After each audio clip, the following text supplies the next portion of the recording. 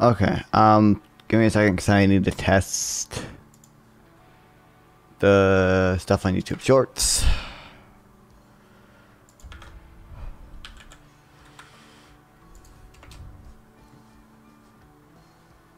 Because I haven't done it in a while, and I don't know if the shit is broken.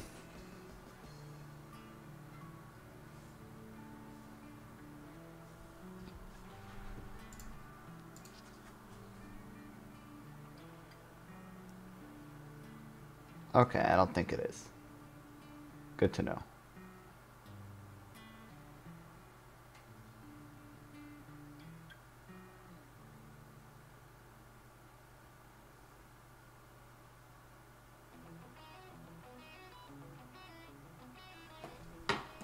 At least, hold on. I think we're good on that. Okay.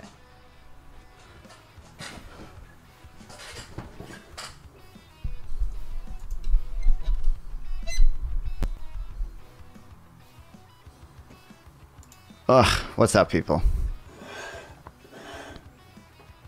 I already told you guys nobody wants it. I'm not doing the... What do you... I'm not doing the subathon. I'm not napping. No more napping on stream, okay? We did it. We did the...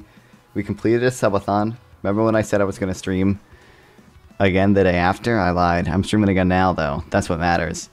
But we did the subathon. That was nice. Thankful for all your guys' support with that.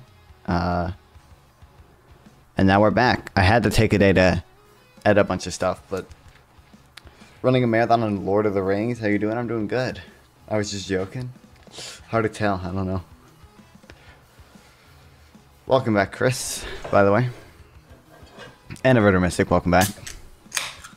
I've not paid attention to any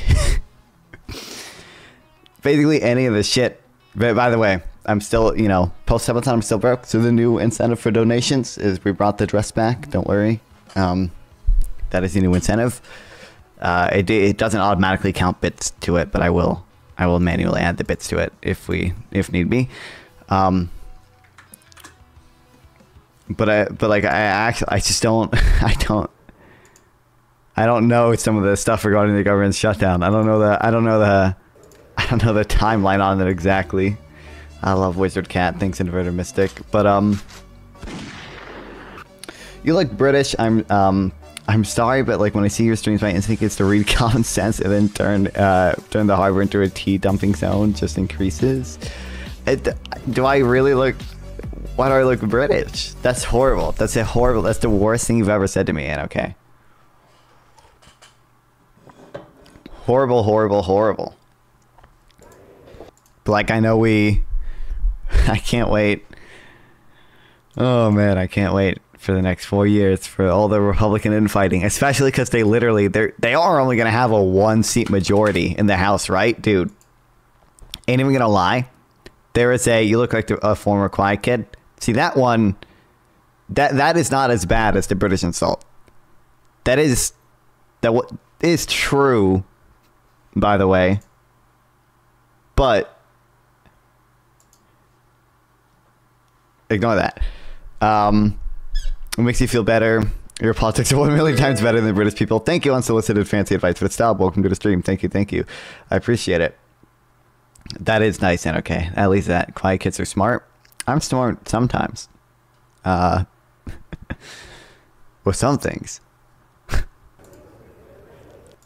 So I don't know, dude. Oh, I was gonna say, I'm not even joking. I would put it at like above 5% chance that we get like maybe even higher than that we get like a Democrat Speaker of the House during Trump's term. Just because some of the Freedom Caucus people might sabotage the like moderate Republicans, and if there's really only one seat, you only need a majority to choose the House Speaker, right? Isn't it just a simple majority? I don't know. I'd be ready for non-five manifesto, bro. I would need a dictionary to comprehend it, bro. It's too high IQ. I can't. I'm not like. I can read stuff, and as Pentuple would say, you know, I am in fact the kid from Google. Okay, I can Google so many things. 2024 House election results. Oh, it's 220. So 2-seat majority then. Yes, simple majority. Yeah, like there is a 5% chance, if not higher, that we end up with a Republican majority Senate, or not Senate, House, which we did, but a Democratic Speaker of the House. It would be so funny. How do you feel about the AOC coup? Have not looked into it. Okay, I ended the subathon. I started editing and I started gooning and I started gaming and I did not look into it. I know AOC was going for a House Oversight Committee. I don't know what's the drama about her not getting it. I don't know.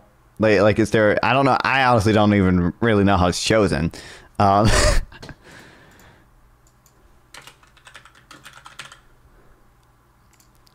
So I really don't know fully.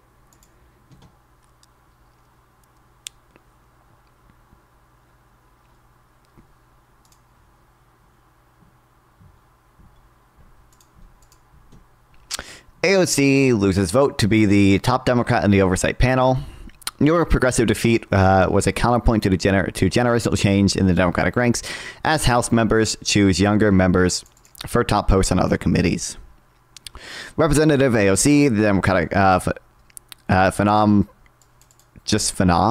Am I saying that right? What, really? Is that a word? I've never heard people use that before. From New York on Tuesday, lost an internal contest to be to lead her party on the Oversight Committee in the next Congress, a blow to younger contingent of the progressive eager for fresh faces on the hand-to-hand political battles of the Trump era. Miss Ocasio-Cortez, I was going to pronounce it, I just call her 35, lost to Representative Jerry Connolly of Virginia, a 74, eight-term Democrat. Her defeat was a counterpoint to the generational change emerging elsewhere in the party, which has handed top posts to on other panels to younger lawmakers. The secret ballot vote was 131 to 84. Damn. Is this a really a coup? Like if she just got voted down? I honestly, listen. I am not as like progressive in AOC in some things, but like I honestly think AOC is a pretty good like leader. Like it seems like she's relatively effective and she definitely has younger voters definitely do like her. Okay, I know there are people my age who simp for AOC. Okay, so I was gonna make a meme, but I forgot. I was gonna just edit my name into this and edit a dumb picture of me. I don't know, I mean, we can just do it. Hold on, I'm at 20, I'm 19. Dude, whenever I hear that Dean is 20, it just makes me feel, it just makes me feel like he's, I wish I was him, bro.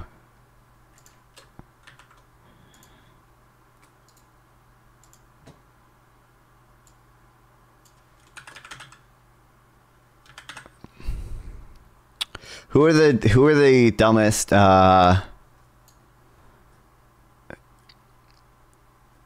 who are like the dumbest people I've gone up against? Not like that, or like funniest people, let's just say. Because like Gibbs isn't dumb, but like it's funny to like say right-wing stars like Admiral Gibbs. But I'm trying to think of someone funny to say on that. Is that the Jubilee kid? Yeah.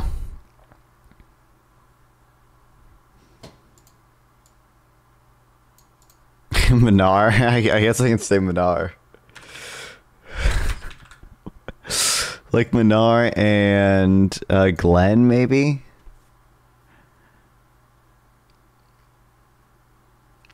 I don't want to... Minar and Glenn are kind of like the same type of person. I don't know if I want to include like the same type of person.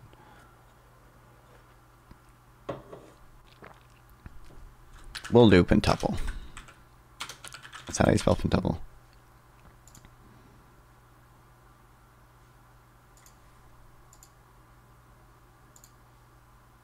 Okay, now I need a really dumb photo of me.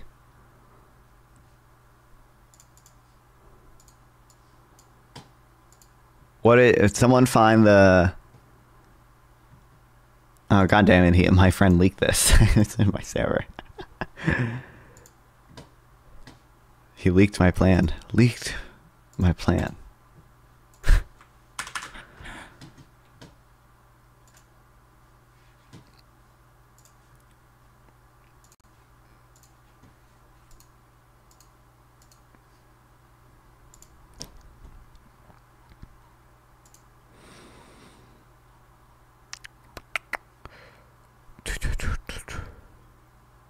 I don't know where are the old dress streams, you know, that would work well actually. Why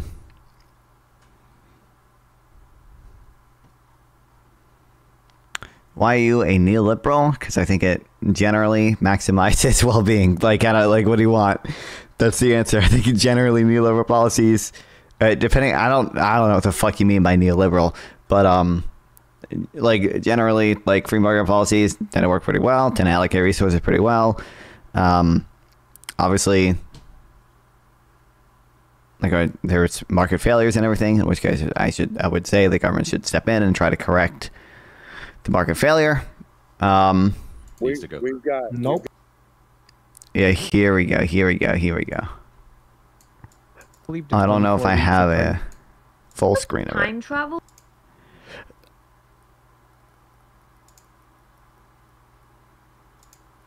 Oh, the short hair too. Oh, it looks too bad. Oh, I don't know if I want to do it.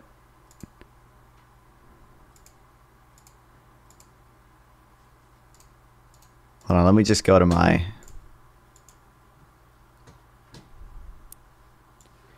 thumbnail faces folder.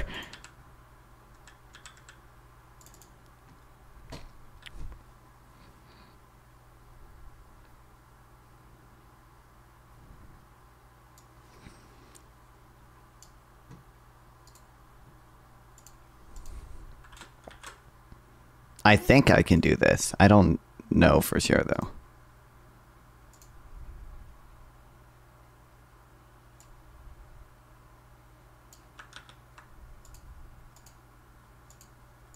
That did not work. Why did it not work?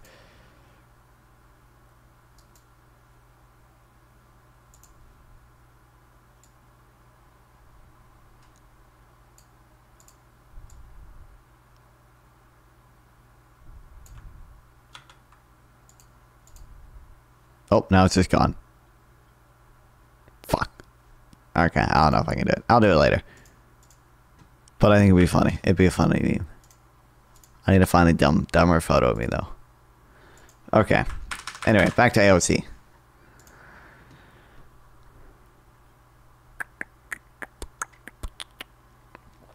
Speaking to reporters after the vote, Mr. Connolly, who recently disclosed he was being treated for cancer. Why the fuck are we voting for a 75-year-old of cancer? Okay, listen, I don't... I'm willing to, you know, I like the Democratic Party. I'm willing to, you know, I don't want to say give them some slack, but like willing to trust that like the Democratic Party like typically is trying to do like the right thing for the party, but like really, we're voting for a fucking 75-year-old with cancer over, or 74-year-old cancer over like AOC? Is this really the strategy?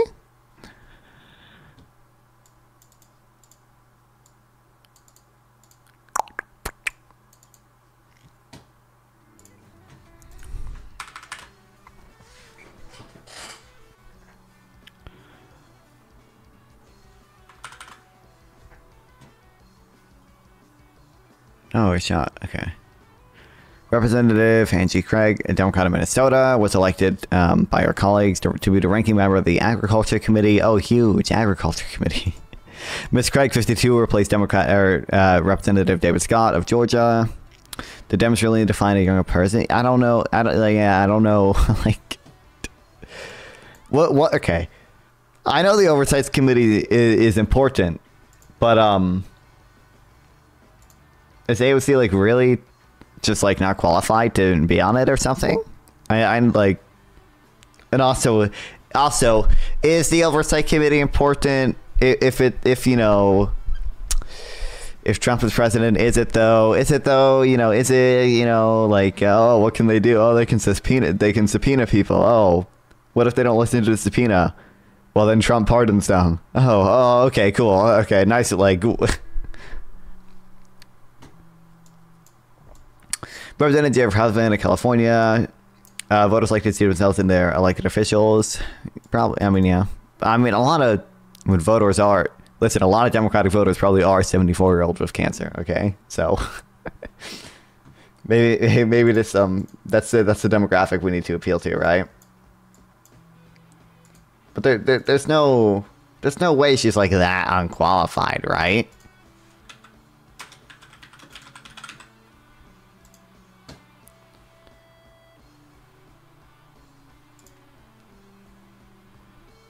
The Democrats are arguing over how to fight with the Republicans. Yesterday on Capitol Hill, Representative Jerry Connolly of Virginia defeated Representative Alexandria Ocasio-Cortez to become the top Democrat on the House Oversight Committee.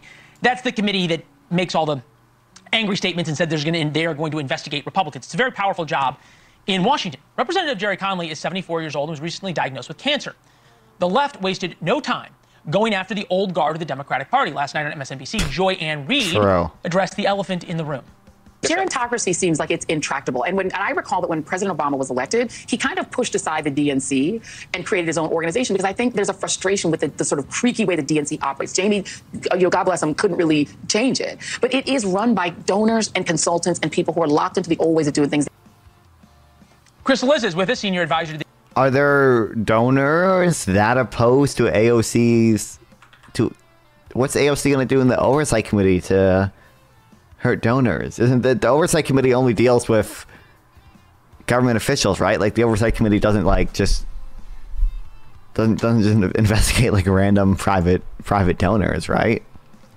Florida, believe it or not, had some really good young up and coming members in the House. I guess no, in the House that would make sense actually. I guess because some districts are still blue in Florida, right? We still have some people there. Some of us are still there.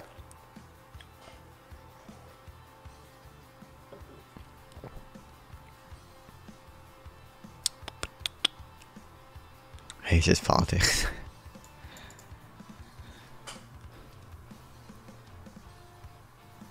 Okay, I mean we got how long AOC's been in the House since 2016, 2018.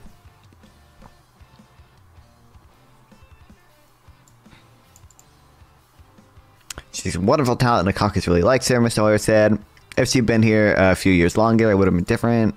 I told her I've lost a couple of elections myself, he said. Something will come along because she's so dynamic and she's a great communicator. Mr. Hoyer added she got 7 gazillion followers. She didn't lose her followers. That's true, I guess. I know I misspelled their name. Listen, I don't even know. I would have no clue if you misspelled their name or not, okay? I'm horrible at spelling. Even worse, I like pronouncing things. So we're not gonna we're I ain't gonna judge. I don't think I can't hate on you for that. Okay. What are your base views on the big topics right now? I don't even follow. First of all, welcome to the stream, Royal Clanky. But like, I don't even follow like this happens all the time where I have to do these like catch up streams because I don't even follow. I don't even like follow like the daily news that closely. I just like reading kind of like wonky stuff like more like specific. I don't want to brag and be like I actually care about policy, like most people do. But like I just like reading what I like reading, and I like covering like the daily news. I just have to do this because otherwise I don't know what's happening. But I would say like the thing we just read, I don't see a good reason why AOC was or why a 74-year-old with cancer was chosen over AOC. That just doesn't seem intuitive to me. But there could be a better reason behind it. the government shutdown thing, we're about to learn about, because I don't know what's happening. Joining me now is South Dakota Republican Congressman Dusty Johnson. He's the chair of the Republican Main Street Partnership and has been in the Speaker's office a lot today, is my understanding. Asking broadly stance on immigration and stuff like that. Obviously, like, the border's a problem. I don't think most Republicans have an understanding what the problem actually is. I'm generally in favor of immigration, legal immigration. I'm in favor of expanding legal immigration. We should probably, I mean, for the people already here, they should definitely have, like, at least some level of like work authorization, or at some level of work. Give them work authorization so they can actually work and contribute. I don't think immigration is like a huge drain or anything. I think it's usually pretty good. Understanding. So, what's going on with those far right Nazi nuts who are armed to the teeth, who will do with their country, negotiate to give off lands to Russia? I feel like Ukraine is doomed either way. I don't think there's that many Nazis. What's your opinion on AOC getting to Isaac and okay, I said earlier. I just said, like, intuitively it doesn't seem like there's a good reason that an 84-year-old with fucking cancer is chosen over AOC. I understand AOC, I guess, hasn't had a ton of experience, but like I'm not convinced that, like, she would be, like, so ineffective in that role that we should just, like, throw her out and give it to and I'm not even as progressive as AOC, but not fun. What game are you most excited for 2025? If you say none, you mean none. I don't know what games are coming out in 2025. I don't know. I watched the Game Awards. I don't even remember. Something I don't hear enough about is how much taxes illegal immigrants pay in taxes, because it's a lot. I mean, yeah, like, but people don't even, like, asylum seekers, which people say are illegal immigrants, and they kind of are and kind of aren't, because it should be fairly easy to conceive that, like, most people coming via the asylum process probably don't have genuine asylum claims. They're probably, to some degree, fraudulently claiming asylum. But we just don't get through their, the court date for them is like a year out from now, right? So, well, they're here. If you're an asylum seeker, my understanding is that within 90 days of being here, you get work authorization, and then you pay into Social Security, and then you pay into Medicare, and you don't get a lot of those benefits until you've been here for 5 years. And a lot of those people, if they stay here for 5 years, some of them are just going to be deported, because they'll go get an asylum court date and they'll say your asylum claim is bullshit and you leave. And, like, other people, if they stay here, are, like, going to have children, and those children contribute to society as well. Like, I'm just not convinced it's a drain. Just start there. What's in this deal? I think this deal has really come together. I think it's good things. It is a clean CR. The other CR was so big, is making a lot of members uncomfortable. Oh, and then also, so slim that down. It does hold on. have. Before learning about this stuff, I don't even know what he just said. The other CR. What is the CR?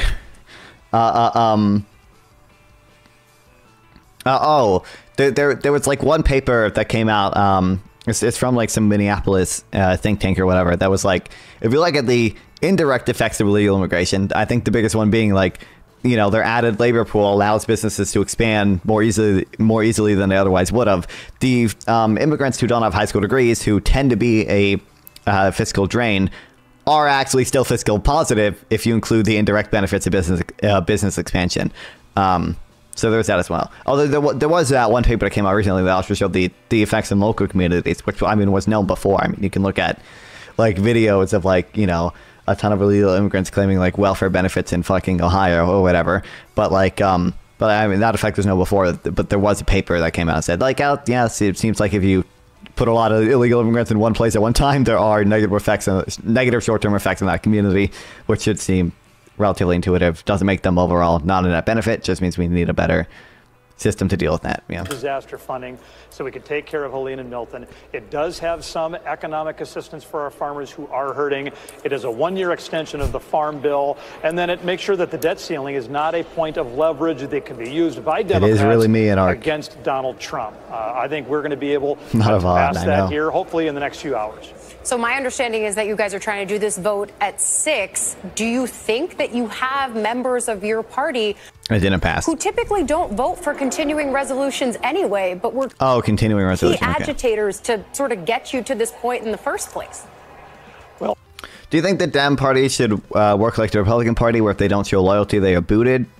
Is that really how the Republican Party works? I mean, the whole reason they can't pass this bill right now is because there's such a big gap in Liz Cheney.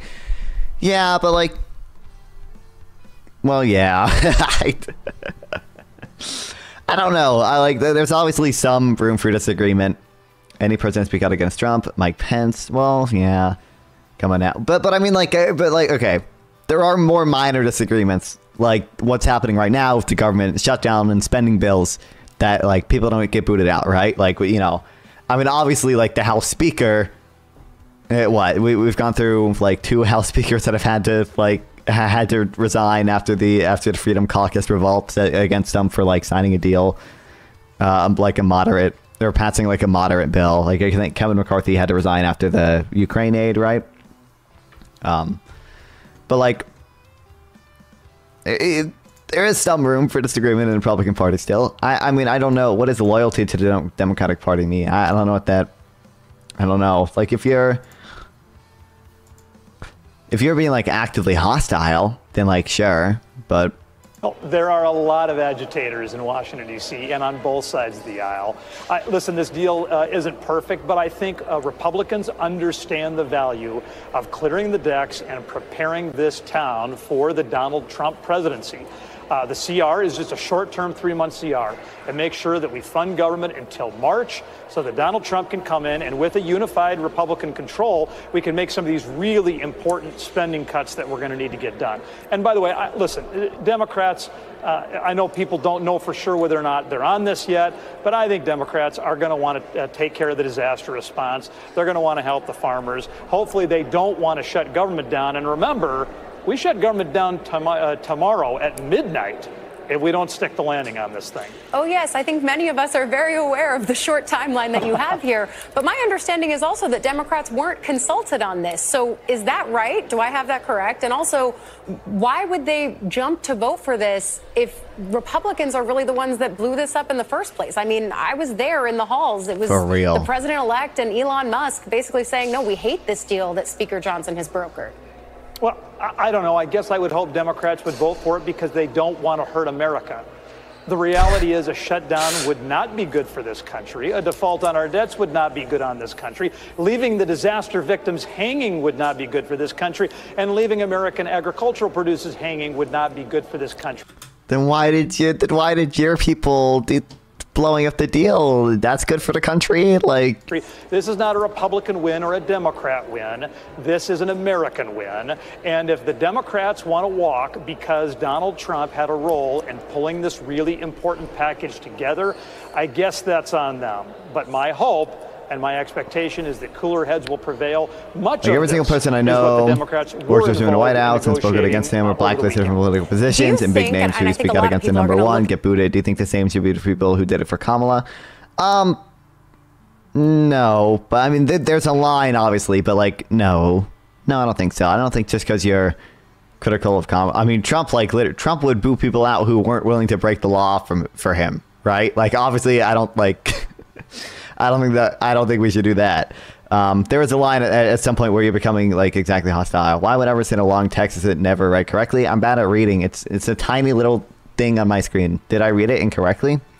Every single person who worked with him in the White House and have spoken against him are blacklisted from political positions, and big names who speak out against the number one get booted. Do you think the same should be... Did I not read it correctly? I feel like I read it correctly the first time. Every single person I know. Oh, well, my bad. Well, you telling me you don't know Mike Pence? You're not buddy with Mike Pence. He hasn't come on your stream already, like he has mine. Get the way that this. Can we get non-fun Mike Pence interview? Broke down and how it came together as instructive for how the next few years on the Hill might go. But do you think that this moment of a deal came at the expense of any power that Johnson had over the conference? Is he hobbled now going into the speaker vote on January 3rd? I know in this town everybody wants to act like every flare-up is somehow has massive multi-month or multi-year impacts. We've seen this before. Bro, I mean, like, your party is falling apart, brother. At non-fam, thank you, Tron. The bigger thing that sucks right now is Trump can get softball interviews from right and true and left media podcasts. Kamala has to fight if she is on NBC, MSNBC or random podcasts. Yeah, I know. Yeah, we don't have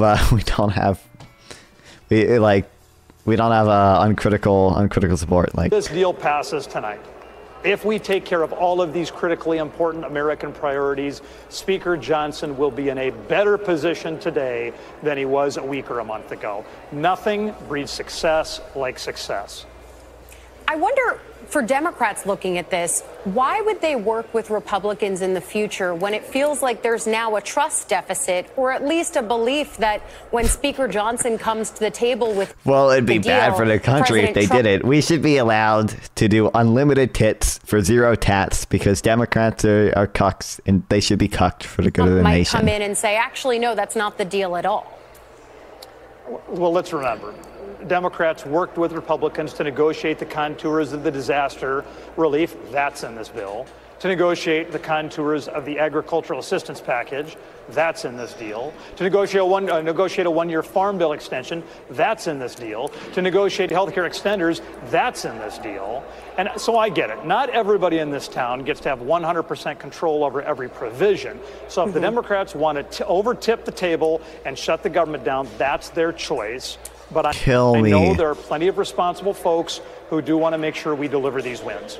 You went to this first meeting of the so-called Doge caucus this week, and of course, do you think left media should bend the knee?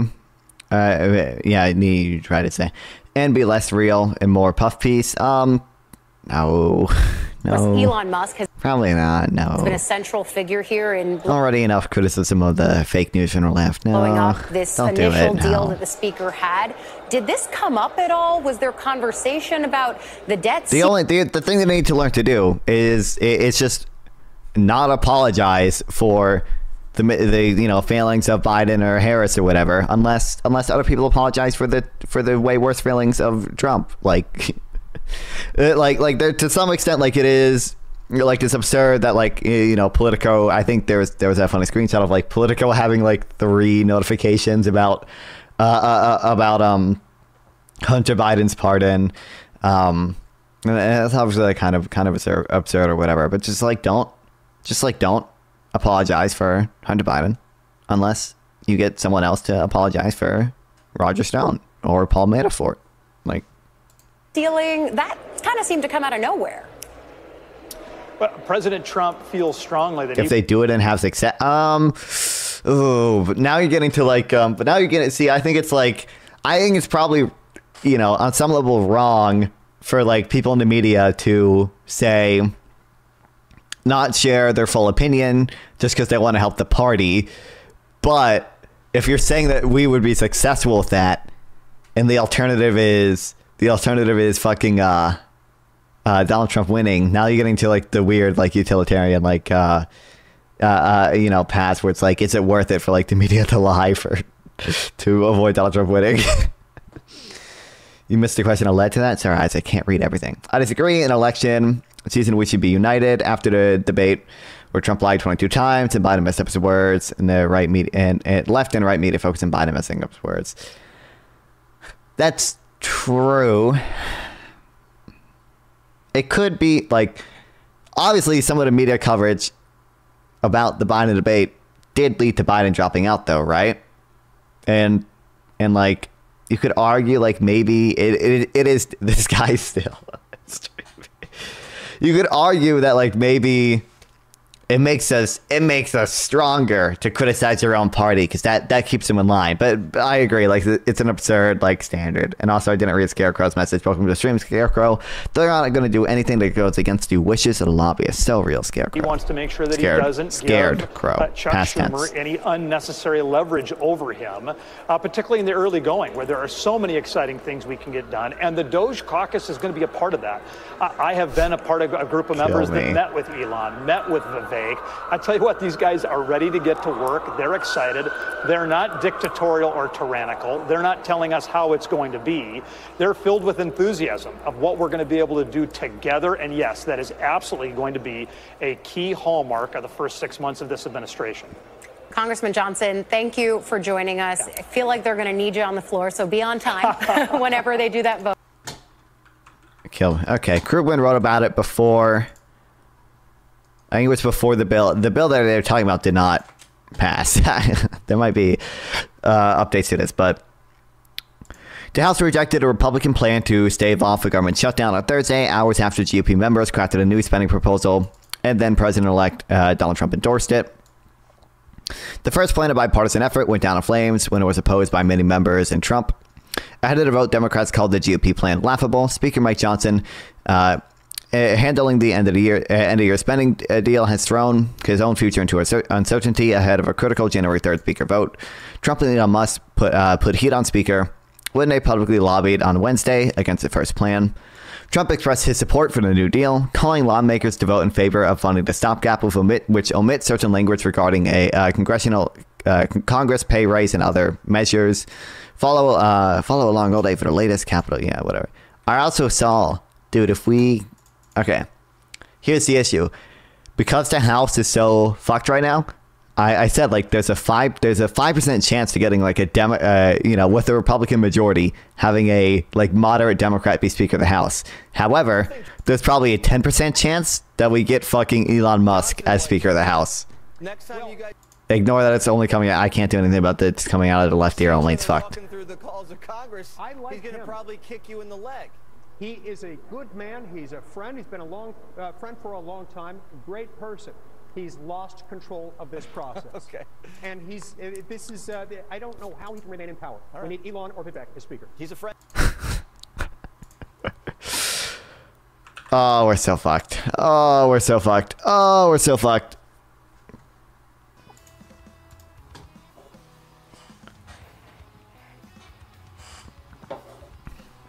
We could go to Joe Manchin. Did Joe Manchin lose? Am I thinking of John Tester lost, right? What about Joe Manchin? is Joe Manchin still? Did he lose? Well,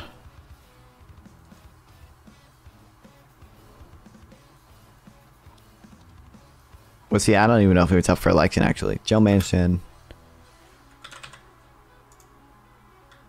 Election 2024.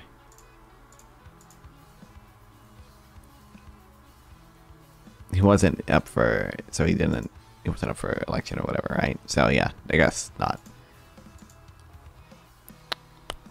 So he's still there. We should get Joe Manchin, House Speaker.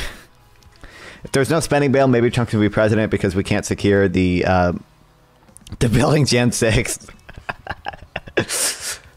True. Are we, I don't think he ran. Yeah, I don't think he was up for re-election. I think this is it. He's still in office though. Like, I don't think he leaves, right? I think he still has 2 more years until he's up for re-election again, and then we'll see if he runs, right? I don't know. Regardless. No funding for the Capitol Police. It's past the safe harbor date for the ECA though, so I guess we can't. We just have to do the more dangerous plan, because I think like Eastman like in his meeting with Trump or whatever was kind of like oh man, Sarah's still doing this no fault divorce shit. That should be a what was I gonna say? Oh, yeah, we're past the safe harbor date. So, I think in the meetings that Eastman had with Trump, there were like 2 plans that they kind of like went over. One was that Mike Pence says he has dual slates of electors and therefore says he can't certify the vote from the 7 swing states. And then there was a plan for Mike Pence to just outright reject the electors. Without mentioning the dual slate of electors at all. Eastman was like, the first plan is probably more favorable because it's like more contentious legally or whatever. Like there's some precedent for this with the Nixon ECA, blah, blah, blah, blah, blah. Hawaii, Jefferson, fake electors, blah, blah, blah, blah. But we would have to do the second plan where Kamala Harris just doesn't certify it at all. I don't think, to my knowledge, nobody made fake electors for Kamala Harris.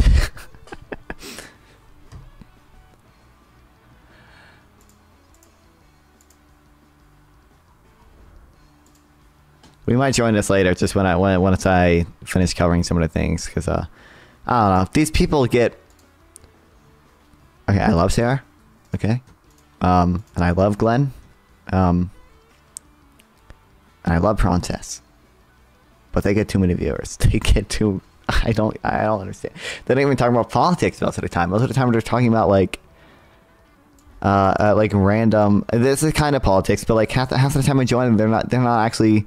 Talk about like the topic for like an hour, and then they just like chat for like 4 hours, and they get like 50 viewers the whole time. Sometimes Sarah gets like 100 viewers the entire time. It doesn't make sense to me. Anyway, the chaos monkeys have already taken over the zoo. The peddlers of misinformation are high in their own supply. Well, I was going to post about proposals for bank deregulation, but I think that can wait for a bit. The news at this moment is the looming prospect that the federal government will shut down over the weekend.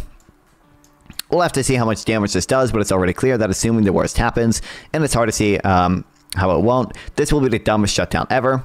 I'd say that the incoming Musk administration, so far Musk, not Trump, appears to be the one calling its shots, is trying to hold itself up for ransom, but it doesn't even rise to that level. This isn't like 1995 when Newt Gingrich shut down the government in an attempt to extract cuts in Medicare and Medicaid, a move that seemed and was a foolish act of petulance, but at least had a ghost of motivation. No, Musk is demanding, apparently successfully, that Republicans in Congress renege a deal that they had already agreed to, a continuing resolution that would keep the federal government going for the next couple of months. Why? Because Musk says that the outrageous provisions. Musk says of the outrageous. Why? Because Musk says of the outrageous provisions in that CR. I think he missed a word there. Sonsol can maintain a ton of YouTube shorts if he yells at them. Base. Yells at who? Oh, these people? Does he go on these panels? I've never seen him there.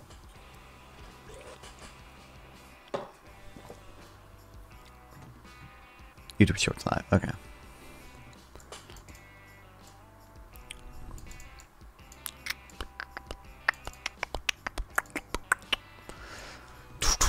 No, Musk is demanding, apparently successfully, that Republicans in Congress are not going to deal. Except none of the items Musk is complaining about are actually in the bill.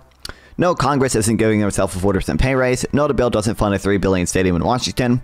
No, it doesn't block future investigations in the Gen 6 committee. No, it doesn't fund bioweapons labs. That one is so fucking hilarious. They're funding bioweapons. He has a YouTube short chat. Okay, based. I have an embarrassing admission to make. I thought Musk Swamsi's obvious problems with getting Doge would have inspired, not humility, never that, but at least a bit of caution. That is, I imagine Musk would by now have at least an inkling of two things. First, finding big ticket examples the government wastes its hard because the government mostly spends on money on things people want. Here's a nice chart from the center on budget and policy priorities, showing where the money goes: health insurance, social security, defense, economic security programs, benefits for veterans, interest on debt, education, transportation, natural resource, agriculture, science, medicine, science, medical research, law enforcement, international, all other. Yes, the federal government is an insurance company with an army. Second, you shouldn't trust claims about the budget coming from some guy on the internet. You might have imagined the world's richest man could have a couple fact checkers on retainer to help ensure he isn't making clearly stupid assertions, but no. In a barrage of posts on X, Musk pushed misinformation about a more or less routine placeholding bill. That was basically a way to keep the ship of state afloat until Trump takes charge. Maybe this wasn't a part of a power play, an attempt to make Republicans in Congress show fealty to a man who clearly imagines that he's the real president, and Trump, by meekly endorsing Musk's position, did in fact convey that impression that Musk is the leading guy who's supposed to be in charge by the nose. But this political theater will have real consequences for America, for Trump, and Musk himself. Musk has asserted that shutting down the government for a month would do no harm, and that's true. It's true that Social Security, Medicare, and Medicaid funding, which is where the bulk of money goes, will continue, but many services people rely on will be disrupted, especially if the shutdown goes for more than a month, which seems all too likely given Republicans' razor-thin House majority and the dominance of misinformation and many members' thinking. Maybe Musk himself doesn't expect to experience any hardship, but put it this way, I'm glad that I won't need to renew my passport anytime soon, that I don't expect to be trying to get through airport security for a while, and I'm especially glad that I don't either rely on food stamps or small business loans, for all these things have been disrupted in past government shutdowns. Do Musk and Trump know any of this? Almost surely not. Beyond the specifics, my guess is that antics like the potential shutdown would do much more damage to the Musk-Trump administration than they realize. There's also this other guy, JD Vance or something, but he clearly doesn't matter.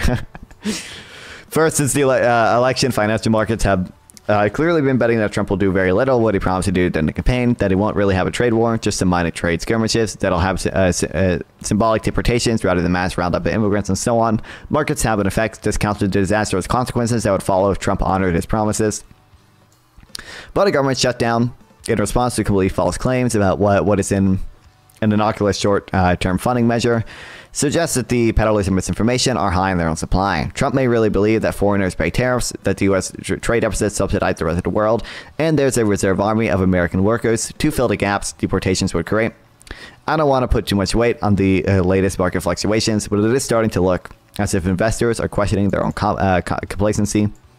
Second, many, probably most people who voted for Trump believe that he really is the character he played in The Apprentice, a highly competent manager. The other day I said that Trump was elected by low information voters. This wasn't a slur on America's intelligence. It was a reference to survey results showing that Trump's edge depended entirely on support from voters who don't pay much attention to politics. How will these voters react if, as seems all too likely, the second Trump administration is instead marked by rolling chaos? Anyway, it's pretty remarkable. Inauguration Day. It's still a month away, yet the chaos monkeys have already taken over. I don't know. We'll see. They'll find a way to blame the Democrats for everything. We'll see. We'll see. It's inevitable. It's inevitable.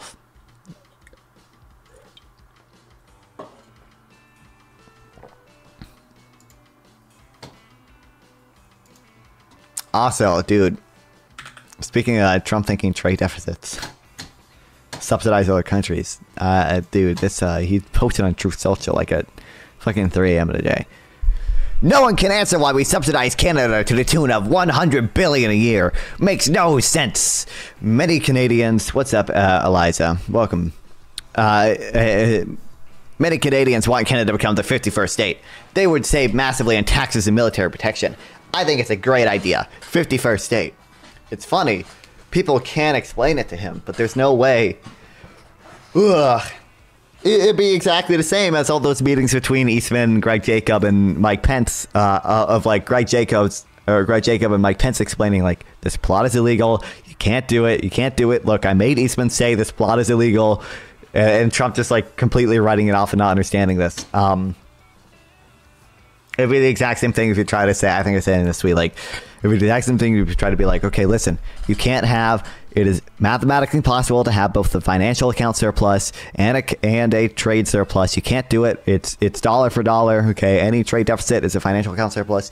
You can't say you want a ton of foreign companies to invest in the U.S. and also you want the U.S. to have a trade surplus. Those preclude each other. You can't do it. And like, you could, like, how do you explain to him that a trade deficit isn't a subsidy? They would just write, he would literally just write it off completely. Or he knows it already and just continues lying to his base. But to be fair, okay, the trade deficit is a lot of things, is something where a lot of politicians are either confused on or lie about. This guy just loves selling his body. I need the art. Listen, I need it. I need the RTX 5070. Okay, we can get there. We can get there, unless it's immediately scalped, which is gonna be. We can get there.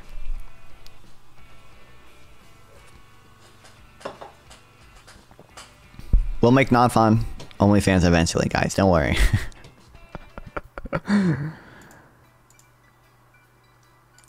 And it's just sad.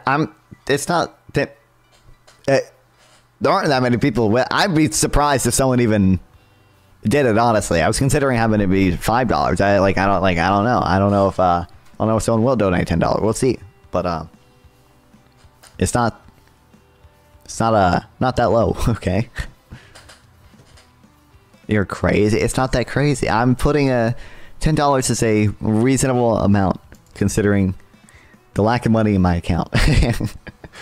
To just put a dress on for stream. That's a reasonable amount in my world. You want to put this shit on? Just say it. If I could charge a higher price, I would. Well, I do want to put it on because if I put it on, it'll be for $10, and that is worth it, right? So like, I want the transaction to happen. I do not want to become the next Finster, but we'll see. Who knows? Maybe one day, guys. It's funny, my dad was blaming Nancy Pelosi for J6. Base, your dad knows what's up. Let's go. The Glipper taking full responsibility. Yeah, I know. Her in the back of that truck, like, how could we have let this happen? Don't you know she didn't call the Capitol Police? Because I don't understand how any of this shit works. House rejected a new Republican proposal to avert a shutdown. Trump wants to get rid of the debt ceiling. Dude, I know, I saw that. Meanwhile, Musk is tweeting unnecessarily about the national debt. What is going on? I don't, yeah, I know. Which, listen, considering Republicans have weaponized, like, the debt ceiling in the past to, like, get rid of welfare benefits, I am all for getting rid of the debt ceiling, baby. Like... you're removing your own party's ability to like weaponize this shit to like make fucking poor families apply to 20 jobs a month just so they can feed their shit. Like, okay, the children will not starve. Based, let's go, get rid of it. Like, Democrats said they want to get rid of it, and if they get rid of it, I would lead a charge. Trump added. Trump suggested a debt ceiling is a meaningless concept that no one knows for sure what would happen if it were someday breached, a catastrophe, or meaningless, and no one should want to find out, which I like true, like based, like the debt ceiling is probably not constitutional. It probably violates the 14th Amendment. So like based. Trump suggested debt ceiling, it doesn't mean anything except psychologically. He said the debt ceiling is a limit lawmakers set that determines how much the federal government can borrow to pay its bills. It doesn't authorize any new spending. On the possibility of a shutdown, which he said would occur at 12:01 a.m. on Saturday if the deal isn't reached, he said, if there's going to be a shutdown, we're going to have to start with a Democratic president, suggesting that the fight playing out in Congress right now is necessarily to clear the decks before his administration begins in January. As if he still has confidence in Speaker Mike Johnson, Trump responded, we'll see. The funding deal they had yesterday was unacceptable. Oh, kill me.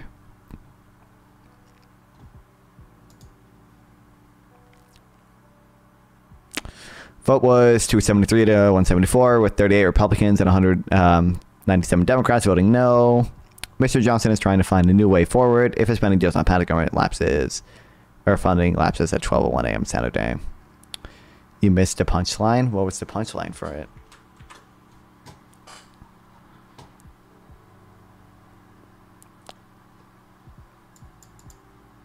Trump said he had discussed his views on a short-term funding deal with Elon Musk. Prior to the X's owner post Wednesday, I told him that he agrees with me that we could put a statement. He's looking at things from a cost standpoint. He described the views online as very much on track. Kill me.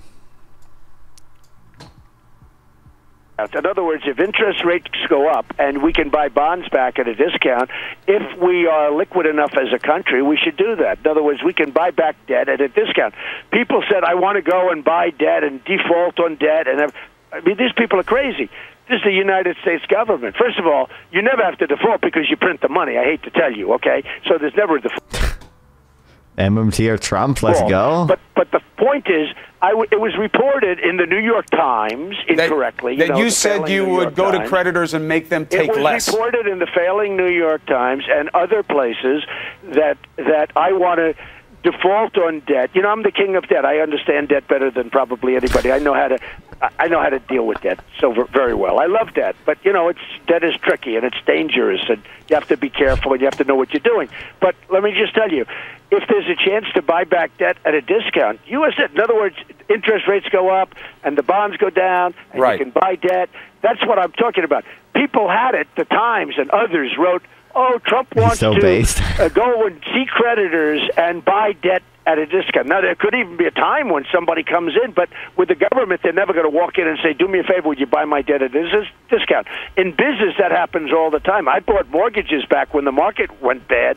I bought mortgages back at tremendous discount. Listen, put him in charge of the Fed. This is why he wants. This is unironically like why he wants more control over the Fed, right? Like, even said, like, I have the right to remove Jerome Powell. Other countries have lower rates, and we could refinance our debt if Jerome Powell just lowered rates. Like, I love doing that. I mean, there's nothing like it. Actually, it gives me a great thrill. But in the United States, with bonds, that won't happen because, in theory, the market doesn't go down so that you default on debt, and that's what happens. So here's the story, just to have it corrected. If we have an opportunity where interest rates go up and you can buy debt back at a discount, I always like to be able to do that if you can do it. But that's all I was talking about. They have it. Trump's kind of right. I mean, he's right that, if the Fed lowered rates or whatever, we'd be able to finance our debt for less. Like I'm going to go back to creditors, yes, and I'm going to renegotiate or restructure debt. It's ridiculous. I mean, he's right. If they raise rates, the price of previously existing bonds goes down. Like, those are both true. Like, he's also right that other countries pay tariffs, right? Little known fact about that one.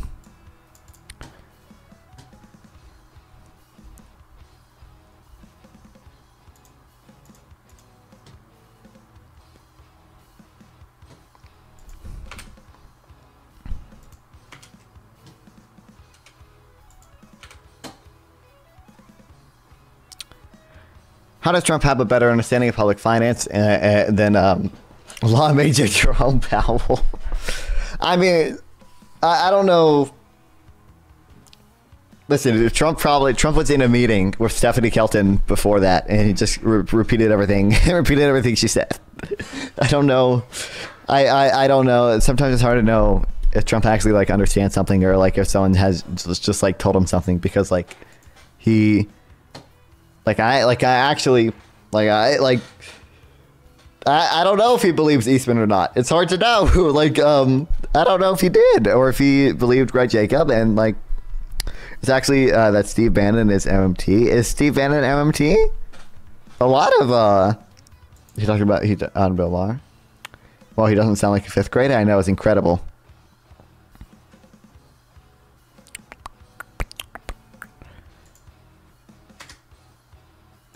Okay, hold on. I'm organizing shit.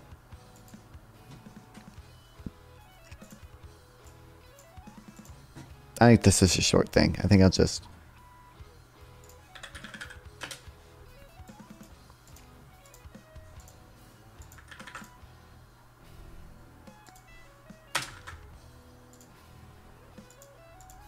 put this in here.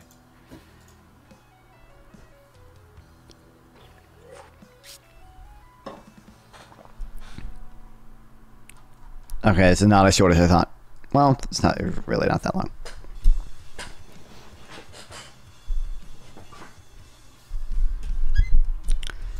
Oh, but kill me.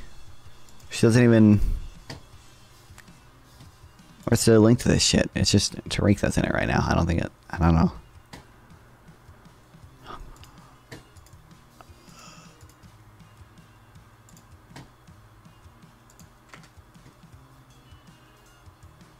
I forget what this is. It's something about tariffs.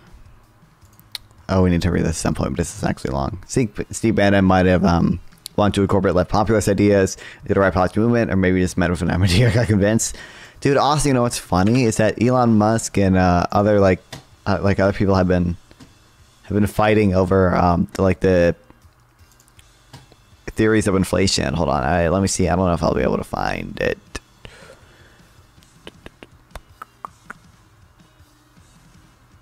He tweets so much.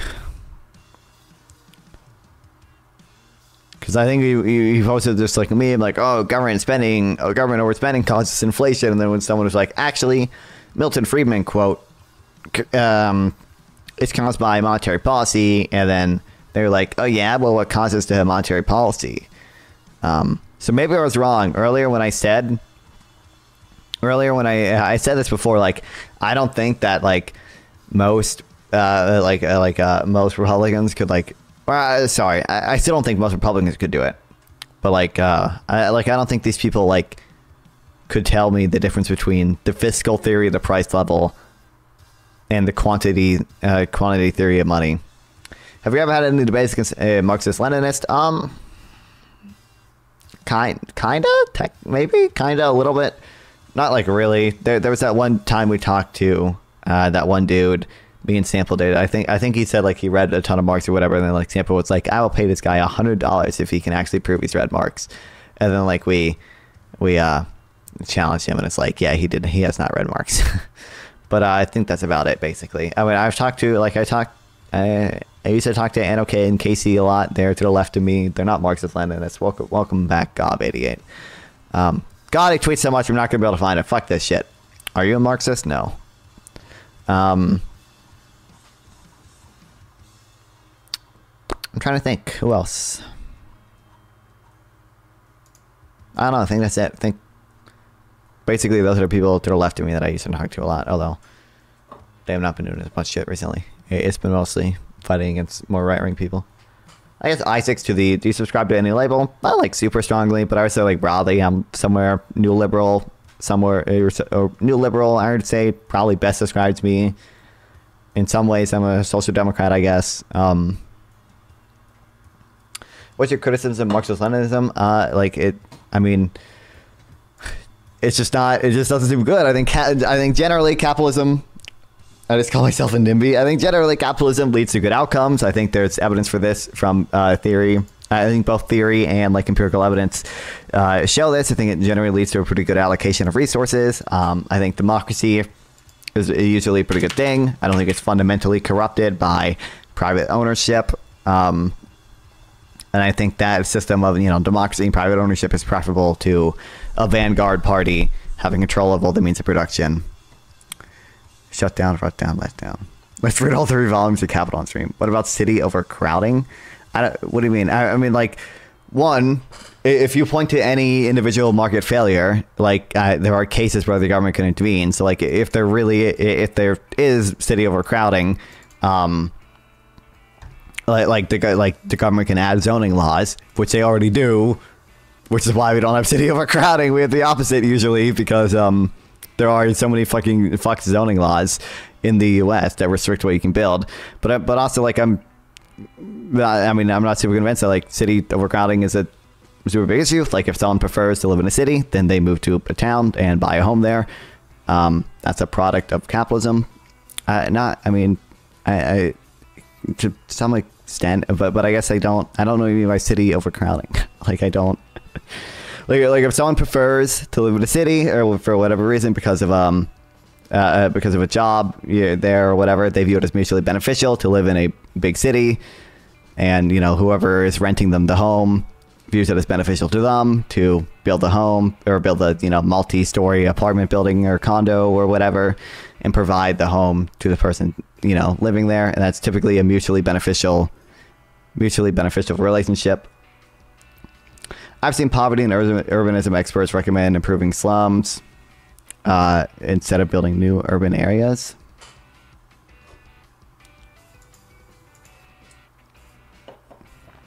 Two words, New York. Is New York overcrowded? I think New York actually has I forget what the number is, but like New York has like building restrictions such that like most of the buildings there would be illegal to build today because New York is also NIMBY. New York also has like a ton of land use restriction laws. Like the people who live in New York, presumably, like view it as the revealed preference is to live in New York because they view the benefits of living in New York outweigh the cost of living somewhere else with maybe like a worse job or whatever. And the people supplying the homes in New York, their revealed preference is to build the homes in New York and provide the homes for people, and in return receive income that they then use to do whatever. Hundreds of millions live in favelas and slums. Not in the U.S. New York is absolutely overcrowded. Hasn't New York's population been decreasing? I don't think so. Do you know what Favela means? No, I don't. But this doesn't really happen that much. I mean, there are homeless camps in the U.S. Not in the U.S. and the world, sure, but like, well, I mean, like, we're a rich country. I'm more concerned with the OECD countries when it comes to most policy prescriptions. I would have different policy prescriptions for lower income nations, typically. But, or actually, well, I think typically capitalism leads to pretty good growth, but you know, people move to cities because they like city, like I don't know, like, I don't even mean by overcrowded, like the market allocates crowdedness like relatively efficiently, right? Like if it was overcrowded, people wouldn't move there, and like if it is overcrowded, people will move out, and to a large extent. And actually, I mean, people have been moving out of New York, right? Like,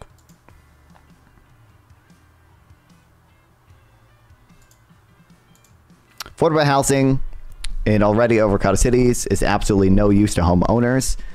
I mean, I would kind of agree. It harms homeowners to some extent because you increase the supply of housing and you drive housing prices down. That's the whole point. I would to some extent agree that it harms homeowners, but it helps everyone else who can then move into those affordable homes, right? And then work jobs in the city, and that contributes to the city's overall growth. Like, ugh. It's made of brick and cheap construction material, though. Okay.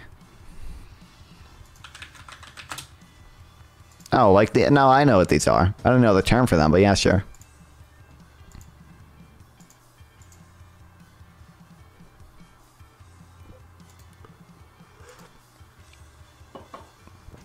But I think, like, to a large extent, the reason this happens in developing countries is because affordable housing is bad for homeowners. Yeah, so like, I mean, like, yeah, to some extent it harms them, but usually the harm to them is like outweighed by the benefit to all those new people who can like move into new, cheaper homes and not have to pay, not eat food because the price of homes is 80% of their income. But I think to a large extent this happens because the people in these nations are just low income and they just can't afford anything better. This used to be a problem in New York, right? Wasn't this the entire subject of like, or not the entire subject, but like a big part of how the other half lives? Like, this used to be a problem. Like, people would have so little room because they just couldn't afford anything. And as the U.S. developed and people got richer, they could afford more room.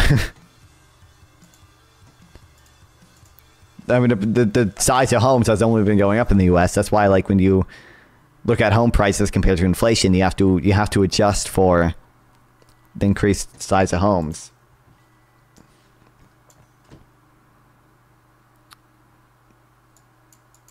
An eviction I'm gonna watch 54 minutes of this. All of these things lead to different characteristics of these highly social, interesting, vibrant communities. For good thing that people moving in doesn't create a good environment when the city doesn't have the capacity to contain enough people. If the city doesn't have the capacity to contain enough people, people will leave, right? Like, there'll be some negative effects and people will change their preferences. They'll say, I prefer to live somewhere else because the city is fucking falling apart or whatever, and they will leave. Like, this is what the free market allows for. Capitalism doesn't address the concerns of property owners. I mean, like, I don't know what you mean, because property owners doesn't just apply to homes or whatever. With land use laws, the concerns of people trying to buy homes aren't addressed. Without land use laws, the concerns of people who already own homes like aren't addressed. Like, either way, like, you're hurting someone. Like, you understand that, right? I could equally say, like, I don't know if you would describe it as socialism, but like, land use laws don't address the concerns of people who want to buy homes. Bite that bullet. Please bite that bullet. Please bite that. You have to bite that bullet. Bad USA type urbanism did not stop people moving to big cities. Well, yeah, because people, but yeah, I mean, it's their revealed preference. Do you live on right? Wait, can you bite that bullet? Can you bite the bullet that if you have land use laws, the people who want to buy homes are Their concerns aren't addressed. The market is incapable of responding to their demand. Can you bite that bullet for me?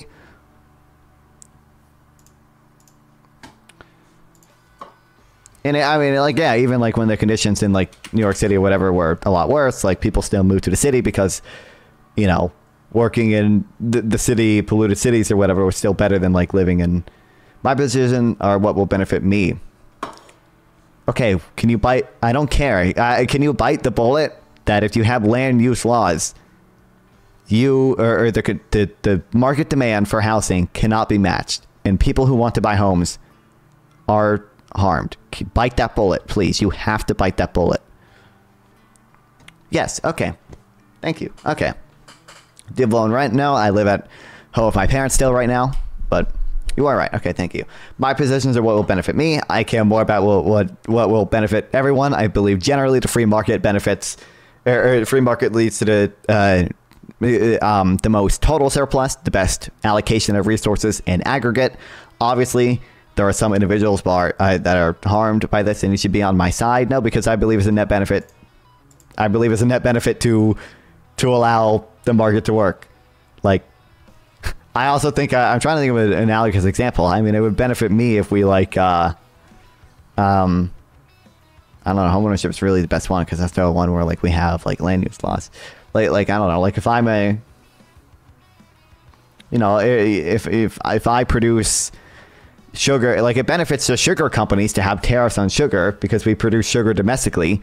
I don't think that makes, if I was a sugar producer, I would really like the tariffs. However, I'm still against tariffs because I don't believe it's a net benefit to everyone. Everyone else is harmed because of the higher cost of sugar in the U.S. The market can work without bowing down to landless capital.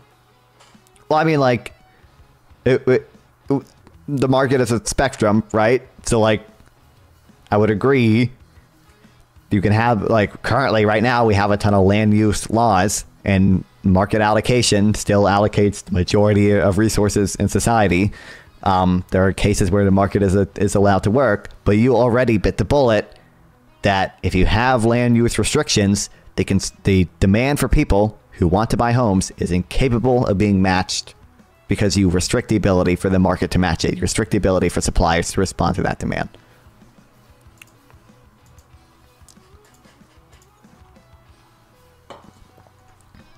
I don't remember the statistics around this. I think there's got to be more photos of this somewhere. But like here's one. Like this is how people did like in New York before, and they still chose to live here because the job opportunities it provided were preferable to job opportunities in the country they came from, or job opportunities in the rural countryside that they came from. But you know, as the U.S. developed and we grew richer, these problems to some extent fix themselves. Like we also have a lot of income security programs, which I'm in favor of, but cannot the government use laws it has to designate national parks and monuments to get land places without restrictive zoning laws to develop it afterwards? When you cannot the government use law it has to designate national parks? I mean, they do that. We have national parks and monuments. We do to get land in places with restrictive zoning laws and develop it afterward. I'm pretty sure the government is still to some extent restricted by land use laws. Like, for example, a big problem in California is although they spend a lot of money on homelessness, they can't do shit about it because land use laws are so fucked that it's just really hard to build affordable housing in California. People should develop their own regions to drive up market performance. I don't know what you mean by that. I don't believe it. I don't believe it benefits a city as a whole to have like NIMBY laws because you're restricting people from moving in. Like, I don't think that's good for the labor market. I don't think that's good for businesses. I don't think that's good for anyone except the homeowners in the city. I don't think that makes your city more better in the market. I just think that makes it I think that makes homeowners happy, which is why we have a lot of these laws. I don't deny that homeowners are made happy by these laws, but like I just don't believe that's a net benefit. The country would benefit and the citizens of cities. How would the country benefit? The citizens of the city keep their value? We have tiny apartments being very pricey and unaffordable for each part of Gen Z. I mean, that's true. Yeah, like the price price to income ratio housing US. I think it's like 7x right now or whatever. Like, this is a big issue. Like, solving this issue outweighs the benefits to homeowners, to boomers maintaining their home price. Not just for me, but I think on net. Because I think typically on net, the market leads to a efficient allocation of resources.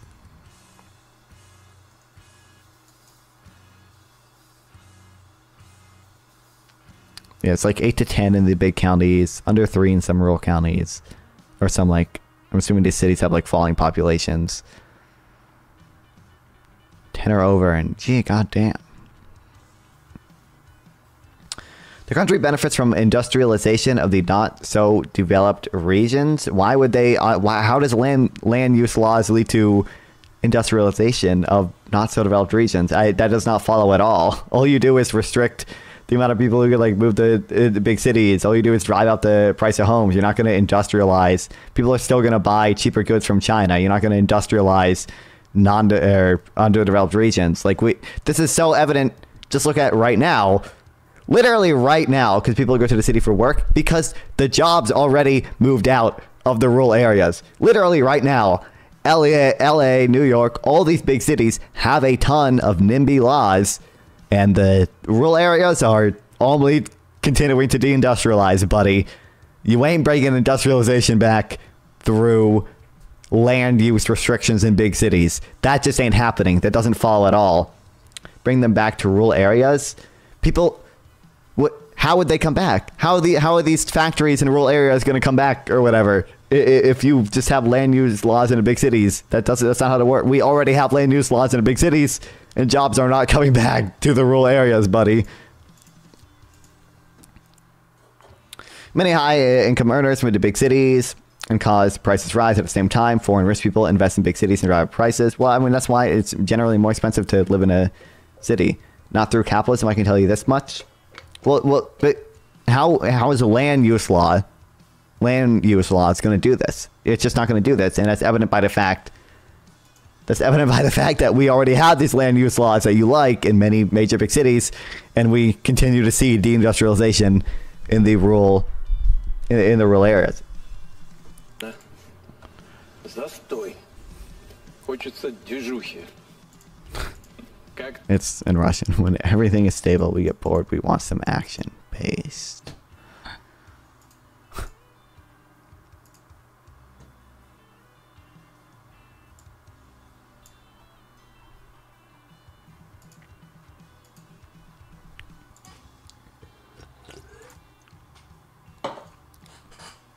Didn't we read this? I don't think we did. I think I just had it at the end of the subathon and we never got to actually reading it.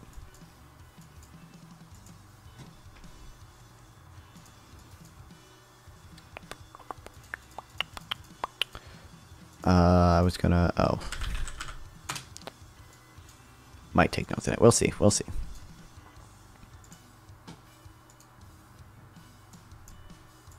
Alright, let me pee real quick. Actually, if we're gonna pee, let me just put on a dumb video. They aren't strict enough, then there is still massive gentrification. Oh, okay. My bad.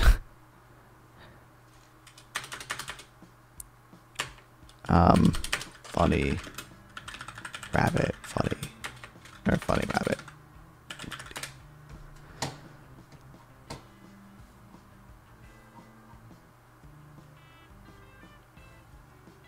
I want to... It's not playing the preview. I want to... What the hell?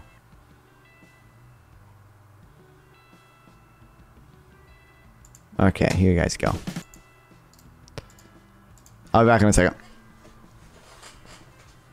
Wait, quit. It just doesn't make... It just does not follow that if you restrict people from moving to big cities, you're going to have a bunch of economic growth in the rural areas. All you're going to do is make the cities worse and the rural areas worse. Like... Like you gotta make some homeowners in the big city happy, but like the city's worse because people can't move there. They get less investment. They get less jobs.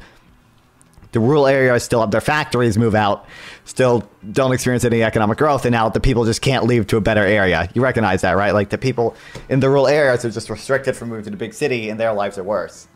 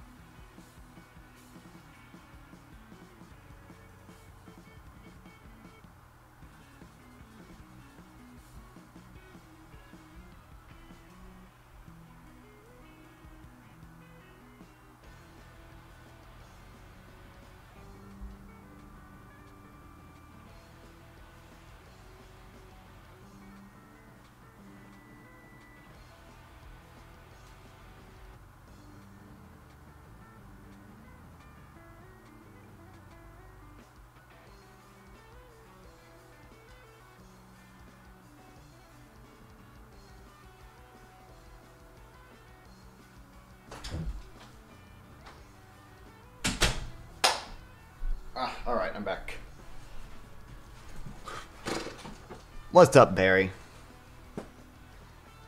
3,700 square foot per person. Oh, what are you guys on about now? You could set a bigger minimum square feet per person living in a housing unit. Thus try to restrict the number of inhabitants.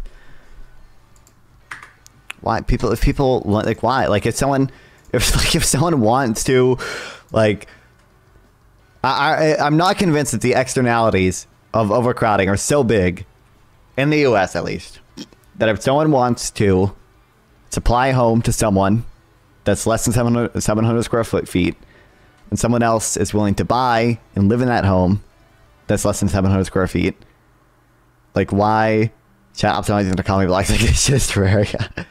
Then, like, I'm not convinced that the externalities are so big that we should restrict this transaction from happening. In fact, I think really there are probably positive externalities from it. I don't think there are many negative externalities associated with building affordable housing. I like.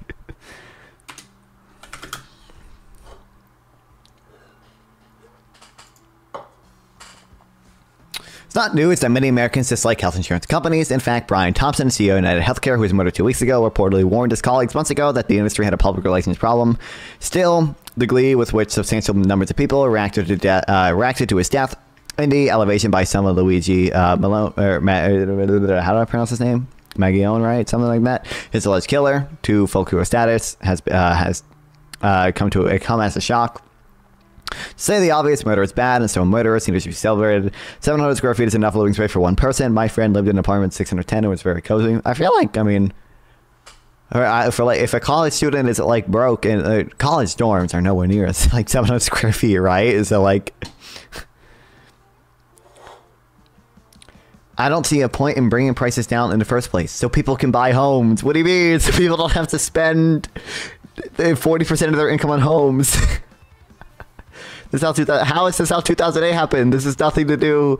No, it's really not. It's really not. Housing bubble is real. How the housing bubble was the issue with giving homes to too many people when the price was still going up by giving loans to people who shouldn't have been giving loans, right? That was the issue, and there was a whole like credit default swaps behind the scenes. That was the issue with 2008. The issue with 2008 was not building too many homes. In fact, arguably, building more homes and pushing housing prices down organically and not through giving people loans that they should not have qualified for would have avoided 2008, right? Because home prices would just be cheaper. It would be easier for people to repay without a loan that they would have no chance of repaying.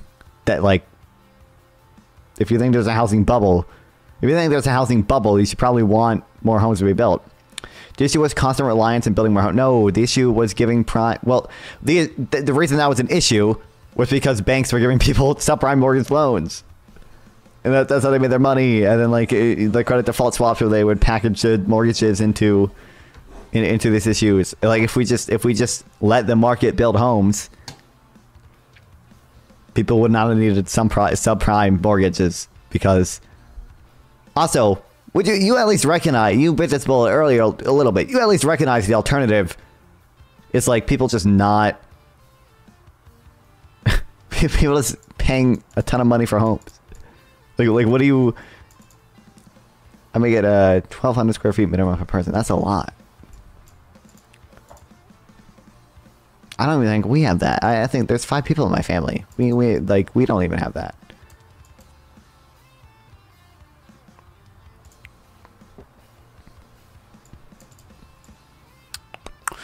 Okay, murder bad, blah, blah, blah. But saying Thompson didn't deserve debate shouldn't require pretending that health insurers play a generally productive role in our society, but for the most part, they don't. Let me offer somewhat... Okay, so... and the debt ceiling. I mean, like, again, I am like, the debt ceiling, I have seen... Like, Republicans weaponize the debt ceiling for, like, dumb shit. Like, the Freedom Caucus tries to, like, weaponize the debt ceiling for, like, weird, like, anti-trans shit. And then, like, more moderate Republicans try to do, like, work requirements for welfare. It's like, listen, I'm fine with getting rid of the debt ceiling, okay? Let the poor children eat. Maybe this is a hot take, but, like, I really, like, don't care. Like, if people on, like, food stamps, like, Well, I mean, I don't think food stamps is optimal policy. I prefer like a more like universal. Group required just to do subs. Yep. We all do. I mean, it was I literally posted in my Instagram story like the day he retired, like praying we get a Krugman Substack, and like lo and behold, we got a Krugman Substack. He actually already had it. He just hadn't posted to it in 3 years. But yeah, we like this was. We think Krugman is written every day for 25 years. Is just going to do nothing. No, obviously he's going to make a Substack, bro. Like, I understand the need for affordable housing, but building a large housing complex in our neighborhood will lead to increased traffic. Not if you have better, not. I wouldn't say necessarily. You have to have better. You have to have better transportation. I would advocate for a lot more public transportation than just expanding roads, but increased traffic, strain on local infrastructure. Yeah, but these people also like contribute. They move to the city. They pay they pay taxes. They pay property taxes, right? Like they pay excise taxes. They pay into the city too. They work jobs, and those jobs and corporations pay taxes. Potentially lower property values. I want to agree that a big part of it is lowering property values. That's kind of the point. Like, while I support affordable housing in principle, this project would fundamentally change the character of our community, which we've worked so hard to maintain. Bruh. Better public transportation doesn't fit our infrastructure, as in it's not possible. I don't know. What do you mean it's not possible? It is impossible to build a bike lane. We can't do it. It's not possible.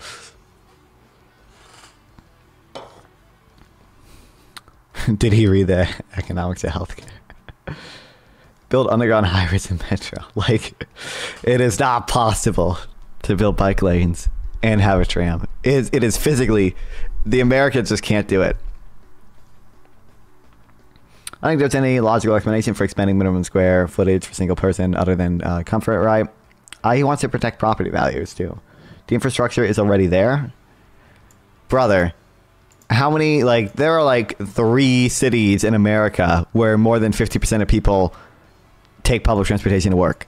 No, it's really not there. It's not.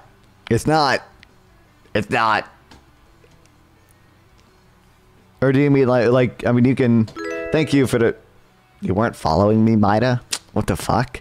I appreciate the follow, Maida.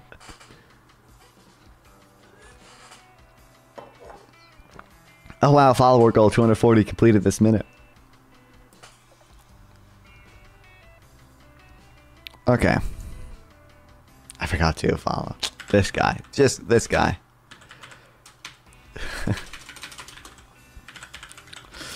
Oh, murder is bad. Private health insurance. Family doesn't play.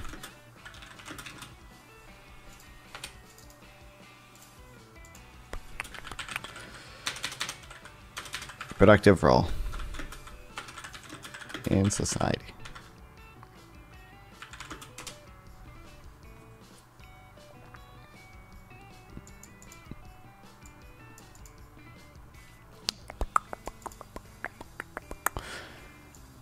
Let me offer a somewhat, but only somewhat particular view of U.S. healthcare. It's a system in which taxpayers bear the cost of major medical costs, or major medical care.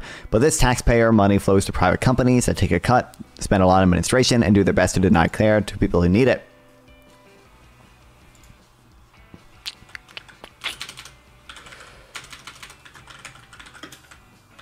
A solution for California: the state seizing office buildings, dealerships, university buildings to redevelop and build apartments and buildings instead. Based. Seize all the Burger Kings, though. You guys seen those memes? Turning Burger King into affordable housing. Those memes are great. New transit systems often take years to develop. During that time, construction will cause noise, disruptions, inconvenience for residents. Like, you could... My argument is that typically that's going to be a net benefit. Do you fail to see how, like, the short run cost of, like, building a bike lane could potentially, can you at least agree potentially it could be a net benefit?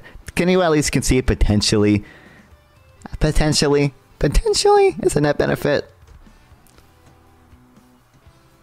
I don't like that construction will cause noise, so I'm going to restrict everyone else from having bike lanes in a tram.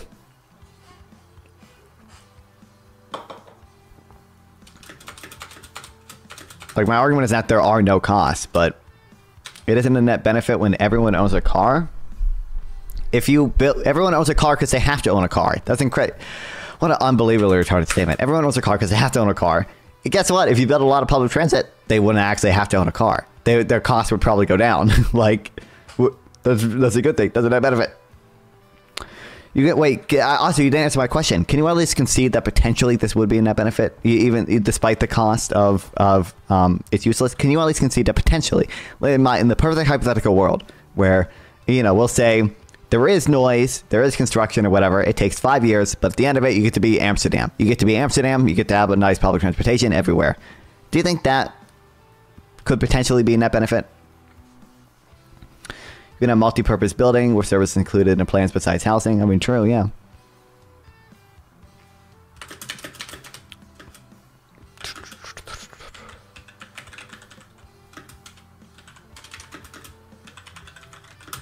No, America. How would you feel if you didn't eat breakfast this morning? I'm sorry. Can you understand a hypothetical? Can you answer the question in not an unbelievably retarded way? Excuse me? Can you answer the question?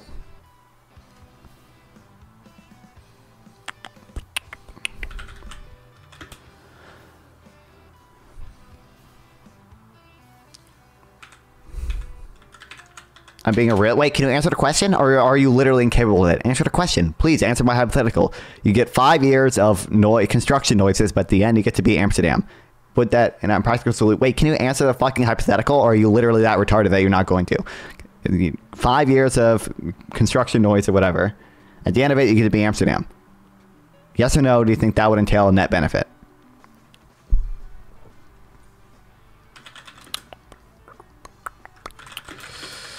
Better cost medical care. But the money flows to private companies. We spend a lot on administration. Enter 5. Wait, what do you mean for nothing? You get to be Amsterdam. No, people use. What do you mean no one use bike lanes? They don't use bike lanes in America because bike lanes in America fucking suck. People in Amsterdam use bike lanes because bike lanes are great in Amsterdam. They're paved. They're separated from the road. I don't understand why you're incapable of considering this hypothetical. I think like. You don't need a 5 year construction noise for proper amount of multiple. I know you don't. I know. Like, I'm granting him like quite a bit of like leeway on like the other side, on the cost side. You get 5 years of noise or whatever. I'm saying at the end of it, you get to have a huge benefit, which is be fucking Amsterdam. And he cannot comprehend this hypothetical. He can't comprehend it. He can't do it. He's too dumb. It's already existing infrastructure. Wait. Oh my God. Shut the fuck up. Can you answer the hypothetical? Please answer the hypothetical.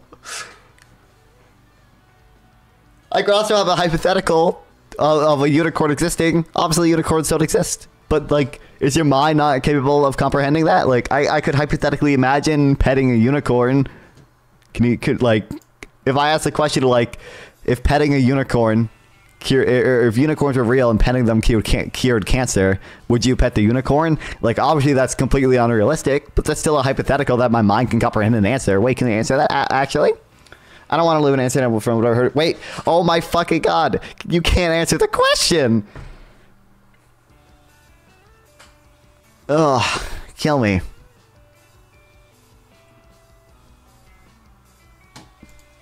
Wait, can you answer this question? If unicorns are real and petting it cured cancer, would you pet the unicorn? I want a yes or no answer to that. Would you pet the unicorn, yes or no? The answer is no, stupid. You wouldn't pet the... What? Okay. Is the answer no to the previous hypothetical? Is the answer no to the unicorn? I'm assuming the answer is no to the previous hypothetical, not the unicorn hypothetical. But like, I don't know why it took you so long to say no. But okay, okay.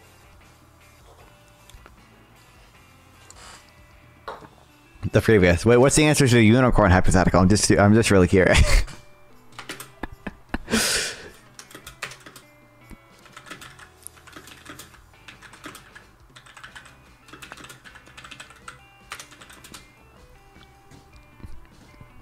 This almost reality may not be obvious if you simply look at where people get health insurance. The majority of Americans are covered by private insurance, either via employee and specialty plans, or smaller tranche, is that how you pronounce that? By individual policies, mostly purchased via the Affordable Care Act exchange.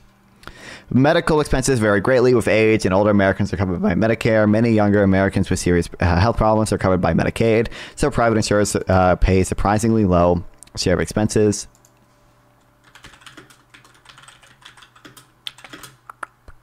Most Americans get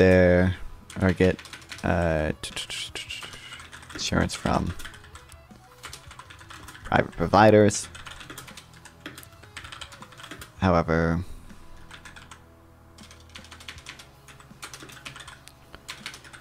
seniors are covered by, what the fuck? Horizon Holiday mix-up. What the? Why is Xbox giving me notifications? Medicare. And poorer younger people.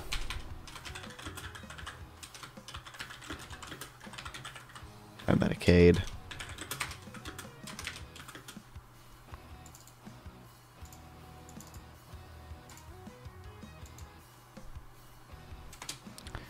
I'm gonna go play Cyberpunk. Thanks for stopping by, Maida, and following me finally.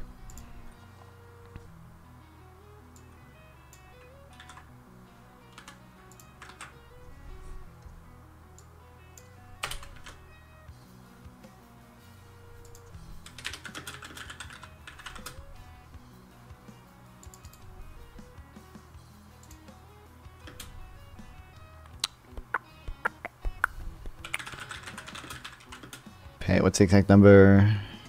If my city was to be turned into Vienna, it would have to demolish existing infrastructure. Why is that necessarily disastrous? Like, to some extent, like if you have more people, like you have to rebuild roads, but like this has happened throughout all of history. You recognize that, right? Like why is that? There's no reason that's necessarily disastrous. There's no reason it doesn't entail or can't entail a net benefit. Hold on. Can you at least, the principle, okay, just the principle. Just the principle of it. In principle, is it theoretically possible for demolishing some existing infrastructure and rebuilding it to entail a net benefit? Is that theoretically possible? Is that theoretically possible? Is that theoretically possible?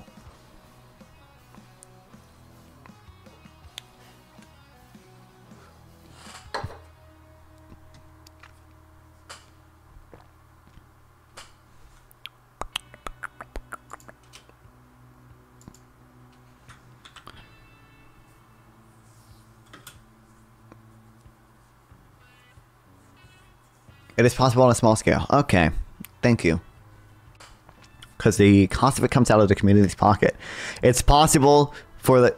I mean, it depends. Like, you can have... To some extent, you can have, like, land... I mean, you can just repeal the land use laws, and then, like, affordable housing to some extent will come because people are incentivized to build what the market demands, and in large part, the market demands... when I say the market, I really mean people. People demand affordable housing, right? So that doesn't necessarily come at a cost of the community. There is some cost when it comes to, as you'll mention, infrastructure or whatever. But usually that infrastructure spending entails a net benefit is the argument. Just like the existing infrastructure spending entails a net benefit. Like there's no reason that increasing infrastructure cost or whatever doesn't entail a net benefit if you believe that the existing infrastructure entails a net benefit. Like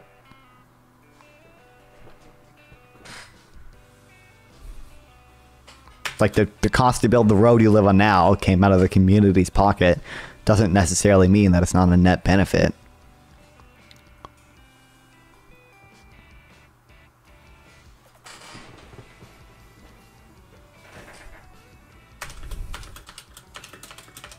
There's already a metro. Where the fuck do you live? Do you live in New York? There's not that many. There's not that many metros in the U.S.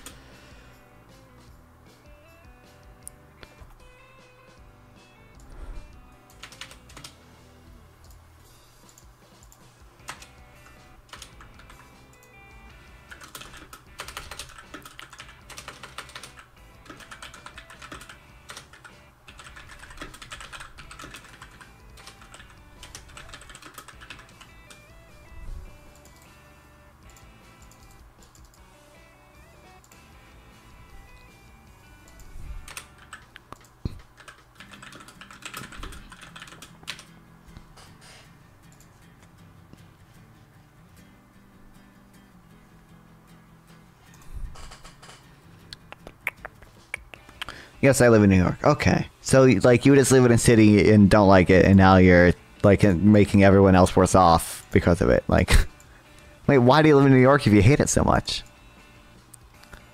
Also, like, what a, like, shitty, there's already a metro. Like, New York is literally one of, I think, like, 4 cities in the U.S. where I think the majority of people don't get to work via a car. Like, what a, like, bit of an outlier there, buddy. Because my property's in New York, you can move. That's not impossible. Like, why do you own property in New York? Is the implicit question underneath, like, why do you live in New York? It's why do you like,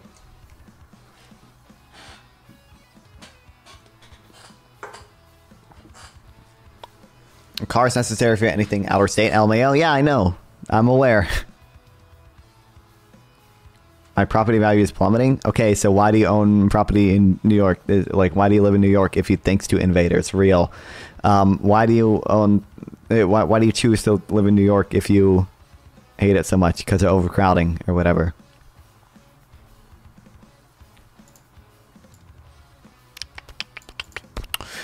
Well, private companies account for 29% of payments to insurers. A significant part of that effectively comes from taxpayers. Premiums and employee-sponsored care are exempt from income and payroll tax, which is a tax expenditure, a de facto subsidy, about $300 billion a year. Furthermore, of the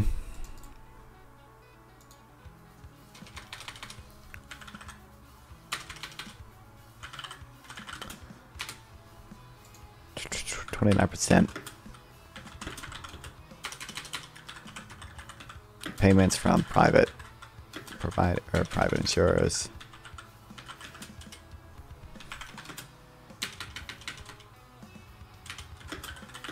Part of that is subsidized by the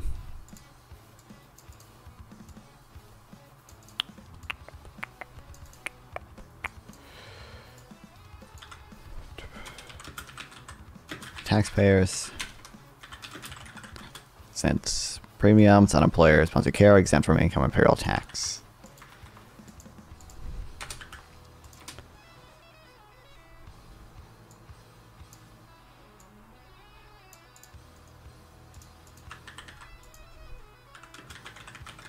Costing taxpayers about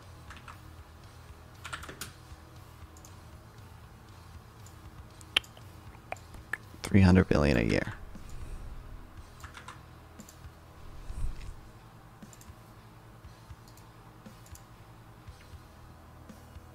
Because I make money in New York. Oh, that's crazy. So your revealed preference is that the job opportunity in New York outweighs the cost of moving out of state and having a worse job opportunities. That's crazy. It's almost like you benefit from being in New York. The person supplying you the home benefits, and your employer benefits as well. And presumably the rest of the city benefits because you pay taxes, right? Like you and the company you work for pays taxes, and you will allow that business to exist, or you're partly responsible for allowing that business to exist because you supply labor to them. Wow, that's crazy. It's crazy how markets work like that. That's crazy, dude.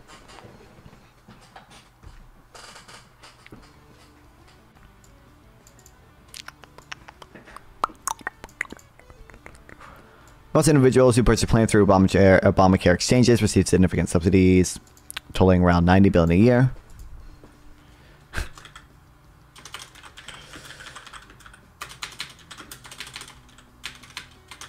Most people who purchase through the ACA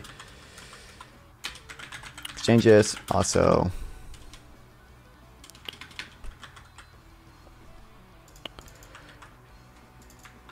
receive subsidies totaling around $90 billion a year.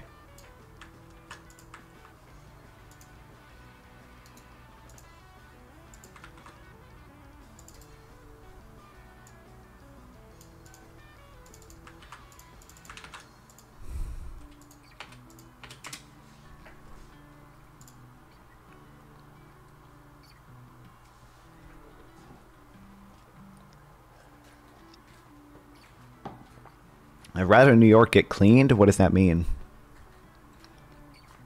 You know, you'd probably have like less homeless people on the street if you just built more affordable housing. You recognize that, right? Like,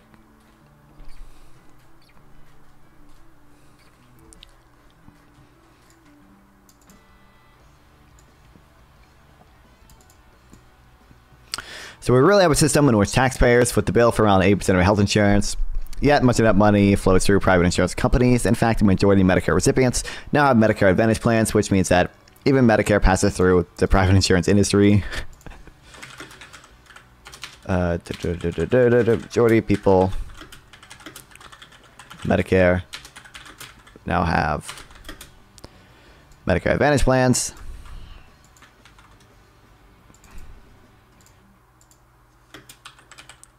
There'd be less homelessness with on the street, with less homeless shelters, which do nothing but encourage the spread of drugs and crimes. Would you also acknowledge that maybe that's true? I could be neutral on that. Let's say I'm agnostic on that. Would you also agree that pushing down the price of homes would probably lead to less homelessness?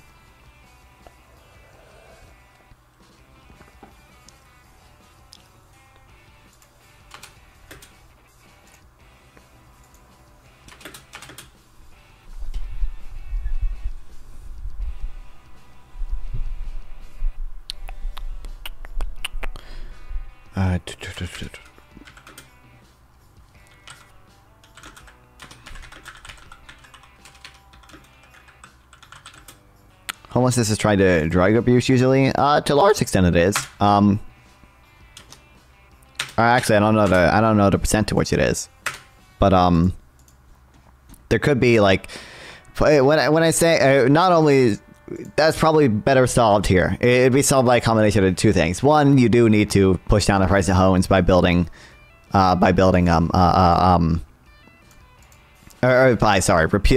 like land use laws.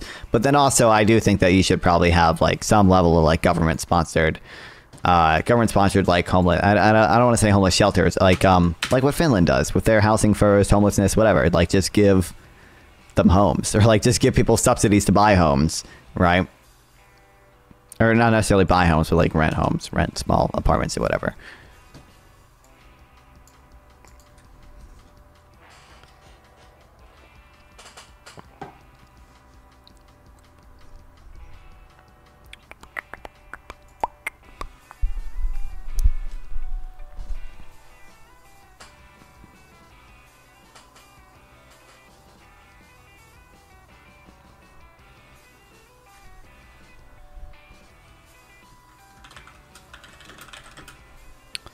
So all said, taxpayers pay about 80% of health insurance.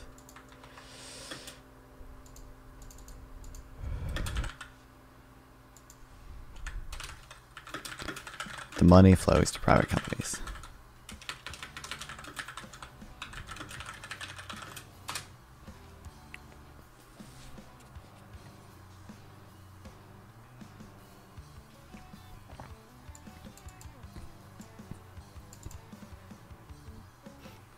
In short, I wasn't exaggerating at all, or all that much by saying we have a system in which taxpayers pay for healthcare, but the money paid out is through the insurance industry, which gives off a substantial part along the way. What service do private health insurance provide for the tolls they collect on a largely taxpayer-financed system. Medicare Advantage plans generally offer more extensive coverage than traditional Medicare, but there doesn't seem to be any clear evidence that it's because private insurance provide effective efficiency gains to that the public sector doesn't. What happens instead is that Medicare Advantage plans appear to be able to game the system sufficiently that they receive more taxpayer funding per enrollee than traditional Medicare recipients spend in equivalent health. There isn't a lack of housing. The housing being built. There isn't a lack of housing. I don't know how you can say there isn't a lack of housing in the U.S. Or even in New York. There definitely is a lack of housing. Like, again, you already bit the bullet that you having these land use laws restricts the supply of housing for people who want to buy housing. I don't understand how you could argue that it doesn't lead to a shortage of housing. At least a shortage of housing in the areas where people want to move to and where people want to supply housing. The housing being built is for a potential new resident. That pushes down the cost of housing everywhere. Like when you increase housing supply, you decrease the cost of housing. Don't let that tell you. You cannot just put people in homes since many lack executive functions to clean, take care of themselves. So you need a hotel set up in which rehab group. Well, that's what I mean. When I say like give people homes, I don't mean like literally just like give them a home in the suburbs and be like, yeah, you're good now, you chill. Like, no, I agree. Like you need like facilities and institutions like for these people, obviously. Like I'm not just saying like give them like a private home or whatever. I'm saying give them a place to live. Where they can work on these drug problems at the same time. So I'm not saying literally just like put them in like my neighborhood and like don't give them treatment for drugs. Like they need treatment for drugs. I don't like, obviously. I'm not in the center of New York City. I don't see how that's relevant.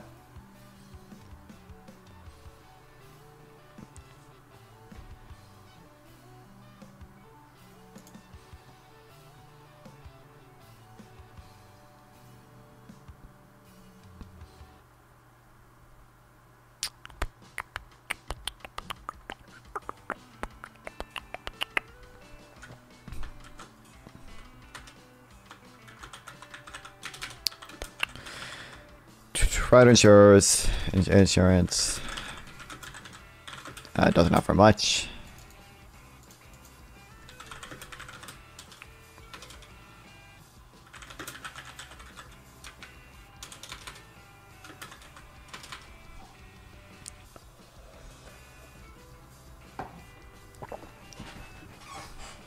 For the returns, they get largely from taxpayers.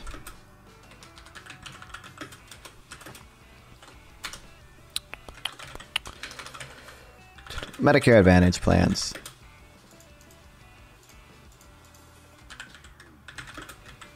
Do typically offer better coverage than Medicare plans. The standard Medicare plans.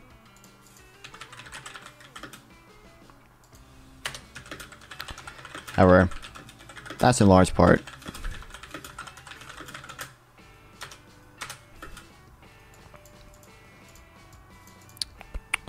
because they game the system sufficiently that they receive more taxpayer funding per enrollee than traditional Medicare.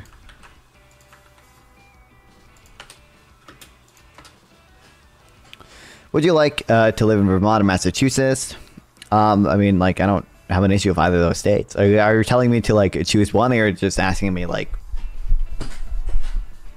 are you asking me like, do I like plan to move there? Like, would I like to? Like, I don't have anything against them. I don't plan to move there or anything. Oh, I would not choose to live there over where I live now just because I have connections to people here, but it's too risky of an investment to move to Vermont. Why? I guess they have Bernie Sanders there, right? Bernie Sanders is probably a YIMBY, probably wants to devalue all your property prices and give so much money to the homeless people. How evil. Furthermore, Americans who sign up for Medicare Advantage may not realize the extent to which they're exposing themselves to the delay and deny strategy private insurers often used to avoid for care. So if you could make the case, so you could make the case at this point that private insurance is in large part a parasitical racket, at which point at least some readers will ask me why I didn't back Bernie Sanders and his call for single-payer Medicare for all. Because they are socialists. Yeah, true. Yeah, Vermont is very famously a socialist, a socialist state.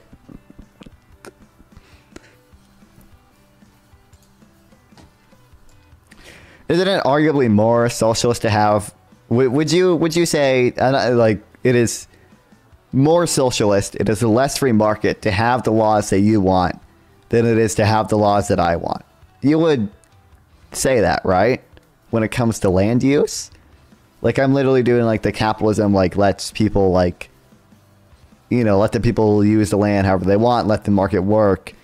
Your argument is that there's like either some type of market failure or like this. I mean, you can't really see there's redistributional reasons to do it. You're not really you're redistributing from the rich to the poor, really. You're doing the opposite of what redistribution typically is. And for a more balanced approach, but you would concede it is more socialist to do what you want to do here than it is to do what I want to do here. You would concede that much, right? Like,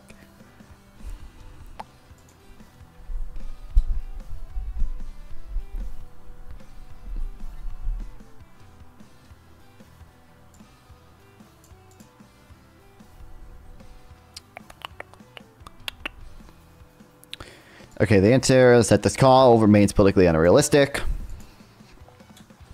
So let's say, however, call for single payer.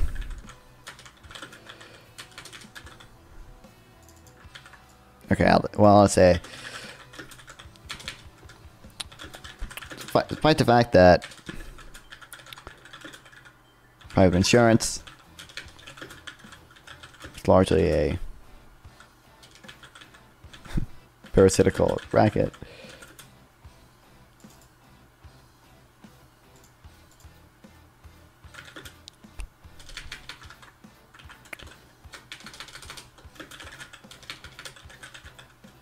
single payer Medicare for all remains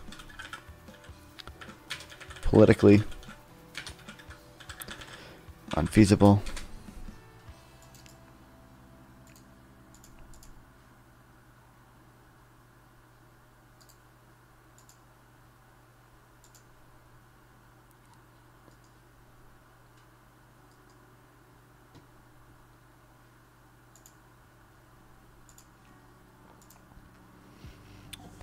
Yes, because you practically want zero regulations on land use. I want relatively few regulations.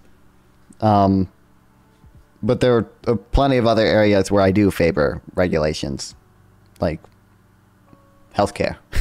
There's a lot of regulations I want in private health insurance that we're reading about right now. Because I think there's market failures in healthcare, and I don't really think there's market failures in land use to a large extent. You know what I do want is a land value tax. And that's not a regulation, but that is a tax on land, which is basically socialism.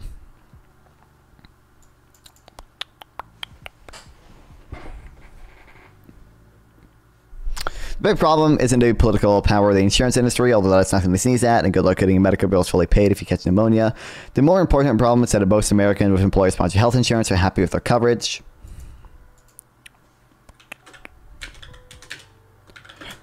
The health insurance industry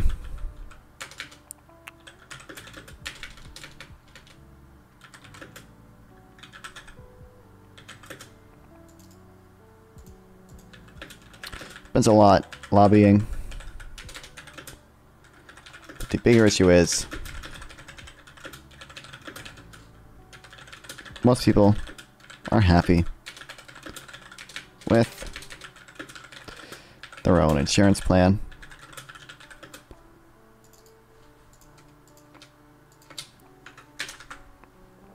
To try to kill Nick, I saw. I also want regulation health insurance. I would actually oppose incorporating it into a state-run system. I think single payer would probably be better than what we have today. I don't think it's. I'm going to read about it right now. I don't think it's going to happen in the U.S. for a while. And I also, who's Nick Fuentes? He's like a Rumble streamer, white supremacist, the gay Mexican, Destiny fucker. What else? And they're gonna play on a recreation of my brand new show, Beast Games of Roblox. Whoever wins, bro, why didn't I could have won this, bro. Oh my god, he looks like sick here, man. He looks fucking decrepit. Do you see this? What the hell? I could have won this Roblox game. I'm a fucking Roblox master. To give to one of their subscribers.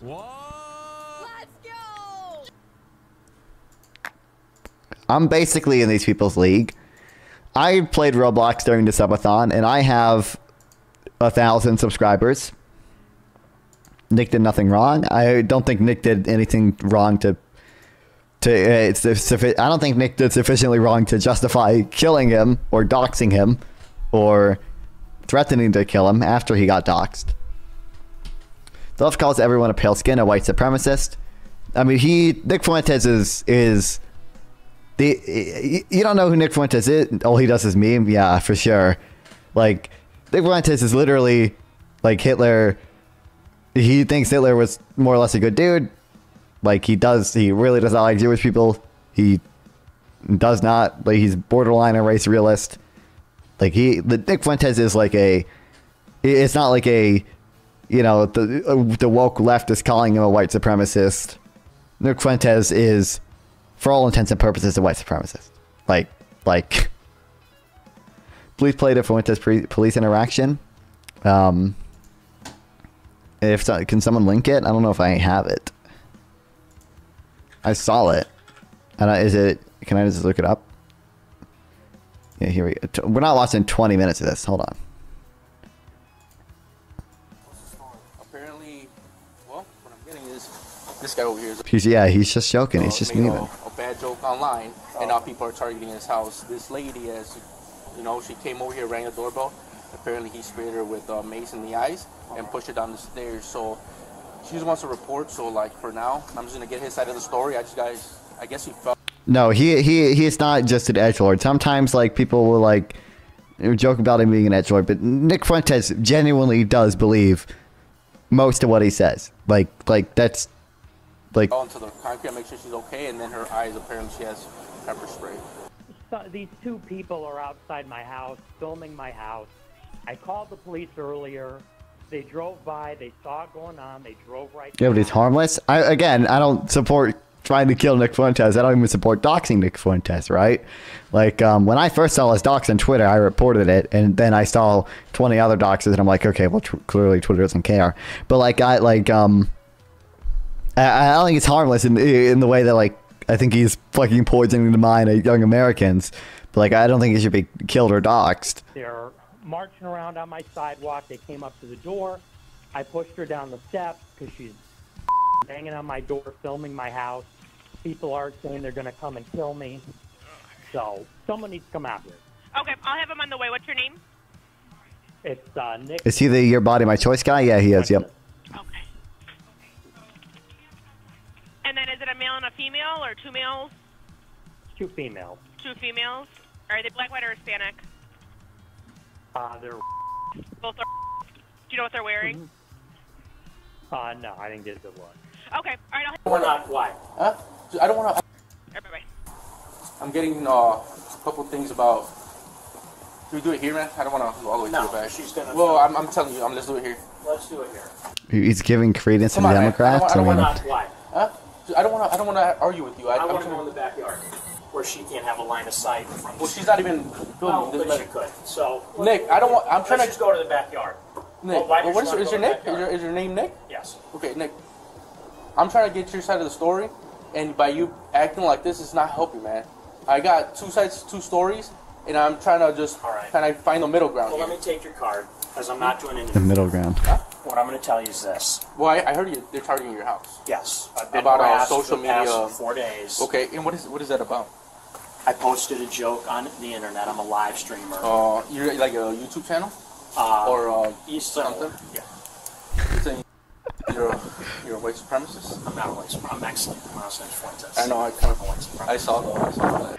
By the way, I think he's 25% Mexican, but like I forget what the exact math he does is. He does like the cope of like, well, I'm really only like 9% because like of that 25%, like some of it is like European because some of the Mexicans were Spanish. It's like he does a weird cope about it. He's only using it as like an excuse here. I mean, you know, this 2024 man, you make one bad joke and this happens. Especially right now after Trump. Real. Okay? Yeah, but it's a very political... Why does he live in that place? No offense. Not upper floor. It's most idiotic too. I mean, I don't think he was expecting to be doxxed. I don't know why he hasn't moved though yet. Like Nick Fuentes, he looks white to me. He's white. He's at least 75% white. Like he definitely presents white at the very least. Like, people showing up. Yeah.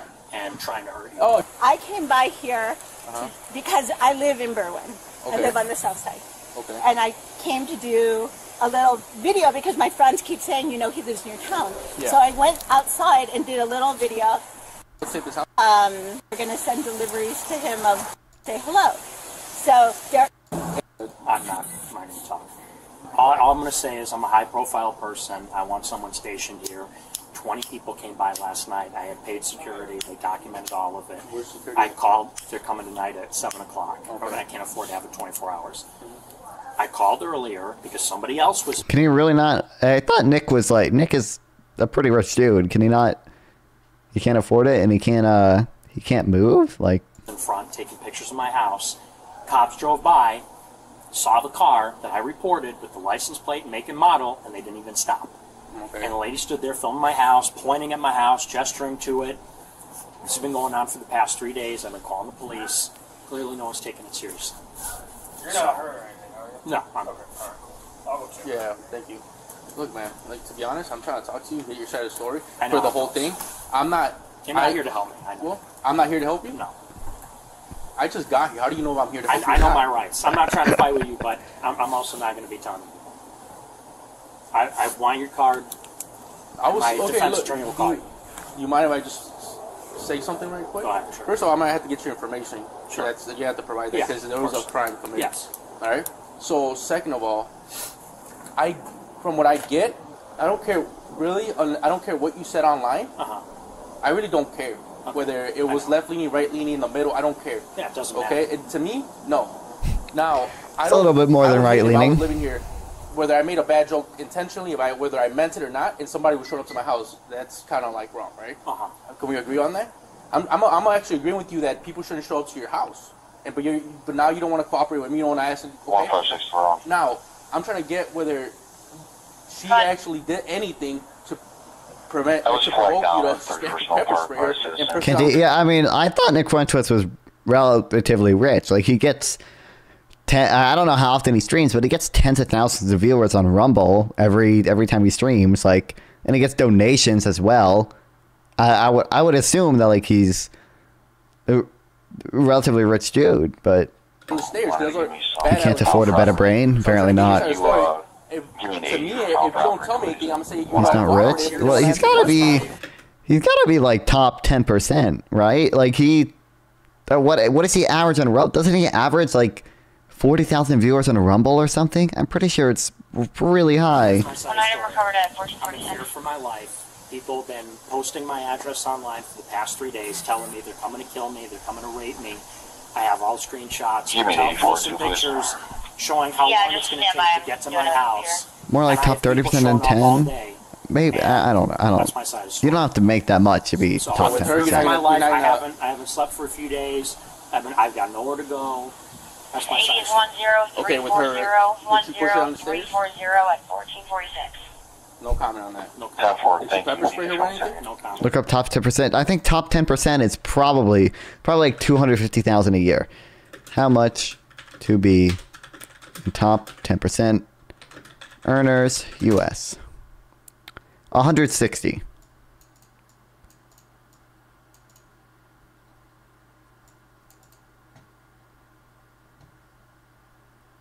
It says 135 an individual, 191 as a household. Is there a Rumble stats tracker or something. 160 isn't that much. And I mean, not particularly.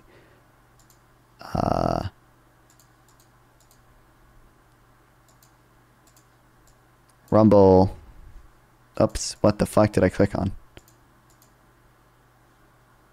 Can I, can I like find a specific person?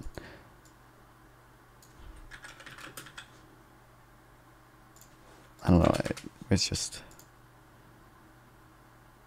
You got 100,000 followers, 113k views, 17k views. This is a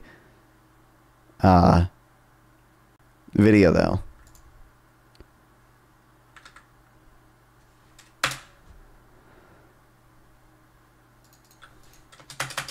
Yeah, that's not working. I don't know. How do I...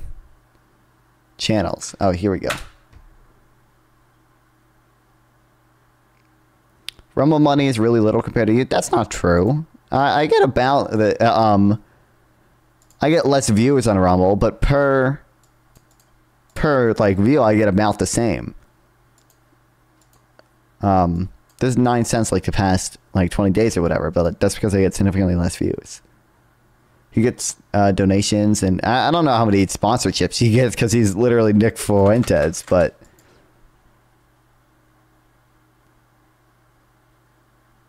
okay, I don't think it's on here. But you get a decent amount of money from like Rumble. And again, donations.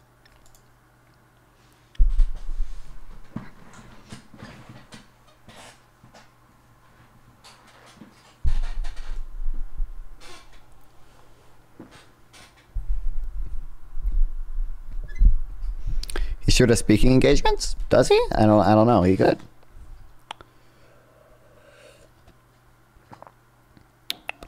True, they're not as happy as Americans covered by Medicare, considerably less happy when their health deteriorates and need to make greater use of their insurance. Although they aren't as happy. People covered by Medicare.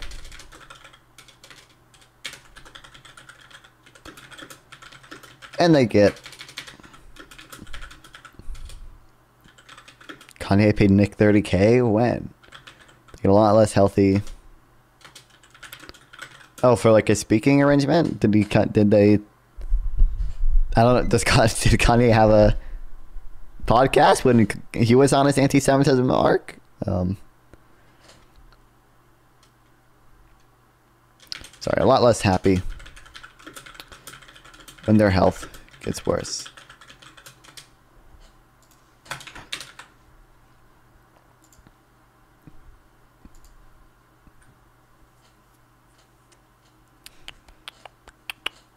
But still, anyone proposing a radical reform like Medicare for All is in effect saying to large numbers of voters, we're going to take away the insurance that you like, that you believe works for you, and replace it with something different. It will be better. Trust us. However, it's still a hard sell to voters to say you're going to replace the healthcare they like with something unknown.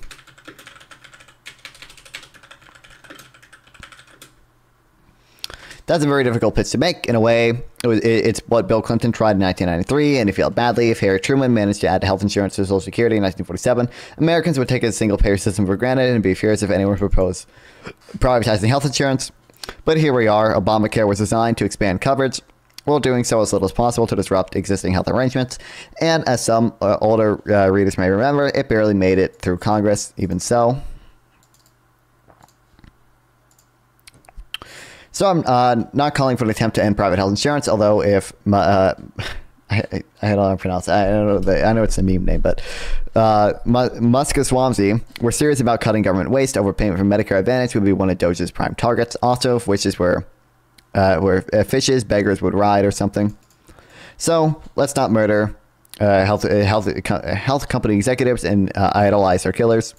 But let's not pretend their industry serves society.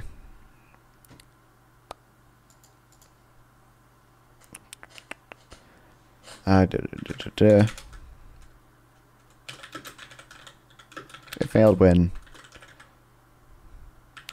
Clinton tried it in 1993. I don't know. Bill Clinton tried this. Bill Clinton, single payer.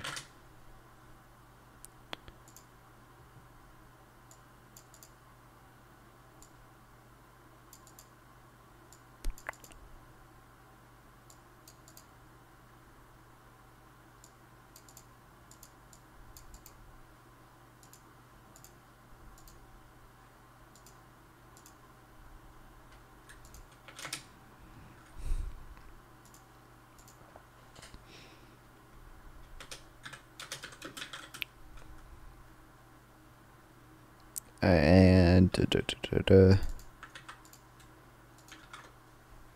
Obamacare barely passed Congress.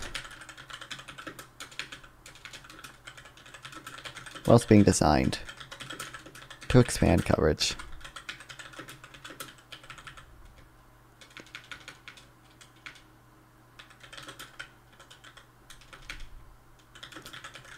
One doing the least possible. He plays victims and he says he doesn't know where to go. There's no way. I mean, like, he can... No shot. He literally has nowhere to go, really. Maybe the rest of his family has disowned him. Actually, his family. The rest of his family probably should disown him. They're based for doing that if they have. But,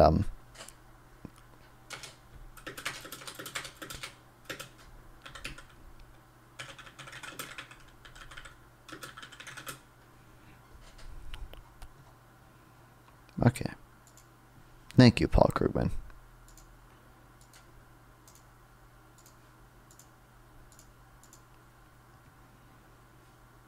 Like, where does he go? Like, I mean, I was operating on under the assumption that he was relatively rich, but like, so in my mind, I know he's on the no-fly list, so we can't go too far. But like, in my mind, it would not be that hard for him to like just go to like the state over and rent Airbnb until he can find like a real place to stay at. Like in my mind, that would not be that hard for him to do. But like, maybe I'm wrong on that, I guess. And his neighbors would probably not be happy about it. Not be happy about...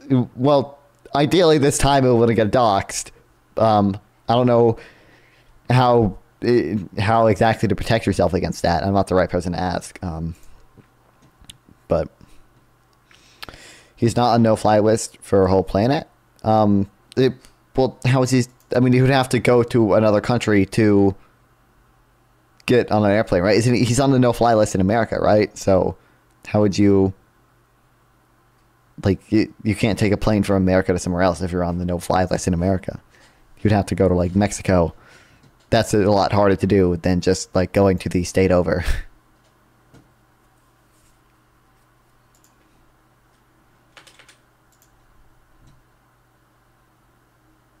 Did I not? Is this old or whatever? He can't get an Airbnb. Oh, you know what? I bet that is true. He probably can't get an Airbnb hotel. Or hotel, yeah. I thought I put the fucking Piers Morgan videos in here, but maybe I didn't. Okay, we gotta farm some React content. Let's go. Let's go. Let's go, people. Not the Candace Owens ones. I don't care about Candace Owens. I will kill myself if I have to watch Candace Owens. Member of MAGA before we know it.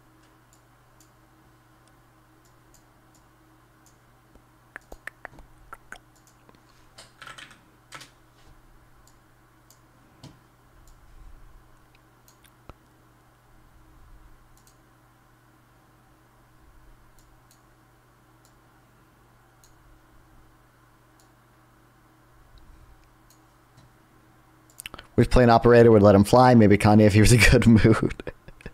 Have banks blacklisted him? I believe some of them have.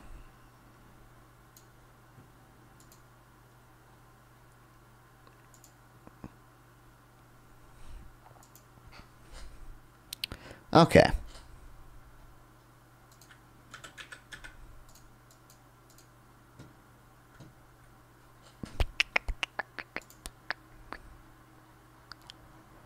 I'll tap on. We'll just leave this open. But not that one. Hold on.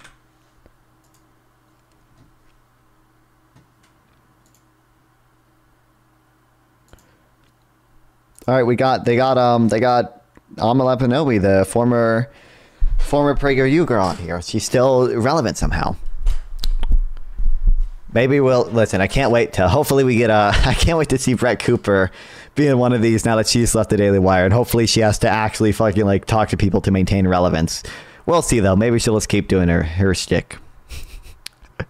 To change, I mean, many people saying if you carry on down the road you're going. Hold on, I don't care about the teaser. Scratch beneath the surface of our everyday outrage, wash away the red and blue tribal paint, and there's a more interesting picture. President Trump has demolished the traditional divide of right and left. A classic liberal believes in free speech, free markets, and the freedom of individuals under the rule of law. A classic lefty is anti-war and highly suspicious of institutions. They support homegrown manufacturing jobs in the working class. Above all, they're very good at selling a vision of how things could be better for everyone. Right now, that all sounds a lot like, well, MAGA. Voters clearly agree. Black voters. Well, they're anti-establishment. I mean, Pierce isn't entirely wrong. He's somewhat broken the divide between right and left because he's anti-establishment. We live in a anti-establishment versus pro-establishment world. It's just MAGA's super anti-establishment, and then like, you know, the Bernie people are relatively anti-establishment, and then you have people to the left of Bernie who are like crazy socialist wacko people who are even more anti-establishment. Latino voters, young voters, working class voters, and voters with no college degree have all flocked to the big red tent. Even First Lady Jill Biden now appears to love Trump and loathe Harris as much as anybody. But the big problem with big tents is that the people who've been inside them for the longest are highly suspicious of newcomers. In a moment we'll debate this and more with a star panel, all of whom have copped a public backlash for shifting their positions. But I'll begin with the OG of the political trans movement, Dave Rubin, creator and host of the Rubin Report. He wants to respond to my recent interview with his former colleague Anna Kasparian. Well, Dave, great to have you on Uncensored. So look, we had Anna Shapiro. No, they're not. They're not. Okay, hold on. It's doing the thing where the audio is desynced a little bit. Give me a second. Hopefully. Member of MAGA before we know it. I'm not like Dave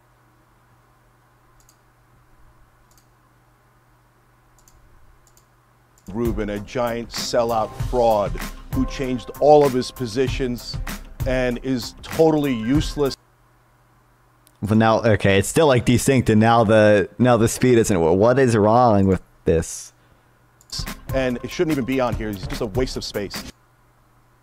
Okay, whatever. I guess we'll just have to deal with it. Homegrown manufacturing jobs in the working class. Above all, voters clearly good at he is anti-Asian. Even First Lady Jill Biden now appears to be suspicious of newcomers. In a moment we'll debate this and more with a star panel, all of whom have copped a public backlash for shifting their positions. But I'll begin with the OG of the political trans movement, Dave Rubin, creator and host of the Rubin Report. He wants to respond to my recent interview with his former colleague Anna Kasparian. Well, Dave, great to have you on Uncensored. So look, we had Anna on. Very interesting pivot that she's been making in the last few months. But obviously you and her have a bit of history, and in the interest of fair-minded balance, this is your chance to say what you want to say by way of response to her. Sure, you know, funny. I enjoyed your intro there. I guess I did sort of get on the trans thing early. It just wasn't about my genitals.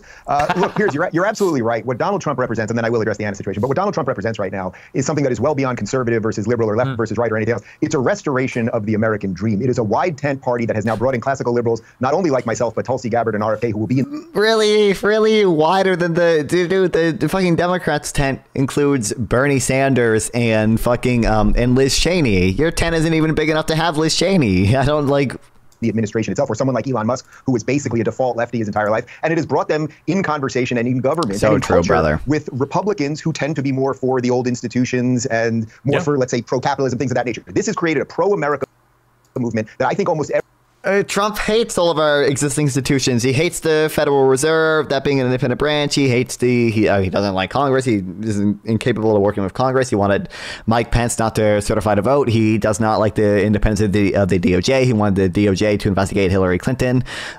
He wanted the DOJ to send out fake letters claiming with false claims of election fraud, and tried to fire Jeffrey Rosen when he wouldn't do it and replace him with Jeffrey Clark. No, like he doesn't care about this at all. Everyone in America can get on board. Now, as it pertains, like the entire point of DOGE, the Department of Government Efficiency, is to like radically change all our institutions. I don't know what you're. Don't know what you're on about. What is this? I don't know. Of Stalin's NKVD. Okay, no, I don't think I want to watch this. Anna, yes, I was part of the Young Turks Network about a decade ago. We were very, very good friends. She was invited to my wedding. We hung out all the time. I did see her on your show about 2 weeks ago. Well, for those who did, let me stop you there, because for those who didn't, I want to play two clips. One, this is for those who may be coming cold to this. One is a sort of mashup of some of the things she said about you before. Then I'm going to play a clip of what she said on this show 2 weeks ago. So let's watch the two things. He was lazy when he worked here. He's lazy now with his ridiculous show where he proves time and time again that he doesn't know anything. He has no political identity. Real. He is not an honest actor. He is not an intellectual. He is a fraud. But if you are someone who considers yourself libertarian, consider the fact that Dave Rubin is a public figure who represents you, and he doesn't actually genuinely believe in your ideology. And he's going around the country embarrassing you. You need to at least know your shit and know how to back up your argument. Even if it's like a BS argument, you need to have an argument. Yeah. And he doesn't even take, like, he doesn't even do the legwork to be a grifter, right? Look, I don't know. Maybe I was wrong about Dave Rubin, but I just felt that he, first of all, after he left TYT, he did lie about us, and that bothered me because we were still friends, and I didn't understand what was going on. Rubin did not lazily move to. I don't know enough about Dave Rubin to even know what she's saying is true. I think it's funny to watch her crash out He did leave about on good terms, so it was weird. And, you know, he kept saying that he was this classical liberal, but had trouble defining what that meant and had trouble reinforcing or at least backing up some of the claims that he was making about, you know, his newfound identity. So, Dave, there we have it in all its inglorious fashion, all the digs she had at you, then what she said online, which she herself, of course, was pivoting. What's your response? Well, first off, I should note you don't have 10 years of videos of me saying anything about her because we did leave on good terms. As a matter of fact, when I told her I was leaving, we went to Zinc on Melrose. I took her out for sangria, and she cried that because I was leaving, and I was bringing my producer with me. But putting that aside for a moment, if I can't explain any of my ideas, well, somehow this became a New York Times bestseller where I lay out all my classically liberal beliefs, and I've discussed them with you many times, and I believe in laissez-faire economics. Also, classically liberal. Really? Really? This guy, remember when he was on a panel with Destiny about, I forget what exactly was it about. But he wouldn't even condemn January 6th, bro. He does not care. He's not a classical liberal, bro. And I believe in individual rights and all that. But what I would say, I think she's a little confused and perhaps was lied to by her employers about some of my behaviors or something like that. But I love the idea of anyone going through their own political evolution. You know, one of the things is that people go through it often in varying speeds. So I always say some people swallow the red pill and some people snort it, right? Some people just wake up overnight and they in it for a confrontation. I don't know. I mean, they fully see. I mean, he went in everywhere. I think one of the things that you have to do when you wake up is realize that many people have gone through this before you and that you might have wronged some people on the way there. So I was very glad to hear her say that she might have been wrong about Dave Rubin. Look, all it takes, honestly, like I know you know this, Piers, you've been in this game longer than me. You don't get any apologies in this business, and I don't like making things really about myself in that sense. But genuinely, if there was a mea culpa there or just a simple apology, maybe I didn't see things right about you, Dave, or whatever, I would gladly welcome anyone, and I don't mean to make this about her. If you're waking up to the ideas of liberty and limited government, especially post-COVID, and seeing what this ridiculous Democratic Party has become. Bro, it doesn't even kill me. Dude, Trump is arguing in favor of tariffs, of like 20% tariffs on everything. Dude. And you want to agree to disagree and dive into the ideas and have that battle, I will do that with absolutely anybody. So look, an apology probably, I would say, would be warranted, but I don't sit there and wait for it. I think there are raging tomato panel, sorry. Sarah's panel. She's live right now if you want to. What are they on about right now? I have to watch it. I have to finish watching this video. I can hop on in like an hour. If she's still streaming then, but unless they're if they're talking about something interesting, I'll do it now. At play here than just the interpersonal battle of two people. Out of interest, I mean, if I could make it happen, would you debate her? Yes. Uncensored? Yeah, classical liberals and oh look, Grand Design today. He's talking about a debate. I said that on my show after we played that clip. If she, I'd be happy. The governance in Hawaii seems kind of insane. Just the two of us in studio. If you want to be the host or moderator, I'll do it under any condition because again, I think there's something. I think it now represents something that could be unbelievably good for America. Yeah. Progressives who have called everybody. That means we agree that we want to get a divorce, and then we can proceed forward. Otherwise, and like that means that there's whether you contest it or not, it doesn't matter. Right. Oh, wow, really? And old Sarge Finkel coming in with the big 20 says it's better to give to the bratty tomato fund than to a lawyer. No fault is a legal move to leave money in our pocket. I'll do it. We'll finish the Piers Morgan thing in a second. Do you remember the fires in Hawaii? Yeah.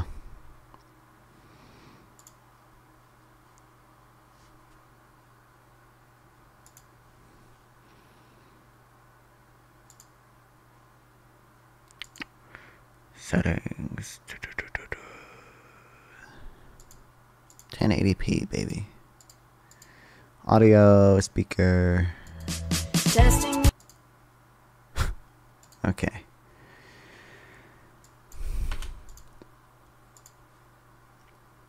Contract. It's a contract. I don't know. Yeah. The contract, the marriage contract, if I remember correctly, does not include anything about it being permanent. That's a wedding vow that you say as part of a tradition. Yeah, wedding but the license Flo, itself doesn't you're punching at ghosts here. Not ghosty, but you're punching at ghosts. Because I'm not saying that I'm against divorce. I'm saying I'm against no-fault divorce. You keep repeating that. I don't know why you keep saying that. You might not understand it, but it makes sense. I'm not saying that she's stuck in the thing forever. No, I'm not saying it's permanent. For the record, gentlemen, Bonbon, you need sunglasses, bro. This is a sunglass only panel. yeah. You need to find some. So I might have my some. problem with your Easy logic has hundreds. is, would you want the courts being able to tell people who can and can't get married? I don't see what that's got to do with divorce. Well, yes or no, just on principle. He does. He's not against divorce. I don't know if you heard. Yeah. So, but okay. So on principle, people can enter the contract of marriage willingly without any intervention from the courts of government, so far as you're concerned, right? Yes. And so why can't they enter the contract of divorce willingly without any But it's not a contract. It's a dissolvement contract. Divorce isn't. Yeah, you need new contracts to do that. You need something in its place to do that. That says this contract is now just dissolved, so it's a new contract. It's you not sign a contract.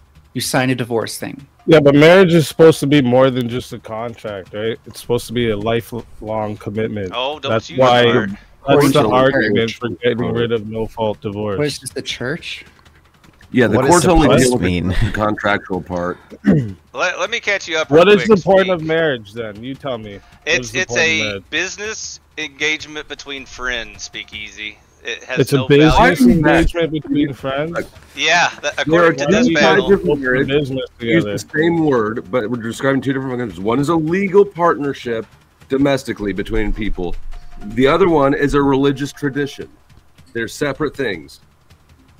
Okay, so explain to me what you point to explain to me what the legal version of marriage is. What is it? It's just a contract?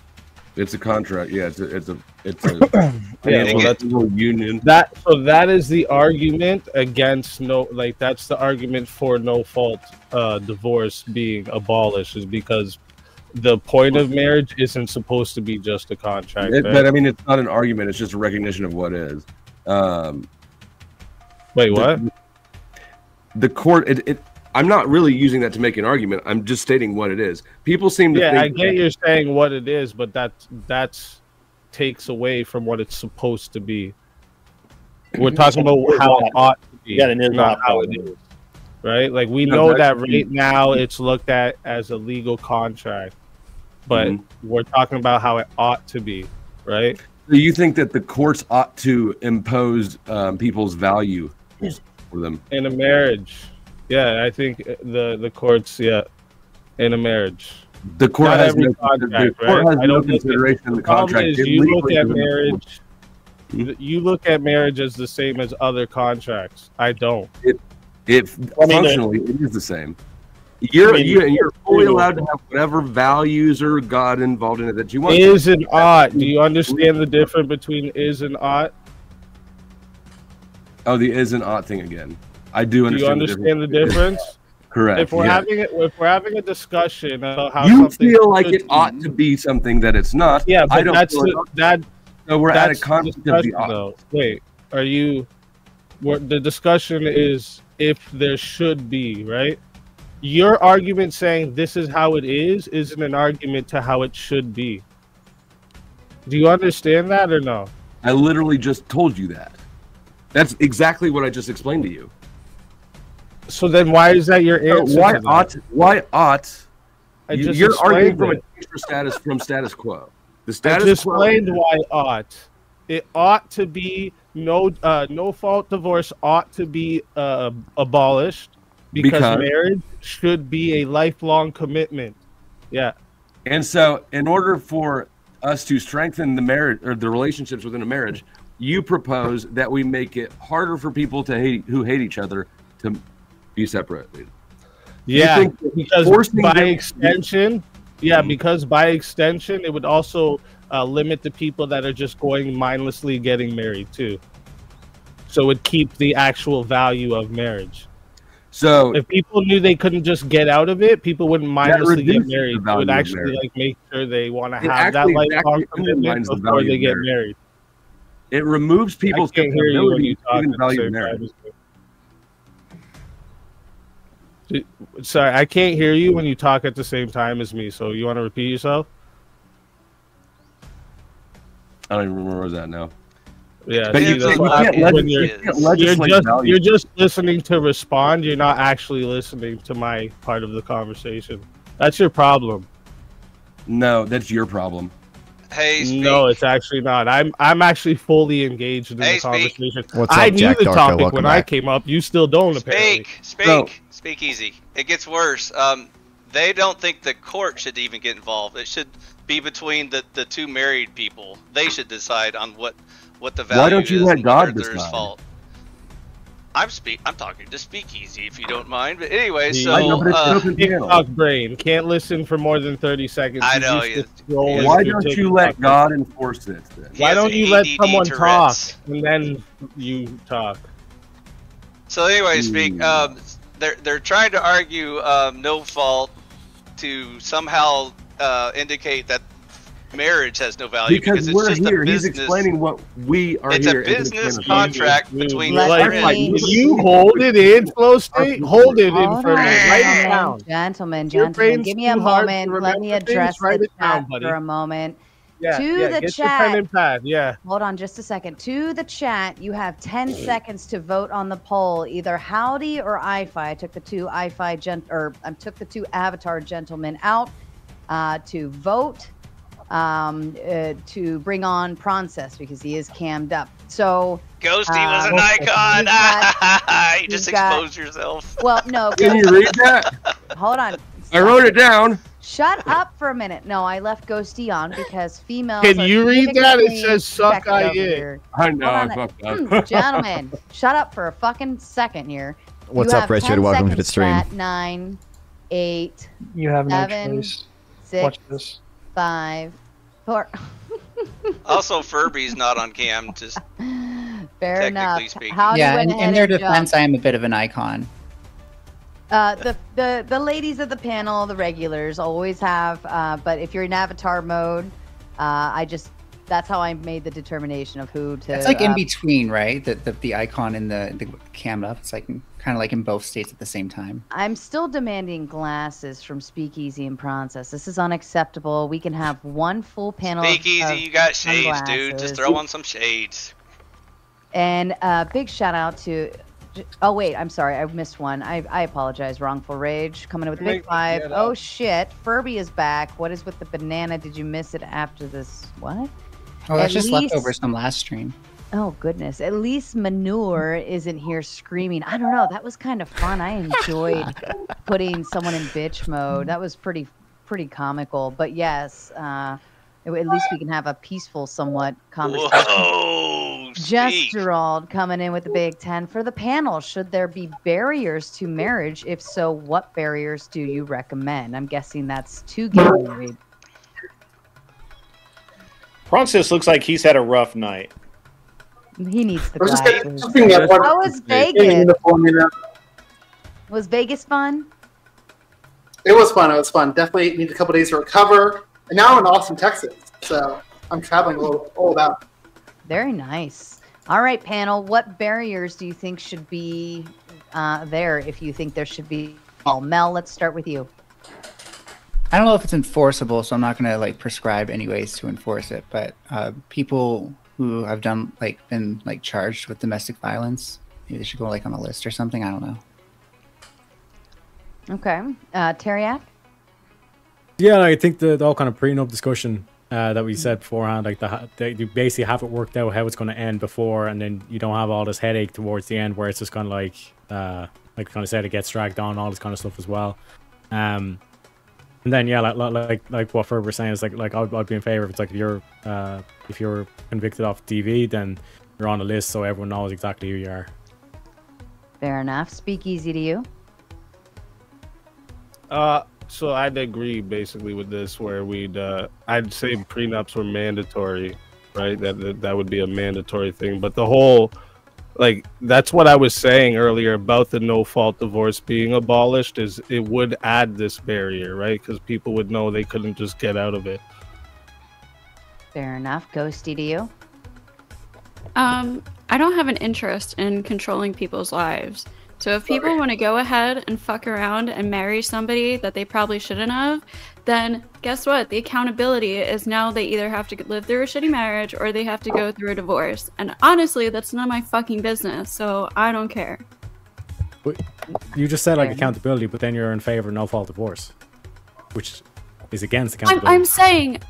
I'm saying that we don't have to enforce accountability through the law for people's personal lives that aren't harming. So we should just let people do whatever they want, murder that you fuck up your life. Oh, you're not listening. Okay, cool. We enforce accountability on everything. What are you talking about? Is murdering somebody something that has to do with your personal yeah, life? when we that put doesn't you in hurt jail for anybody murder, else? that's enforcing accountability. Oh, good job. Okay, but that's not something you do with your own personal life that doesn't hurt somebody else, right? Which is exactly what I said. When you marry somebody... Okay, so should we let people do heroin? Yes. Not the same thing. None of these are. That's the point of. Do You know what a false equivalency is? Like You know what a false equivalency is? 'Cause you're really good at them. Explain the false Can we just equivalency. move on to prawn cess so we can just get through the Hold on, Heroin does hurt people, by the way. I want Ghosty to finish her thought on it. What do you mean? I think it's pretty clear there's different risk factors with heroin and getting into a marriage. I think those are definitely different. Yeah, I mean, like I would just say allowing people to do heroin is not a net benefit, whereas I believe no fault divorce is typically a net benefit. So like that's the easiest. Yeah. Yeah. I don't think it's something you could compare necessarily, because doing drugs is obviously very, very harmful, not only to yourself but to the people around you. No fault divorce, you're actually escaping a bad plan and essentially, in theory, moving on to do better. Process barriers. Yeah, I'll be pretty quick because I think my answer is pretty similar to Ghosty. Yeah, I think I took a more offhand approach where I think you should be able to marry whoever you want for the most part within normal bounds. Just like if you're going to start a business relationship in America with someone, if you want to choose someone to be your business partner, the government's not getting super involved unless like you are breaking some crazy regulations. So similarly, if you want to make that business relationship with someone really bad who's going to ruin your finances, that's up to you. If you want to make that bad call, that's your decision, and I'm okay with that. That's fair. Non-fron to you. I mean, non-fon. Non-fon, yeah. The only like things I would say is like basic like soundness of mind things. So like, you know, if you sign a marriage contract while you're blackout drunk, that should probably be void. Children probably aren't intelligent enough to consent to marriage, and neither are like extremely mentally disabled people. But beyond soundness of mind, I don't think there's any barriers I would really have. All right, Grid to you. Yeah, well, first, I gotta say that we have the courts and government enforce a lot of accountability on people. If you don't believe it, just don't pay your taxes, and you'll figure that out really quick. However, as far as the subject matter, I do believe there should be a barrier to marriage. This is just my personal belief, and that it has no bearing on reality, but I do believe that a lot of the churches have it right, where before you can get married, you need to have counseling through the church. Make sure that you're thinking this through clearly, and that you have some plan to be married. I do believe that people get married for the wrong reasons, and some counseling beforehand might be worthwhile. I don't know, maybe not. Who knows? But there should be, I don't know if that's a barrier exactly, but maybe a requirement, right? Like, but we hand out wedding licenses like they're candy. It's harder to get a driver's license and a marriage license in most states. And that's kind of weird to me. But hey, everybody gets to do them. And, you know, it is what it is. As far as and I'll just repeat for the people who are just coming into the panel, the problem with terming it I think that the term no fault is somewhat misleading.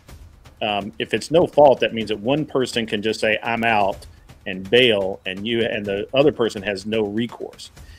Non-contested means that we both agree, hey, this shit ain't working. We're both bailing. We leave, and nobody gets anything. I don't know that I really believe in no fault. And I've heard all of the justifications as far as abuse and neglect and all of that, but that is actual fault. No fault would just mean that I just woke up one morning and I looked over at you and I don't like your face anymore. And rather than just seeing if I change my mind by lunchtime, I just go get a divorce. That seems kind of fucking stupid to me. You think That's people just do me. that? You think people That's do just that? me. So and people don't do that. But all it doesn't. Willing or to it means bet that has never happened once in the entire history. It's Where called literally being one day, patient. one woman went to sleep loving her husband, and then she woke up being like, I want a divorce today. That has Yeah. never fucking happened. You sure? Guaranteed. He probably, well, she probably did have these thoughts for months or years at a Sure. time and I'm just being simply facetious. woke up and said, I'm done. But I wouldn't imagine it just happening overnight unless there was some outside factor like a new boyfriend, the cabana boy, the secretary. I was going to say pool boy, but sure, cabana boy, Yeah. pool boy, they're interchangeable. I mean, if anyone Close can make state. some It change- literally happens all the time. I don't know what you mean that doesn't happen. That literally But happens. at any all the rate, time. I'm done. That's my position, such as it is. Flow state, take it away, bro. Barriers, flow state. Don't go off no- topic like grid. No additional barriers. I think that actually, I think that people are waiting too long to engage in family making, and I would not want to put anything into further delay that. I think that whether you believe in God or nature, there's a reason that people's libido peaks before their frontal lobes develop, and that in the big picture, a little bit of reckless behavior, a little bit of mistakes along the way is good for people as a whole and individually. So I would not put any other requirements in the way of it. Fair enough. I-Fi. Are you still here? Oh, fuck. Yeah, I know. She tried to boot me off, but you can't defeat me. Howdy, I was trying to boot I-Fi, but Howdy just chose to leave. And I was See? like, damn it, I was I so told you. close. He was being so quiet over there. She was I even thought he rigging here. the It was votes. nice. She was like doubling the votes for me, and they still wouldn't kick me off. Eat it. So, anyways, if there were good and intelligent people, I would say, age of accountability, free will, and hopefully biologically adult. But since the world's full of evil retards, I would say something more like a Ninja Warrior course and maybe like an IQ test or something like that, you know. Ninja Warrior could be fun. And then Ghosty left, but I was going to give her an example. If she can name 3 Pink Floyd songs, then I won't divorce her. Go. Dude, every time I'm on a fucking panel, I listen to rock music. I'm so sick of this sexist bullshit, dude. What am I missing? Hey you, we're just another learning to brick fly. in the wall. Okay, that's Tom 2. Petty. Isn't that Tom Petty? Dark or fucking no. Dark Side of the Moon's Dark an Side of the album, Moon. sweetheart. I know. I wasn't gonna say that because I'm trying to say Pink Floyd isn't like one of my favorite bands. Wish but- you were here. 3, Ghosty. Hold on, I'm 3. trying to name. I know. I'm trying to name my favorite one. Swimming in a Is that really long? Year after one? year. I can name Money, but No, that's a radio. Everybody knows. Something that only. I know. fans I'm know. trying to name that really long one You where didn't it's like specify. this. You didn't say B-sides. What is that? Okay, really? I want You a know no that really- fault divorce. Money. Ghosty. Too late. You know the I want really a no fault long- divorce. Shut the fuck up. You know the Learning really to long Fly name is that has Tom like Petty. 5 parts. Oh my god, what is it? That's my favorite one. Well, while you're thinking about that, Carney's Ride comes in with a big 2. It says, what's with all the shades from everyone? Everybody's wearing sunglasses. I couldn't be more proud of all of the compliance from all of It's you. none of your fucking business. Grid That's what it showed is. up with glasses. Flow State went and put on a welding helmet. Teriyaki conveniently put his on along with me to join the crew. Speakeasy joined and threw his on. Melanie, of course, did hers as well to be compliant. Ghosty showed up. Not only did she cam up because I made the threat of avatars getting booted, which she was in the safety, but she immediately threw her sunglasses on as well. And Nanfan and Princess decided to join the crew. Don't forget I-Fi's I little. don't know how it spell started, but for slug-looking some thing. reason, when I don't Flo even and I have are on hands, panel and I together, the found glasses shades. haven't come out. It's Shine On You Crazy Diamond. That's the one I'm thinking of. That's good enough. Okay, we're still married for now, but just I barely. was wearing these beforehand. You look like Tom Cruise from Risky Business. You should be like sliding across the floor in your underwear and socks. Just right take now. those old records I off, was Michelle. Okay, you asked for it. You got another moolah. He looks like a hungover soccer dad or He something. does. He looks so. He looks rough. like he's had a rough night. I mean, rough. I'll read it, Finkel. The prophet Steve Martin saith, to break up, you say, I break with thee 3 times, and put doggy poop on her shoe. What? So, anyways, back to That's the your topic. super chat. That's Well, your let super me chat. oh, thank you. Finkel I just coming in. read- I think he would much prefer it if I read it. I Okay. Finkel. Put lotion on your hands. Or else it gets the hose again. I don't have it downstairs right now. I actually took it upstairs the other day. Finkel coming in with a big 20. The prophet Steve Martin saith, to break up, you'll say, I break up with thee 3 times and put doggy poo-poo on her shoe. Yes, and for that, Finkel, I think you deserve one of these just for shits and giggles. Oh my god, every fucking time, dude. Dude, why do people donate to her? You know, if you donate to me, This message is you make me sponsored wear a in part stupid fucking by dress. Thank you, Finkel. Everybody say thank you, Finkel. You got Thanks, the horse. Finkel. All right, back to you. Melanie, I believe you had a thought to add. One of these days, I'll figure out what this stream is actually sponsored in part by. But so I'm just a little disturbed because I see like some perverts on panel who are just like, I just want people to make families and shit, and it's like, you know that like feminism has happened and like women are like getting careers now and stuff like that, and they don't just want to like enter your idealistic like women being domesticated into raising kids and doing your dishes for you, right?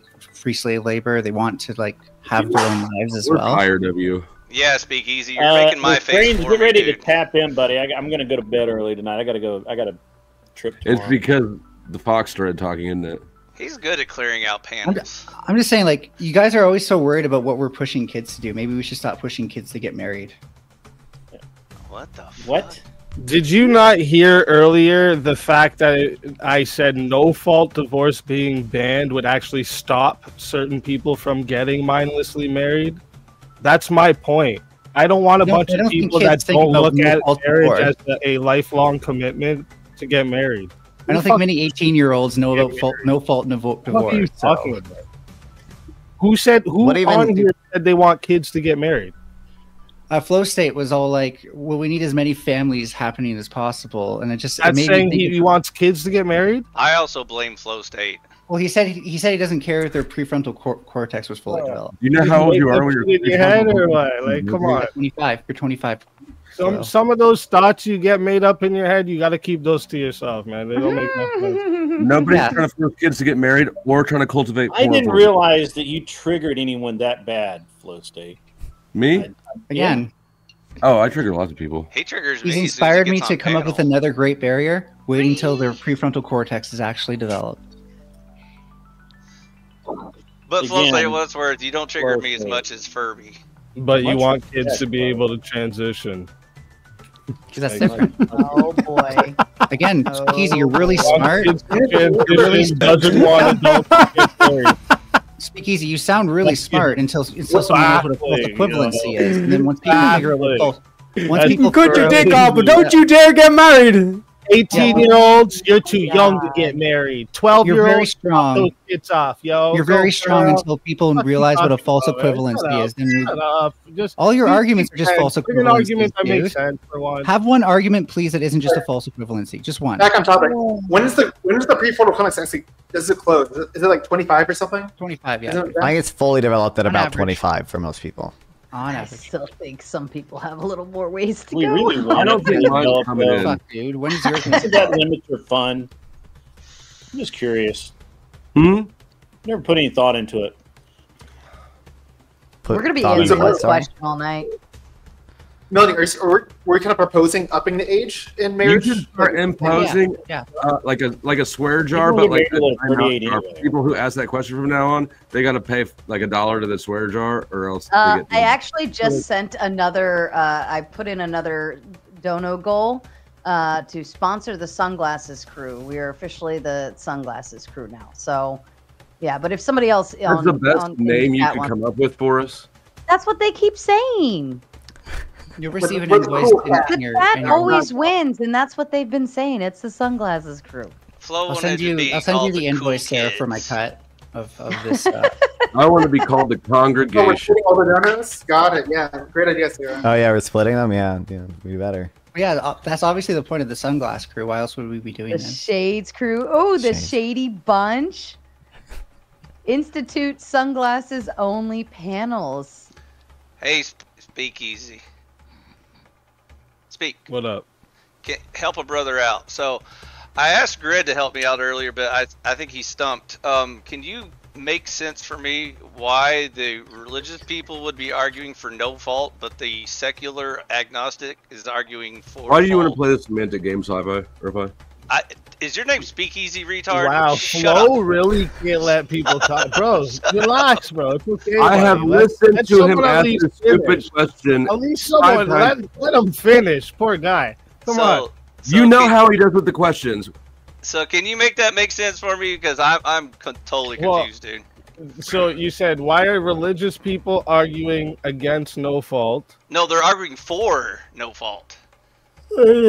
And the non-religious person was arguing for fault. Do you see how we're in bizarro world now? Everything's opposite. It's like I didn't upside know down. no It's called fault. reasonability.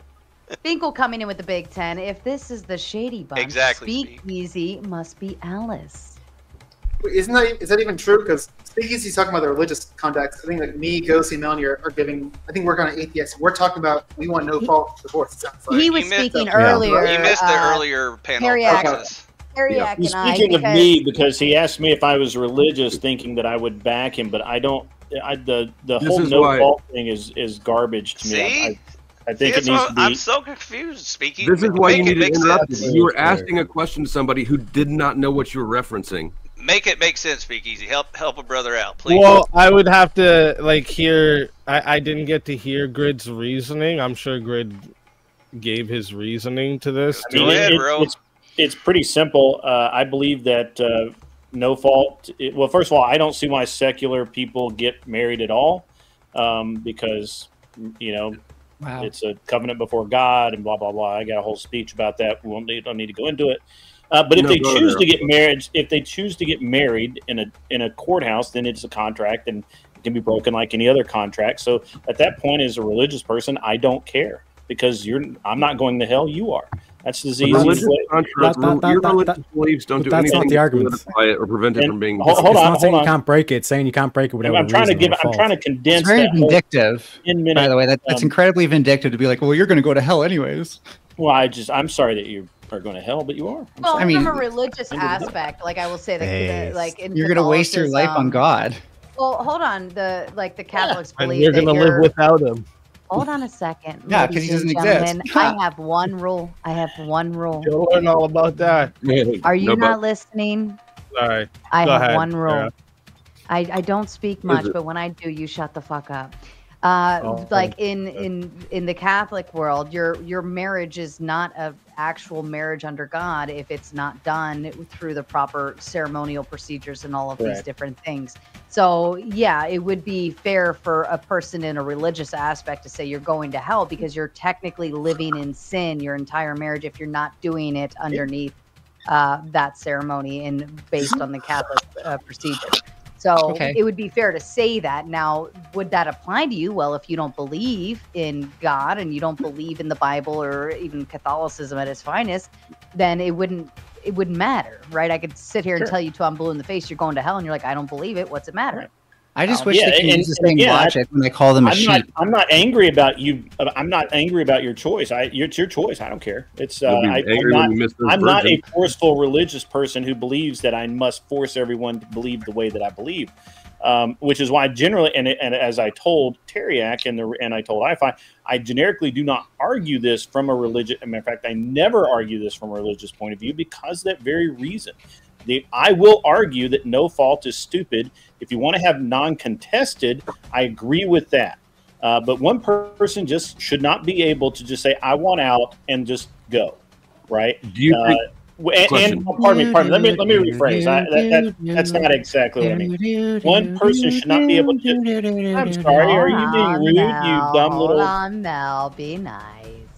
This guy doesn't know how to land a plane. This guy does not know how to land a plane. Fucking brains. They can't Furby gets to talk Grid. over If you people, can't put it into Real. 30 seconds, they won't remember it's it. cool, man. I'm It's writing cool. a book I on gotta this. jump It's anyway good here in just You're a minute. all So fucking get this retarded. strange Take up, but talk he brains. doesn't 30 come up. seconds. You can't go past it. Just shut up and listen to someone for once. Oh, can you clarify what part you said and then tried to rephrase? Like, Yeah, you don't think one person should be able to believe? what I was trying to rephrase is that I don't think that you should just be able to wake up one morning, say, "Hey, I want to get a divorce," go down to the courthouse, get a divorce, not have to give a reason, not have to say anything, nothing like that. Just walk out of the marriage, and the other person has no recourse, and they just have to take it and accept it. I don't believe in that. Now, that's just my personal opinion. Now, uncontested, where you both go, "Hey, I don't like her, she don't like me. We're splits. We're done." I get that. That's totally cool. But if you are going to have no fault divorce, that means no fault means no money, no support, no nothing. You walk, you get nothing. That's the end of it. And you can't come back later and say, "Well, I need to get in this dude's wallet or this girl's wallet." You think that one party should be able to keep the marriage together against the other party's will? No, but I think that if one person is like, "Hey, this is I'm out of nowhere. I don't know what's going on. What the hell?" At that point, if there's no reason for it, then there has to be. Then the reason needs to be. There has to be a reason at that point, right? Then you're not at fault at that. Contested essentially just turns into the person who filed just having to give solid hard reasoning. It kind of turns it into fault. Contested, uncontested, much better than no fault. No fault, I think, is just weird. What about "I don't love you anymore"? Is that not a reason? Well, no, it's not. Why? It's not a reason. Because that's not a fucking reason. Hold on. Time you're with someone, you could be with them for a whole year, and it's a rough year. Things are going bad, right? People go. Yeah, dude, I fucking know that right? shit. I'm talking about you literally go out of love. Sometimes you can feel like you're out of love because of the I know rough you like to you're use going through, but if you actually just made it through that shit, you'd come through stronger. Right? You can do all the condescending shit. What if Maybe you go like through that shit? What if you go through that shit and you don't love that person anymore? Yeah, but here's this man, but Ghosty, Look, why? Nobody likes the truth, man. You can't hear fucking something for any time period. Hold on, guys. Sometimes people don't magically fall back into love either. Let me ask the question. Why do you get married, Speakeasy? He doesn't. Why would you to commit your life? I'm sorry, to commit your life to your partner. Why? Why do you marry her? Why did you choose her? Because you love her. What do you mean? That is right. That is the intent. What I'm yeah, saying, listen, but now you're gonna have to get in all this esoteric, and you actually fall out of love with somebody. Let me put it. Pardon me for a moment. I'm gonna put it in a more of a contractual viewpoint here. If you and I intentionally enter into a contract of marriage from a state's perspective, because we loved each other, then when love is no longer there, now the contract is because it's broken, right? So that's where, if you look at it from a legal standpoint, if your intentions were to marry her because you love her, then therefore those intentions, if that piece is no longer there, now the contract is no longer. Let's walk this down a little bit more, though. Let's walk this down a little bit more now, Sarah. Now, not only have we been married for a certain amount of time, we have a kid as well, right? So maybe the love isn't as strong as it once was, but your kid growing up with both parents and seeing the love passed between the parents is more beneficial than it being split apart. And we have stats to prove this. Cap, 100,000% you're wrong. Do you want to take it or do you want me to? Go for it. You can do it. Let me read these real quick. Plumpy coming in with the Big 10 says, "Keep Christ in Christmas." I love that you say this every time. It's beautiful. It is a kind reminder to everyone that it's not just about buying shit and hanging up lights. It's about Jesus is born, okay? I love it. Thank you. And Wrongful Rage coming in with the big 5. I-Fi, don't make Teriak pull out his... Pull it. Say that word again. Shillelagh. Thank you. Shillelagh. A weapon and a walking stick. Thank you, Wrongful Rage. All Just right, no go ahead, shenanigans, Flo. lad. So hold on. So if Go ahead, hold on. Hold on. I got to answer Flo's question from earlier. I kind of just wanted to listen to everybody else for a minute. But can one person force another person to be in a contract? Absolutely. We do it every single day. Yep. I'm about to do it with my tenant. I'm forcing them to either continue to be the tenant or pay me a bunch of money for breaking the lease. That we absolutely do that every single day. And we both entered into that lease. We both entered into that contract of our own free will. And if you want to reduce this down to a contract, clauses did you put in a marriage contract? That's my point. Right. There are no there's no clauses there. Hey, Grid. No, I it's not your turn. Grid, can I follow up your question? No, with you another can't, one? Hold on, I want Flo to finish on his response. I'm just pointing to out that Big we Easy. do absolutely enforce contracts when people don't want to be in them. We do absolutely. Right. And that's when the contract becomes the relationship between the parties becomes adversarial, which is contrary to the spirit of marriage at all. I don't disagree with that. I'm just pointing out that if we want to actually enjoy the logic train, let's feast on the whole thing. May I ask Grid one question? No, I-Fi, you can't yet. Sarah, may I ask Grid one question now? No, you can't. I've got to jump off, so if anybody wants to get at me, they got to get me quick. No, what I want to say is that if you have two parents who want to get divorced, and then you force them not to get divorced, that's not no. It's not a loving Let them get divorced. Huh? If you have two that want to get divorced, let them get divorced. If you have one that wants to get divorced and one that doesn't, that becomes a contested divorce, and then there has to be, then they go back and forth about it. The argument is fault versus no fault. The problem with no fault, and I'm going to say that most states don't operate this way, and this is one of the issues. Most states, you can't do like you can in California, where you just walk in and say, "Hey, I'm divorcing this guy." You write out the paper. Maybe they serve him with papers, maybe they don't, or her with whatever. And you have to get served. You have to get served. But most states, I think, have a waiting period as well. There's a cool down period. I don't think in California do. So I think a lot of the problems that we have with, or a lot of perceived problems with no fault divorce comes out of very interesting states with horrible laws that need to be reformed, and they just haven't ever been. So like I like my state. It's weird a little bit, but not too bad. I don't know about Kansas. I've never 30-day cool down period, and And see, that's kind of reasonable. Maryland right? has a year. You have to be separated for a year. It was a little bit awkward. Really? Some are 6 months.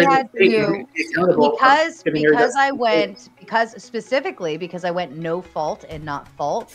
I had to go through 1 year of separation before we could proceed with it. And it was kind of like I'm not in a hurry to get anywhere, I could have gone the fault route and been divorced in 30 days. But it would have been a big mess. It would have been super expensive. It was just, and in that 1 year of separation, you're working on kind of like separating all, and you're getting used to it. And then by the time you get to the divorce, you've already kind of like grieved the marriage, and they've been out of the house for the year and all of those You've already things. rebounded 3, 4, 5, 6 times. Oh God, Paige coming with the big 5. Didn't get to it Monday, but I would never divorce a man unless he cheated on me or was abusive. Fault.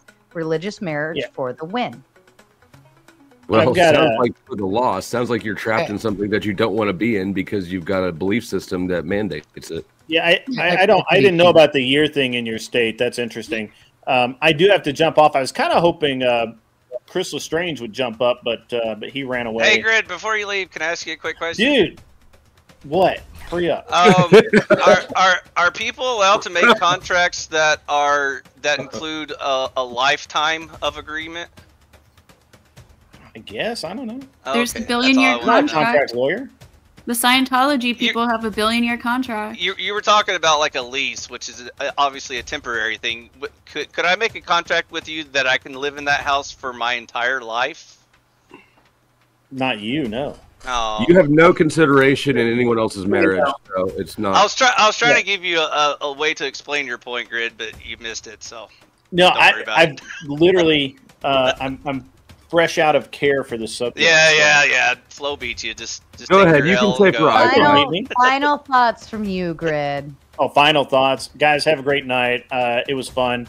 I had like an hour to kill, and I just wanted to get up here. And unfortunately, I really didn't get to hear much from Proncess and Non-Fawn. They're two cool dudes. Speakeasy, always good to see you. yeah. Teriak, we'll argue another time. Speakeasy, I'll maybe unfortunately tomorrow night I will not be around. I'm traveling, so I won't be able to come beat you up again. And so I'll cover for you. I'll tag There's you. always next Friday. Yeah, next Friday I'll get you. I-Fi, you can't beat Speakeasy like I beat Speakeasy. Oh man, with ease. Oh, what are we doing over here? We love you, Grid. No homo. No homo. It's just look. It was a good argument though. You gotta understand that was a great debate. I really enjoyed that a lot. Flo, we'll see you. Sarah, stay cool. The rest of you, Ghosty, I don't know you. I'm sorry. Ghosty's cool. She likes Pink Floyd. She's an honorary member. Bye, Grid. It was a great debate. It was a master debate, you know. Actually, Speakeasy, with the shades you had on earlier, I'm going to go full homo, so I hope you don't mind. Oh, goodness. And we do have Grumple Stiltskin backstage waiting as well. If anybody wants to bypass Grumple to the front line, pay to boot somebody. Or How much is left on I-Fi's permanent ban? Boot the seashell. He's always right. We didn't make the goal to boot. I put a new goal up. But we're not done with the... Yeah. How... I know the sheep in chat think I'm worth $5. Come on. You can I rephrase this question in a different way?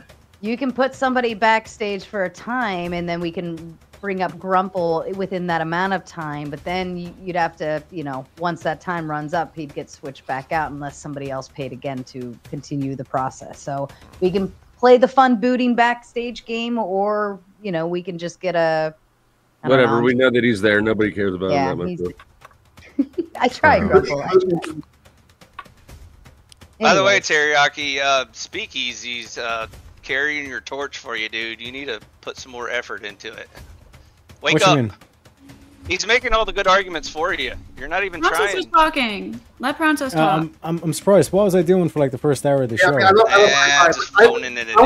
to rephrase the question in a different way, because I can get the philosophical take. I'm wondering, like, in practicality, I'm wondering how this would actually work. I can't give vision a good relationship where it's like the guy is like, no, we can't divorce. I'm not allowing it to happen. And like that ends with like them culminating and getting back together. So let me educate the lefties on panel, because they don't seem to understand the prompt. The prompt is not that we outlaw divorce. The prompt is that we outlaw no-fault divorce. We outlaw some divorces. So only sometimes would we enforce people who want to be separate. Yeah, in the case of no faults versus faults. People to go through court, prove fault, spend a bunch of money, or get create. lawyers. So the problem is you all see this as trapping. Wait, you all see this as trapping people in marriages, but it's actually about making lifelong commitments a lifelong commitment.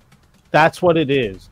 If people are it's about adding a barrier to the fact that if you're gonna get married, in your head you can't just do this and be okay. You know what? One day if I feel like things aren't going the way I wanted it to, I can just dip and find someone else. Or, what is the point of that? How is that a net benefit?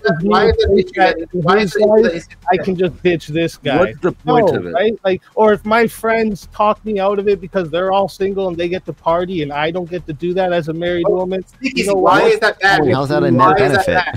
You're saying it's not for the relationship. Why? Yeah, so because you brought up the contract. Saying, you know what? This chick's younger. Fuck this bitch. I'm out. Right? It takes away these things. Don't you get it? I love like the kind of contradicting narrative there, that it's not a trap, but it's like you're stuck in this lifelong thing. Kind of. You need to value the things we're gonna give you. We've said that fault divorce is you a thing. make the willing choice to get inside the trap. How is it a trap?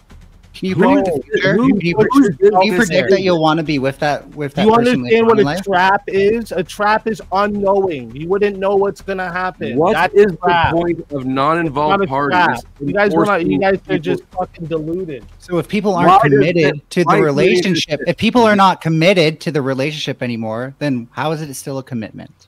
That's why they have to reduce it That's to a business relationship, and that's why they only care about the money. But this is the thing I find. Even in the business relationship, they would all like you sign a contract with your cell phone carrier. You can't just That's say, because they you know don't what, want- I'm not feeling this contract. There is Sure you can. repercussions. That's because they don't want accountability, teriyaki. You already Yeah, there are covered this. consequences. You have to prove Allow fault, otherwise you can't get me out of it. To kind of reset the panel What's the a little bit. benefit? You Only guys the are consequences for hold being a on, dumbass. hold on. You guys are starting to talk over each other, and it's actually becoming very scrambly, and I get irritable when that happens. Wrongful rage coming with the big five. Reason for loveless marriage.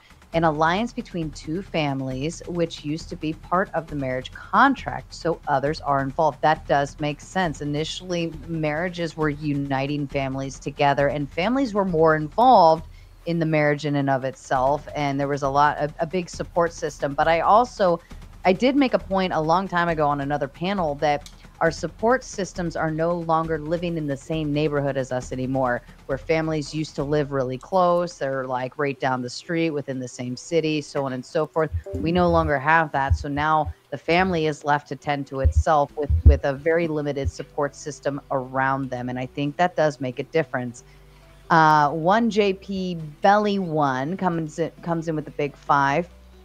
Men want to stay married. 80% of divorces are filed by women. I thought the number was 70 something. It's 70, and then when you get into anything. college-educated women, it goes up to like 80 to 90. That doesn't mean I will say I asked exactly my what it says. husband. I asked my husband to file for a very long time because I thought, like, if you want to do all of these other things, then why am I, why do you want to be married to me? And he refused to push the button, and I was kind of put in a place where he wasn't going to stop doing what he's doing, but he also wasn't going to let me go either. So I had to push the button. I was kind of caught between a rock and a hard place, and I think that might be the case for other people. Men almost are like- actually can I more just content. Before I get my quiet time, can I respond to that last super chat? No, you can't. That's what quiet time Shut up, means. Wi-Fi. Go ahead, Mel. Like See, when I you get the actually quiet. look at the research on this, it turns out women are at much greater risk during a divorce, at like poverty, not being able to get jobs, peer support, all sorts of things. It's often worse off for them, which often shows that they want it more, which also kind of makes me wonder, like, maybe not all women want to be like laborers for men in the household for free, no less. So that way they can go and live out their dreams and shit like that. While women are Laborers for basically men, to so they be can go live out their dreams while they're domesticated. slaving at work for fucking. While women are essentially You're an expected. idiot. You're an actual idiot. Do you even While under think the what you patriarchy, say women. before you say them? While about under not the being able to So is listen the to dude? So what's the dude when he needs to fucking take out the trash, fix parts on the car, fix parts of around the house? What is And he, I a will slave find laborer some too? disagreement there as well, Mel, because she doesn't have to be divorced in order to get a job. Now if he is restricting her from being able to do things that she's legally granted those rights to, now that is an actual reason. That's like. I mean, look how many red pillars on this panel probably would. But what I'm saying Who's is red she wouldn't pillars on this she panel? I wouldn't don't think there's have even to one. have she wouldn't have to get a divorce in order to go and pursue college or a job, or she could still be married and do those things just the same. So I You got think another that super chat. Ideally. thank you, iFi. So I think that inevitably, like, that's not necessarily a button pushing issue. Now, if he is restricting her movement, and that's a legal right that she has as a person, then you're talking something completely that goes into an abusive realm. So that's a little bit different. All right, folks, I'm Jeremy- going to go for 10 minutes. Just remember how many men on these panels tend to say women Oh, belong it's to more men. than 10 You minutes. should Wait till serve she's done them. reading the super chat. The boy. other. Hold the other on. Go ahead, issue- Sarah. Oh, okay, sorry. Go Read ahead. your Let me super do this chats. real quick. Shut up. All right, we got Grumpelstiltskin coming in that place. We got 10 minutes for Mel, 15 minutes for Mel. Good 20 evening, minutes, y'all. 20 minutes for Mel. Thank you, Mel, for sacrificing. I will set the timer now. Can y'all hear me? Lots of people. Yeah, we can hear you. I sound like a 20 pack a day for a 30-year smoker currently. I'm still getting my voice back. I apologize. She said. Look, if you stop putting dicks in your mouth, that won't happen. I mean, you know. Eric, can I ask you a quick question? Yeah, sure. Just to make sure, because I thought I heard that too. Did you say that it would be abusive not to let your wife work? If you're like in a place where you're actually constricting her and telling her you're like, no, you're not going to, in an abusive manner, or like not letting her leave the house, or like other things, that's where. Oh, you mean like physically holding her? But like if she wanted to go be like physically hold her down for it to be hold abusive. up. That's what I was gonna say. Ghosty, relax for a second, chill. Okay, well, So like if she wanted to go be a police officer, say. And the husband was like, no, you're not doing that shit. I don't want you out there risking your life like that. It's a little extreme. That'd be abusive? Certainly. No. Oh, okay. What I was saying is that's not. You're just saying if it was like a physical holding of. Yeah, what I'm saying, you're missing the point. I was disagreeing with the Furby, saying you don't have to divorce your husband just to go find yourself and find your dreams and get a job or go to college or whatever it is you want to do. What I was saying was, now if he is restricting her by like a way of saying, no, you're not allowed to work, you're not allowed to leave the house, or like in a way that like forcing that upon her, then that's a whole nother concept where you are limiting her rights that she legally has. But it wouldn't be a reason that I would say like you had to divorce him to go get a job. That doesn't make any fucking sense.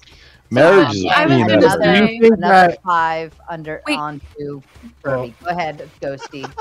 Okay. So the other issue is that a lot of people, like especially the people who want to abolish no-fault divorce, they don't recognize emotional abuse.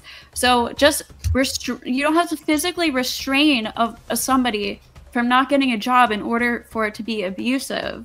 You can be abusive in ways without physicality. That would be fault. Again, when I was reading out cruelty or domestic violence, physical, emotional, or psychological abuse that makes living together intowife. That's even dumb though. Emotional abuse this is such a subjective thing. Like, are you gonna say like if a wife was like nagging a husband to do something, and he said, "Shut the fuck up! I'm not doing it right now." Abuse. That would be emotional abuse? No, that's not emotional abuse. Explain to me what emotional abuse is. Emotional abuse is when you're controlling somebody, you are verbally abusing them. Vague. That's like, why would anybody need to explain this though? Because the point is that what does that mean? Yeah, you should have to. You don't need to justify how you manage the relationship. That if because someone in the marriage has the final say, so they're controlling, right? If a husband says, "No, I'm not. My wife isn't going out to the clubs dressed like a skank," that's why do you have to use fucking gloves? Like, oh my god, this is the thing. It's very. You go to these fucking super niche things that don't apply to like real life fucking situations. Even at that, if you That's marry not a real life woman, hold on, stop, Speakeasy. Why the fuck would you marry a woman that's going out to nightclubs and dressing like a hoe? What if my wife went and hunted polar bears without me? Sometimes you guys make me think you've never lived life, like ever. But because everybody's difference between right, sometimes married women will have single friends, and their single friends will try to get the married women to come do the single shit. You watch too much TV. And I'm asking you, in that situation where the woman says, "Hey, can I actually go out with my friends to the club tonight?" He's like, "No, I'm not going out to the club. What do you think this is?" Is he not? Okay, what if I think there's a difference. There's a difference between why like. are you asking me a question? I'm asking you if he says that, is that emotional abuse? It could be abusive, yes. It's controlling. Okay, can I add, like, there's a difference between like boundaries and controlling someone, right? Because it's subjective and it all could be. What if she doesn't need a justification? These are voluntary relationships. There's a difference between like. Well, she married as a contract. Easy, shut up. It's totally fine. Easy, shut up. But you interrupt everybody. That's what's the issue. It's problematic because there is the potential for abuse. Yeah, that's why we're saying that's a problematic thing. You're kind of implying, yeah, it's totally fine. We don't have to. Yeah, it's subjective. Yeah, but I think there's a difference between. There's a difference between boundaries and controlling. And finish their thought, please. Prawn says, I don't know if you concluded or not because I couldn't fucking hear it. Grumple's so doing. If you want to finish, Prawn, go ahead. I kind of wrapped it up, but Okay. I think it's right there. The point we're trying to make is there's the potential for abuse. That's why we say that is like maybe problematic behavior. The way Speakeasy is speaking about it, it's like, oh, this is never concerning at all. It's nothing we have to be worried about at all. We're saying there's potential for abuse. So yes, we have really bad argument. Yeah, but wait, one sec, because I just want to remind the panel, because again that has happened. We're not saying we're getting rid of divorce, we're getting rid of no-fault divorce, but by saying, what if he's abusive? That's fault, you dumb fucks. Sure. We're talking about the nuances right now of whether it's okay to say to your girl, you can't go do this job. That could be abusive. Yes. I don't know why that's. And it's hard to prove. It's really hard that's to not the topic. It's no fault divorce. My turn. The point. That's the point, Teriak, is that fault. I already explained it to you earlier. Is incredibly difficult to prove, especially emotional abuse. Or how can you prove that he's not letting you go out or see your friends or even get a job or whatever? You have to prove it if you're demanding a fault. This is why adults should not have to justify this shit to anybody. You're a person, you're autonomous, you entered into a voluntary relationship, you can leave that voluntary relationship. Ta-da. Yeah, I just want to add, we should be able to draw a distinction between a person. Hang on. I've been standing by for a moment now. For this example, 100%, nightclubs are degeneracy. It's for single people. If you're married, you're on a team, and you should not be putting yourself in a position of what is this compromise? What if you go to the club with I think that the big difference, there's a difference between someone setting boundaries and someone controlling someone. So you can set a personal boundary, like, hey, if you go to a nightclub, that's not okay with, One at a time, y'all. You're wrong. That's what why if your wife gets a job at a nightclub? This is why I What are you made gonna the do? point. Tell her she can't have a job? This is why I made the point that if you're marrying a person who is regularly going to nightclubs with her girlfriends, and then all of a sudden you have a problem with it, well, that's who the fuck you married, right? Now, I'm not saying that it's right, but I'm certainly not saying that you can like suddenly demand change, or that change should have been established before you fucking married the bitch and made her. Your recourse is to leave the relationship, right? You don't gain the control over her life. You still maintain your own autonomy as a she. You're all adults, and this is the West. We're not in. Yeah, marriage is supposed to be about commitment and sacrifice, right? That's the problem. According to who? You guys want marriage to be like this willy-nilly thing that if it's not like rainbow and roses and that's not what we're unicorns, fucking talking you're gonna about. have to Stop sacrifice your throwing ego and let go of that's control. what you want it to be, right?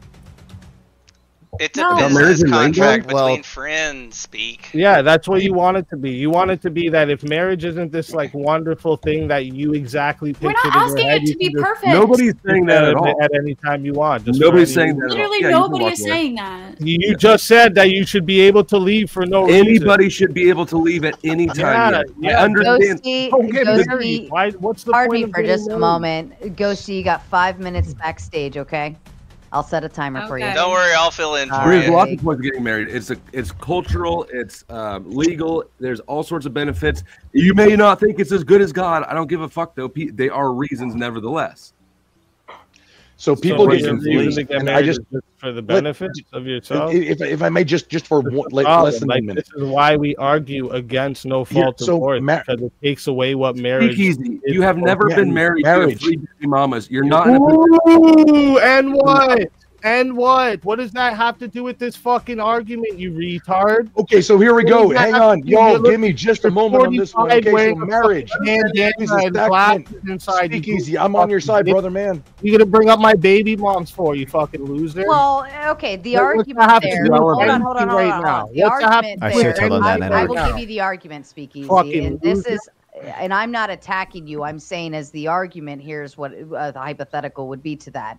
If you go out and let's pretend you have 3 baby mamas and you're making babies, right? There's a moral effort there that needs to be instilled on. You've knocked a woman up. You should have married her to begin with. Yeah, because I made commitment and mistakes in values. my past. That has nothing to do with this argument, Sarah. Okay. That has literally nothing to do with this fucking argument. There. Listen, exactly what we're listen to what doing you're at saying. You made mistakes, okay? Yep, you and it has value the nothing to do with concept this that argument. Do you get that? Can you? Does it have anything to do with this argument? Does it have anything to do with this argument? I'm trying to answer you, Speakeasy. No, it You're talking doesn't. over me. I could be right now married, cheating on my wife, blowing hookers, and blow every night. It still wouldn't take away from my argument. Attack my argument, not me. You fucking pussy. I said it's easy to bring up personal argument. Your argument doesn't hold. It's easy to bring up personal attacks when you have no fucking argument. And I'm trying to be a hypothetical. Listen. Fucking loser over here. And not everybody wants to be this weekend getting nudes from everybody on the fucking internet. Sarah, before you do the hypothetical, may I engage in just defining definitions? Yeah, bro. Sure. Fucking googly-eyed bitch. Well, We have glasses, bro. Easy. Chill. Let the panel.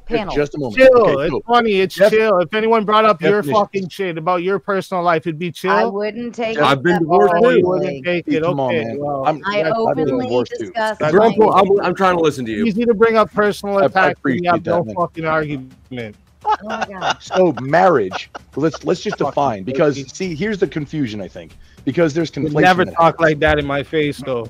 Is yeah, you'd eat those yeah, things? oh yeah, oh yeah, you wouldn't. Oh yeah, You both you're old and brittle now, buddy. You're long past. You're like 170 pound little today. I'd fuck you up. So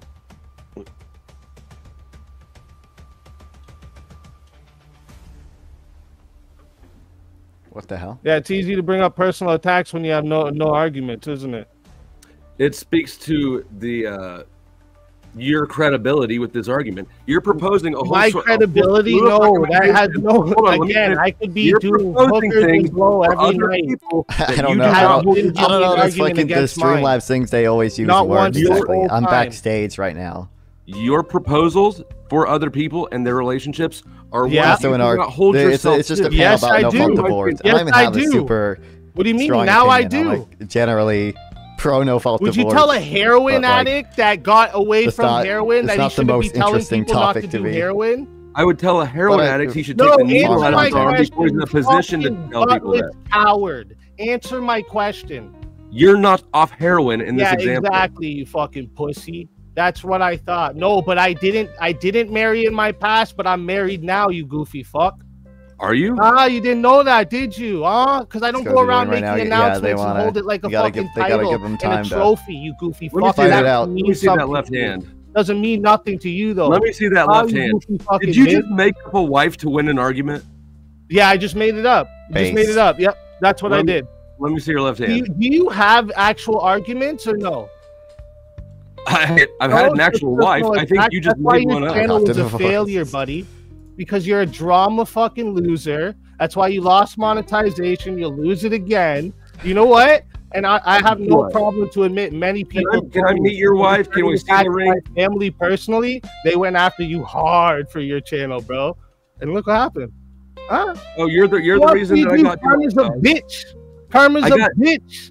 Keep going on about my family. You See had- what happens to your channel again. Go ahead. You know that the strikes. Let me You tell know. you Easy. Take They your were glasses off, unlisted everyone can see your videos. You googly had eyes. nothing to do No, with it. take You your don't glasses matter. off so It everyone don't can matter see to your you. googly Like it eyes. don't matter to your kids. I want Easy. everyone to see your googly eyes. Take your glasses Like off. it don't matter to your fake life. You're a fucking loser, bro. You're a loser. You're a loser. That comment You're really hurt jealous you. as fuck, right? I made What is something this? that This you is wish you content, could've Maida. made a- This is what the YouTube viewers come for. right? Okay. And that's what you're jealous This of. is. That's why you I attack don't me know why. personally, right? Okay. No, All these I people attack you get. personally Yeah, because my it's life is what you credibility wish you could They do. get like You 30 wish you viewers, could have the living and I get none. You wish Okay. you could look like me. You wish you were a little younger. So I gotta be on their literally have panels the life you wish you Dude, had. you're ugly to steal as some fuck. of their Why would I audience. look like you. Like the dude that was So like the hopefully I high could have school actually good football player conversations but never sometimes. made it. That's you. You're washed up, bro. You're a fucking loser. You got no arguments, and you try to debate people, and then you go to personal attacks every time your arguments get backed up.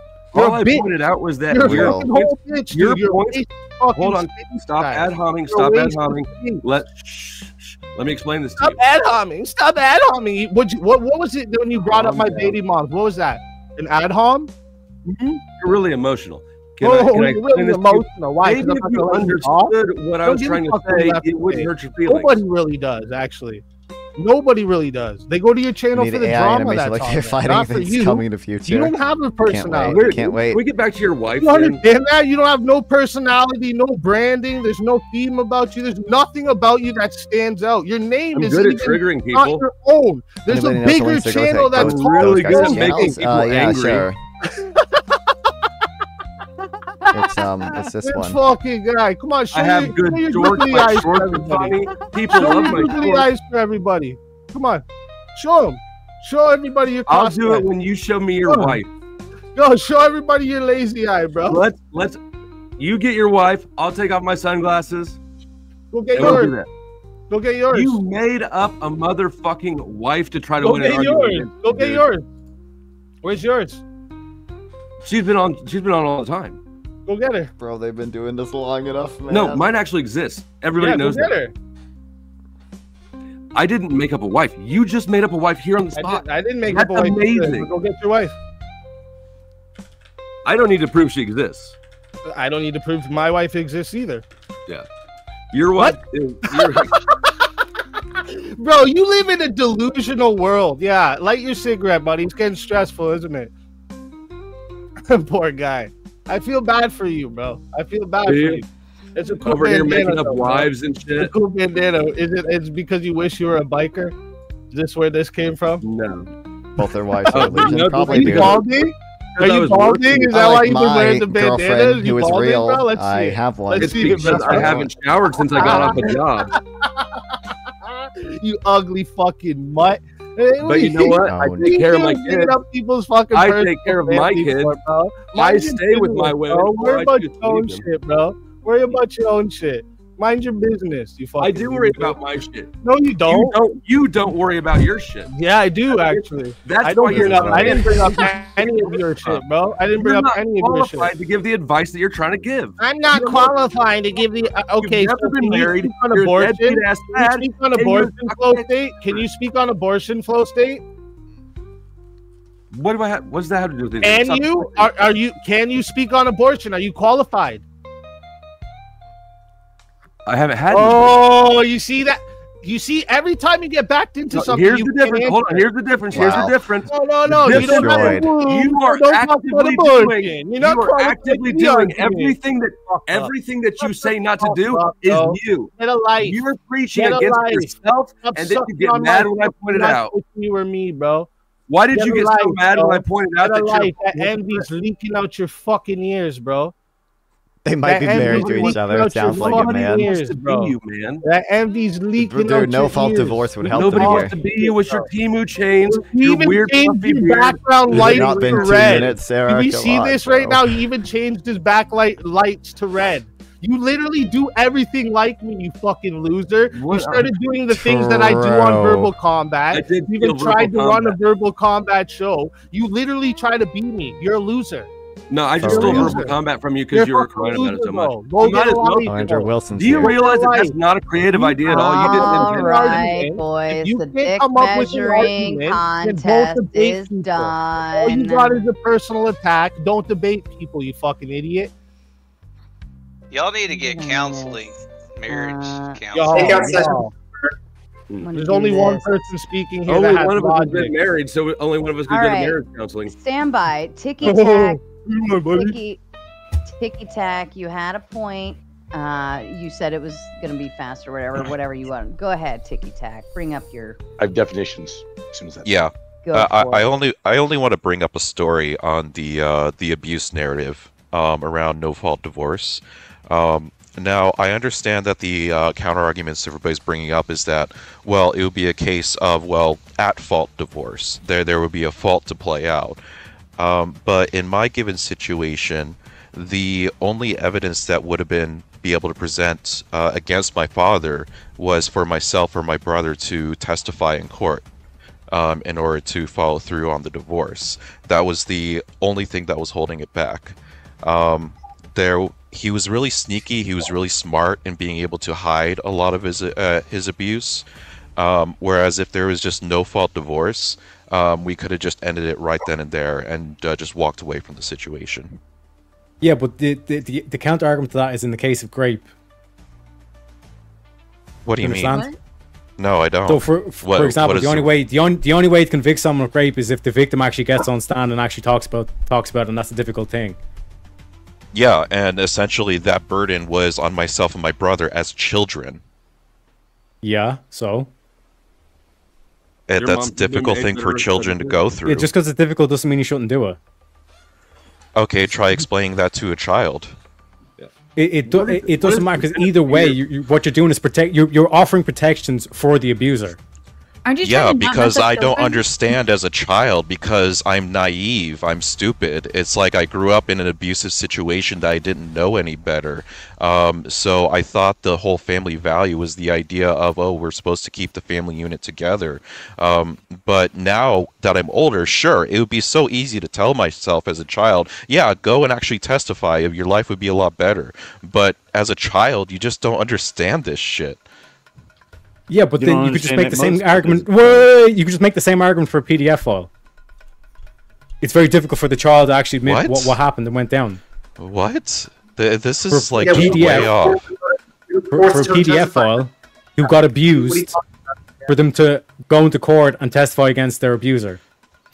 And you do realize that a lot of convictions go off to the side for PDFs because the child has the inability to actually testify on it because of the trauma. Yes, and a lot of abusers, PDF files get off scot-free. That proves my point that children don't have the mental capacity in order to do these things.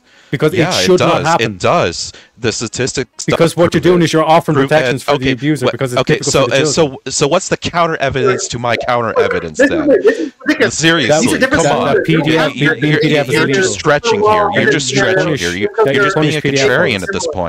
No, I've disproven your point, because you've tried to say, because it's difficult for the kids. But in the case, your logic would entail no, your logic's entailing that the kids shouldn't testify against the PDF file. Absolutely not. Absolutely not. You That's straw man basically my what you argument said. right there. No, that is because not. you said that your father was an abuser. You straw man. You straw How am I straw man? You just said your father was an abuser. No, you straw man. Yeah, I could tell you if you shut up. All right. So the straw man is that I am recommending that children do not testify. No, that is not what I said. What I said is that the rational abilities of the child, they're incapable of doing it because they're so freaking fragile in the mind. They don't understand what the fuck is going on. So children never testify against PDF files. Not all the time. Yeah, so what you're saying is what you're arguing for. What you're arguing for is that the kids shouldn't testify against, and that abuser should be protected. Literally, I just got you a counter. What the hell are you talking about, Teriak? You're just so far gone. I'm pointing out the flaw in your logic. No, you're not. You're just presenting flawed logic to prove my because I want the abuser to be held accountable. Yeah, shame on Teriak. Shame on Teriak for wanting the abusers to be held accountable. Treated the same as adults. You're straw manning my argument. In the other case, you're just I'm not straw manning your argument. Yes, you are. You're doing straw man. How am I doing straw man? Where's the straw man? The straw man is that you're saying I'm somehow advocating for children not to testify, or I'm somehow advocating for. No, I'm not. That's not. That's the straw man. Yeah. That's the straw man that you're posing on me. You said that children shouldn't have to testify against an abuser. No, I have never said that. I never said that. That was your case for no fault divorce. I never said that. I never said that. Because you're saying it's difficult for children, it could be traumatizing for children. Teriak, should children be treated the same as adults? I never said that. Let me reset the panel. Jess Gerald coming in with a Big 10. If you can break up the marriage for any reason, then what the hell is the point of the marriage? Just be a couple and don't go to a courthouse. That's a great segue into what I have been wanting to do here, a definition. Let's be clear on terms. So marriage, right? The word marriage. Let's be clear about definitions here. So marriage is a sacrament under God that happens in a church, and it's ordained by the church. And then also, funny thing, marriage is also a contract under the title system recognized by the federal government of most countries. Under the title system. Only if you file for I just funny thing.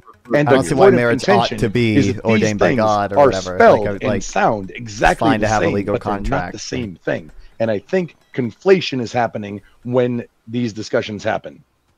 Correct. Yeah, And then I agree with that. And then Christina coming in with the big three. Booyah, shaka laka, Speakeasy is maka a- laka. Pardon Sorry. me, I'm reading these. Christina coming in with the big three. Speakeasy is 100% correct here. That was during your speed date. Plumpy coming in with the In big which 5. regard? To err He's married is now? human. To forgive is divine. Thank you, Plumpy. Wrongful rage coming with the big 5. Speakeasy Bro, went straight. bro, I hate speak these panels so harshly. much. Sometimes I think I talk We're like really speak over everyone. an interesting Yeah, thing like once. this is true. Wrongful rage coming with the big 5. Andrew. He's been invoked. That was not on my doing, but I believe he showed up in the chat. And then the Trib one coming up with big 5. The assumption is kids wouldn't know better, so it's up to the adults to follow through as it should be. Thank you, Trib. Exactly. I Alright. do agree with that.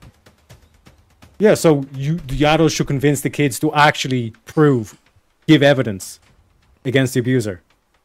Sometimes it's not that easy. It doesn't matter if it's easy or not. Should the kid do it? Yes or no? Should the adults convince the kid to testify? Yeah, Okay, so then your argument against no fault divorce is null and void. Thank you. No, it's Terry, not because here's my rebuttal Terry, to your. I'm curious. You just argued for no fault because then the kid wouldn't have to testify, and you just said the kid should testify. that's a straw man again. That's a straw man. It's not a straw man. That's just your argument.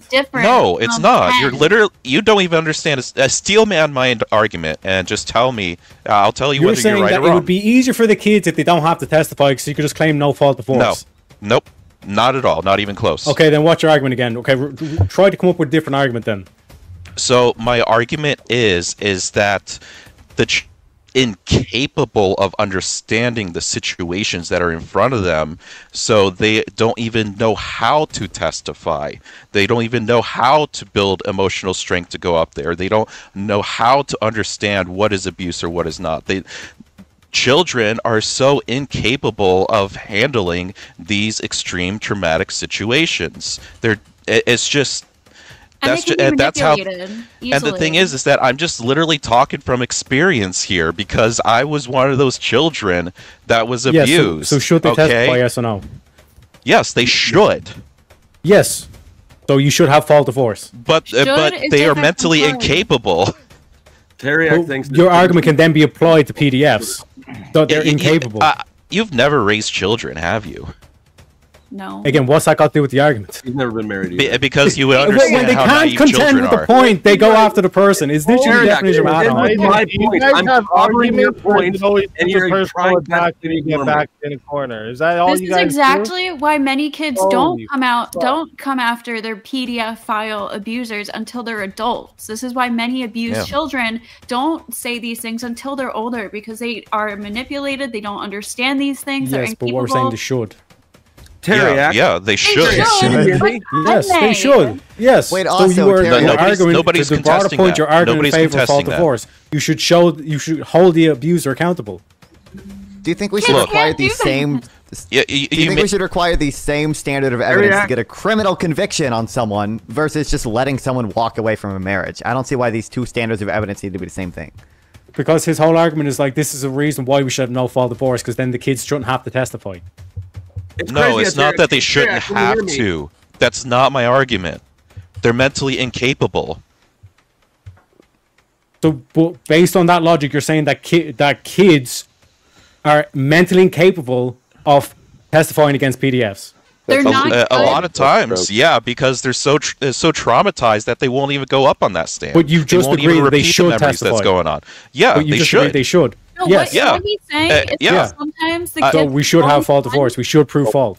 Sometimes the kids are the only ones with No, because then you would just get people trapped in traumatic situations and abusive relationships where it could just be no fault and they could walk away from the situation. If both No, you just parents were prove the fighting fault. for custody, it wouldn't matter. The kid would still be involved. Do you understand that, right? Usually If you we would get allow them to default in an no instance fault like divorce. in an instance like this, you fight could for essentially custody. get an advocate for the child, and then that advocate could actually kind of speak on the child's behalf, and when it comes to the legal portions of it, and trying to work through those issues, and maybe Yeah, if they you want to even involve say that family and children's services, sure, yeah. But that no, also no, adds you can like get them an actual legal advocate. Now, essentially, child protective services and so on and so forth could be called into that. But if you want to avoid that based on the reason a what child I'm needs to understanding testify with ticky against the tack, PDF file like is sometimes in order the to get best a instance is criminal to just conviction pack against a and go. PDF file. Trib one coming in with the big 5. If the kid can For a contribute, divorce, then that's good. But you don't the need a point is criminal for the conviction. You just need. responsible adult to get the I don't see why evidence we're and requiring the present same it, standard not of evidence for to get the a kid criminal to do it. conviction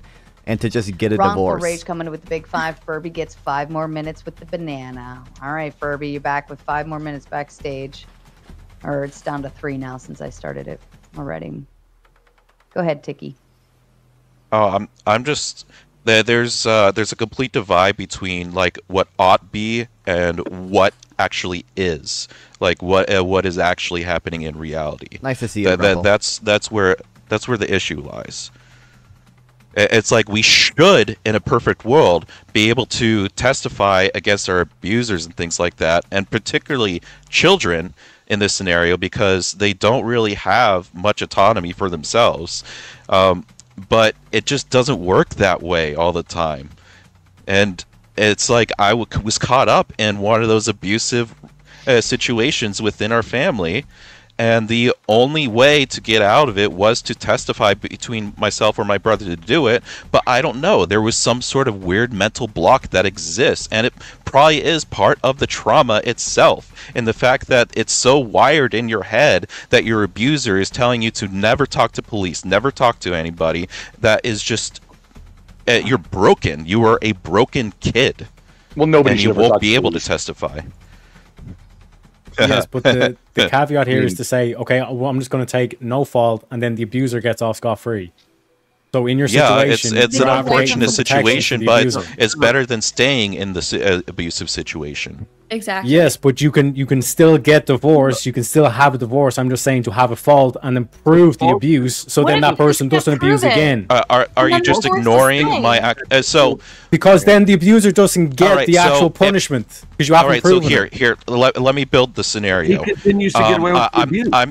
I'm back to being a child at 8 years old, and I'm going through all this abuse, and you approach me, and you know that I have to testify to court to go out of this. How would you coerce me into doing that? Why is there coercion? Coerce them. Bro, can we talk about You're asking a child Goddamn, to what the hell? say Can we bad talk things about about their parent. Israel-Palestine conflict? And Please openly kill me, bro. discuss traumatizing events that they may or may not even know are good or bad, or may very well just be traumatized at reliving the event verbally to explain it. It's a really big.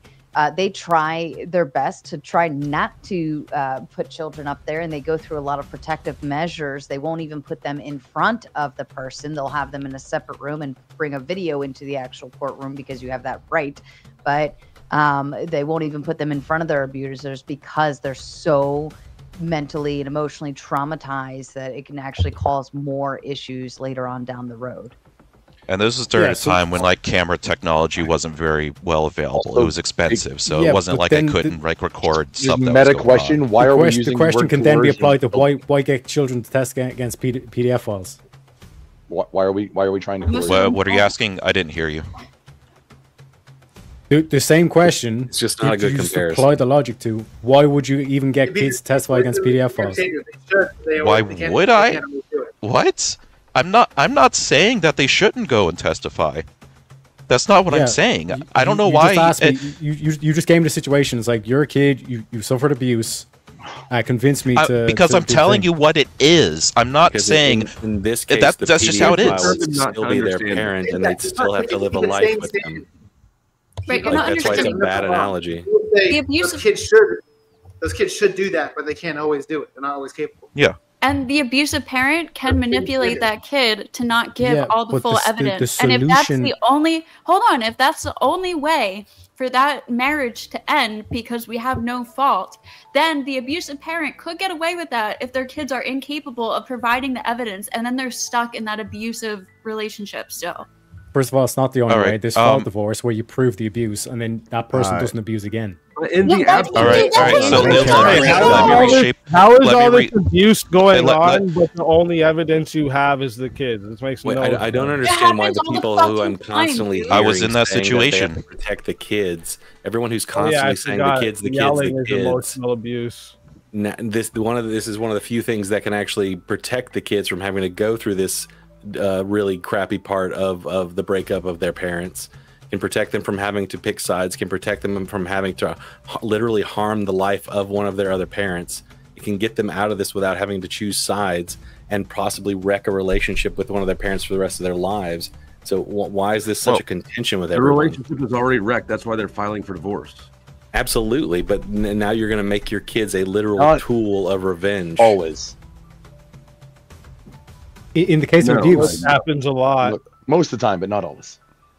Yeah, no. A lot of assumptions there, right? The assumptions are that parents will always weaponize their kids, but if they were not able to get divorced, then they would somehow magically work it out. So you've got both the best and the worst behaviors coming out of the same parents.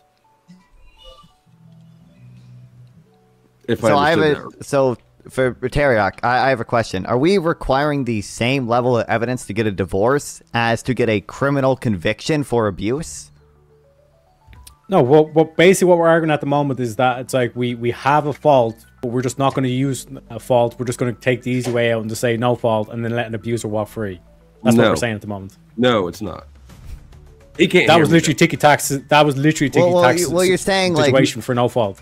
Do you want? You're saying like the reason like you want there to be fault in divorce is partly because you want the abuser to actually be held accountable. But in order to be held accountable, you need to be proven guilty beyond a reasonable doubt. Are you saying that we need to prove abuse beyond a reasonable doubt just so someone can get a divorce? There needs to be evidence. Yes, that's how beyond a reasonable doubt. There's gonna be evidence beyond a reasonable doubt. I mean, if there's a reasonable doubt, why would you? Yeah, if he's beating her every day and she has a bunch of bruises. Even at that, that's all. Like you could still hold him accountable. Even at that, you could still hold him accountable in criminal court. Not even like intermingle that with your divorce. Now, if you held him criminally, and he was found guilty, then you could utilize that as your weapon for a fault divorce and. Do whatever you want. But if you're choosing to just remove the child from the situation, get a no-fault divorce and be gone, and the safety is the child is now the best interest of the mother, then that's like she's done what she needs to do, and essentially she chose that was the best interest of the child at the time. That's why civil cases usually happen after a criminal, so it can be used as evidence. Exactly. And Plumpy coming in with the big 5. Yeah, sure. Whatever that nerdy chick said. Thank you, Plumpy. Nerds. Nerd Central. I guess like in one case, in the case of a criminal conviction, you're taking away someone's rights. Like versus a divorce, you're just like ending a contract between two people. I don't see why we would have the same level of evidence beyond a reasonable doubt. So that we could make the lifelong commitment back to what it was supposed to be, a lifelong commitment. You keep asking the why. But the thing is, the lifelong commitment is a cultural and a societal thing. It's not a legal binding contract thing. When you think about it, we have to change the culture so people don't get divorced. That's ultimately the best solution. This whole idea of where we need to have these legally binding contracts is also stupid because when you really think about marriage, it's something that is performed in the church, So it's like if you're religious and you want to get married, you go through your church and you do that. Talking across from each other. This is what I was saying on my panel. The problem is not how we fix like divorce; it's how we fix relationships in general, so that they don't end in divorce. Modernity is the problem. Abolishing no-fault divorce isn't going to fix marriages or relationships. Yeah, marriages and relationships is two different things. This is what the problem is. You see it as the same thing. That's totally non-responsive. That's non-responsive? Do you want me to say it slower for you? Marriage and regular relationships are not the same thing. How do you know? How do you know? Because marriage is. What is the point of marrying if it's not a step up from Marriage a relationship? What is the a point? type of a relationship. Is a marriage a Are you relationship? gonna listen and answer my question, or? And It's is a very step up significant from relationship an in two unmarried different relationship. contexts. Yeah, I didn't hear. It's a anything. sacrament and a legal contract under the title system. Yeah, I know what it is. Tell me why it ought to be that. If it's nothing more than just a relationship, why should there be just a contract to add on to your relationship? Definitionally a relationship. It has a contract because you get certain rights from the government when you are a married couple, when you have that status. And this is basically just and what is wrong? What is wrong with you having a requirement of a lifelong commitment to be entitled to those rights? that's between you and your religion or however you view marriage. That has nothing to do with the Forget actual religion. contract. Tell me why it's wrong. See, this Because is an it adds example. burdens to a situation. Different and definition. provides Everyone no hopes their benefit. marriage lasts forever. Never going to agree. Right? Wait, Everyone who gets again, you're married all hopes it answering at lasts the forever. same time. I can't even understand what you're saying. Because y'all are talking about marriage with different definitions. I defined them just like 5-10 minutes ago. And Religious people Speakeasy, intentionally. you're talking about the one. Yeah, I agree and with then Grump. I'm sorry, I can't see your name. Picture with glasses guy. Okay. You're talking about the other definition, which is like a contract under the title system that gets tax benefits. These are two different things, and they have the same name, and that's where the confusion comes in. So you're going to always talk past each other if you're talking about your thing and he's talking about his thing, and they're the different things, and it's never gonna meet up. All of us, though, deal with the secular one, right? That seems like the logical. No, not everybody. Yeah, I think the overall concept that we're deferring to tonight is secularism, and I think we've all agreed that if it is based on a church or religion marriage, that would be held within the church on what to do, and and then go forward legally. Nephilim coming in with the big That's two. where Why? we were at. I don't think Speakeasy's on that same page either. Hold on. Nephilim coming in with the big two. Why is it the government's business to enforce it? That's a good point. Austin Martindale coming in with the big five. Yes, beyond a reasonable doubt, you must prove abuse, or it's then just hearsay. Hearsay. Ruining a reputation of someone is way too easy with no fault. It's government's job to ruin it because that's what government does. It expands into every part of your life. How do you ruin anyone's reputation? Not be done without. That's a silly statement. That's what government does. Also, just Government's because not something defined. isn't beyond a reasonable doubt doesn't mean it's hearsay. That adds a specific definition, but okay. True. I just don't see. My point was just that for ending a marriage, I don't even with fault divorce. I actually don't know the way it works in family court, though. I don't see why you should have to prove to the standard of getting a criminal conviction, because the consequence of getting a criminal conviction is that person goes to jail. The consequence of getting a divorce is just no longer being married and maybe like some alimony payments. These are different levels of consequences, and therefore should probably require different levels of Maybe evidence. some That's why alimony civil- payments, he says. Totally like washing There's out the alimony entire thing. payments if there's kids. 10% of marriages get alimony. Yeah, in a civil suit, you can be ordered to pay millions of dollars in damages, and a civil suit is still based on preponderance of evidence, not beyond a reasonable doubt. Yes. Right, but that's his point, that the evidence would stem heavier to the fact that there was abuse rather than there wasn't, for it to be a fault divorce. We're talking, what is the burden of proof? Like, is it a criminal level of Well, it burden of depends proof? what the claim is, right? Well, Like I told you. a Let's say divorce is a family court matter, which is probably going to be closer to a civil matter than a criminal matter, right? It is a civil matter. And so the burden of proof shouldn't be like up to a criminal standard. so you should be able to just be like, yeah, I don't want to be with him because he beats me, and they say, okay, he beats you, and that's it. Well, no, with fault divorce, you'd have to prove that there's a 51% chance. I love how of this guy, dude, I know you want my attention. Maybe I look like your dad or something, but like I'm talking to Ghosty. Shut the fuck up for a minute. We're Ghosty. all on a fucking panel. Damn, my bad. Okay. But and I only talk Non-Fun when was I talk. talking the points. That's a He was crybaby arguing the points. He was the one bringing up the subject. Yeah, I was commenting on responding what to he was Ghosty's saying. question, and this guy always has to. Every time I talk, has to say sorry, I something. can't read your Well, guess mind. I what? don't It's know a who the fuck panel. you're talking to. You're It's looking at. welcome to a panel I'm speakeasy. started talking already, though. That's the difference, right? Yeah, well, everybody's trying to get a word in. That's just what happens on panels. Yeah, I'm surprised. I'm surprised you haven't figured this out yet. You run a bunch of panels. Yeah, especially blood sports, where everybody's talking over each other. Okay, well, that's a whole different setup. The way I have that, right?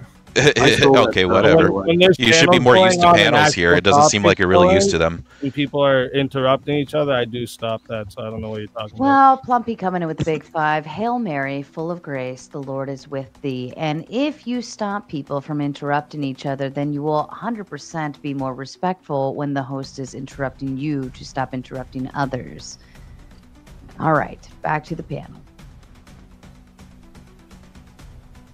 I did say I gotta get out of here. I'm hoping Okay. Mel's timer was up. I want to make it a little spicier. Hopefully Mel got kind of my spot. Yes, her timer's up unless the chat has spoken. But do you want to give your final thoughts, Prawn? Yeah, Before you thanks. go? I definitely lean toward having No Fault be more of an option. And sorry if my audience is a little scuffed. I don't have my typical fancy ass setup, as you can tell by the background. But thanks for letting me on the panels. Fun as always to have this intellectual discussion, sharing our ideas. I definitely am more in the camp of Ghosty, non-fun, and more toward. I want more options that lean toward No Fault. But I think we should have multiple options. I'll end there. Have things out, and hopefully Melanie is in a spot. Hey, Bye, guys. Francis, I think I disagree with you, but great to meet you. I think I maybe have encountered you once before, but yeah, good to talk to you, dude. Yeah, I'll see you around. Debate many of you guys. Debate y'all in the future. Yeah. See you guys. Have a good night. Peace. See you around. On. And Melanie is coming back. The Trib one coming in with the Big 10. There is no legal argument against No Fault. The only argument is a religious argument, and you don't need to get married by the government. No Fault expedites the process. I will agree with that in terms of like the legal argument against No Fault. I don't know if you actually have that aside from preference to say, no, I think you made a contract, you should stay married, so on and so forth. But every contract can be broken. There are consequences thereafter, but every business contract, and like I said, a marriage in terms of the state is deemed as you're creating an entity between you and your spouse. Fink will come in with the Big 5. Bail money for Mel. Thank you. We appreciate that. Melanie, you are back. Now, whenever Yeah, I see there was chat an with my name argument in that it, wasn't religious that was made earlier. Teriak made it, and I had brought it up that like if there was kids involved, that stats show that 2-parent homes do much better than single-family homes or single-parent homes. So That's still not a legal this would be a reason this would be a argument to keep the marriage together. to Even promote kids kids that live in messed up relationships, kids that live in We're houses talking No Fault. with messed up parents, even if they don't show interest in each Then other. there's probably a fault involved if one of the parents are messed up. No, like even to the about No point Fault. where stop talking over me and you actually understand. Even to the point where doesn't they're know just how not it interested in each other, they don't love each other, or they're like not engaged with each other.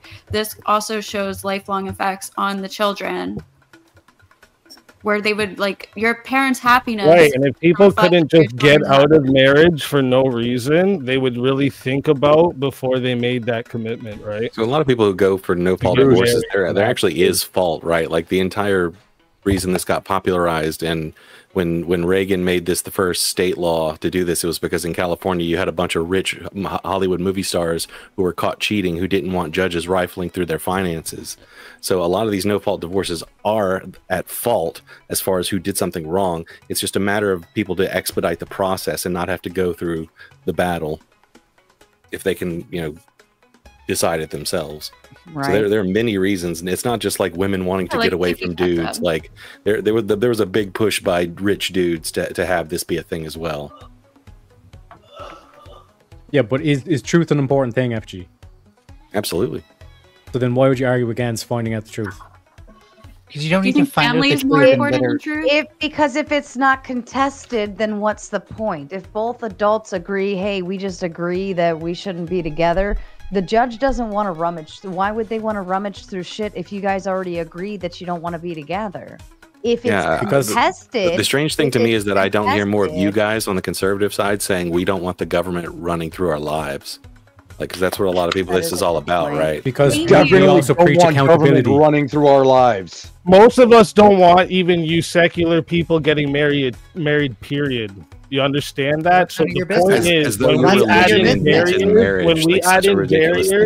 we add in barriers to make it harder for you to just get out of it, because all you look at it as is a contract between two people, it stops a lot of you secular people from even getting married. My man, who are the most divorces in the United States? Religious people are I want more of you secular most people. of the divorces are religious people, bro. Atheists have the lowest divorce rate in the country. They're special marriages. I so can't hear easily any ruined of by you when I'm talking. I can't hear I don't know if any you of got you. that No, yet, no, but like no, I no, literally I'm a little wait white for you boy to who stop dresses like a talking and then I gangster. talk.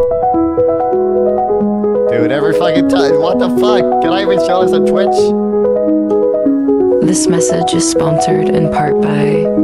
Goofy as fuck. You speak easy. How long have you been? Wait, where's the rest of it? You know, in the 1930s, that would be illegal. Good. That was ballet. It was beautiful. The artistry. Wrongful rage comes with a big five. First, children can be deposed. They cannot testify in open court. A closed court with exceptions and only if the judge allows. Hope that helps. Yes, they try to avoid that at literally all costs.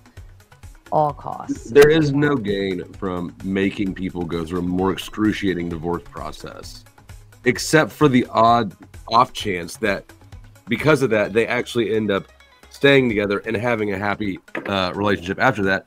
But that's not probable that will be even a slight percentage of them.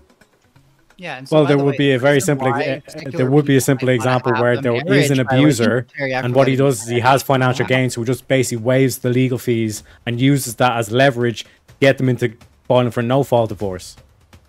Your assumption crimes. is that he would be caught if fault divorce was an option, but that without fault divorce being necessary, he will not be caught. You said there's no reason. I just gave you a real simple reason. Mel, you got what I'm 5 saying more is that your minutes. reason Hold isn't on just a logical. second. Mel, you got 5 more minutes backstage.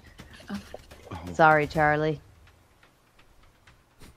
Go ahead. Okay, it's what I am where I am, so I gotta go finish out the rest of my stream. I gotta. You want Head out to from give your here. final thoughts? I mean, yeah, like this is not my topic. I care more about economics and political stuff. I don't, but I'd say intuitively, it just feels like no fault divorce. It's typically going to be a net benefit on a societal level. I don't see a good reason for not having it. Yeah. Also, I stream on YouTube at Nonfont and everyone, and Twitch at Nonfont420. Go over to my stream too.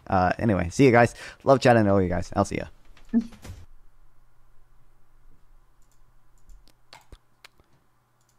Wild.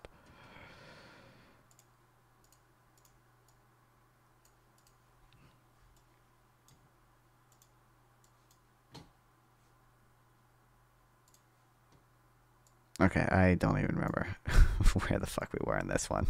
Being so bitterly divided, but scratched beneath the surface. I do not get why my browser does this. No fault divorce, that panel. I kind of did. I left, but yeah.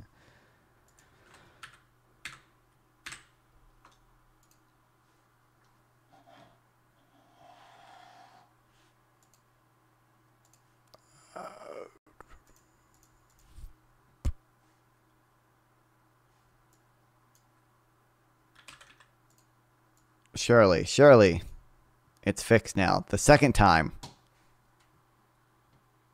that I closed it. Why did I just search React Today on YouTube? Like, it would fucking come up. What have we learned about modern man? What the fuck? We have a new... There's another... I've never seen you debate someone with more than half a brain. Yeah, that's intentional. Yeah, you strategically pick opponent. Like what? Are you stupid? Why would I debate someone who's smarter than me? I don't really care for the no-fault divorce conversations either. But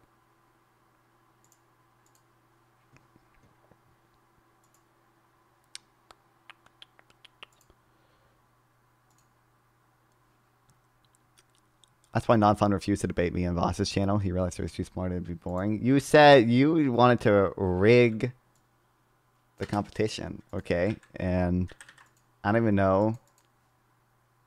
I don't think we had enough disagreement for an interesting debate. But listen, I ain't gonna pretend like most of the formal debates that I did on the Boss's channel, like were relatively strategically picked. like I know PPG is not gonna put up any good arguments for this stuff. The free will thing, I free to win, and the money. Yeah. Oh wait, I'm never gonna get to use my debate deathmatch points. What the hell? I'm like number 3 on the leaderboard, and I'm never gonna get to use them now. You kidding me, bro?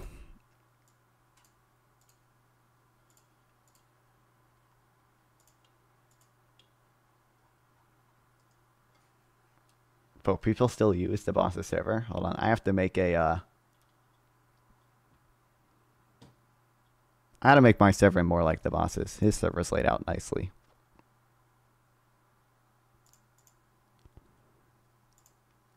I'm number 3.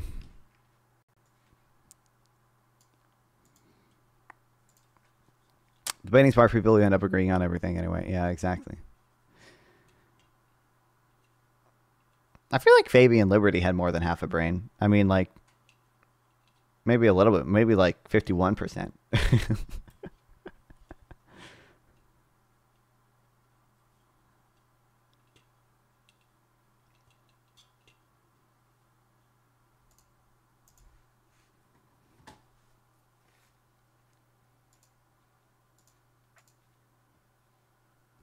Okay, surely the audio is not delayed now. Okay, let's hear. Hold on, let me make it normal, then make it 1.5 again, because that's otherwise it breaks.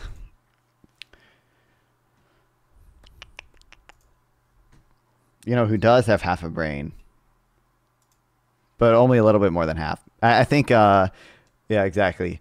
I think Jenk has like 52% of her brain. So let's being so bitterly divided, but scratched beneath the surface of our everyday outrage, wash away the red and blue tribal paint. I didn't even own him as hard. I didn't prepare for that debate. I should have, but there's a more interesting picture. President Trump has demolished the traditional divide of right and left. A classic liberal believes in free speech, free markets, and the freedom of individuals under the rule of law. A classic lefty is anti-war and highly suspicious of institutions. They support homegrown manufacturing jobs and the working class. Above all, they're very good at selling. Well, I mean, homegrown manufacturing jobs. I guess Bernie does that to an extent. I don't think most lefty people are pro-tariff, bring back American manufacturing. Also, I mean, Trump appeals to people who are anti-establishment, okay? And to some extent, he's also going to appeal to the anti-establishment people on the left, which is why you never see like pro-Palestinian people protest against Trump. Only the establishment Democrats, and never the based anti-establishment Trump. Selling a vision of how things could be better for everyone. Right now, that all sounds a lot like, well, MAGA. Voters clearly agree. Black voters, Latino voters, young voters, working class voters, and voters with no college degree have all flocked to the big red tent. Even First Lady Jill Biden now appears to love Trump and loathe Harris as much as anybody. But the big problem with big tents is that the people who've been inside them for the longest are highly suspicious of newcomers. How Trump tariffs affect our real terms of trade? Probably make them work. Probably not many optimal tariffs to put in place when supply chains are so integrated. All of whom have copped a public backlash for shifting their positions. But I'll begin with the OG of the political trans movement, Dave Rubin, creator and host of the Rubin Report. He wants to respond to my recent interview with his former colleague, Anna Kasparian. Well, Dave, great to have you on Uncensored. So look, we had Anna on. Very interesting pivot that she's been making in the last few months. But obviously you and her have a bit of history. And in the interest of fair-minded balance, this is your chance to say what you want to say by way of response to her. Sure. You know, funny. I enjoyed your intro there. I guess I did sort of get on the trans thing early. It just wasn't about my genitals. Look, Piers, you're absolutely right. What Donald Trump represents, and then I will address the Anna situation. But what Donald Trump represents right now is something that is well beyond conservative versus liberal or left versus right or anything else. It's a restoration of the American dream. It is a wide tent party that has now brought in classical liberals, not only like myself, but Tulsi Gabbard and RFK, who will be in the administration itself, or someone like Elon Musk, who was based. One, your party is not a wide tent. Okay, our tent has Liz Cheney and Bernie Sanders in it. That's an actual wise tent. And you guys can't even have Liz Cheney. You guys fucking expelled her. Two, you're not a classical liberal. You don't even care about January 6th. You won't even condemn it. I'm pretty sure, I don't even know if Dave Rubin believes in the 2020 election results. Like, basically a default lefty his entire life, and it has brought them in conversation and in government and in culture with Republicans who tend to be more for the old institutions and more for, let's say, pro-capitalism, things of that nature. This has created a pro-America movement that I think almost everyone in America can get. Republicans aren't even pro-capitalism anymore. Bro, tariffs are not pro-capitalism, okay? I guess they have tax cuts. They do have tax cuts. But they don't even, they hate big tech too. Like, they want to regulate big tech for their censorship stuff, blah, blah, blah, blah, blah. Like, get on board. Now, as it pertains to Anna, yes, I was part of the Young Turks Network about a decade ago. We were very, very good friends. She was invited to my wedding. We hung out all the time. I did see her on your show about 2 weeks ago. Well, for those who did, let me stop you there. For those who did, I want to play two. I don't know how much Hassan is in the tent, but yeah. Sure. One, this is for those who may be coming cold to this. One is a sort of mashup of some of the things she said about you before. Then I'm going to play a clip of what she said on this show 2 weeks ago. So let's watch the two things. He was lazy when he worked here. He's lazy now with his ridiculous show where he proves time and time again that he doesn't know anything. He has no political identity. He is not an honest actor. He is not an intellectual. He is a fraud. But if you are someone who considers yourself libertarian, I mean, calling yourself a classical liberal while supporting the guy who did J6 while also taking Russian money. consider the fact that Dave Rubin is a public figure who represents you, and he doesn't actually genuinely believe in your ideology. And he's going around the country embarrassing you. You need to at least know your shit and know how to back up your argument. Even if it's like a BS argument, you need to have an argument. Yeah. And he doesn't even take, like, he doesn't even do the legwork to be a grifter, right? Look, I don't know, maybe I was wrong about Dave Rubin, but I just felt that he, first of all, after he left TYT, he did lie about us, and that bothered me because we were still friends, and I didn't understand what was going on. He did leave on good terms, so it was weird. And, you know, he kept saying that he was this classical liberal, but had trouble defining what that meant, and had trouble reinforcing or at least backing up some of the claims that he was making about, you know, his newfound identity. So, Dave, there we have it in all its inglorious fashion, all the digs she had at you, then what she said online, which she herself, of course, was pivoting. What's your response? Well, first off, I should note you don't have 10 years of videos of me saying anything about her because we did leave on good terms. As a matter of fact, when I told her I was leaving, we went to Zinc on Melrose. I took her out for sangria, and she cried that because I was leaving, and I was bringing my producer with me. But putting that aside for a moment, if I can't explain any of my ideas, well, somehow this became a New York Times bestseller where I lay out all my classically liberal beliefs, and I've discussed them with you many times, and I believe in laissez-faire economics, and I believe in individual rights and all that. But what I would say, I think she's a little confused and perhaps was lied to by her employers about some of my behaviors or something like that. But I love the idea of anyone going through their own political philosophy is hilarious. I don't even like what's hilarious about it. I doubt it. If it was actually written by him, I doubt it's particularly good. But like, are bestsellers just a scam? My understanding is that the reason there are so many New York Times bestsellers is because like the book categories can be incredibly specific, and you only have to be like the bestseller for like a week or something to call it like a bestseller. So like you can have oh, I'm a New York Times bestseller, and the category's like conservative political philosophy books that start with the letter B, and it's like, okay, well, of course you're a bestseller. Like political evolution. You know, one of the things is that people go through it often in varying speeds. So I always say some people swallow the red pill and some people snort it, right? Some people just wake up overnight and they fully see. The list is based on a single week sales and is constantly changing, making it easier for large numbers of books to appear at some point. I think there's also, you don't have to be it for a single week or whatever. Numerous bestseller lists that are broken down by genres, medium, demographic, etc. So when it says New York Times #1 bestseller, it doesn't necessarily mean it's the #1 bestselling book in the country, but it might be the #1 bestselling adult fantasy paperback imported reprint. Like, yeah, exactly. I think one of the things that you have to do when you wake up is realize that many people have gone through this before you and that you might have wronged some people on the way there. So I was very glad to hear her say that she might have been wrong about Dave Rubin. Look, all it takes, honestly, like I know you know this, Piers, you've been in this game longer than me. You don't get any apologies in this business, and I don't like making things really about myself in that sense. But genuinely, if there was a mea culpa there or just a simple apology, maybe I didn't see things right about you, Dave, or whatever, I would gladly welcome anyone. And I don't mean to make this about her. If you're waking up to the ideas of liberty and limited government, especially post-COVID, and seeing what this ridiculous Democratic Party has become, from, and you want to agree to disagree and dive into the ideas and have that battle, I will do that with absolutely anybody. So look, an apology probably, I would say, would be warranted, but I don't sit there and... Can we get non-fawn Dave Rubin debate? Okay. And wait for it. And I think there are much bigger forces at play here than just the interpersonal battle of two people. Out of interest, I mean, if I could make it happen, would you debate her? Yes. Uncensored? 100. I said that on my show after we played that clip. If she, I'd be happy to do it with her live, just the two of us in studio. If you want to be the host or moderator, I'll do it under any condition, because again, I think there's something, I think it now represents... Can we get non-fawn Dave Rubin debate hosted by Piers Morgan?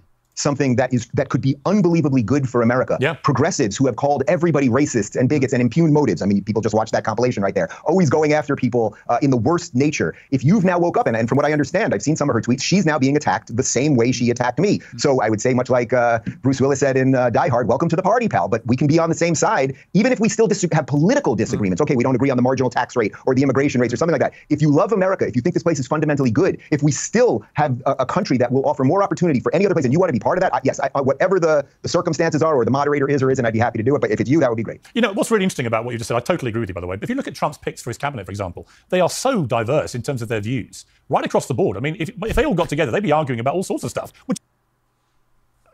Okay, one, like, he's going to say fucking Tulsi Gabbard. Like, one, it's because a lot of them are just, like, anti-establishment people. Two, I don't even think, I think Trump picks people who I think he thinks is going to be loyal to him. I don't think he considers their ideology very much. I think he just considers whether or not he thinks they'll be loyal to him. He doesn't care if they're qualified. That's why he picked Matt Gaetz, and Tulsi Gabbard, who also was not qualified. He also picked, I don't know if more to happen over Fox News contributors, but the defense secretary or whatever, like Pete Hegseth, ton of billionaires too. I was just about to mention, I think he picked 14 billionaires to be in his cabinet, which I'm all in favor of. This kind of, rigid. Also, I don't know how many people he has to pick for his cabinet, right? I don't think any people from Kamala's administration is going to work for him, and people from his previous administration all have denounced him, or the majority of them have, the vast majority. The ideology where you have to all sign up to one viewpoint about everything. There'll be people in there that completely disagree with RFK, for example, about some of his views. Good. Have that debate. Course. Have that debate. This is what democracy is supposed to be built on. Yeah, he's going to say, like, RFK, what a diverse view. RFK was, like, a Democrat for how many every year. And it's like, well, RFK now is just a completely, like, anti-establishment, like, a cuck. Or not cuck. The pro-establishment people are cucks. The anti-establishment people are fucks, okay? Anti-establishment fuck who, like, is like, oh, all the food is poisoning us and the vaccines are poisoning us and it's all, I don't know, stuff working in anti-establishment. Like, it's not really that diverse of a view. Of course, this is the beauty of what Trump is doing right now. And really, you can connect that so deeply. I mean, I would recommend anyone go back on YouTube. You can find... Bro, Compton, okay. If a Democrat picked people credibly accused of sex crimes, like, Matt Gaetz and Pete Hegseth, how many... Or if Democrat was friends with Jeffrey Epstein... People give Democrats shit for, like, Clinton being friends with Jeffrey Epstein, and Clinton isn't even... Dude, J.D. Vance followed Andrew Tate on Twitter. It's like, that's basically the equivalent of, like, if fucking Kamala Harris followed Jeffrey Epstein on Twitter, if he wasn't dead. But, like, bro, can you imagine? Donald Trump on Phil Donahue or Oprah or a whole bunch of these shows back in the 80s, and he sounds like a Democrat. Yeah. So Donald Trump is not a traditional conservative. I would actually argue that Donald Trump's own political evolution probably... I know, like, it's true, Clinton was homies, but, like, I'm using that as an example of, like, he was homies, and people, this is what the country wanted. Apparently fucking leave, Brian. Welcome to the stream. But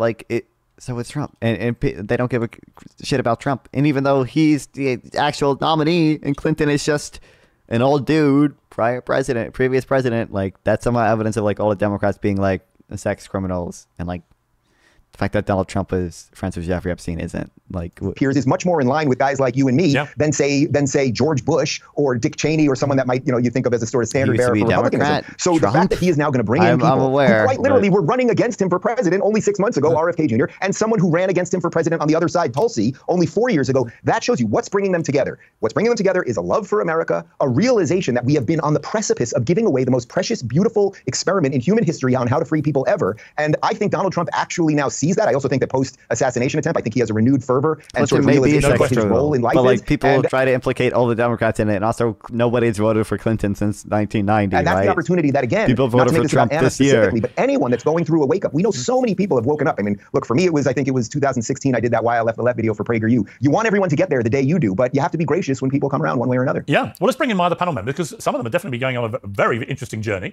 including new MAGA enthusiast Cenk Uygur. I said that deliberately to wind him up. The host and founder of the Young Turks. Libertarian Dave Smith, host of Part of the Problem. Lindy Lee, the DNC Finance Committee member and advisor, and former woke activist turned YouTuber, Amala Ekpunobi. Well, welcome to all of you. So, Cenk, I mean, many people saying if you carry on down the road you're going in the last few weeks, you will be a fully fledged member of MAGA before we know it. Yeah, there's absolutely no chance of that. And I'm not like Dave Rubin, a giant sellout fraud who changed all of his positions and is totally useless and it shouldn't even be on here. He's just a waste of space. Wow. Really? After all Dave said about coming together? Yeah.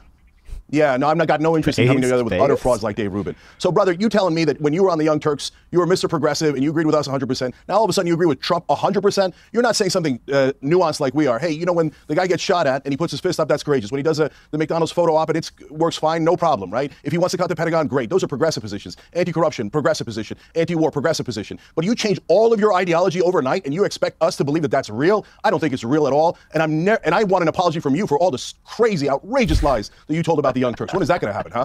When are you going to admit that you changed? Have they never interacted since he left the Young Turks? Is this Cenk confronting him after all these years? I don't know. Like all your positions for money. Okay. Well, what position do you still have? That's in any way a so-called classic liberal. You fraud.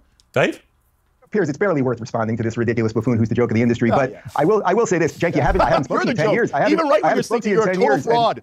I don't think he's a fraud or a joke. I think Dave Rubin is, for what it's worth, I think Dave Rubin is one of the most influential and significant voices out there right now. And I admire his honesty about the journey he's been on, Cenk.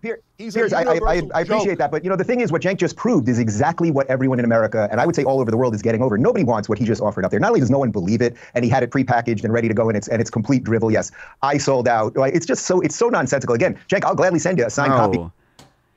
Like you took money from famed Russian investor Edward Gregorian. Like you can't like I'm sorry, bro. You like to be fair, I actually don't remember for sure, but I think Dave Rubin was the one person who asked who Edward Gregorian was, and then they sent him a obviously fake like one page of a magazine thing explaining who he was, and it didn't even really offer that many details. And I think his name was like misspelled in it from how it was previously spelled. And also, you can't find any information about Edward Gregorian anywhere else except this one page that they sent him.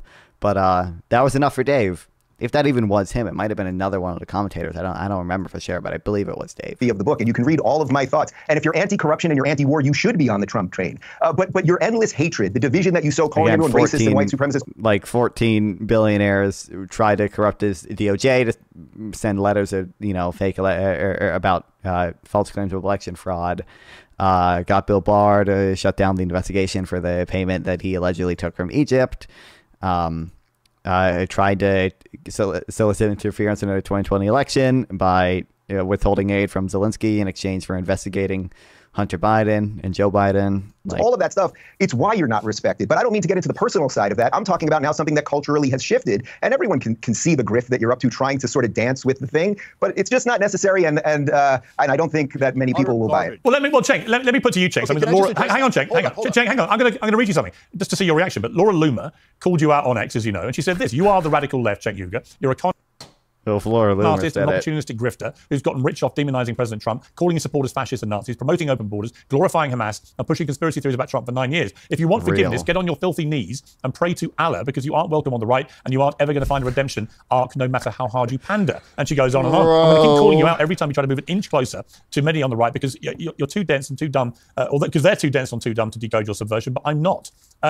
So, look, there are lots of people on the right who think that you're on some great move here to, as she puts it, wiggle your way into the middle and over to the right, so you can then poison MAGA with your, as she puts it, subhuman. Bro, I think Cenk has just always had these dumb positions. Like, Cenk, how long has Cenk been talking about like cutting the military budget? Like, I don't think it's good, but like he's always had this position. He's always been when he says anti-corruption, he's obsessed with money and politics, guys. So political takes. Your thoughts? Yeah. Okay, so look, this is people like Laura Loomer and Dave Rubin are the exact problem. And I think actually somebody else on this panel that was part of the solution, that's Dave Smith. And I want to come back to that in a second. So when you have people like Dave Rubin switch all of their positions, what happens is when you go to do nuance and you say, hey guys, hold on, let me explain. Hold on. Yeah. Hey, go pleasure Trump again. Go pleasure Trump again. He goes from Bernie to Trump and pretends. Come on, brother. I tell people what do you believe? You believe in something yesterday, you don't believe in anything today. Yeah, what position? What position do you think I hold that I don't honestly believe? Can I answer the question? Yeah. Can I answer the question? Can I answer Trump? Yeah, what position do I say that I believe that I don't really believe? Go ahead. Brother, you went on Fox News with Tucker Carlson. You went on Tucker Carlson on Fox News and said gay people, that the fact that the fire department was recruiting gay people was why there was forest fires. You're a national embarrassment, okay? You pleasure those guys for a living. I don't know what he's talking about there. Did he say that? Average leftist, lispy, noodle arms, acne, and 2 live viewers can't even become a bread tuber. Thank you, 0304. Appreciate it. You can pull up the clip tomorrow if you want. Okay. I was talking about diversity, equity, and inclusion, that you shouldn't hire people based on their genitals or their sexual orientation. And we now all know that. You have been one of the prime pushers of all of this neo-racism. I believe in meritocracy, that whether you're going to be a doctor or a firefighter or a basketball player or anything else, you should be hired on your qualifications, not your genitals or sexual orientation or skin color. That's actually America. So you can keep trying here. Yeah, finish your point. I'm going to go to Dave Smith. Listen, yes. When this country desperately needs to unite against the establishment on things we all agree on. So things like all the populists hate corruption. All the populists hate war. By the way, Dave doesn't. Dave will demand that we start every war for Israel and pay for all of Israel's war. So he's been establishment on that all along. So, but when you go to say, hey, can we get an agreement on things that we agree on? The left pushes back because they're so afraid. They got traumatized by the Dave Rubins of the world. They're like, oh, if you take one step, not even in their direction, if you allow the right wing to take a step in our direction, they're worried that you're going to be a fraud like Dave Rubin and change all of your positions overnight. So my friends on the left, do not get scarred by this fraud of a man. There are other people like Dave Smith who let me bring in is Dave a libertarian. Smith. We disagree on other issues. Let me bring in Dave Smith. We can actually unite on the things that we care about. Let me bring in Dave Smith. In order to unite, you got to get past the frauds like Dave Rubin. All right, Dave Smith, welcome back to Uncensored. Obviously, things have kicked off. I actually thought there might have been a coming together moment, and not the way it went, but it's gone the opposite way. Let's just take what Dave Rubin was saying and then how Cenk responded. But it seems to me that this big tent thing at Trump, I mean, it's very real. His popularity in America has never been higher than it is today. He's got an incredible mandate. The Republicans... Bro, kill me. I don't think he's ever... I don't even think that's true. I think he had a higher approval rating than he does now in his first term. Trump approval. I'm fairly certain he had a higher approval rating in his first term than in the beginning of his first term than he does now. But, like, kill me. It's from 2022 to 2024. Or no, this is 2021. Like... I don't know. Never mind. Favorable. But also, like, didn't he won the popular vote by less than Hillary Clinton did, right? Like, kill me. Basically now are in charge of absolutely everything. You've got everyone who formally distanced themselves in 2016 racing down to Mar-a-Lago to kiss the ring and so on. I mean, it's a real opportunity, but it's undeniably an extraordinary coming together of people from all types of political views and so on, isn't it? Yeah, absolutely. And let me just say, for the record, that I like both Dave and Cenk. So do I. I agree. Cenk did work in a compliment toward me, and Dave, you weren't able to do that. So I'm going to be on Cenk's side on this issue now. Dave, you and I have some differences. I've never gone after you. I like you, absolutely. Let's try. Listen, I don't... look, bigger than your guys' like personal beef, I think it's... what's going on here is really kind of amazing. Oh, no. 44... 45... Dang, is it really as popular until... Oh, this was Gen 6 when it dropped a lot. So it was about as popular at some points during his first term as he is now. Well, okay, but I'm just saying, if you zoom out here, I think since this last election, people are focused on this kind of realignment and the new political dynamics in America. But if you look back 8 years ago, in 2016, and the Republicans lost a seat in the House, right? During this election, in both major political parties, you had essentially civil wars. I mean, Donald Trump came in and took over the Republican Party against the will of the establishment and the donor class. In 2016, the RNC was floating out the idea of changing the rules, as you remember well, Piers, all the way up until the convention. They were floating out the idea of trying to steal this thing from Donald Trump. Of course, that same year, the Bernie Sanders movement had to be flat out cheated by the Democratic establishment. So it's not as if these things have... Oh, kill me. And Cenk agrees with that, so he's not going to push back against it at all. Oh, my God. I don't know about the Trump rule changing, but oh, my God, the Bernie cheated. Been building for quite a long time. I think what happened in this election is that the thing that unified people around Trump populism was pushed by foreign governance. I know, yes. It's all the realignment. It's literally just people. People on Twitter believe in crazy conspiracies, and it's all just anti-establishment conspiracies, and they happen on the left and right. That kill me. You said me and you disagree on a lot of issues. I think a lot of people who ended up supporting Trump disagree on a lot of issues. The one thing that united all of us is that we opposed the blatant corruption of the establishment and the corporate media apparatus, which is nothing more than the mouthpiece of the regime, constantly in the business of lying to the American people. Cenk agrees with this. Kill me. Of course he does. In service of... it's going to be a 1v... I don't even know what her beliefs are, but it's going to be a fucking 1v5, dude. The regime. And this is what a lot... So this is how you're able to get someone, a liberal like Bobby Kennedy and a liberal like Tulsi Gabbard and somebody like J.D. Vance or somebody like Vivek Ramaswamy, why they can all come together is that they all oppose the corruption that permeates D.C. that has truly, profoundly degraded this country over the last 25 years. And I think that there's, just with that basic understanding, there's a lot that people, even with very different political views, can agree on. Yeah. Amala, I want to come to you, but I want to play a clip from Stephen A. Smith. This is where he's calling out people who say he's on the right because he's been criticizing Democrats. Let's take a listen. No surprises. You're just continuing to piss me off. Why? Because every time I make a comment that's critical of the Democratic Party or the left, I get accused of being a pundit for the right. I voiced my concerns about Joe Biden and his ability to serve as second term as president. Then Biden stepped on the debate stage in late June and revealed what many suspected. He embarrassed himself. The White House and the Democrats eventually switched to Vice President Kamala Harris when he stepped away. I pointed out my concerns with the campaign and the Democratic Party along the way, and many of you wanted to accuse me of being a voice for the right. Yeah, I mean, you know, I just find it inexplicable that someone like him who's so smart can pass genuinely constructive criticism about why Democrats got it wrong. And immediately he has to be branded a right-wing headbanger, and that's the only reason he's doing this. When in fact, a bit of serious introspection from the Democrats is obviously massively overdue. What do you think of it, Amala? Yeah, I mean, I completely agree with your characterization. I think this is a big part of why they lost this past election. And it's this sort of dogmatic fervor that they have for everybody to toe every single part of the ideology that they represent. And I had a very similar... Are you kidding me? Bro. Like... The Democratic media apparatus is way more critical of Joe Biden than the right media apparatus is critical of Donald Trump, bro.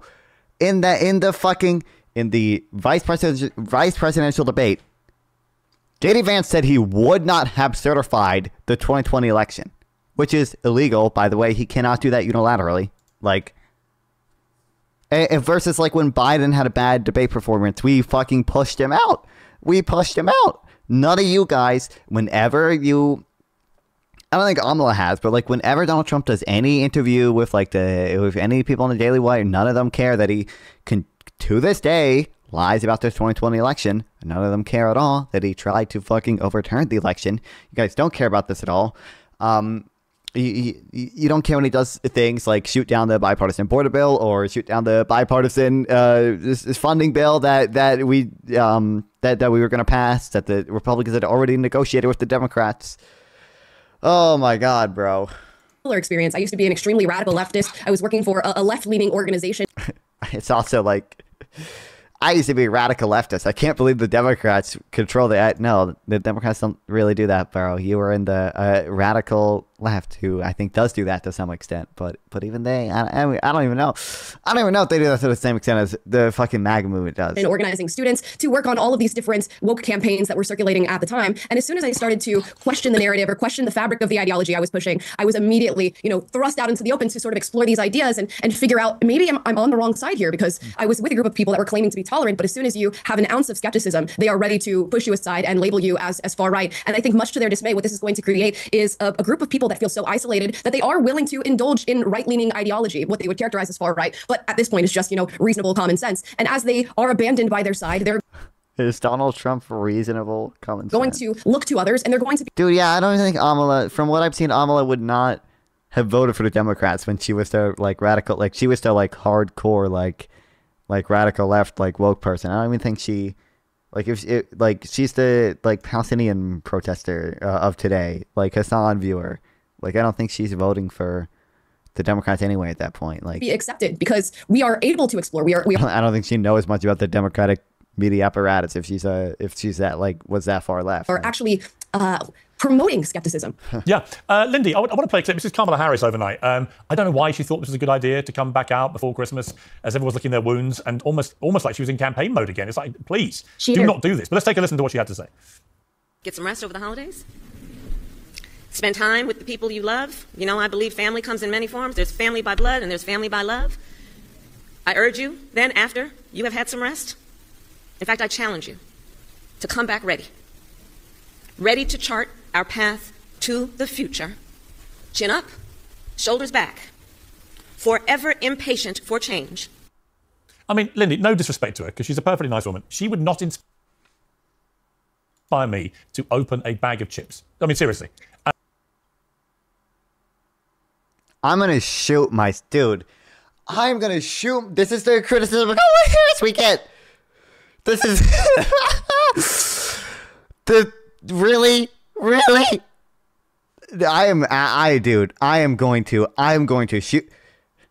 Look at this perfectly fine speech of Kamala Harris gate. She couldn't inspire me to open a bag of chips. Now, will I criticize Donald Trump for trying to overturn the election or saying insane shit about Haitian illegal immigrant? No, I don't care at all. Like, are you kidding me? Like this bitch is like, I can't believe that the Democratic media apparatus is so they need you to support Kamala Harris 100% all the time. And then like the criticism of Kamala Harris we get is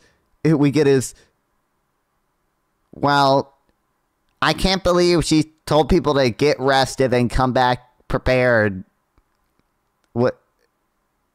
Are you fucking kidding me? Like, dude, if Donald Trump had said that, that'd be like a good speech for him. You know how much, like, as much as like people who criticize Kamala Harris, word salad, you know how much Trump rambles on in half of his speeches? Bro, like it's nowhere even close to when after Donald Trump killed al-Baghdadi and it was like he died like a dog. They didn't go through the door. Normally you could say knock knock and go through the door. Like, are you fucking kidding me, dude? And I think that she sort of personifies now the ghost of Christmas past, as does Biden. The Democrats have got to move on quickly, haven't they? Yeah, I couldn't agree more. She's indulging. This is insane. Delusions of running for governor in California in 2026 and perhaps even running for president. And well, no, why are you engaged? No, say fuck you. No, don't engage with this. Why are you even engaging with this? What the fuck? Just say what? I honestly, if I was here, I'd be like, what the fuck even is this criticism? Dave, do you believe it's the results of the 2020 election? Like, what the fuck? Like in 2020, and I just want to echo what a lot of you guys already said. This past week has been harrowing for me. This Saturday, I went on Fox and Friends and I said that Democrats have a stench of loser hanging over them. Yeah. As soon as I said that, there were boycott campaigns against me, unblock, unfollow campaigns. I lost 40,000 followers. Really? In 4 days. People have called me the W word. Do we have a single reasonable fucking person here who is gonna like frame this and it like, oh my god. I don't know what we're allowed to say, but you can fill in the blank. We're uncensored. Let's say it. Say what the word was. Am I allowed to? Yeah.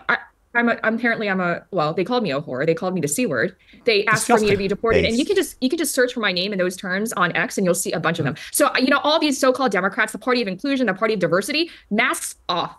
And it's even worse because they pretend to... Dude, when Kyle Rittenhouse said that he didn't support Trump and he was going to write in Ron Paul, he got bullied and they started fucking transvestigating him. They started saying Kyle Rittenhouse was actually a woman and a trans female to male, and they bullied him so hard into supporting Donald Trump again. Are you fucking kidding me? To occupy the moral high ground. This is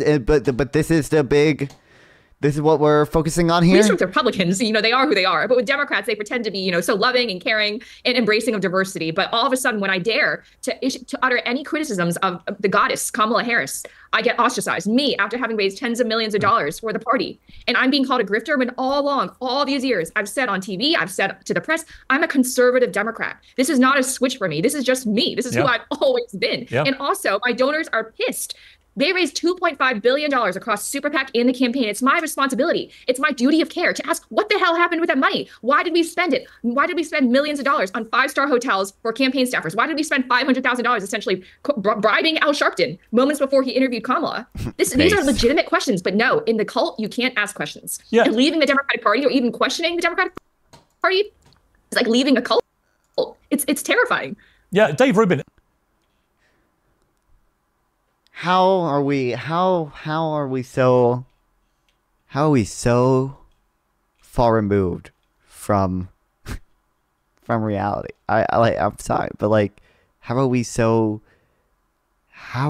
saying this when like the Republican Party can't even The dude is fucking Speaker of the House in the Republican Party. He's probably gonna be removed again, even though the Republicans still have a majority. Like,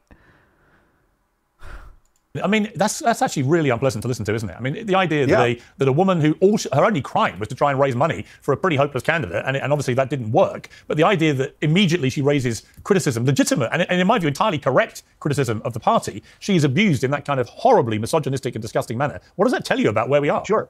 Well, I would say, Piers, we have a living, breathing example of that happening on this panel right now, which is that what she just illustrated there is a bunch of yeah, we are living in the fucking bad time. Attacks on her character and her behavior and saying awful things, and you can describe them as misogynistic and all those things. Look at everything that Cenk just said to me. These are just attacks not on my beliefs, but on my character, which, again, he couldn't illustrate one thing that I say that I don't believe. I woke up very early to the excesses of the left, what we now know as wokeness. I came out against identity politics, and I wanted to return America to what it was founded on, which was individual liberty and judging everyone by the content of their character, not the color of their skin. The progressive movement is wildly attached to something that brings everyone back to ancient hatred. So when you leave the left, as both of the ladies just pointed out, you will get unending hatred, usually having nothing. Is this just a circle jerk panel? Like, is that all we're doing? What you say? And again, I would just have anyone rewind the video and listen to the nonsense that Cenk said about me to prove that it still exists. Well, Cenk, I mean, you did launch a very aggressive ad hominem attack on Dave Rubin off the top, which was your decision to do that. But in relation to his specific question, Cenk, can you say one thing that Dave Rubin believes in today that you don't think he believes? Donald Trump has YMCA. Isn't there a firefighter in there, a cop and an Indian? I'm not sure. Hold on. Look, there's a couple of super important things to say here. But first of all, in answering your question, look, Dave doesn't believe in any of the positions he believed in. Before he thought he believed in affirmative action. He believed in this. Okay, affirmative action. And now he says it's the worst thing in the world. Affirmative action. I evolved. I used to believe in identity politics. Okay, so you changed. Like you asked me to say. Yes, why can't you asked me to name something you changed on? I named it. You're telling me I don't believe what I'm saying right now. You're calling me a sellout. They asked for an example like bad faith, which like the easiest. Dave Rubin doesn't believe in the 2020 election, right? Is that accurate? I'm pretty sure he doesn't. I'm pretty sure the last time he was on a fucking Piers Morgan panel, I think Destiny asked him about it, and he did not answer. Did you believe the Russian propaganda you were paid for? Oh, you are an Did you believe the Russian propaganda you were paid for? I was not paid, Cenk. I was not paid $100,000 a video. Oh my God, you clown! I would recommend anyone look into that to find out a bit more on that. Cenk, how much when you took 1 mil from Jeffrey Katzenberg? What did that? I'm pretty sure everything Cenk said there was true. I don't know. He didn't even accuse him that he knew it was directly from Russia. But and did I change my positions at all? Not 1%. Not 1%. Okay, can I just address the point of the problem here? What position do you think I hold that I cannot explain my Jeffrey beliefs? Katzenberg is in favor of. Jeffrey Katzenberg is a good guy, but he's in favor of Hillary Clinton, Joe Biden, and Kamala Harris. I was against all three. What part of that is unclear? So look, Piers, there's three. Hang on. Cenk, here's my point. The point Dave Rubin is making is, why shouldn't he be allowed to go on an evolution of his views? And why does that mean that right now you can say to him, as you did, you don't believe anything you're saying or believe now, when actually it's completely possible that he 100% believes everything he now says because he's changed his mind. Why can't he do that? And why don't you believe him? I think that the left is scarred by people like Dave Rubin, who had a complete change. For example, Tulsi Gabbard goes from total progressive to total right-winger. On the other hand, RFK Jr. didn't go to a total right-winger. He still believes the things that he believes about the environment, about housing, about corruption, etc. So you have to be able to distinguish between the people who are doing it professionally, as I hate the word grift, but whatever it is that you want to call it, and the people who have genuine disagreements and genuine nuance in their opinions. So for example, guys, there's three different branches of each party. There is the radical right, radical left, there's the populist left and populist right, and then there's the establishment of both parties. I despise the establishment with every fiber of my being. And I've been doing that same exact program for over 22 years, longest running show in internet history. And we've never wavered on that. But now the radical left, unfortunately. Yeah, I don't know, Casey. I think they initially asked him for an example like bad faith, where something that Cenk thinks that Dave Rubin says today that he doesn't actually believe in, he's just grifting for whatever. I don't think Cenk's able to actually demonstrate that. Although, again, I'm relatively certain Dave does not believe the results of the 2020 election. I'd have to look it up. I don't know if I'll be able to just find a clip of it, but Dave Rubin 2020 election. I don't know. Is doing what you're worried about, Piers. That the minute that they see anything where you say, I agree with the right, when they agree with us on something like anti-war, they go, oh my God, hold on, let me finish the thought. Let me finish the thought. And what people then say is, oh no, he's going to pull a Dave Rubin because these guys get paid to go fully right-wing. I feel like there was a Piers Morgan panel one time where I feel like he said he did not believe the results. I don't know for sure, though. No. We got to play to us why we haters, but watch this show just so that you can tweet angry things at me. How's it going, people? And thanks for the views. In his head. It is November 16th, 2020. We are just one day shy of 2 weeks from that election that we had, and we still don't really have results. We've got the AP saying we've got results, and we've got CNN saying we're results, but no results have been certified. We don't have results in like a resulty sort of way. If you care about the system that's supposed to tell us how everything works, we've got news organizations that have told us something has happened. There's a lot going on in the world. As you guys know, I was in Dallas last week. It was pause it for 1 second. And then they'll throw their own people under the bus. So they'll pick a gay guy like Dave to throw gay people under the bus. If you see me going after Muslims, if you see me going after people that I've always supported, then you have an issue. But part of the, and this is not a pivot, guys. We've been fighting the radical left for 2 straight years now because they say absurd things like, hey, if the right wing agrees with us, we shouldn't do it anyway. We had somebody leave the network because they said, everyone on the right wing is racist. If you agree with the right wing in anything, even if it's things that we agree on, that makes you racist and it hurts black bodies. See, that's absurd. That's insane. Of course it is. I mean, the irony is that you and Dave Rubin probably agree with a lot more than you're prepared to ever admit. You just don't think his views are sincere because he's changed his mind on a number of positions. By the way, I used to think I was liberal. He lied about us 20 times I have nothing in common with modern woke liberals. Zero. Let me bring Dave Smith back in. Let me bring Dave Smith back in. Dave, look, this is part of the problem, it seems to me, is that actually, if people stopped the ad hominem stuff, they could find a lot of common ground. Where I think there's been a very rapid repudiation of a lot of the nuttier progressive left stuff, and you're seeing America actually through Trump, albeit through he has his inflammatory rhetoric, but you're seeing America, I think, coming to a far more centrist place actually, which is why he's managed to attract people from all it's anti-establishment. All different walks of life. I think because people from all different walks of life are all anti-establishment nowadays. They all hate the corruption that they think there is. They all think there's somehow like an easy solution to like government waste because they've all been sold the lies by the anti-establishment people on both the left and right. Cenk will say too, like, I want to work with Doge and cut the Pentagon spending by 50%. I think that's what's going on, and you're seeing. But it doesn't even like, bro. No, I keep going to the economic stuff because that's what I read much about. No, like the Republican Party, they're not used to support. It's not centrist to support universal tariffs. It's not centrist to support mass deportations. It's not centrist to support ending the independence of the Fed. He has a relatively centrist take on abortion, I guess. I don't think he's probably not going to do anything on a federal level. It's not centrist to support Schedule F appointments and give the executive branch way more power by letting the president fire civil servants, whatever you want. It's not centrist to allow for the corruption of the DOJ. Like what? The people on the extremities beginning to look more and more irrelevant. The corruption at Casey. Do you not like? I think people on the right and left both exaggerate the amount of corruption that is in the government. Yes. I think they both greatly exaggerate the amount of rent seeking there was in the government. I think they both greatly exaggerate the effects of lobbying. Yeah. You know, a lot of times it's about how we use these words and what they actually mean. I'm not sure that centrist is the right word, but I do think to your point, if you have people who call themselves liberals and they are blatantly opposed to free speech, which there are quite a lot of, this has been very normalized over the last 10, really over the last 8 years.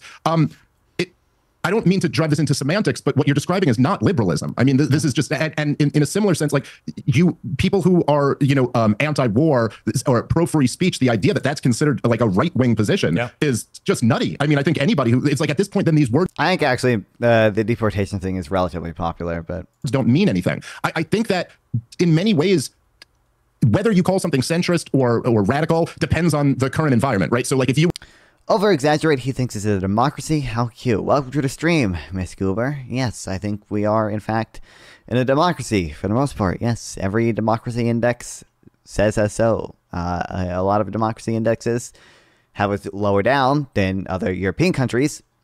90%, 6% of elections are won by the candidate who raised the most money. Causal inference is my passion, buddy. The fact the majority of money is corporate money. Most elections are for sale in the U.S. Lobbyists are the buyers. There's no evidence of an actual causal thing there. You're skipping a few steps there, buddy. If you were in the middle of like a lot of people donate to the candidate they think is most likely to win because they want their candidates to support their whatever thing they have. Like Adolf Hitler's rise in Nazi Germany being, it would be a pretty radical position to believe in like Jewish rights. That today in America is a very normal centrist position that almost. In fact, I'm relatively certain even the thing you cite for that says that in the description. 95% elections won by candidate Most. Jesus, I can't type. Most money.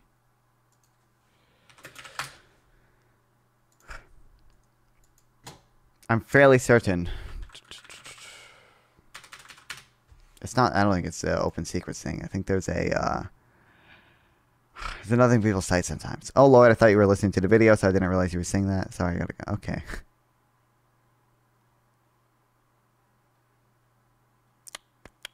Is it this? Fuck, I forget what it is. Then he says they found this number 1 or 3% off. That's not, again, causal inference is my passion. Everyone agrees with. So what Donald Trump, again, I think the more correct framing here is the establishment versus the dissidents. And if you think about, everybody loves to brag about a convert. So when Dave Rubin goes from being kind of a progressive to being more of a classical liberal, everybody who's in that classical liberal camp loves that because they're like, look, see, this guy woke up and saw the light and he wants to be with us. And then the tendency of people who are in his old camp is to say, oh, no, he's sold out. But I'm not reading anybody's mind. I don't know. I treat everyone, I take them at their word. The point is that look, Kamala Harris was bragging about the Republicans that she had supporting her, right? But who were the Republicans that were supporting Kamala Harris? It was Dick Cheney and his daughter, and you know what I'm saying? Like all the establishment Republicans are the ones who joined him. Who did Donald Trump get? Well, they were all. Fuck, I think I don't have the thing on this. The dissidents. And, you know, Tulsi Gabbard, again, Jake, I get your point. I mean, she has changed on several of her views, but might that have something to do with the fact that when she stood up and criticized the war in Iraq, the blood-soaked monster who sent her there called her a traitor to her country for that? And so when you have that type of dynamic and you get viciously smeared in that way, what tends to happen is people go to a different group and they start listening to that other group. And maybe they get compelled by some of the arguments. Now, I'm not disagreeing with you that it's also true that you always have to guard against audience capture and perverse incentives and things like that. We all have to fight that force all the time. But it's also true. My dude explained how 96% correlation isn't causal because you could just because companies like donating to the candidate who's probably going to win. There's probably there's a huge incumbency advantage.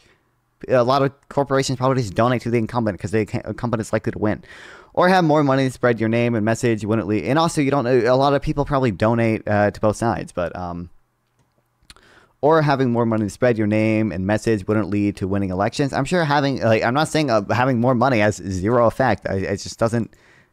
Just doesn't see. I think people will greatly exaggerate. I think a lot of people greatly exaggerate the to the effect of which it is. That, you know, I remember there's some stand-up comedian after Louis C.K. got in trouble and when he started coming back, they started insulting the people who were buying tickets to see him. And then they started saying that Louis C.K. only plays for right-wing audiences now. But their definition of right-wing was anyone who wants to buy a ticket to go see him still. So it's just like what happens is that if one group is saying, you're a monster, we hate you, you're a traitor to our country, you should be punished forever. And the other group is saying, hey, we like your point on that. People tend to go toward the path of less resistance and find a new home. Yeah. But I would also say there's something deeper there, which is that people on the right are much more willing to agree to disagree. So you can talk to people. RFK, he was running as a Democrat, and what happened? He got virtually nothing but hate from the lefties. By the way, for the record, I debated. Based. Okay. Wait, he debated RFK? I think does this have the...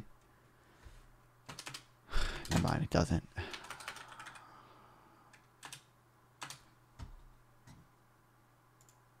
Because RFK was for affirmative action when he was running for president. I'm not. We debated it on my show, so I can clearly lay out my beliefs on that. And he sort of at the end of it kind of admitted that I was right. You don't solve perceived former discrimination with discrimination of today. But what you will consistently find, what I know my good friend Amala has found. Wait, this is war and poverty stuff.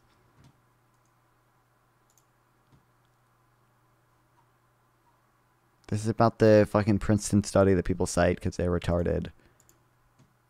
Bigger study than 96 thing. Fuck, I had the... Ooh. I had the thing at some point. Even the thing, even the thing in it, they're getting it from, or at least a lot of people get it from, says like yes, more work has to be done for causal inference. Found over the years is that as you wake up and you leave the progressive plantation, what you will find is people on the right that you're told are evil and scary, like Dennis Prager and Glenn Beck and Bill O'Reilly and all these people, that you may not agree with them on everything, but they will break bread with you. They will be generous of time and spirit, and you will consistently find that. And there's almost no version of that on the left. That is just simply true. And again, there's a living, breathing example of it right here. Well, let me bring Amara in on that because actually, Jake, I'll come back to you. Hang on. Let me bring in Amara in on that because I've had the same experience. I find that I've interviewed a lot of people that I always felt were certainly way more right-wing than I'd ever been, and I really enjoy talking to them. I had really good conversations, and I could argue with them about X, Y, Z, and agree with them about this, and this. And the common ground was all the mad progressive left stuff, which most of it was nutty, but it was also based, Amara, on something you've picked up on, which is a denial of truth. And that was the key thing for me. When I saw the progressive left trying to convince me it was perfectly okay for trans women, for example, to compete in women's sport because they're women, when in fact we all know they are biological men. How many people did this to your peers? I don't even know how many fucking people, like... Who are you getting on? Who are you getting on these shows? Who are you getting on these shows? This was not a like mainstream like Democratic thing. Like how often I don't think Kamala Harris had particularly good answers to it when it was asked, but Kamala Harris barely talked about trans people in the campaign because it's a fucking toxic issue for her. She was not out there campaigning trans women need to be in sports. You can argue maybe she didn't like stand up to them, but like JD Vance is literally out there saying I would not have certified the 2020 election, and somehow the trans people in sports is the biggest fucking deal ever. Thank you. Yes, Piers. And I respect their fact that they want to be trans women. That's fine. And if they want to be called she or her or whatever, that's fine too. What you can't do is erode women's rights at the altar of this movement. No, Kamala, and that is where Kamala, don't cap Kamala. Yeah, are you going to quote her from 2019? Kamala Harris barely mentioned trans people on the campaign. I realized the left were losing their minds and losing their track on reality. And you said it was basically a denial of truth generally. Was that one of the things that you would say was an example? Oh, yeah, absolutely. I mean, I had tons of motivations for changing my political ideology and rethinking things. Number one being the gay firefighters. That was the first thing that really started things up for me. But I think it's a combination of yes, with that example that you just used of this trans issue and in Title IX, we are failing to acknowledge how far left the progressive left has moved. And that's a big factor. You know, a lot of people say I didn't leave the left left me. And you're— Wait, Localist, do you think Kamala Harris' campaign, one of the biggest issues in Kamala's campaign was transgender people in sports? Sort of standing in your positions and watching it. Like, how often do you think she talk about that relative to like her economic policy? Can you just— People become more and more extreme, and for me, farther away from the truth and reality. Now, you couple that with this feeling of being lied to, in that you've dedicated yourself to this ideology, you've worked to promote these ideas, and then you feel abandoned by this group. So we're building an equation here. On top of that, we have the other things that our panelists have mentioned: the smear campaigns, the attack that you get on the other end of even just trying. So, look, because you understand why then it's stupid when, like, Piers Morgan says, Democrats try to convince everyone that it's okay for a woman to play or men to play or whatever. This was not a big, it's not a big issue in terms of how much the candidate is promoting it compared to J.D. Vance literally saying he doesn't believe the 2020 election. Like, to raise your hand and get a question in is just absolutely insane. And then you mix in both can be true. What do you mean both can be true? I'm not from making the other side. two claims here. I'm saying clearly it's dumb. It's dumb to say that Democrats are like all pushing for this when Kamala Harris barely talked about this on the campaign, and J.D. Vance is openly saying something that's a way bigger deal. Is you're willing to hear them out and maybe accept some of their ideas, Democrats, and you have a wicked combination for somebody really his claim was that Democrats were like, I think his claim was that all these Democrats were trying to convince everyone that it was perfectly fine to have men and women sports. When that it's just not like basically no Democrats are like campaigning on it. It's just dumb. They ruthlessly push a trend. No, most Democrats are scared to fucking touch the issue. No. Opposite direction when it comes to their ideology. Like the most Biden did was sign like one executive order to stop people from having blanket bans on transgender people. No. If you think Democrats are like ruthlessly pushing the trans agenda, like you're so far out of this world, man. Like we are so lost. Now, I think if we're going to keep our logic intact, what you have to do is take in all the factors of that equation, sort of swallow it and stomach it for a little bit, and then meet the ideas where they're at and hope that you're being logically consistent without all these other factors of the acceptance and the smear campaigns and the hatred and the feeling of being lied to, and hope that you're driving yourself closer towards the truth. As you're saying all that, Mediaite has come out with its annual list of most influential people in global news media. Last year, I was thrilled to be 20th on this coveted list. I've just been... How do you feel about banning the debt ceiling? Listen, okay? Republicans weaponize the debt ceiling for the stupidest shit ever. I'm all for it. Okay? Stop Republicans from, like, weaponizing it just to make, like, single mothers apply to 20 jobs for their fucking food stamps so they can feed their children. Yeah, that's just dumb. Okay, that's just dumb. Okay, get rid of it. I don't care. I think the deficit's an issue. The debt ceiling's also probably unconstitutional. But get rid of it, buddy. Make the Republicans stop weaponizing it. Seems like Trump is kind of sabotaging his own party there, but... Informed, I'm now number 15. Joe Rogan is saying... I've been banned from lefty street... Localists, you cannot be serious right now, brother. I'm not talking about lefty fucking streamers. I'm talking about Kamala Harris, man. I understand there are plenty of cringe people who would probably ban me for saying the things I say about trans people in their streams. But, like, are you fucking kidding me? How we so far lost where J.D. Vance can openly say, I don't believe the results of the 2020 election. I would not have certified the election. But Kamala Harris barely mentions trans people But you're still complaining about being banned from leftist Twitch streamers' chats? Are you fucking kidding me? Second, Elon Musk is first. And the citation for Uncensored, I rather like this. It says, ever wonder what it might look like if Mehdi Hassan and Sarah Palin went at it? How about Cenk Uygur and Douglas Murray? Piers Morgan Uncensored has you covered. Morgan is poised to thrive over the next 4 years at the centre of the action. I can't actually think of a better panel to be here as I read that citation now, because this is... Most economists believe the debt ceiling's down. I don't know, actually. I think, I mean, the debt ceiling's like more of a, like, political thing, so... I don't know what the majority of economists' opinions on it are, but like I would presume that most economists would think it's dumb just because it only ever turns out to be a political thing and never actually has any like real effects in the economy, and all it does is create the potential for like default, which would not be good for the U.S. economy. And it's also, again, it's questionable whether we could actually default because the 14th Amendment says the validity of U.S. debt shall not be questioned, which probably makes the debt ceiling unconstitutional. Probably. Never been tested, but probably. Exactly what I'm trying to do. But funny enough, Joe Rogan, funny enough. There's an active push from the federal government to push trans ideology and expand fake civil rights laws to cover trans. Yeah, so true, buddy. Had a little pop. I like, what's it like? Oh my god! Like, what's the federal government mandating we teach about trans stuff? Like, really? Like, what's... The other day, not in a bad way, but he said that he finds it all a bit too noisy, the debates we do. He prefers one-on-one, and I do a lot of one-on-ones too. But the reason I like this is I do think that when we get through it into the real nitty-gritty of what's going on in the world, bringing smart people together to thrash it out is a really valuable thing. And there should be more of it, not less. Lindy, let me just ask you before I want to pivot to another topic, but I'm horrified by what you've been through. I'm really sorry you've had to go through that. I've had a lot of it myself. I always think the perfect... It was my birthday too, by the way. Well, they illegally expanded Title IX. Okay, so that's not actually not what I... What is the federal government mandating that we teach children about trans stuff? Can you answer that? I know about the Title IX stuff, but that's not what I asked. Happy birthday, and I'm really happy birthday. Fuck you on your birthday. It was my worst birthday of my life. Well, yeah, and it's, you know what? It's utterly graceless. Awesome. Never mind everything else. But you'll be stronger for it and better for it. I think you've been an important voice in this because the Democrats need people on their own side to put their hand up and go, "Hey guys, here's the problem." Right? You may not agree with everything I'm about to tell you, but you've got to hear it. And there is a stench of loss. I would go further. There's a stench of political death about the Democrats. Looking at Biden, still the Democrat president, barely able to string a sentence together. Looking at Kamala Harris popping up when nobody wants her to, trying to tell people to fight. You just tried to fight, and you barreled $2 billion down the drain in being crushed by Trump. Buddy. But Lindy, before we change the topic to the last one, where do you see this going? Yes, localist, that's what I asked you. I'm asking, what is the federal mandate? What is the federal government mandating schools teach about trans people? Because your claim was there's an active push from the federal government to push trans ideology. What are the Democrats going to do? Are they going to carry on villainizing? That's not a federal power. When the federal government, Department of Education, gives money to states for their education, that comes with restrictions on what you can teach. That comes with things. That comes with strings attached or whatever. You complain about this all the time. I don't know what you mean. People like you. Or do you think that the coffee is going to get smelled at some stage and they're actually going to wake up and find a candidate that is more electable and find people like you a place in that tent to try and drive to an election victory?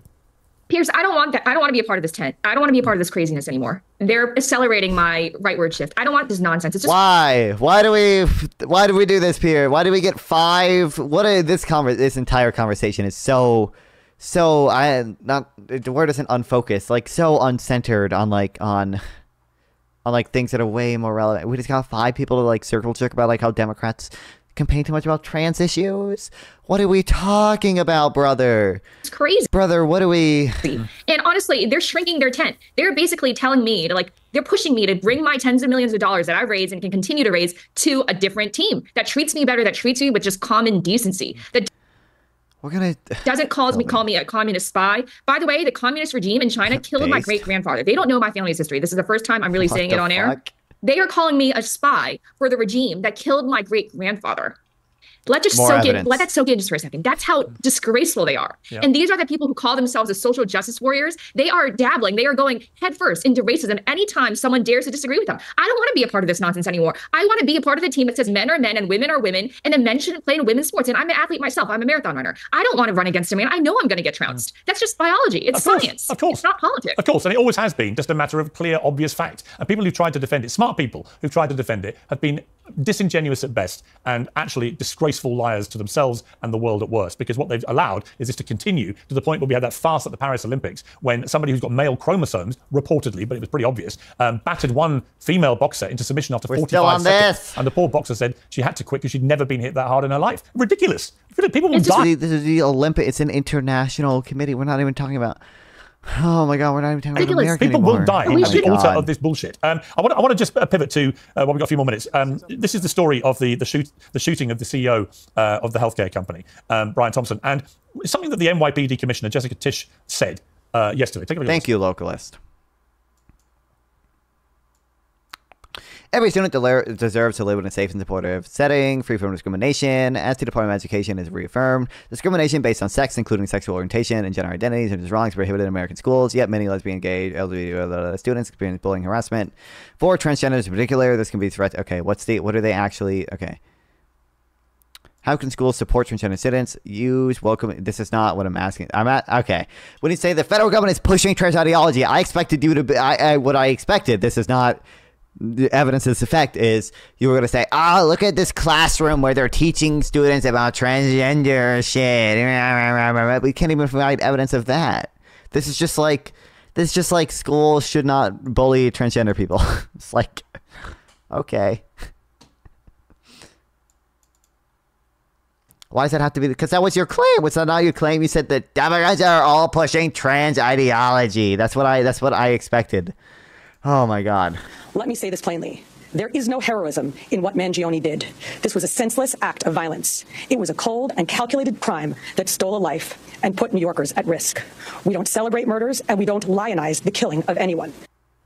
Check. A report came out that said That's not each. Okay. Thanks, buddy. Huge number your claim. What's your claim? Not about education. Whatever.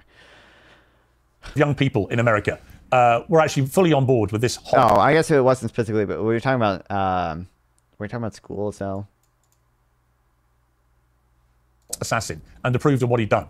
To which I replied on X, effing morons, which is what I believe they are. All right, that's my bad. We were talking about sports, and the thing that immediately comes to mind when sports is like the school shit, because that's where all the sports come from. What does he come to in society? Putting aside, but also like all this is pushing trans ideology for the top. This just literally says like, hey, school should make sure like transgender people aren't fucking beat the shit out of in a bathroom. Like this, like really, like. Legitimate concerns about the healthcare system. And I have more than any of you, by the way, because I live in a country where healthcare is free for everybody. And if you came over here and fell over and broke your leg, you get world-class free healthcare, and no one will be over you asking for a payment for the bill. So I have strong views about it. But that's got nothing to do with the cold-blooded execution of an executive. And this hero worship of this guy, Luigi. The federal government can't even mandate that they actually use this. It just says like in order to make sure like LGBTQ students are safe, just like don't. This is it's just like recommending, hey, if you want trans people to feel good, don't misgender them. Like, wow, incredible. Mangione, he's not a hero, is he? So, Piers, I abhor violence, and you know that on every topic, including Israel, Gaza, I always say the same thing, which is violence is both deeply immoral and deeply counterproductive. It's a surrender in the battlefield of ideas. So, but as you see that poll, Piers, you can call them morons, and I disagree with them. So I understand your frustration.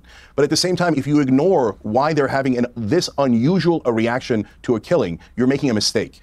And the reason they're having that reaction is because we live under corporate rule. And now both right and left hate that corporate rule. And health insurance is an excellent example of it. According to studies, 76,000 people die every year because they don't have health insurance, because they can't afford privatized health insurance. So the core job of the government is to protect us, military, police, firefighters. And yes, health insurance saves our lives. We're the only nation on earth that doesn't have universal health care. We let our own citizens die for profit. So that is the frustration that is built up, and now being shown in an unproductive way through this killing and the support of the guy who did the killing. But if you don't go address that massive health insurance problem, you're going to get more and more of this, and you can get angrier and angrier, and we can all go into our separate camps. But that's not going to solve it. What's going to solve it is ending corporate rule. And the number one issue is that the establishment takes money from those corporate donors and serves their corporate donors. All right. Both Trump and Kamala Harris. Kamala Harris took $700,000 from the health insurance industry to make sure that nothing fundamentally changed. That is a core problem. And if you're a Democrat or you're on the left and you push people out for saying things that are true, all you're going to get is a weaker and weaker party. Let's address the root causes. All right, Dave Rubin, the poll was by Emerson College. 41% of 18 to 29-year-olds believe Thompson's murder was acceptable.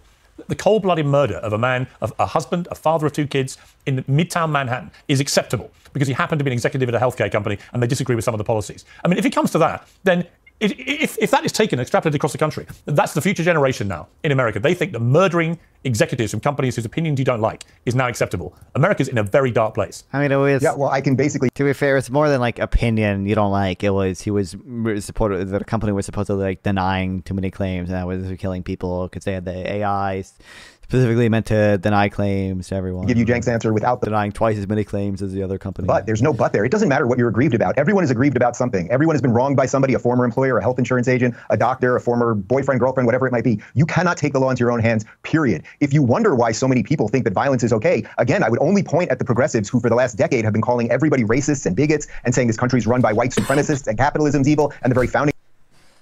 What has Dave Rubin said about the Paul Pelosi hammer attack? Do we want to bet? Dave Rubin. Paul Pelosi hammer attack. Let's see. Has he said anything? Has Dave Rubin said anything about it? Think of America's evil, and then they telling them that climate change is going to cause the world to end. Oh. Here we go. I'm Dave Rubin. Back on them.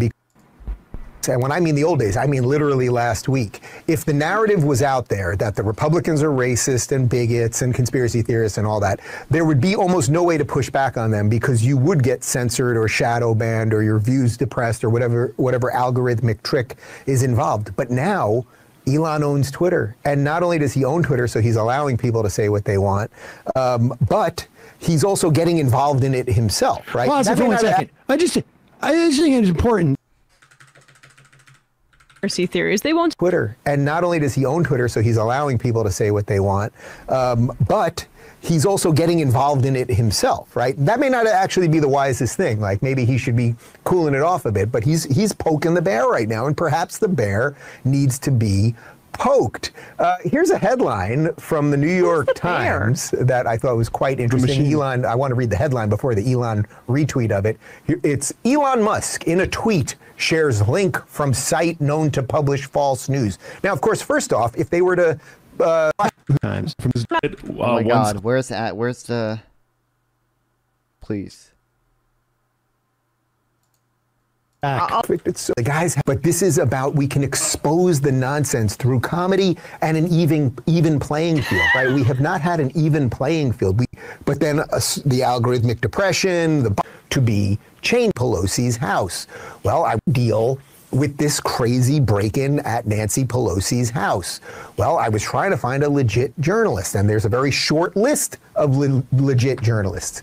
Glenn Greenwald, who is a lefty, a guy I've had my differences with in the past for sure, and we've gotten into it publicly over those differences. I would consider him a legit journalist, despite our political differences. He had a super interesting thread on what actually went on in this Pelosi break-in. Here we go. It's very possible that the instantly formed media narrative, Paul Pelosi's attacker was a MAGA fanatic who broke in to murder Nancy, will be proven true. But right now, there are so many glaring doubts and holes in that story that it just takes common sense to question this. It's genuinely alarming how conditioned so much of the U.S. population is to equate skepticism toward the pronouncements of media corporations with mental illness. If you don't instantly accept what Wolf Blitzer and Andrea Mitchell claim, then you're a crazy conspiracy theorist. It's so crucial to understand the dynamic dominating journalism. Few journalists have career security. Imagine you're a young journalist at a big media corporation. You know if you ask these questions, Twitter will explode and it'll ruin your career. All right, can we just pause Why for a second? First off. What's really impressive about Glenn, and he does this, he was a well-practiced lawyer. He represented oh my God, can I stop? And in 6 years, and a litany of, and that their genitals don't match their gender. All of these things have led to a certain psychosis in young people that's also... Oh. Here we go. Yeah, here's a hammer time tweet. Okay, yeah, thanks, Dave Rubin. Like, really? Like, if someone did this about the healthcare CEO, you'd be screeching about it. So what is the deal with this crazy break-in at Nancy Pelosi journalist, despite doubt police? Why would an evidence would question? Paul Pelosi was just arrested for drunk driving a month ago. Like, the guy's life is obviously a bit of disorder. Omar, immediately, these Russia collusion didn't happen. Very fine people on both sides didn't happen. We've been through this game over and over and over. The Russia collusion didn't happen. You connected to the endless doom scrolling on the phone and social media, which made everyone much more antisocial than social. But if you tell everybody that the boogeyman's coming to get you everywhere at all times and you live in a horrible place with evil people who want to kill you, then you are going to have a mass mental health problem and it's going to lead to people doing horrible things. But the second you do what Cenk just did there, which is so okay, we've got not what you do, Dave Rubin. This is the anti-establishment narrative that everyone here is united behind. And it's going to lead to people live in a horrible place with evil people who want to kill you, then you are going to have a mass mental health. This is you do this just as much as Cenk does, just as much as Dave Smith does, and this is the anti-establishment, evil donor class, all going to kill you. Health problem, and it's going to lead to people doing horrible things. But the second you do what Cenk just did there, which is so okay, we've got all kinds of problems, well then congratulations, anyone can go out there and kill anybody because everybody's got a reason to be aggrieved. We are a nation of law and order or not. It's as simple as that. Yeah, I mean, Dave Smith, I actually agree with that. I think the moment you equivocate when you talk about something like this, you are opening the floodgates for everyone to equivocate. Whatever their cause is, whatever their reaction views is, the moment you start saying, well, that murder was terrible, but in other words, trying to find an explanation for why it's not as shocking and heinous and disgusting as it obviously was, I think you're on a very slippery slope, whatever it is. Well, I would certainly agree that, and I've seen a disturbing amount of it online and stuff like that.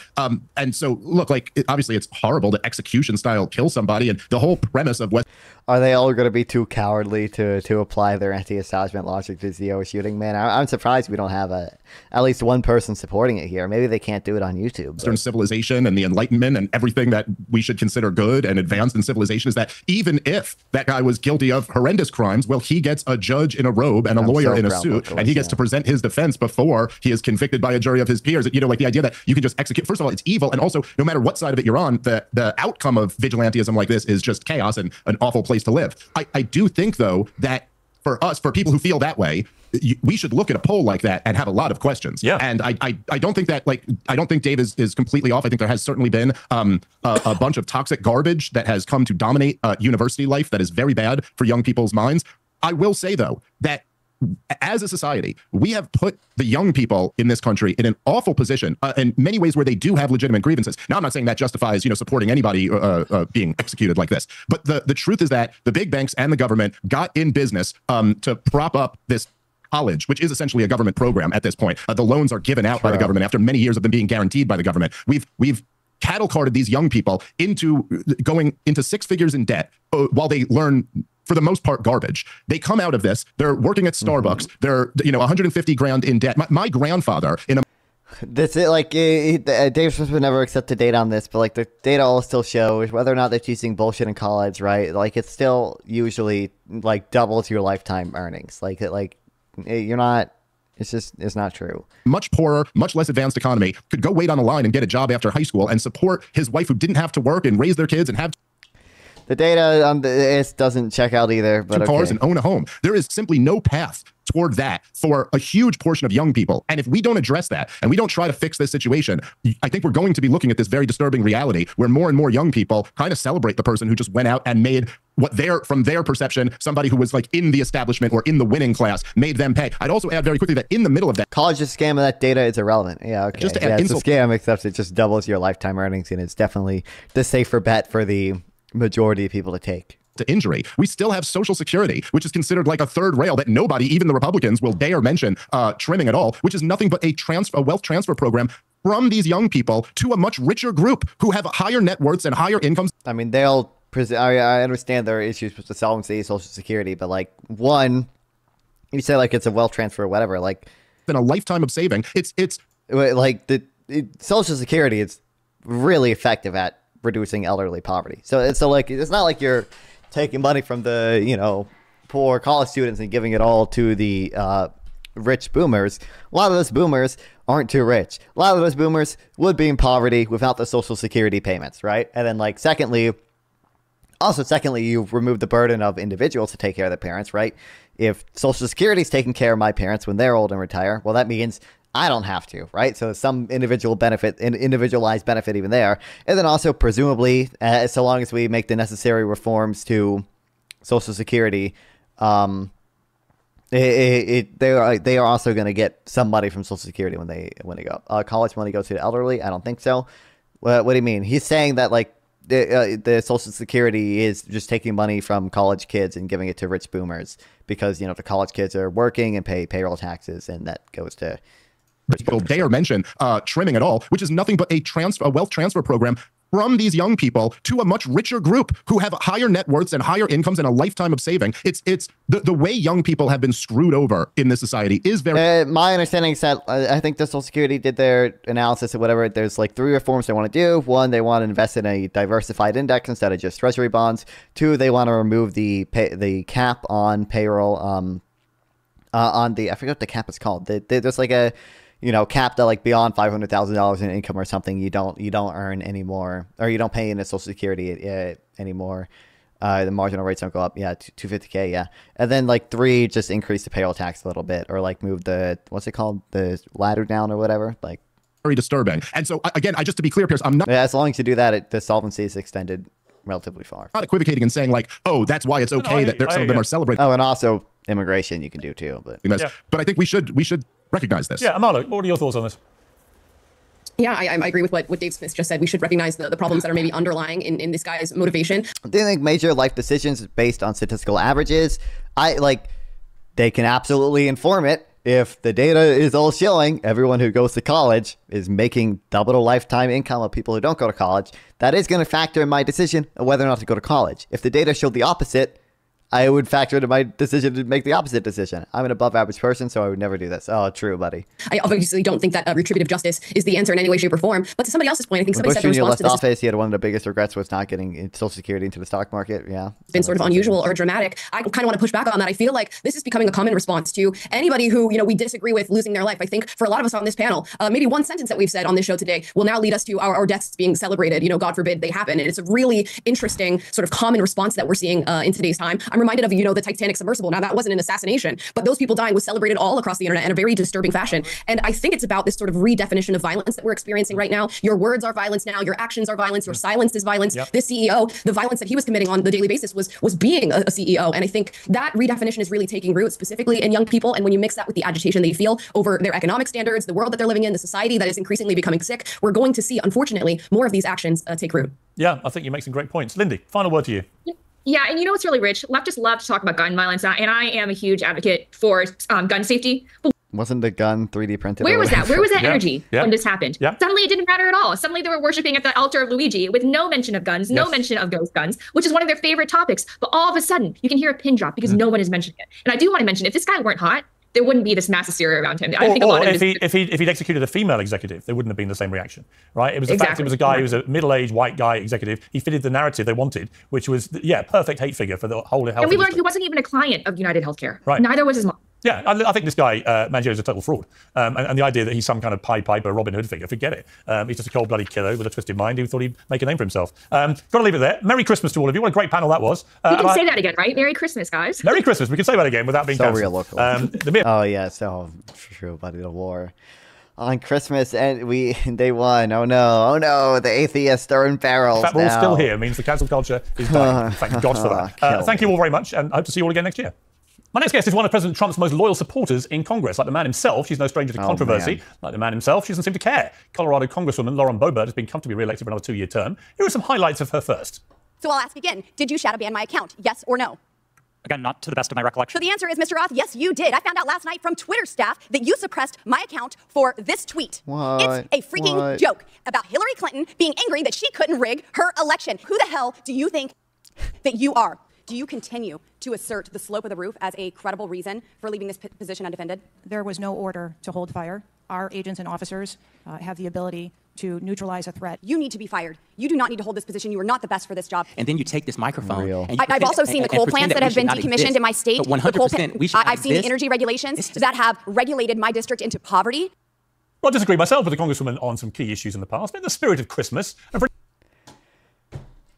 There was no way that Piers earlier in this fucking video plays a perfectly fine clip of Kamala Harris saying get some rest over the holidays and come back stronger, blah blah blah blah blah, and now he's bringing on this diehard MAGA bitch, and it's well, I might disagree with her on some specific things. Are you kidding me? For an insider's view of Trump 2.0, I'm very pleased to say that she joins me now. Well, welcome to you, Ms. Boebert. Welcome to Uncensored, finally.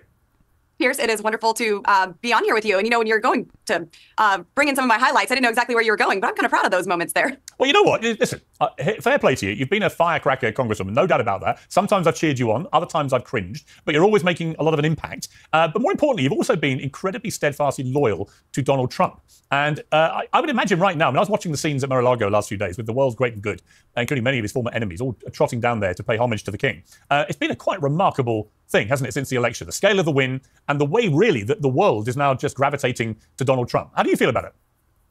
Well, President Trump was announced as Time Magazine's Person of the Year. But America decided that he was our Person of the Year on November 5th. He won the Electoral College. He won the popular vote. We have the House. We have the Senate. He's rightfully returning to the White House. And yes, many people are visiting Mar-a-Lago during the season, but also they haven't stopped visiting Mar-a-Lago for 4 years. I've been there multiple times, and I have seen the same crowds. And those who did turn their back on President Trump, well, they're probably not going to be welcomed back as quickly this go around. I will be... Oh, wow. Hey, remember early in the video when they were talking about how Democrats require you to toe the party line and you can't criticize the Democratic candidate? And then now and they're back on President Trump. Well, they're probably not going to be welcomed back as quickly this go around. I will be at the same event with President Trump in Arizona. And, it's really exciting that he is still engaging with so many Americans. He doesn't have to go to rallies. He doesn't have to go to events and show up for Charlie Kirk and Turning Point USA. He wants to. He wants to engage with the people. It really just ignites him and keeps him motivated and going. And that's what makes President Trump so special. He will go to the forgotten voters. He will go where the political pundits and the consultants say, don't waste your time going there. He showed up to Aurora, Colorado. He showed up in Colorado when he knows that he was not going to win Colorado and still said, you're worth it. I'm going to highlight what's going on here and I'm going to show up for you. Yeah, he definitely did that. He put the yards in. I mean, his work rate, especially in the last year, was absolutely extraordinary. And, I think in life you get back what you put in, and he certainly did that. It was one of the parts of the clips that we showed of you in action was roasting the now long and unlamented head of the Secret Service. How concerned are you about his safety? I mean, I found not just the shooting itself. We're still on this, bro. He got shot and hit. Incredibly. That's that the director stepped down, showing really... Like the disruptive element of these cabinet picks. I think the establishment way of doing things actually no longer resonates with the public, but not just in America, but around the world you're seeing it, where you're seeing a lot of people winning elections who are just a little bit different. I think of the guy in Argentina, you think of the Prime Minister in Italy, you think of all these people there. They're just a little bit different. Salvador. Yeah, and they're just they're kind of different. They don't behave or act or think even like regular establishment political figures. I'm kind of in favor of that. Mm-hmm. Absolutely. And that's why we saw President Trump get elected in the 2016 election. And that's why you've seen people like me, like myself, get elected, because people are tired of these smooth talking politicians who have all of the right talking points. They get home, they promise one thing, but then whenever they're at the place you sent them and trusted them to be, they do something completely different. They don't govern as they campaign. And they're more... Yeah, okay, let's see if we get the $2 trillion in spending cuts that Elon Musk wants to do. And we'll see if we get the...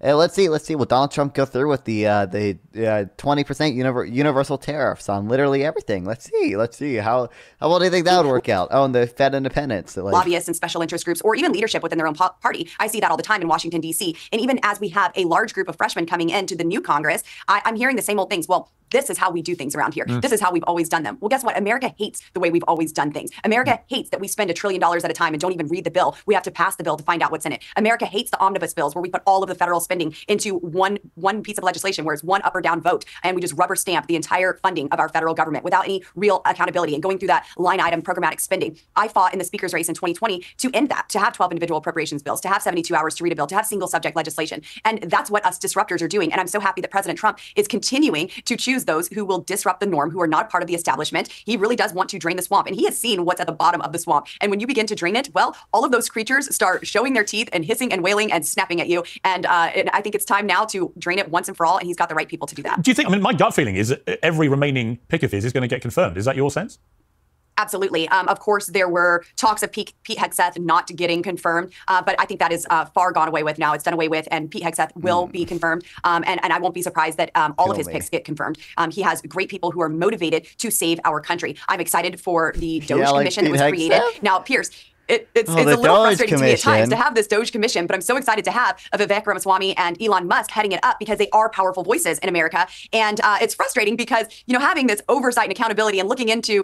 We're so anti-establishment. That's why we have 2 billionaires running the Department of Government Efficiency, and we have 12 other billionaires in different positions. Yay! The spending of tax dollars and all of these federal agencies. Well, we used to call that Congress, but apparently since Congress isn't doing that, we need. I agree. I think Elon and Vivek are going to be doing exactly what the people expected Congress to do, but which they've spectacularly failed to do. Which is why government spending has been running out of control for decades now.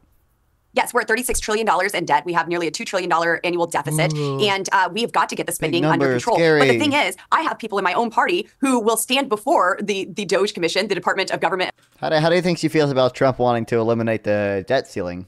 efficiency, and they will stand before them and say, save us from ourselves. These are the people who have been voting for this spending, voting to keep the unauthorized programs, voting to keep the agencies and even the positions within the agencies. And now they're going to stand before them and say, oh, well, you have to do something about it. No, this is our responsibility. And Congress better work with Elon and Vivek if we're going to get this done, because Congress can very easily get in their way as well. Yeah, no question. Now listen, when I talk to you now for the first time, you seem relatively normal, sane of mind. You're making a lot of sense. And yet other people would categorize you as a completely unhinged lunatic.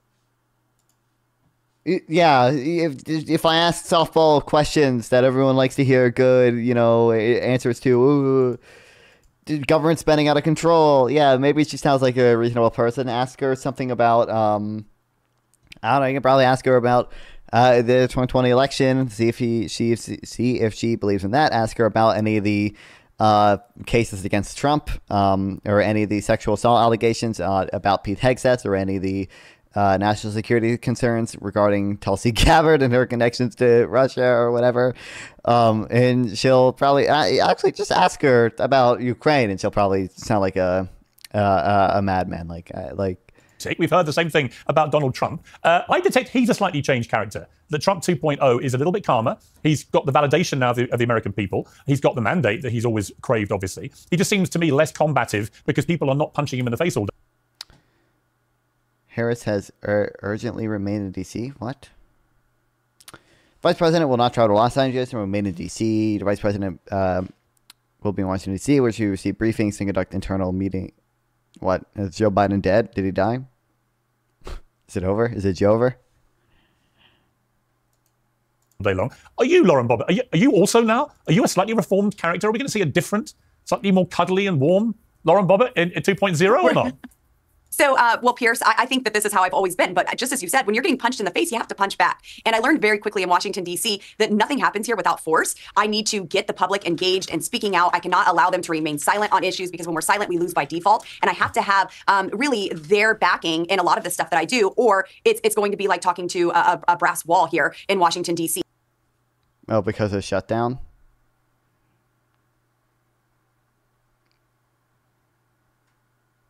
Clients considered a trip because the government shut down. Normal things, no reports in say. Vice President Harris canceled a planned trip to Los Angeles on a verge of government shutdowns. He has scheduled to travel at home late Thursday, but instead went in the Capitol after Republicans backed down from a bipartisan promise. Okay. Leadership cares what the American people say. And so my job is to inform them of what's going on and really get them to move on an issue. Now, when I got here, I had to be scrappy. I took out a 5-term Republican incumbent. It was the first time in 48 years that an incumbent from either party had lost an election in Colorado, a primary election. And I beat this guy by 10 points because I said, I'm tired of the way things are. And so are you. I know you are, because I'm one of you. Real. Every incumbent party lost vote share. You ain't special, okay? You are not him, bro. You are not him. Voters really like inflation. And so really hate inflation. They do not like inflation. They really do not like inflation. That's what I meant to say. To have this, really this big bang on the scenes to be taken seriously. But I had a lot to say and a lot that I wanted to do. There's a lot of legislation that I have. Localist. 1, I don't care about the riot that much. 2, I like. Do you believe Ray Epps was an FBI informant? Localist. Can you just answer that? Yes or no? Yes or no? Was Ray Epps a informant?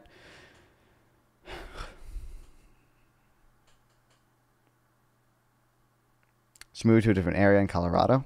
Worked on, and that's. Is that why she won? Like, that's one of my favorite parts of this job. Piers, I have this. Of course he was a Fed. Okay, then I don't know if you believe he was a Fed. Then I don't know why you're believing the FBI statement that whatever people they have 26 like confidential human sources, because you actually did. I think it was the Inspector General said that none of the informants who breached the Capitol grounds were charged. Ray Epps was charged and sentenced to probation. So clearly you don't trust the FBI if you believe Ray Epps was a Fed. He breached the Capitol grounds and he was charged. None of the confidential human sources who breached the Capitol grounds were charged.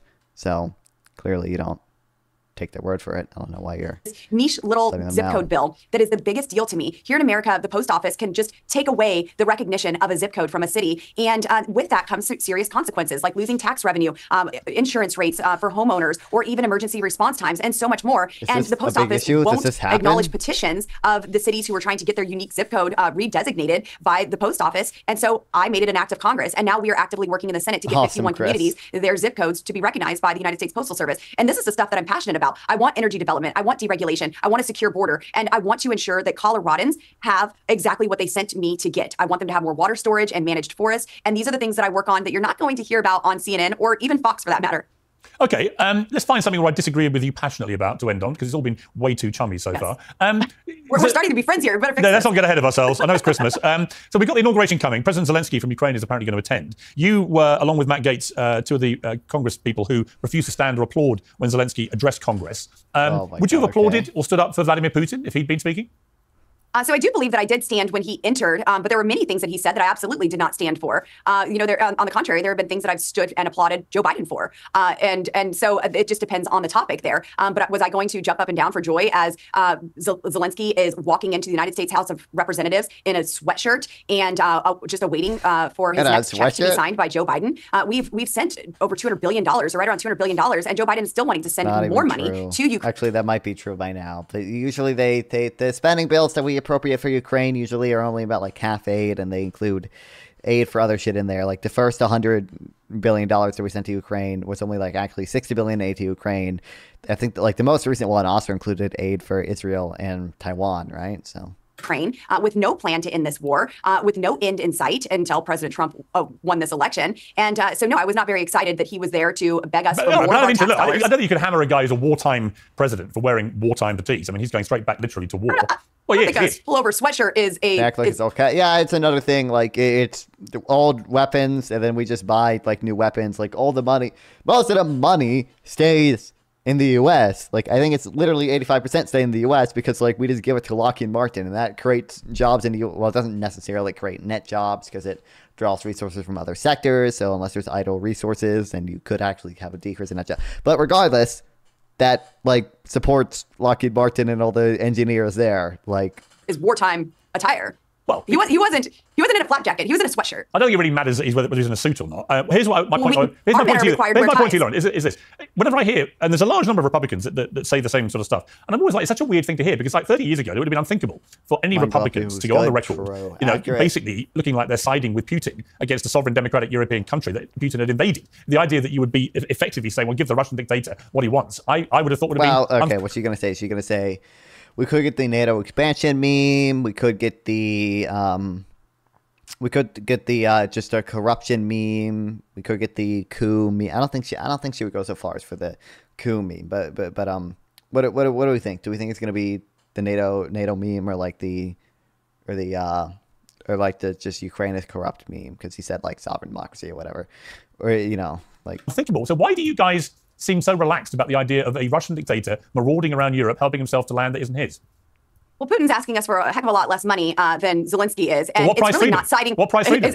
What about our freedom here? That has been my number one argument. America first. We have our own invasion taking place now, not only at the southern border. The southern border. Oh, sorry, I forgot. The meme is the southern border now. Yeah. The northern border, but also in that's a different our issue. You can do two things at once. You're in the United States. No, absolutely not. If we do not secure our country, there will not be an America to stand for our allies. I don't disagree with you about that. Hang on. On that, I agree with you about the southern border, but that's nothing to do with Ukraine. I'm just everything to do with I'm just curious why you would be so relaxed about Putin possibly winning that war. Why would you not want to repel him with every fiber of your being?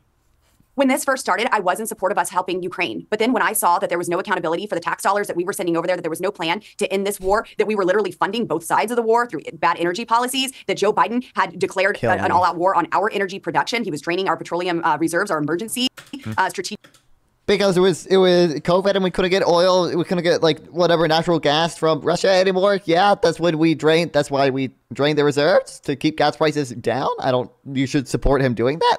By the way, he filled the reserves back up when he increased fracking more than Donald Trump did. He signed more permits for fracking than Donald Trump did. You guys don't give him credit for that. He increased oil production to the most it's ever been in U.S. history, the most any country has ever had ever. You don't mention that or give him credit for that at all. But okay. That's the war on U.S. energy? Strategic petroleum I give him credit for I'm talking to the MAGA person, Casey. reserves in the name of a midterm election, and we were continuing to just shell out billions and billions of dollars to Ukraine without taking care of our people. The money stays in the Who U.S. were unable to afford groceries or fuel, and were encountering this invasion. I find you really mad at talking movements. It's called content, motherfucker. Content, baby. At our southern border, every state has become a border state. Colorado has been negatively impacted. Crime has gone up. Our police are being defunded to care for illegal aliens. Yeah, but And so, America, no, I'm done with all of these Yeah, but wars. hang on, America can afford to do both things at once. And I don't see there's any connection. Of course they can. Wait, where's our money? We are literally You are literally the spending richest money. superpower in the world. We are literally spending Chinese money to do this. We are borrowing money from China to send to you. Oh my god. We're borrowing money from China because I don't understand how bonds work. Ukraine and other countries. Okay, throughout so the what is world. your I haven't voted is your against- solution that you just give Putin what he's stolen? No, my solution is peace through strength. And that's exactly what President Trump is going to bring back. There were no new wars under President Trump. But how does it end?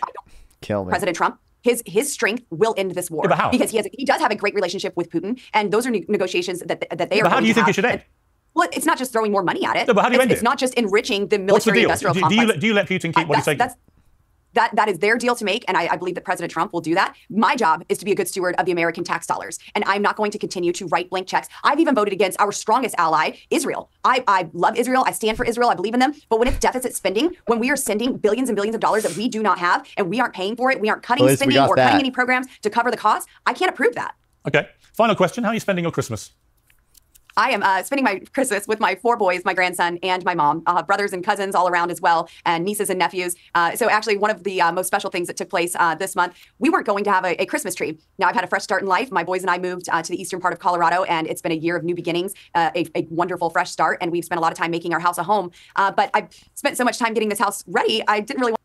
How do you think she feels about Trump's tariffs are gonna make all the fucking every Christmas present way more expensive, 20% more, probably not quite 20% more, but 15% more expensive. Like, I want to go out and buy Christmas decorations, and we're not going to be there on Christmas Day. And so I told the boys we weren't going to have a Christmas tree. And last week, when I came home from work in Washington, D.C., I walked into our home to find a beautifully decorated Christmas tree that my boys surprised me with. Fantastic. And it was wonderful. Donald so I will Trump be with them this himself Christmas, came down and we'll from be the celebrating heavens and gave the me a life of Jesus, Christmas the birth tree. of Jesus, and knowing that we get to Oh my celebrate Easter God. in just a few short months. And without the resurrection, it's all futile. Well, there's certainly been some big resurrections in the last few months.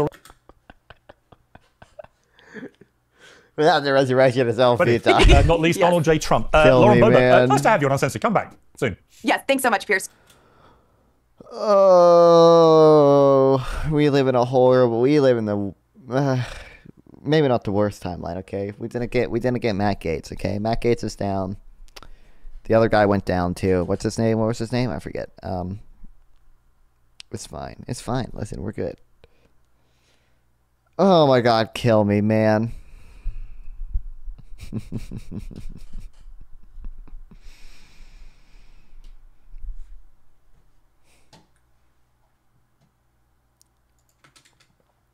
Okay, speaking of the cost of living and all that shit.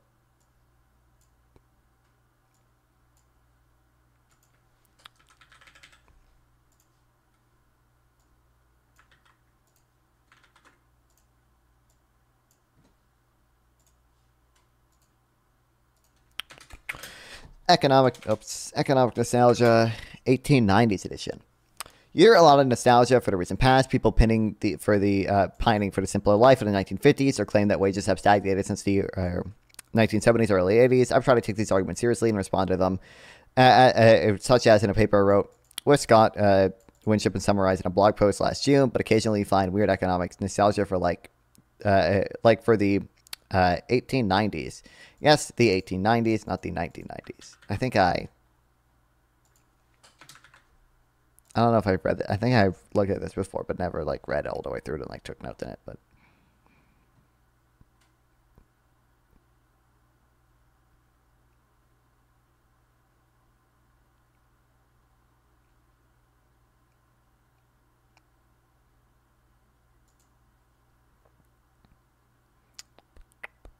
here's one example, a cartoon shared on social media of workers being oppressed in the 1890s with the caption, "A problem has only gotten worse."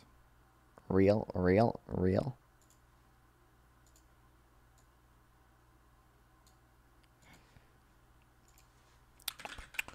Okay, many Americans should make claims.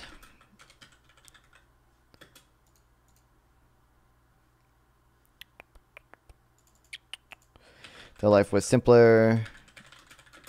The 1950s. That wages have stagnated since the 70s. But occasionally you see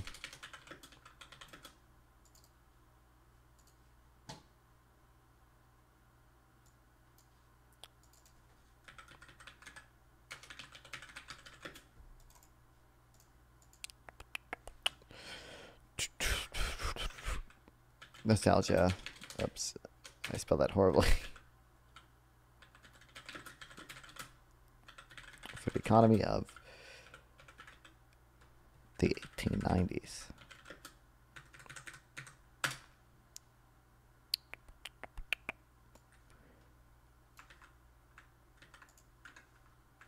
I'll have that example there. That post received 2 million views on Twitter, possibly because many people were criticizing it, but also has a lot of likes and retweets and likes. It was just one of semi-viral social media posts from an anonymous Twitter account. We could easily dismiss it, but an 1890s economic nostalgia has been coming from another important place lately. President-elect Trump, of course, used nostalgic policy of the 1890s, but on occasion, Trump will say things like, go back to the 1890s with the or 1880s with the McKinley. I need to look at the tariffs. That was when we were at our richest. Trump makes these claims.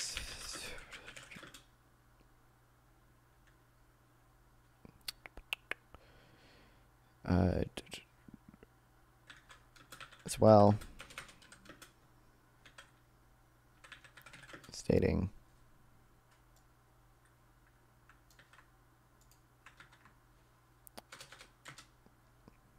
really we're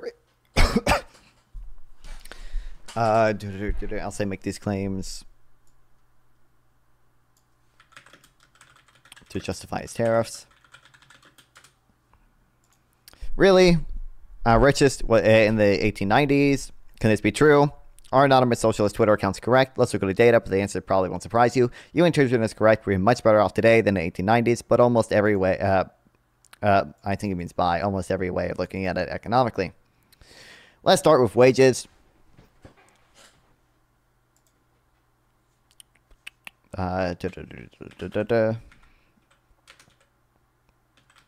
Obviously, this isn't true.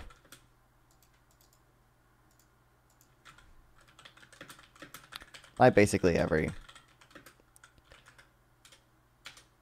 quantifiable metric, we are better off economically.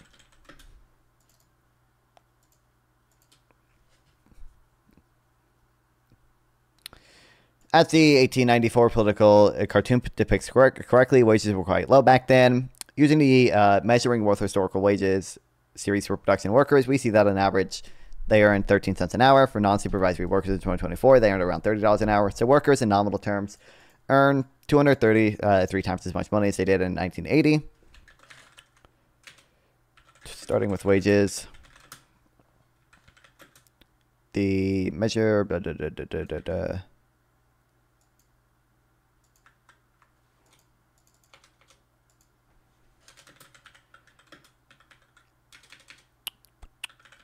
shows workers earn 13 cents an hour back then.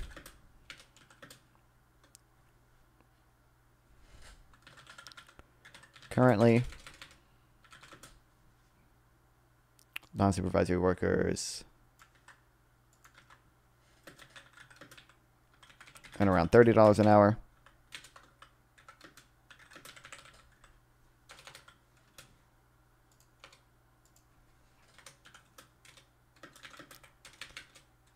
So nominal wages have increased 231x.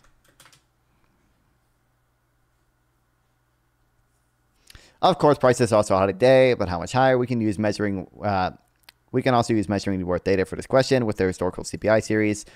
Comparing 1980 CPI to 2024 value, we see that prices in the economy are on average about 35 times higher than they were in 1890. That's a big increase, no doubt. Something that could cost a nickel would cost almost $2 today if it rose by the average price level this period. But the bottom line is that wages have increased much faster than prices. The problem of low wages hasn't gotten worse, just the opposite. In hour labor at the average wage should buy more goods today in services than it did in 1890.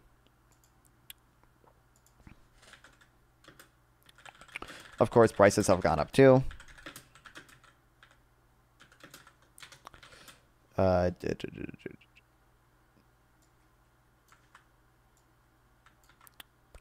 Measuring worth, historical CPI series. Oh, CPI and wages, graphs and numbers, all makes sense now. I mean, I understand you reject all of it, but you're just retarded. Like, I don't know. Like, there's no, like, who's simping for 1890? Trump.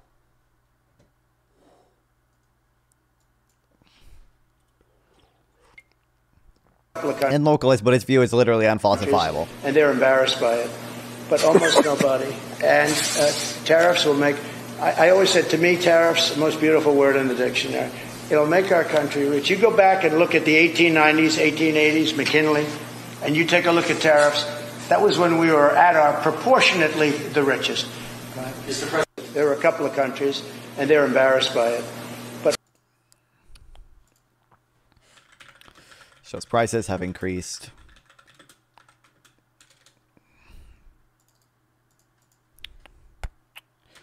At 35.5x.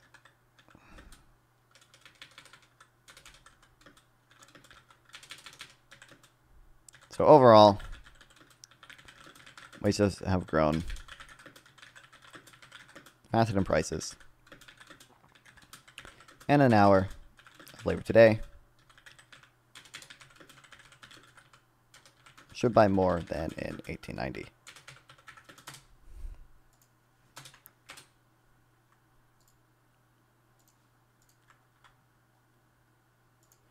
Gonna react to the whatever show. You've never done it before. It makes me really sad. I have no clue who that guy is, and I don't really care.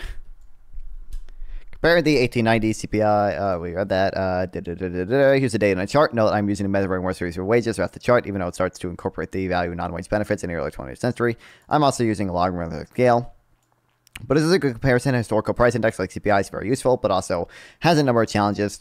For one, consumers are buying radically different basket of goods and services than in 1890. No-fault divorce is boring. Let's read about the economy instead. No-fault divorce is boring. I don't care. Like, I have intuitions on it, but like I don't care that much about it. Like, I'm surprised you were from No-Fault Divorce, Andrew, or sorry, Tiki Tack, because you hang out with the Crucible and Andrew, right? Andrew's not from No-Fault Divorce, is he? Like,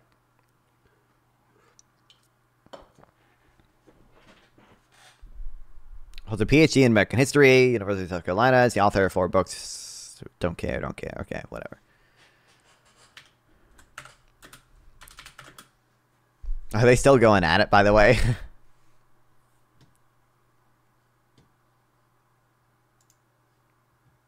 No.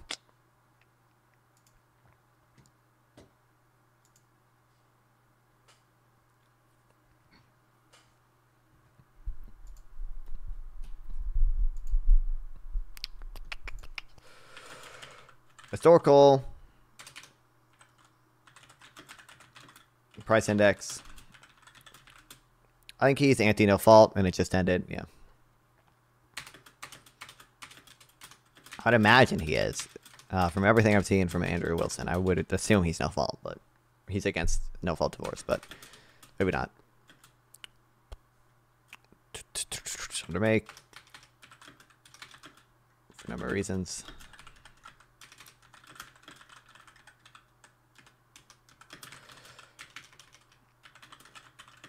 First being consumers buy a radically different basket of goods than they do today. Or than they did in 1890. Around 180 consumers spent, or sorry, around 1980, consumers spent about 41% of their budget on food, 15% on clothing, another 15% on housing, 6% on fuel, and 23% on other expenses. In 2023, spending on food and clothing was much lower at 13% and 2.6%, while other spending on housing was much higher, around 33% of consumer spending.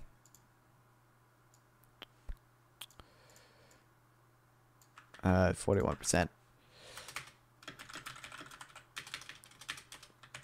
of their budget on food.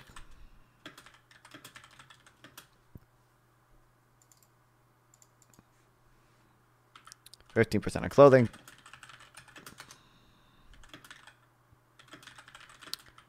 And another 15% on housing.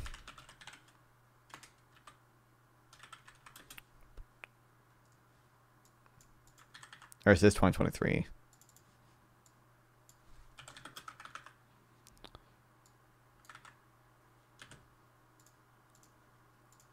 I've life experience this way in my view. Like in theory, in a perfect world, divorce wouldn't be a problem. But in reality, the laws are so unbalanced and complicated at on-fault divorce. Yeah, that makes sense. As much as the 2 speed, I'll be very happy. Hey everybody, Brian McClanahan here. You look 33 minutes. Oh my god. Acting locally. How do I act locally? Just start my own community farm like it's always allowed?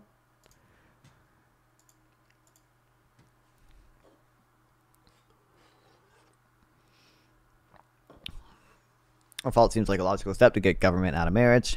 Yeah, they talked about that a little bit. And I think it was by the way, is Ghosty actually married to that guy? I cannot tell if they're being ironic or not. I have no clue. I forget his name. The guy claiming to be Ghosty's husband or whatever. I have no clue if they were just joking. I think he talked about that a little.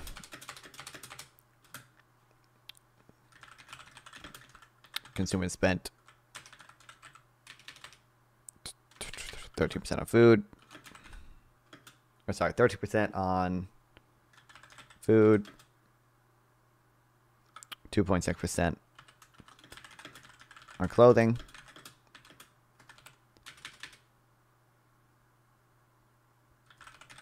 Ghosty has a fiance. Okay. Because they were joking about divorcing each other, and I don't know. Maybe they're married now. Okay.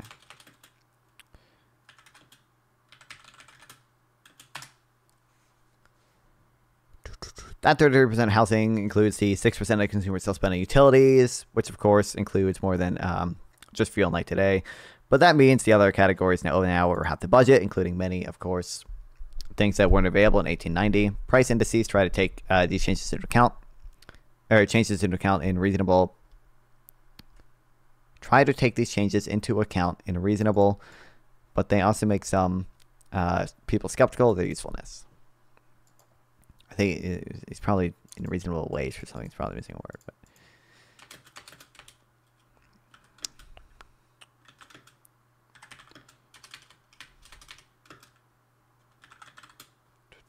No, her husband doesn't do panels alive. She just plays video in space.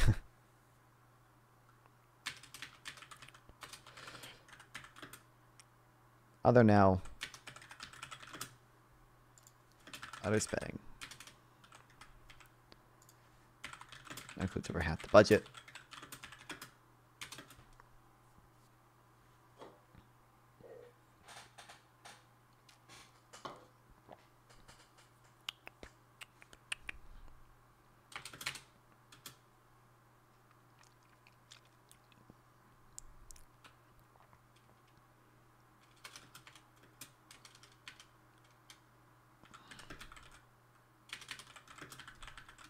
What are people spending on many things that didn't exist in 1890?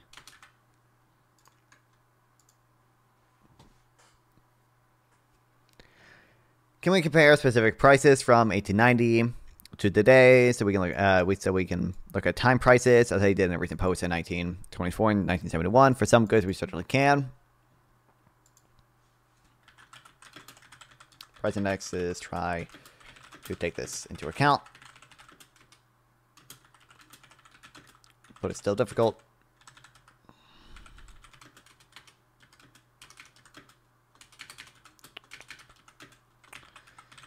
However, it is possible. However, it's happening. Oh, man.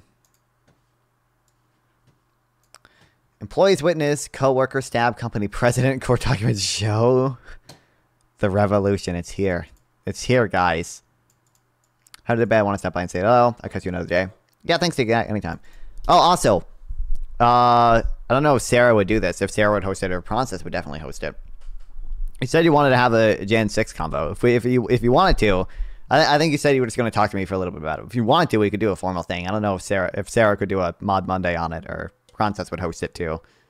I need motivation to research for it. That's my motivation behind it.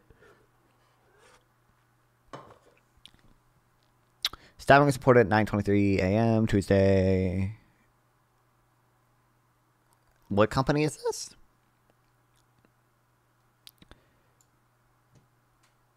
Area manufacturer witnessed their boss get stabbed.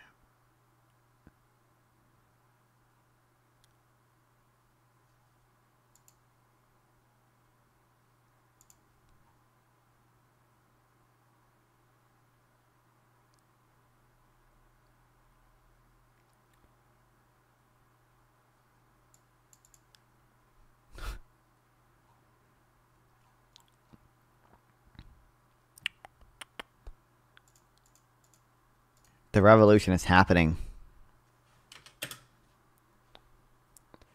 Flooded BMW, but it's apprehended by, how do I pronounce that? Muskegon County Sheriff's deputies.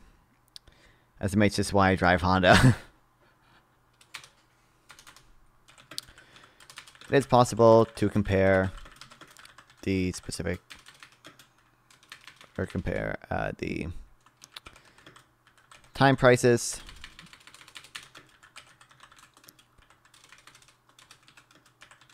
of specific goods.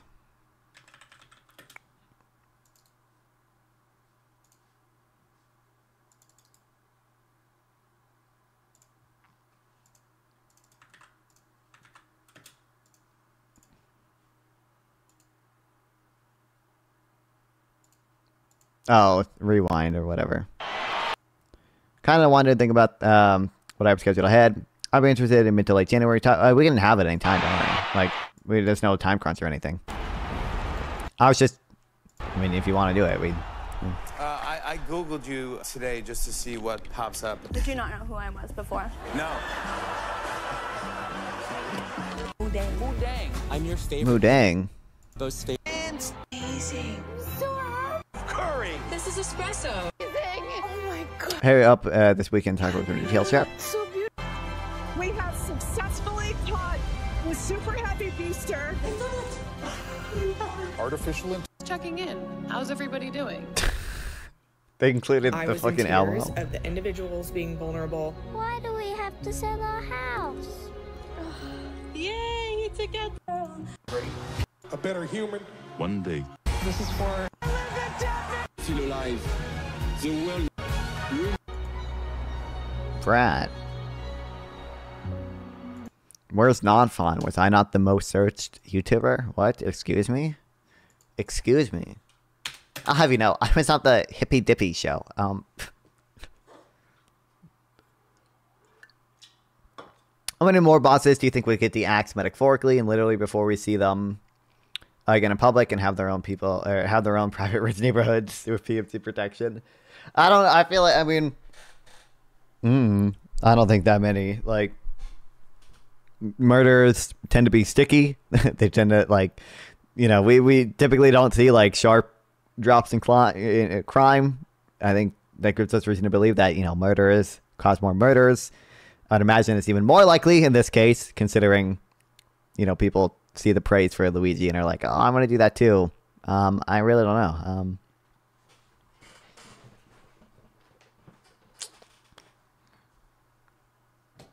Yeah.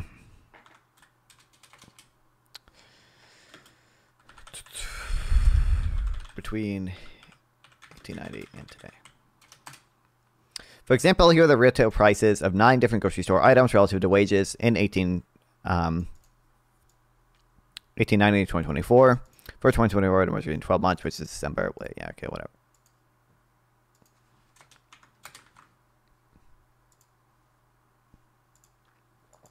Food prices are undeniably lower than in 1890 relative to wages, with these grocery staples taking anywhere from 72 to 94% fewer hours of purchase.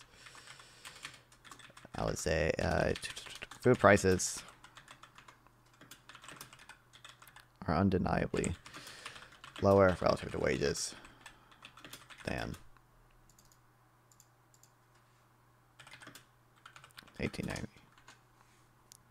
Clothing prices a bit more difficult to compare given the changes in quality and clothing variety prices. Do guys, if you're trying to subathon, there are ways to get more. There are ways to do panels on YouTube. I've been muted because I'm live. Want another? Just link it, sure. I don't know if what are they talking about? Oh wait, muted because I'm live. Wait, I'm done.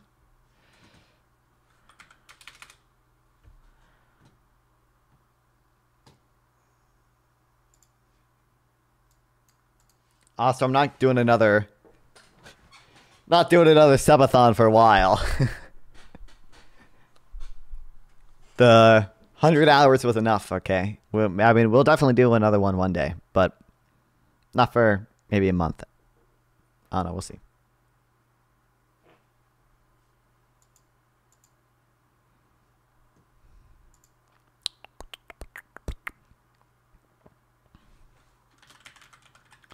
Clothing prices are more difficult.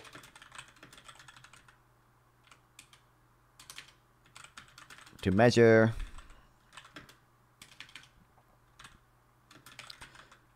Since there's been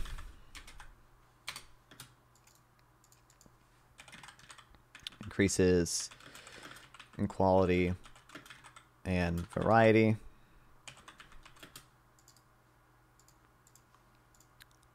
Nonetheless, they are clearly cheaper. I had to just like a 20-foot cord on my Oh, I know this phone, girl. and I had to go into the closet to talk to my best friend, so I didn't have, you know what I mean? Those things. Yeah, and if you were on the internet, someone picked up the phone and dropped you, and you're like, who used the phone? And that's the thing too. It's like, if we, it's a big deal when it comes down to these so-called influencers that are influencing our children. You know what I'm saying? Like me, I'm an influencer. And that's what I have a big deal with. It's like,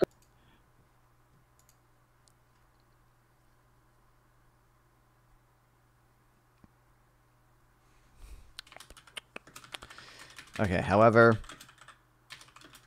they are still clearly cheaper. For example, in 1889, Sears and Roebuck catalog, we see that men's ready-made suit was as low as $3.45, $3.45 that is. Well, in 2024, Macy's, the starting amount around $100. Of course, you could always pay more, but both then and now. Relative to wages, okay, so for example, a men's ready-made suit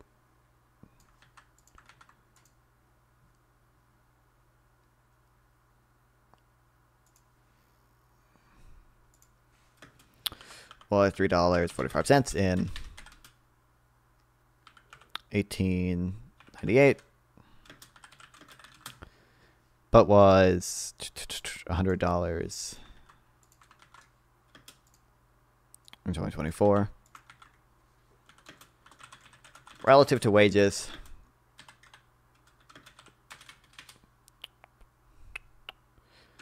men's suits are 87% more affordable today. Likewise, a girl dress could be had for as low as $1.35 in 1898. Well, you can buy a decent one at Macy's today for around $50. A girl's dress is 84% more affordable. Wow, the pink tax strikes again, guys. What the hell? Support woman.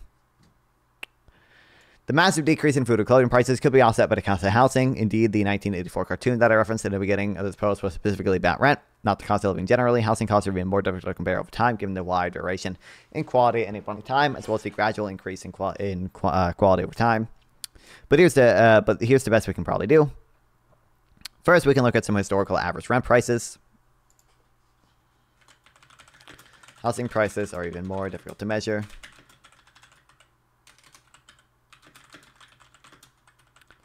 But with some adjustments, I'll say, but we can still compare them with some techniques.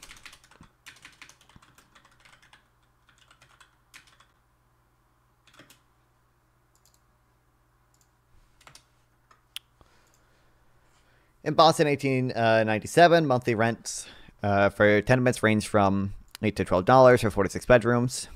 In Wellington, West Virginia, in 1893, there was a similar range of price for houses: $9 for 3 rooms, $11 for 4 rooms.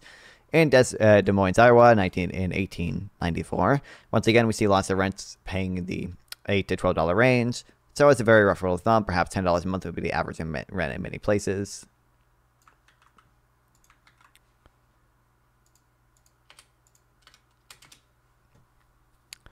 Average rent today in the U.S. also varies extremely widely, but we can use gross monthly rent income for the census as a starting point, which had the median value of $1,400 in 2023.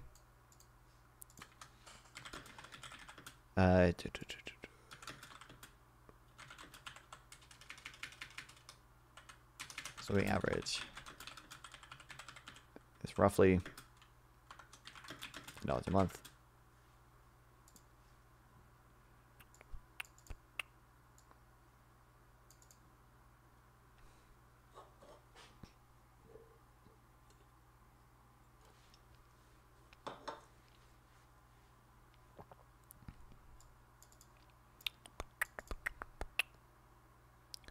Okay, the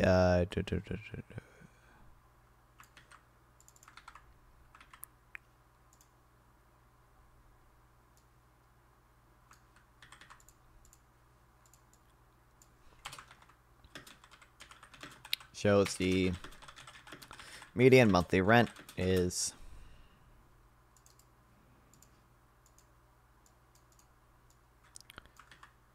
that amount, $1,400.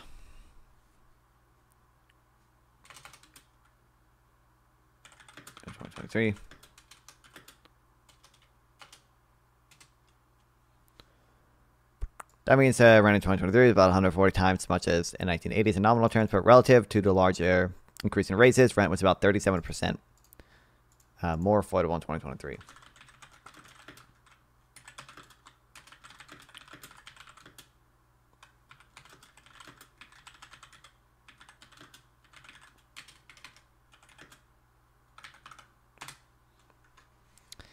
But as a gut check on this, we can use an excellent new historical series in housing prices from the Philadelphia Fed.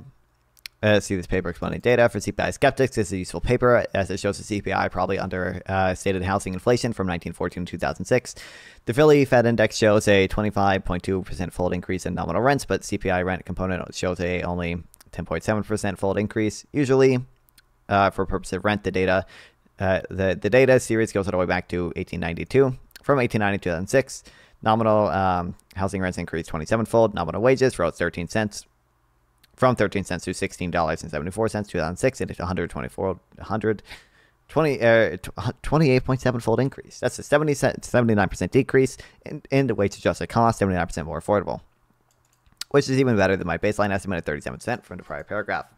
Of course, this is only through 2006, so it's likely been some decrease in affordability since 2006, but it still suggests rent is getting more affordable over time, not worse.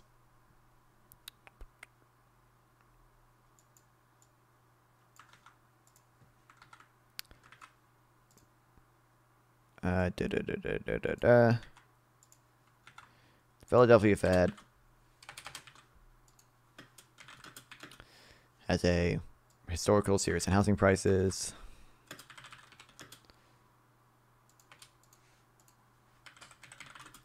That's higher than the higher than, or that shows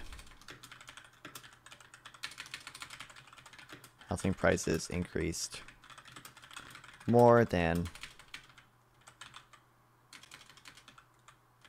historical CPI data shows.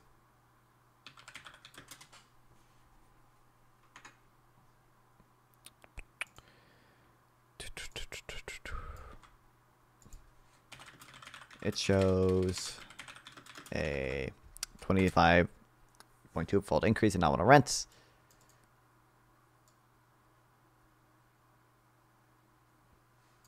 Okay, wait. From 1890 to 2006, nominal housing rents increased 25-fold. Nominal wages rose from 13 cents to whatever in 2006. 100-fold increase. So housing got 79% more affordable from 2006, or from 1890 to 2006.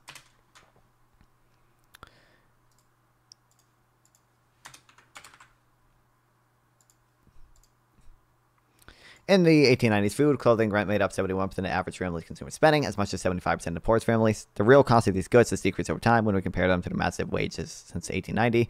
While there are many challenges with affordability today, especially with rent and housing, there is no way Americans were better off economically in the 1890s.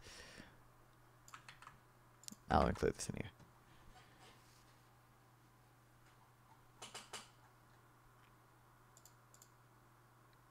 What the fuck? I did not mean to click dictate.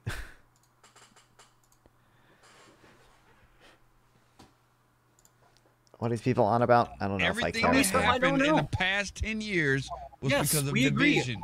Yes. Division. Yeah. Yeah. That's And, what and what are we doing divide. right now? That's it. Well, I'll tell you about the modern man. Okay, today's modern man. Let's dive deep into today's modern man. What are today's modern men doing tonight? Please tell me what modern men are doing tonight.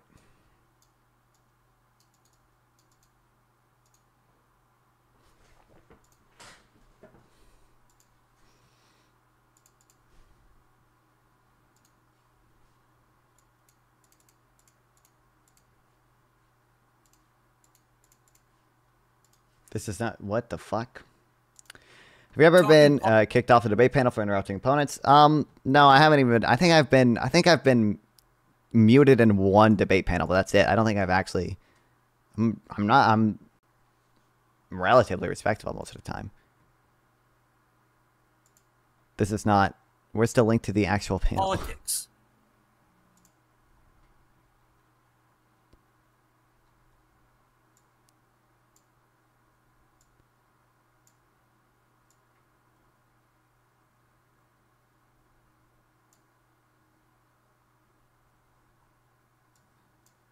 Are there just too many It's a people bunch in of it? guys. What are you doing here? Fucking arguing on the internet for? Instead of It's 2 o'clock in the freaking morning over here. It's 3 o'clock in the morning here, bro. My kids are all asleep. Yeah, they're all asleep. It's 2 o'clock in the freaking morning. I have 3 boys, and they're asleep. Yeah, right you're now. right. Yeah, Yeah, 2 I o'clock got in the four morning. boys. Without kids is gonna ask that question. Fair Well, you enough. got kids, then why are you on the internet? My 3 youngest are sleeping. Should you be raising your kids at 2:11 a.m.? Should you be I got raising your 14 kids at illegitimate 2:11 kids. I don't a.m.? pay child support for any of them, so I thought. 3:11 In Australia, it's not 2 a.m. here. It's 2 a.m. over here, man. The kids are asleep. I have like a Yeah. main gig. You got a point. You've got a point. You know, That's why I have a bunker. No, this is what he's trying to say. Because you have kids, you should never be on the internet ever. Dude, I just That's what he's admitted saying. to you. That's what Okay, this you have a motherfucker point. is saying. Jesus, let it go. You Oh, got no kids, wonder. why are you- Well, the spot's got to open up first. Damn. Well.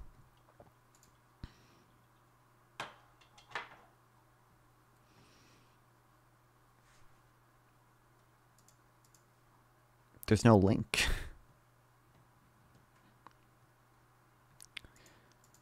I don't know. I think there was one time I was going hard on Pentuple and Gibbs muted. I think Gibbs muted both of us. Pentuple had me muted for half the debate though, so God, I hate that guy.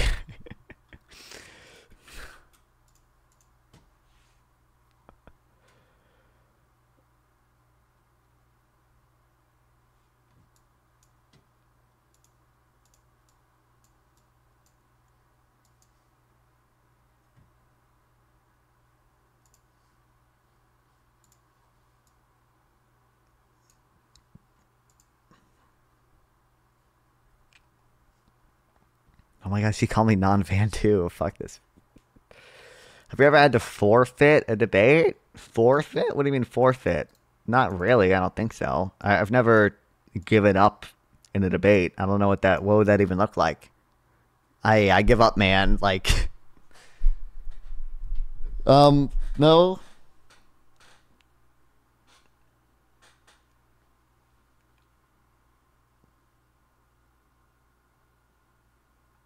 Yeah, it's forfeit to me many times. Real. What do you mean I forfeit? I've debated you for like 4 hours, multiple times. I don't know. What how is that forfeiting?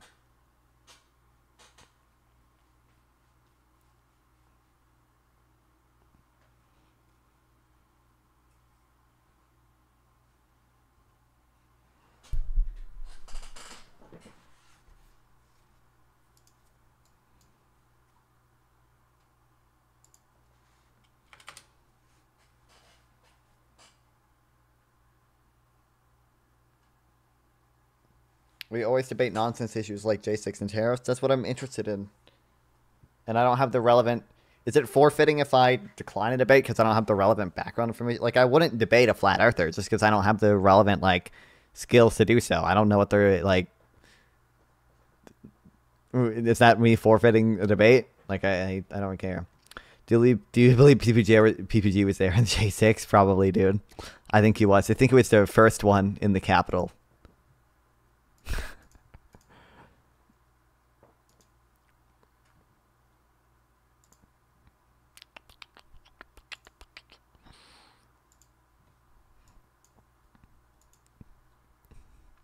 Americans may actually have to brace for stagflation with Trump.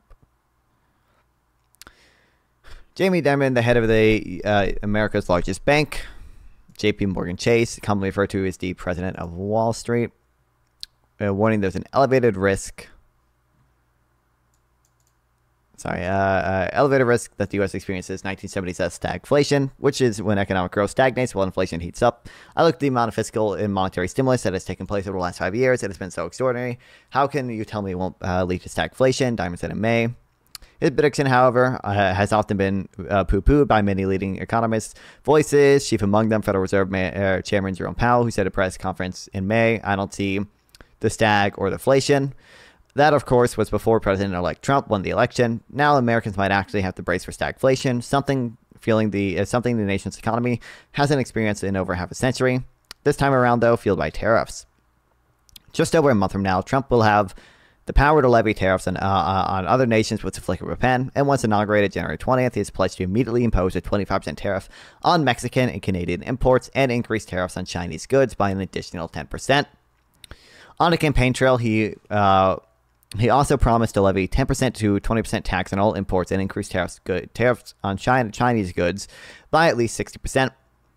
There are some doubts as to whether Trump will follow through with these plans and instead use them as a means to negotiate with other nations. However, if these significant broad-based tariffs go into effect, it could send the U.S. economy back to one of the most painful periods that took over a decade to resolve. Can you watch this to around minute 3? It is minute 7 of this. He makes a few good points about what? No, I don't care.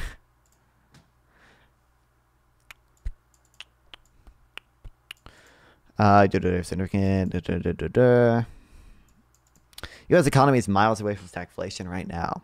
I was around for stagflation. It was 10% unemployment. It was high single-digit inflation and very slow growth. Powell said back in May, referring to an oil price spike during oil embargo. He made a point. We look at history backward. How's that relevant to what I care about? Ah, damn.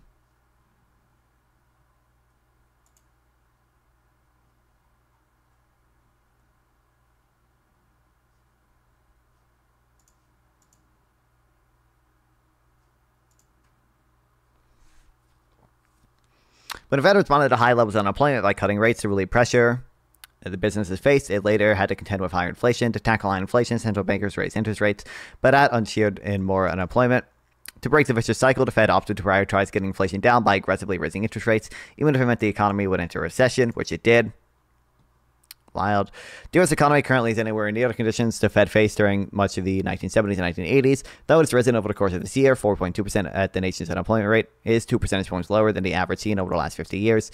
Meanwhile, inflation has cooled significantly over the past 2 years. It's now just a touch above the Fed's 2% target. Getting it down to the exact levels proved to be challenging. Overall, do I care about this, Malibu? Oh my god. Genocidal statements from Israeli official. I can't wait for another Smotrich quote. Oh, Galan. Oh, complete siege on Gaza. Yep, is that really genocidal? Or is that, this was made on the 9th? It's not official. What do you mean it's not? This is Galan, Minister of Defense. This was when it's more category. Okay. This was like when there were still Hamas militants. I think there were still Hamas militants in Israel. Like they needed to do this because Gaza had breached the border wall. Like, yeah, you want to make sure no one is entering or leaving because they just breached the border wall and are like flowing into your country. No electricity, no water, just damage. I mean, who is this guy? There is some people ahead of Kogat. It isn't I like that there. He could just be referring to the north. My understanding is that this is 1010 though. So again, they wanted to do this because they wanted to make sure no one was going in and out because they just fucking invaded their country. They couldn't be sure of anything. Once they were more sure of things, they started letting aid in. Yeah, but I also don't. He's probably just referring to the north there. But people cannot leave. Yeah, that's Grinch. That's bad, obviously. It's an entire nation that is responsible. אנחנו עכשיו מגלגלים בעצם את נכבת עזה, אם תרצה, נכבת עזה. אנחנו לא לוקחים בחשבון. Who is this guy? מגלגלים בעצם את נכבת עזה, אם תרצה, נכבת עזה. אנחנו לא לוקחים בחשבון שחמאס הוא לא האויב, אלא כל עזה הוא האויב. זכור את אשר עשה לך עמלק, נצטווינו. הם צריכים לזכור עם עמלק. הם צריכים לזכור את זה להרבה מאוד זמן. השתמשו הרבה בימים האחרונים במילה נקמה. אני לא קוראת לזה נקמה, אני קוראת לזה צדק. אני רוצה לשמוע פגזים וארטילריה כבדה. צריך להקים התיישבות יהודית. That last one is what people in Gaza say about Israel. People say worse about that. You say worse about that about Israel. בשטח רצועת עזה כדי שתהיה שם נוכחות יהודית לאור. Oh, a smoke church. We got him. A smoke church. Let's go.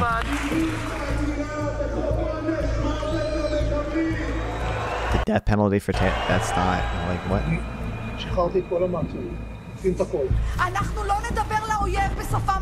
I've heard all of the restraints quote before. Are you a Zionist? Depending on how you define Zionist, if you just mean do I think Israel has the right to exist now, then yeah, I don't think the Jewish state should just disappear.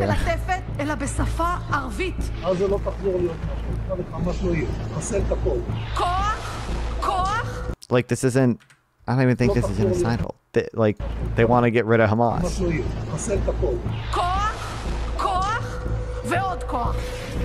It's a war. אני לא נרדם טוב בלי שאני רואה בתים קורסים בעזה. אני משטחת את עזה.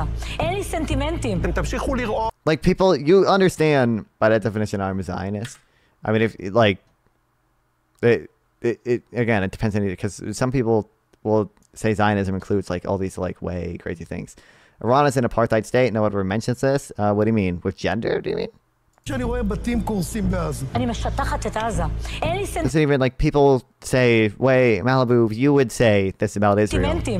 You want to see Israel flattened. תמשיכו למות, הבתים שלכם ימשיכו להישרף, כי נוח שם הוא אויב, כיתה באלף הוא אויב, אישה בהיריון הוא אויב. Who is this guy? Middle East expert? This isn't even a guy in the Israeli government. והילדים בעזה, הילדים בעזה הביאו על עצמם את עושה? לא נותרת אבן על אבן בעזה. עזה הופכת לדרזדן. עוד בתים, עוד מגדלים. להרוס ולהתקדם, להרוס ולהתקדם. כמה שיותר... Religion, look at oh, religion, okay. תשמיד את עזה עכשיו! עכשיו!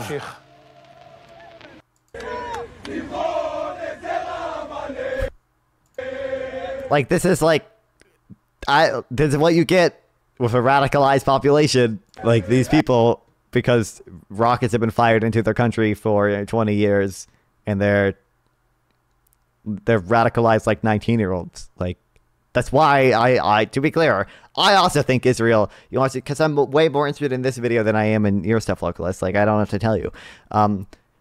I think Israel, to be clear, has committed some war crimes. And I think this is primarily the reason why, because you have a conscript army full of radicalized 19-year-olds.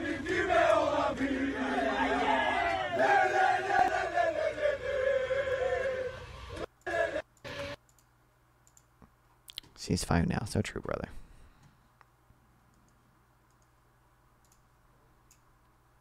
Fuck, what'd I click on? Overall, the economy grew at an annualized rate of 2.8% last year, slightly weaker pace than the prior quarter, but nevertheless impressive considering the Fed raised interest rates at the highest level in 2 decades to fight inflation, which peaked at a 40-year high 2 years ago. The Fed started lowering rates earlier this year, is expected to continue to cut at its meeting this week, which it did. However, it can take years for the effect to be felt across the economy. How can you even know if you have no interest if you haven't watched it? Because the title, and it's from you, and I know it's not like. I have indications about what it's about. I don't know what to tell you. You told me it's about how we look at history backwards. It's not something. I'm just not interested in it. How do you know you wouldn't like Paw Patrol if you've never watched it?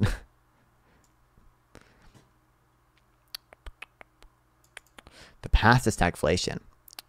Trump's tariffs has floated aren't inherently inflationary.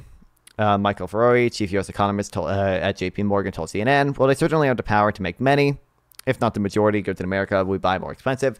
It could essentially just be seen as a one-time bump in the prices of goods, similar to a sales tax increase, he said. But higher tariffs can quickly fuel cascades of price increases if Americans expect higher inflation because of them and demand higher wages, which in turn could result in businesses continuing to raise prices. And if the new tariffs are imposed in a haphazard and hasty way, such that businesses don't have ample time to reconfigure their supply chains, it could significantly hamper economic growth by also forcing businesses to pull back on any new investments due to heightened uncertainty, Ferrari said. Very prejudiced. I am prejudiced against you because I hate localism. Stagflation could also materialize if other nations were to respond to the title tells me what's about retaliatory tariffs on U.S. produced goods, likely leading to employers to lay off workers as a result, he said. Though Ferrari believes that the risk that the U.S. economy experiences stagflation is higher now compared to earlier in the year, it's not the best case. It's not the base case that he and the team of economists works with are predicting at the moment. That's because they aren't forecasting inflation jumping by more than a few tenths of percentage points from current levels, partly because he believes Trump administration will give U.S. businesses sufficient time to respond to higher tariffs if they're set in motion. Wells Fargo economists share a similar view to Ferrari. These tariff increases, if implemented shortly after Inauguration Day, would impart a modest inflationary shock to its economy, boosting our inflation forecast in the near term, but also dampening economic growth outlook. They said in a note last month, pushed shortly after Election Day, should this occur, the probability of stagflation scenario in our growth model would likely increase. That said, there's a tremendous uncertainty about future potential policies, they cautioned. Localism is inevitable? True. Real.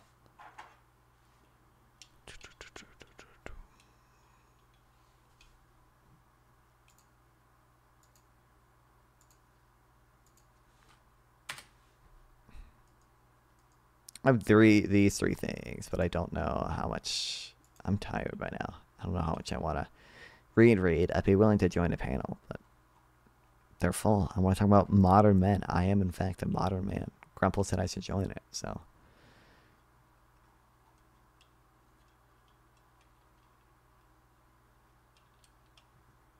Did you become a communist? Why?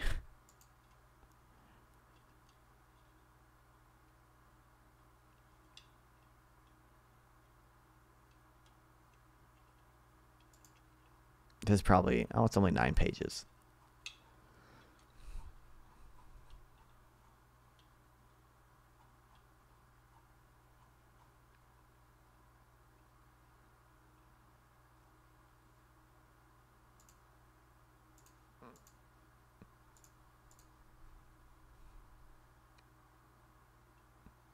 If you're on the left, might as well go neck deep in. But I think most communists are stupid.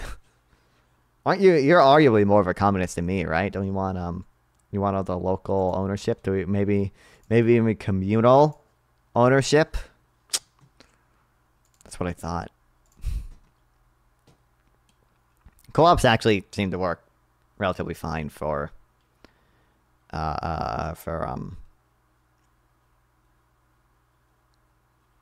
farms. I don't think I would mandate them, but oh my god.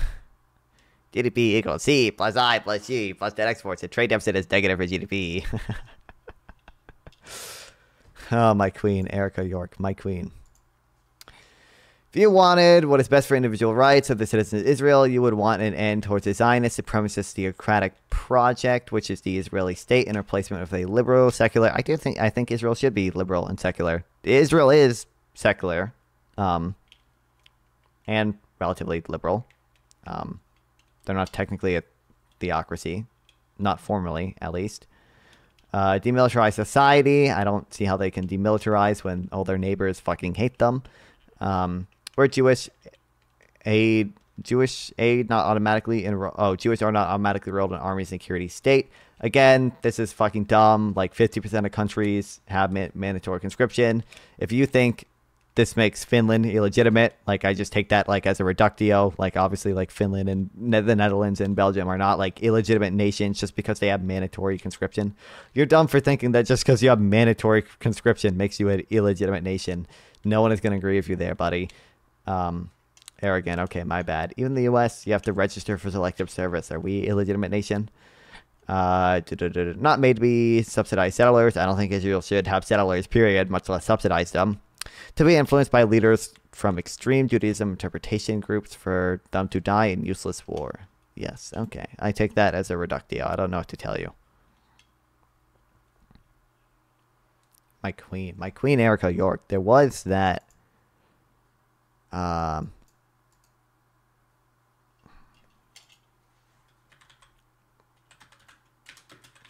Trump tariffs affects Congress committee. There was this where Erica York was at. I wanted to watch it on stream, but then I was lazy. It was the day after the subathon, okay? So, like, I was lazy and,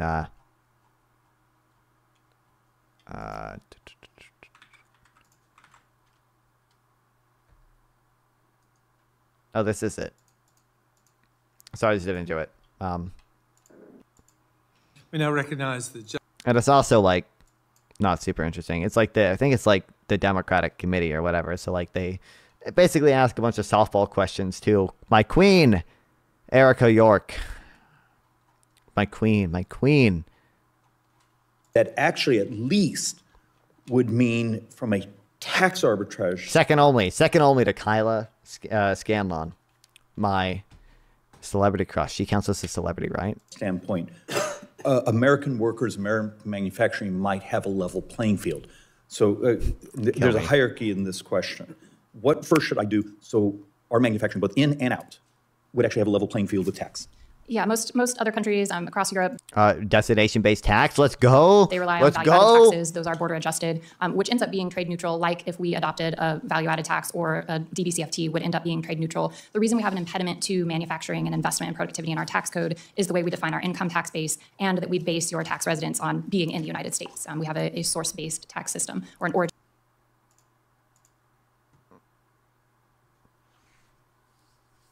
I love destination-based taxes.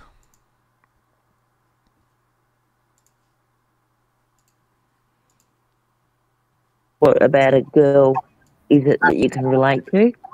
And I would try and talk to them in a way where my generation, which is X, like none of them stereotypes come into it. Like some of the panel have said, you know, my son's, you know, more or less, if my son wore a dress, I wouldn't be happy, and stuff like, you know, stuff like that, which is typical You of know, our complete dishonesty generation. towards public when you But old come people with and appeal generational to the stuff majority out of of it. authority when trying to counter my claim that all systems are legitimate. My own I generation just like stuff out of it, for sure. I take it as a Because reductio when you that just say puts the the U.S. child and Finland and Belgium are all off illegitimate nations expressing what their because they have mandatory what their conscription.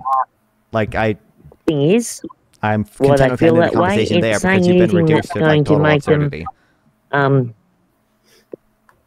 not want to talk about it to you is not helpful in my opinion. So I would approach it in a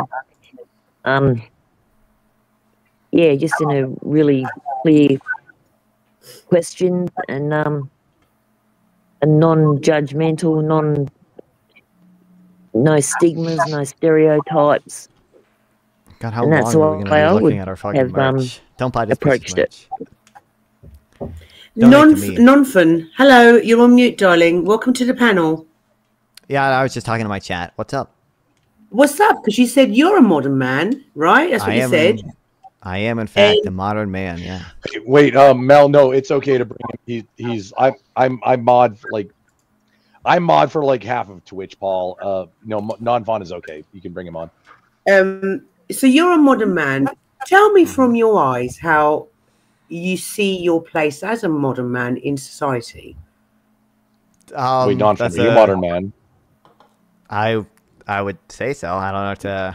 I'm 19. I'm a man. My place in society? I don't. That's a complicated question. I don't know. Like, I like to ask difficult questions. I don't know. I think like right now, I go to college. And I stream on the side. It's not like I make much money from it or anything, but I guess like right now, my place is mainly just to get educated, enjoy the freedom I have to do things like stream and hang out with friends while I still have time before I have too many responsibilities. Yeah. Just thank Mel for bringing it on while like we have this good time here. Yeah, exactly. And as a modern man, right, what are your aspirations? I want to go to college, probably get a degree in economics, and I want to get a job that probably has something to do with that. I mean, technically, listen, okay, if the streaming thing works out, that's the aspiration there, but that's highly unlikely, so I don't know.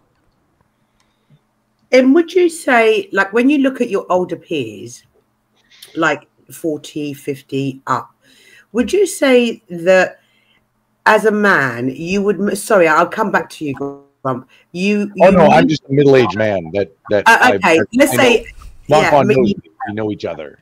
Right, so let's say you measure yourself up to Grump, right? Would you say that you are just as masculine as he is, or would you say you're a touch bit more gentle? I'm definitely not as masculine as Grumple. I'm not even as masculine as a lot of people my age. So, do you feel that that might be a problem in society, or do you feel that that's okay? I don't think it's a huge problem. No, I think there are other problems young men might have, but I don't think lacking some level of masculinity is really one of them. Cool. And what kind of problems would you say are young men facing nowadays? Like, I'm just curious to get your point, because as a young man, you know, we're talking, you know, the panel was talking about your demographic. So what kind of problems are young men facing today?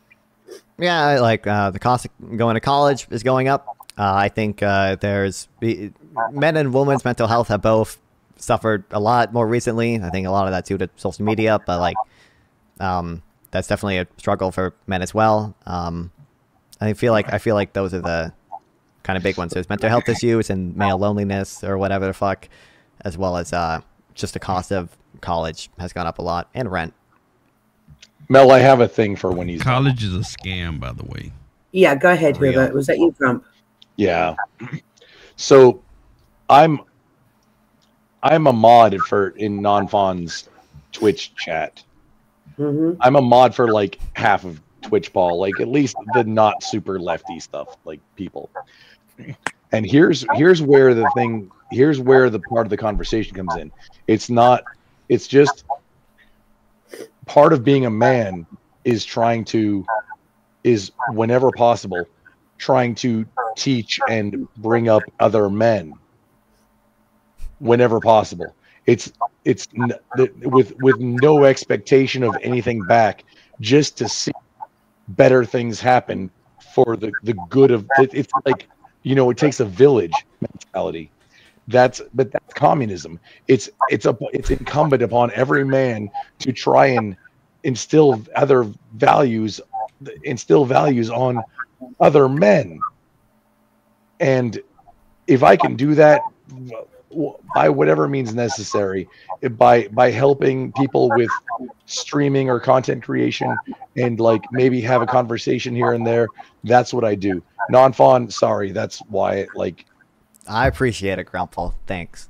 But Grumple, can I just? I always like you and whatever. You've contradicted yourself a little tiny bit, and I could be wrong, because earlier you were saying get the boys out on the street, get them fishing, get them riding bikes, get them let's get them out. But then you are also saying that it's okay to sit at home and stream all day, and that you'll support and you're. Oh no, I didn't say that. I have an over full-time main gig. I have 2 businesses, and I'm contracting currently with a defense contractor, a military. No, I meant the younger. We're talking about our lovely. Guests. Yeah, that's the thing is, I'm not saying no, don't I'm not saying be like what it sounded like you were putting on me was that I was putting out being a man influencer full time, and that's not what I was going for. I try and help wherever I can, and I think that's incumbent upon men. If you see somebody with a flat, you pull over and help them. I play in the church band. I go and read at church, just because, hey, this is my given abilities. That's how I can help out. If I can help out some other streamers that are trying to come up with, just because I'm autistic enough that I've learned how to do OBS settings, and I have some tutorials. Hey, check this out. This will help you out. If I can help somebody do something, I don't think that means I was successful for the day. We can be a multinational. No, I get that. I guess what I'm trying to go. That's part of being a man, is trying to help other people. No, I agree. I guess where I was trying to go. I think so anyway. Maybe I'm a bitch. Maybe I'm an idiot. I don't know. No. I'm a simple monkey, though. No, I had a question for the young man. One second. Let me just land my plane, as Kev would say. Where I was trying to go was that are young men just growing up with the environment, and the environment right now at the moment is, very much social media focused. A lot of them, yes. Or it's sad. I'm sorry, you weren't done. No, because or do we need to encourage our young men to acquire more life skills?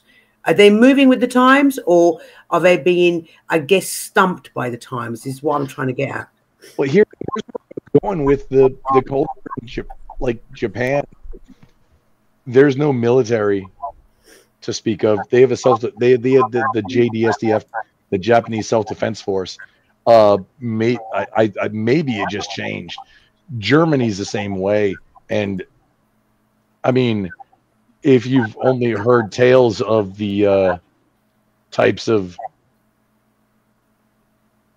degenerate content that comes out of Germany, I mean, they are God's engineers. It is like Germany and Japan, either way.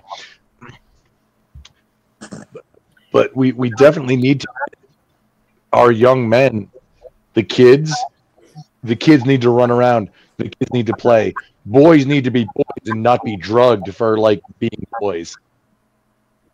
Yeah, boys are gonna fight. Boys are gonna do boy shit. There's gonna be a pecking order and things that are gonna happen. Boys need to be let be boys and let it thrive, because that's how you get your next generation of leaders. Otherwise, You end up in the bullshit where we are, where there's a cycle. Strong men make good times. Good times make weak men. Weak men make bad times. Bad times make strong men. It's a cycle. And it's about the men and how they're raised and how they act. Sorry, girls. That's just how it is. Lady Luck, did you want to ask a question? Yes, I did. Well, I was wanted gonna. to ask. No, go ahead. Go ahead. Sorry. Go ahead. I was Lady going to Luck. ask. Sorry. I was going to ask modern man, what are the most common stresses that you find that your peers share with you? What are 3 or 4 of the most common stresses that your a lot of peers it, say that they've got in their lives? a lot of it's gonna just be school shit. Whether it be, I have some friends still in high school, or friends in college that obviously have to worry about finals and stuff. For some people in less fortunate situations than me, it'll be about drug stuff. Obviously, there's quite a few people who are addicted to vapes, or addicted to dab pens, or things like that. And I guess to some extent, social media. I don't think, at least me and my friends, don't worry about social media that much. I probably worry about it the most, just because I like to see my YouTube subscriber count go up. But none of my friends are really involved in that. I think typically women care more about that stuff than men do nowadays. But I guess those would be the biggest things, yeah. So they haven't talked to you about like stresses from coming from single parent homes. I mean, and how that might have affected their masculinity growing up. I mean, I don't know any people from single family home or single parent home, so I guess I don't have much experience about that. Okay. Yeah. I was adopted and had a single family home for a while, but continue. Well, you've grown it's, more masculine. So it's like grades, social media, and what was the other things you said? I think I said drugs as well. Some people. Yep. So them 3 things. That's the main stresses they've got today, growing up. I would say, yeah. Right. Lady Luck, I've got a question for you. For instance, being a single parent, do you have a boy? Do you have a boy child? Okay. How are you going to be able to teach your boys to grow up to be men? I mean, how would you go about that? They are men. Simply, we're not. Very, very simply, be a good parent and allow them access to their dad when they should have access to him, and to give him enough of an input into their lives to help shape them as men. But when they're with me, I'm the dad.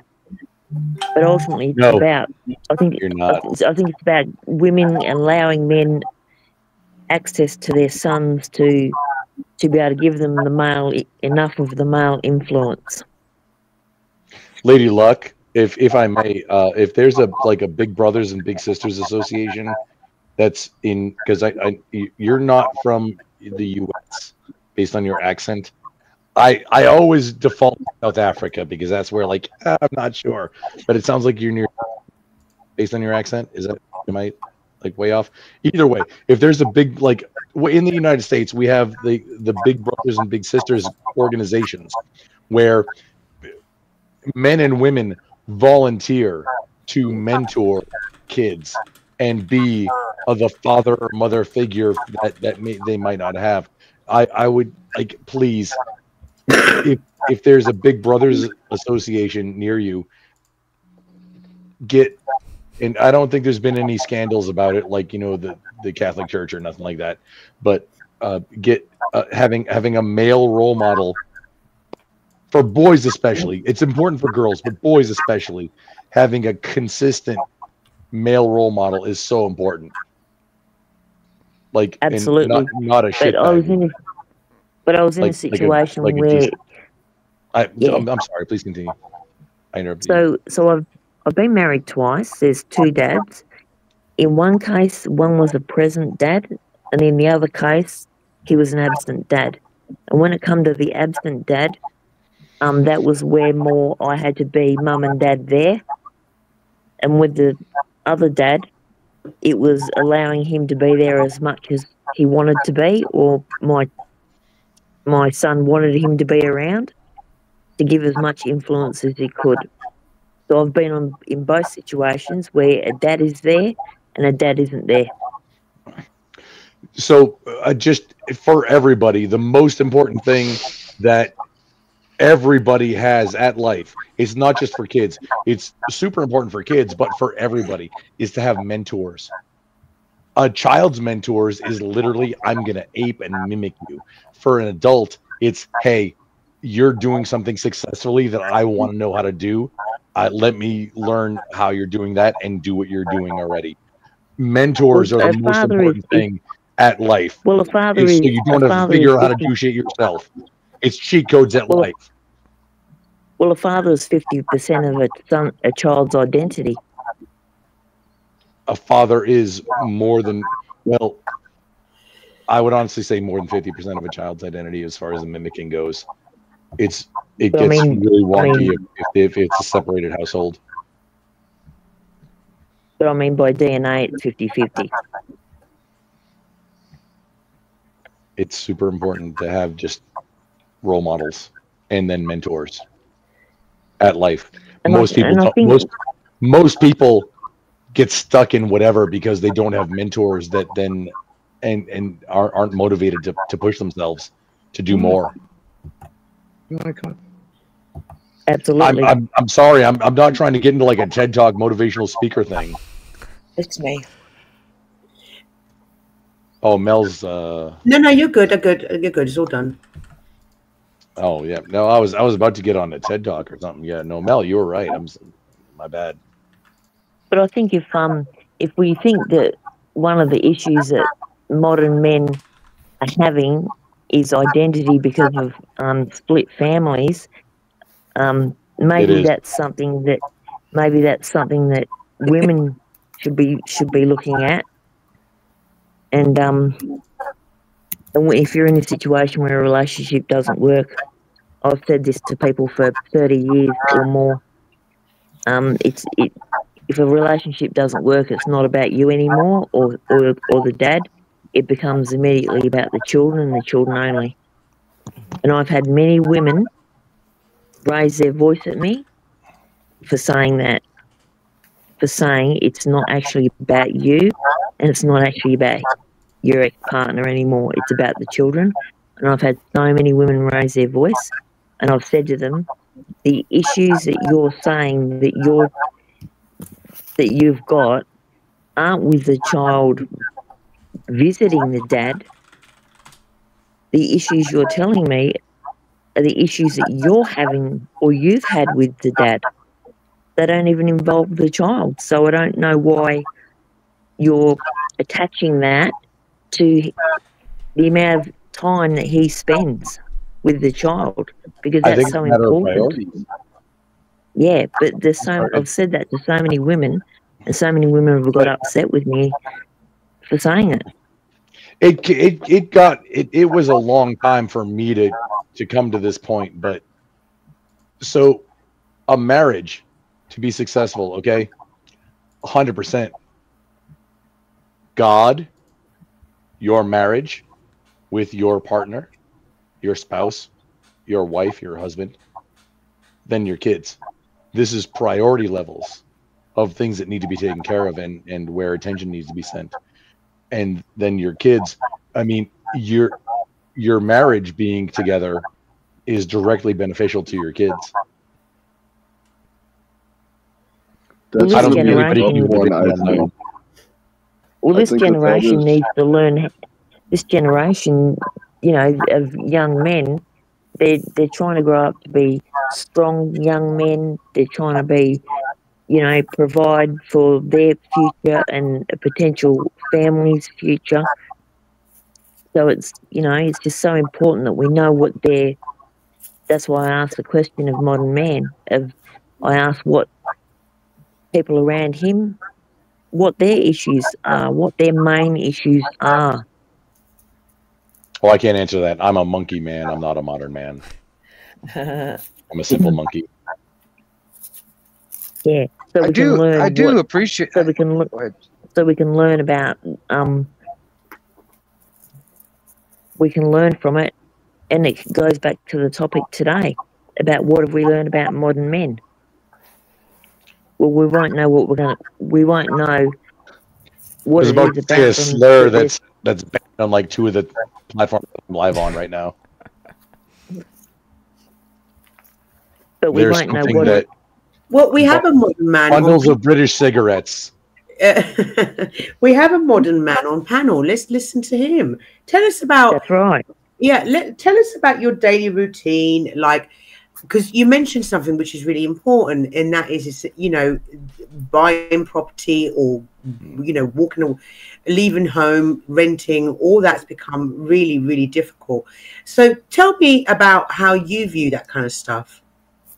Non-fan. Well, I mean, I might be a little bit of a bad example for that because I still live at home. So, like, my daily routine, I'm done with college for now. I have to. It's the end of the semester for me already. We already took finals, but I guess previously, I would wake up and I would do whatever college work I had, and then I would either stream or edit my old content.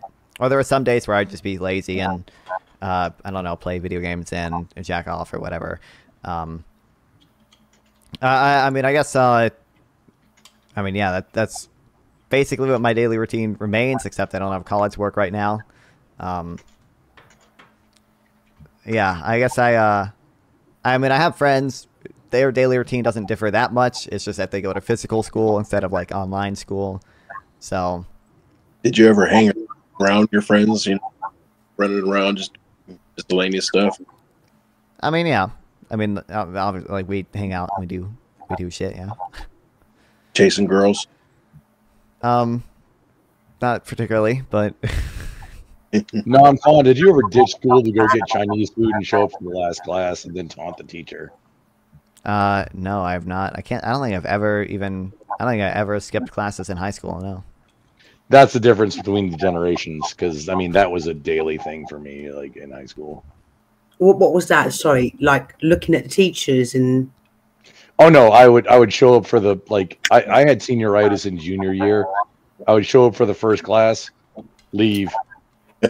Sometimes like bring Chinese food or McDonald's to the last class, which was history with Eddie Gould, and I fed it to the computer, which all the other teachers actually paid me to remove the security products from their shit. This is getting super personal right now, but that one teacher, he had a bottle of Jack Daniels in his desk. I destroyed his computer. Like I fed it milkshakes, and I showed up just for the memes, for the lulz. This was in the 90s though, where like that shit kind of like that shit kind of got away with it. I mean, after COVID, being absent from school doesn't matter anymore. I showed up, I left, but then I showed up back again for the last class just for the lulz. Yeah, there are many kids at my old high school who would miss like half the school year, and it wouldn't, you know, like during COVID, a lot of like school districts like said you basically can't fail students, and teachers are a lot less willing to fail students. No now, child left behind, and yeah, that's how it works. Yeah, if you get really deep into the education system, you'd be a friggin' like you'd be mad if you actually learn how the public school system actually really works as far as funding and how the thing works. I'm curious for the young one down there. I'm curious what kind of content do you actually do when it comes down to the social network? I mean, stuff like this. I read stuff and I debate people on what I read. It's basically 90% of my content. I don't know. Okay. But Well, no, see, you I- have like a tunnel runner thing going on all the time on your stream. I do have, sometimes I do, have the Subway Surfers ADHD. Get all Modern the- men can't pay attention to this stuff without Subway Surfers on the side. Little tip from Mel, you gotta And appeal to the ADHD brain. I think that's a great move for your content, honestly. there- This is actually there's, mentoring advice. 100% keep that. Because I actually applaud a lot of the younger people out there that do have a social presence, but what they're doing is they're going out hiking out in the mountains and stuff like that and filming themselves do it. You know what I mean? It's I applaud that, honestly. Instead of just sitting in front of a computer all day, inside the house, and not getting any sun on them. That's it's nice to see that. Have you seen those videos where Listen, people okay, go I will out and say- build a house in the middle of nowhere? It's amazing.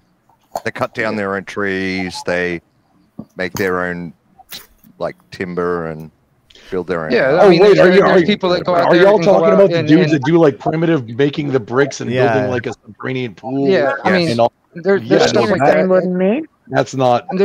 There's young people out there that are going and filming abandoned houses and stuff, or whatever. You know what I mean? And there's this one guy. He's like in his early 20s that I follow on YouTube. I applaud that. He goes out to all these canyons and stuff out in the desert, and he just does this huge hike, and he films himself doing it. I just it's awesome. You know what I mean? And I think that's what more kids really need to be doing, even if they are on the internet and have a social presence. That's what they're doing. They're actually doing something. The trick. Okay, to be what clear, you're- I what do you're- go on a walk at least once a day, so I do occasionally touch grass. I just want to set. I just wanna be clear. Non-fun. What the point that was being made right there is having a hobby and then making content out of that hobby, not just sitting and reacting or whatever it is. Going out, going and doing something as a hobby, or getting paid or whatever. But then I also see too many kids out there That's what I you see said. too many kids out there that And their I whole agree with content is. Yeah, I see some kids out there that their whole content is just sitting there watching them play Fortnite. That's every single video on their channel is them playing Fortnite. You know what I mean, or something like that. And that's just that's depressing in my opinion. Gito, I go on a Well, I walk mean, that's once a day. some Don't worry. streamers doing that, that game for content. But I 100% I agree with you that people, kids especially, should get interested in something, do that thing, and then hey, if you want to record it and make content from that, that's going to give you a niche. And this is business advice. If you're doing something that nobody else is doing, you have a leg up, and you're going to make money. Nonfun, can I ask you a couple of questions? First question, if you could chat in, just do a quick hello in chat so my mods can drop your link. Secondly, let's say I came to your house, I removed all your tech, and I said, you going on, a trip to go and hunt, I removed all your tech for a week. Would you do it?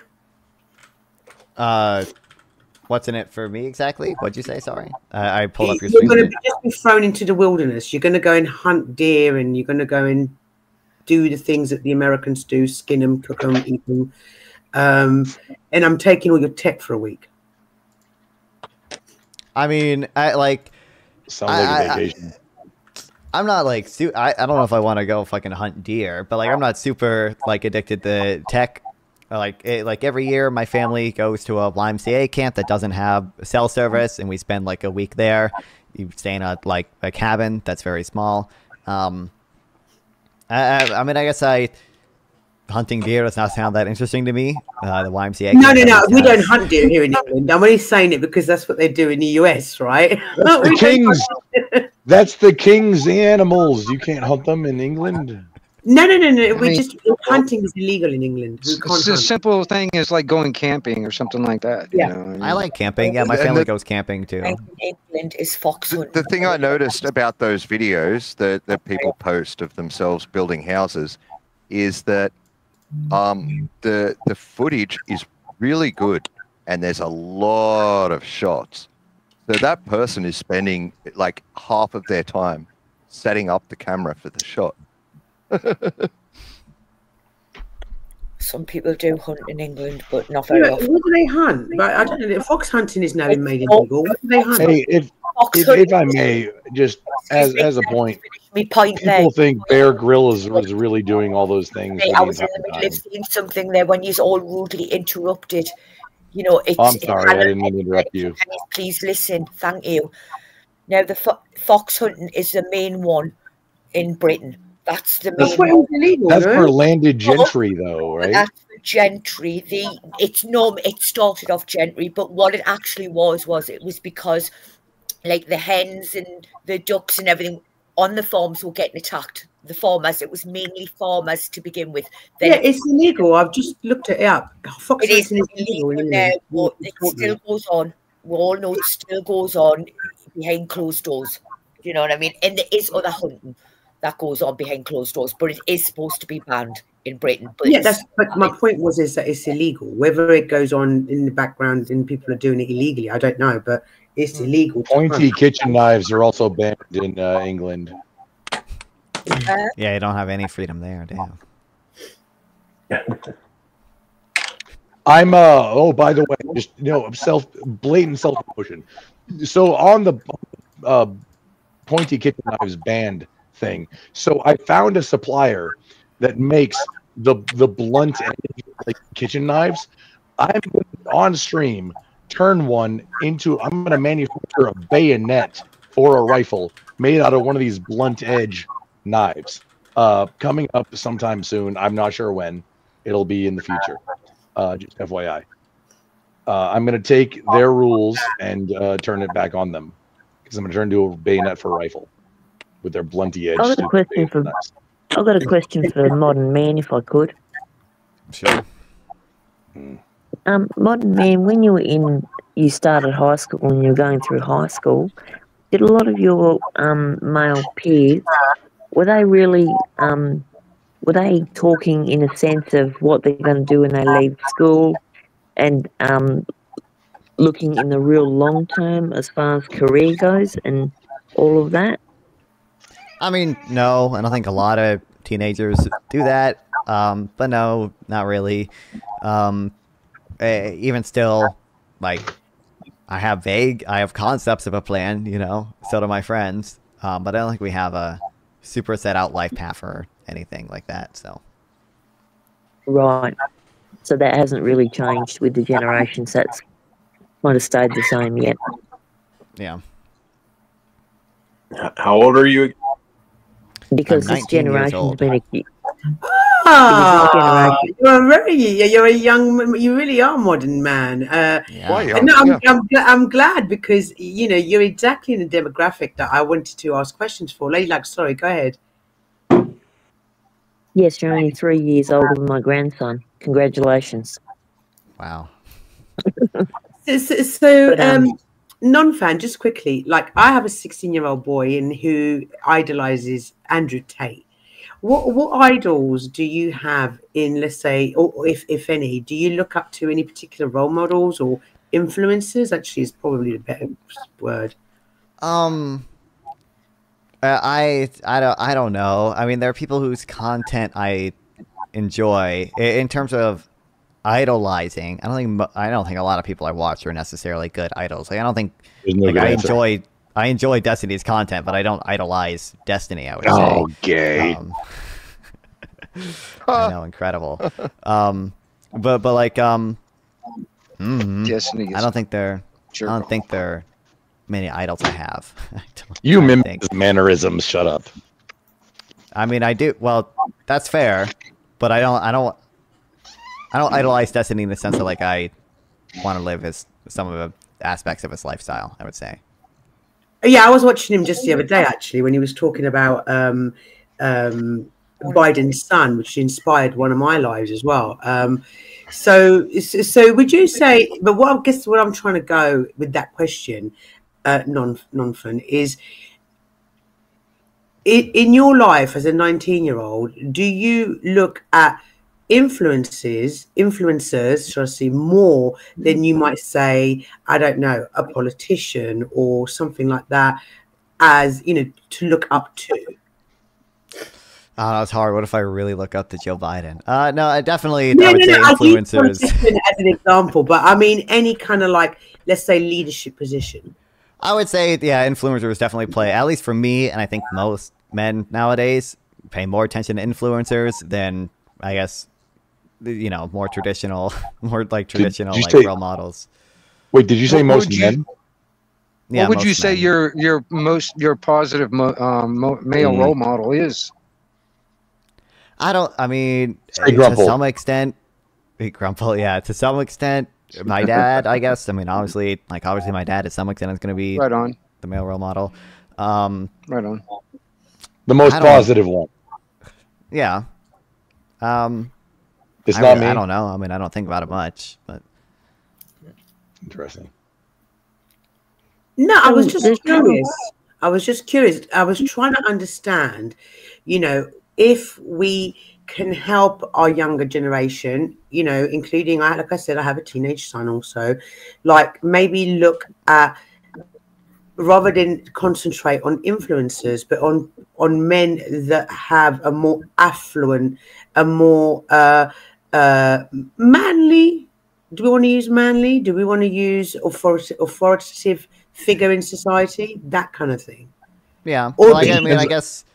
Mel, I it guess- depends on which thing you're talking about because those two things could be a little bit different. Mel, I was going to ask I guess him I about, also I don't pay much attention to famous people. Oh. I would say like another big role model or role models in my life were, I guess, like some of my teachers. So shout out Mr. Gilbert and Mr. Sunheim. Oh, you know Gilbert? Oh, interesting. Yeah, you know Mr. Gilbert, bro. Paul I was going Gilbert, to ask modern men about what do you feel like was your coming of age, your rite of passage into becoming a young adult into a man?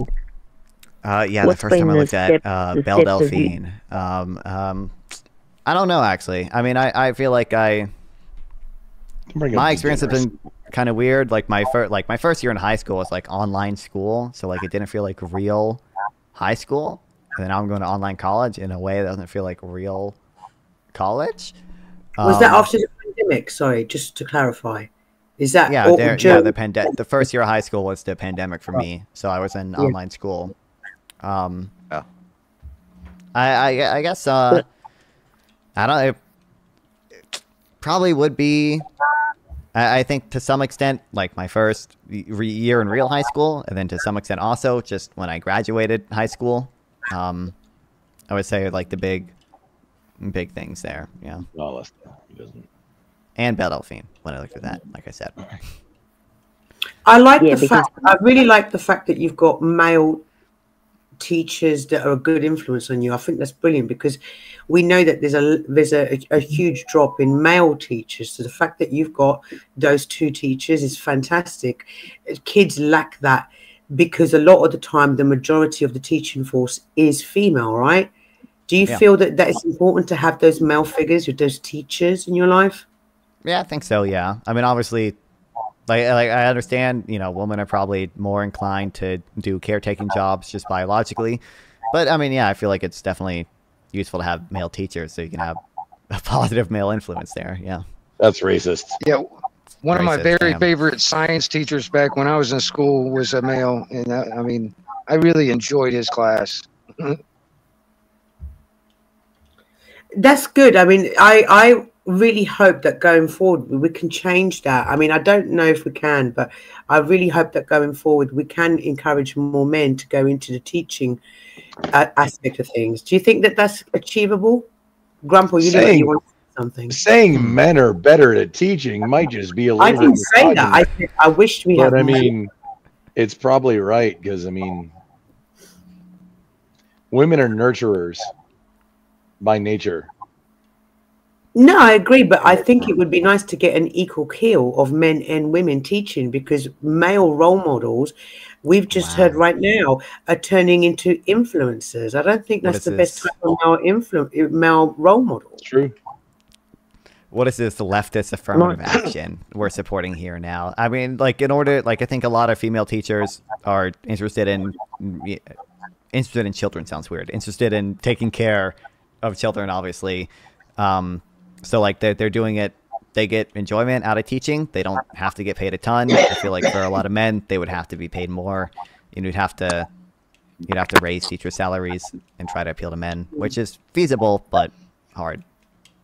I found in England it's a shortage in both because they're finding violence in schools in England. We don't, we don't have guns and everything over here, as you know. We'll have certain guns, but not handguns are banned. But when it comes to teachers in our schools, we're finding lack of both men and female because of violence, because pupils are setting about teachers and physically, attacking them. So now we're finding not just a shortage in either one, we're finding a shortage in both male and female teachers because of violence and things like that. And, girls hitting on having crushes on the male teachers, the boys having crushes on the female teachers and everything. That's more of a factor in ours when it comes to our teachers.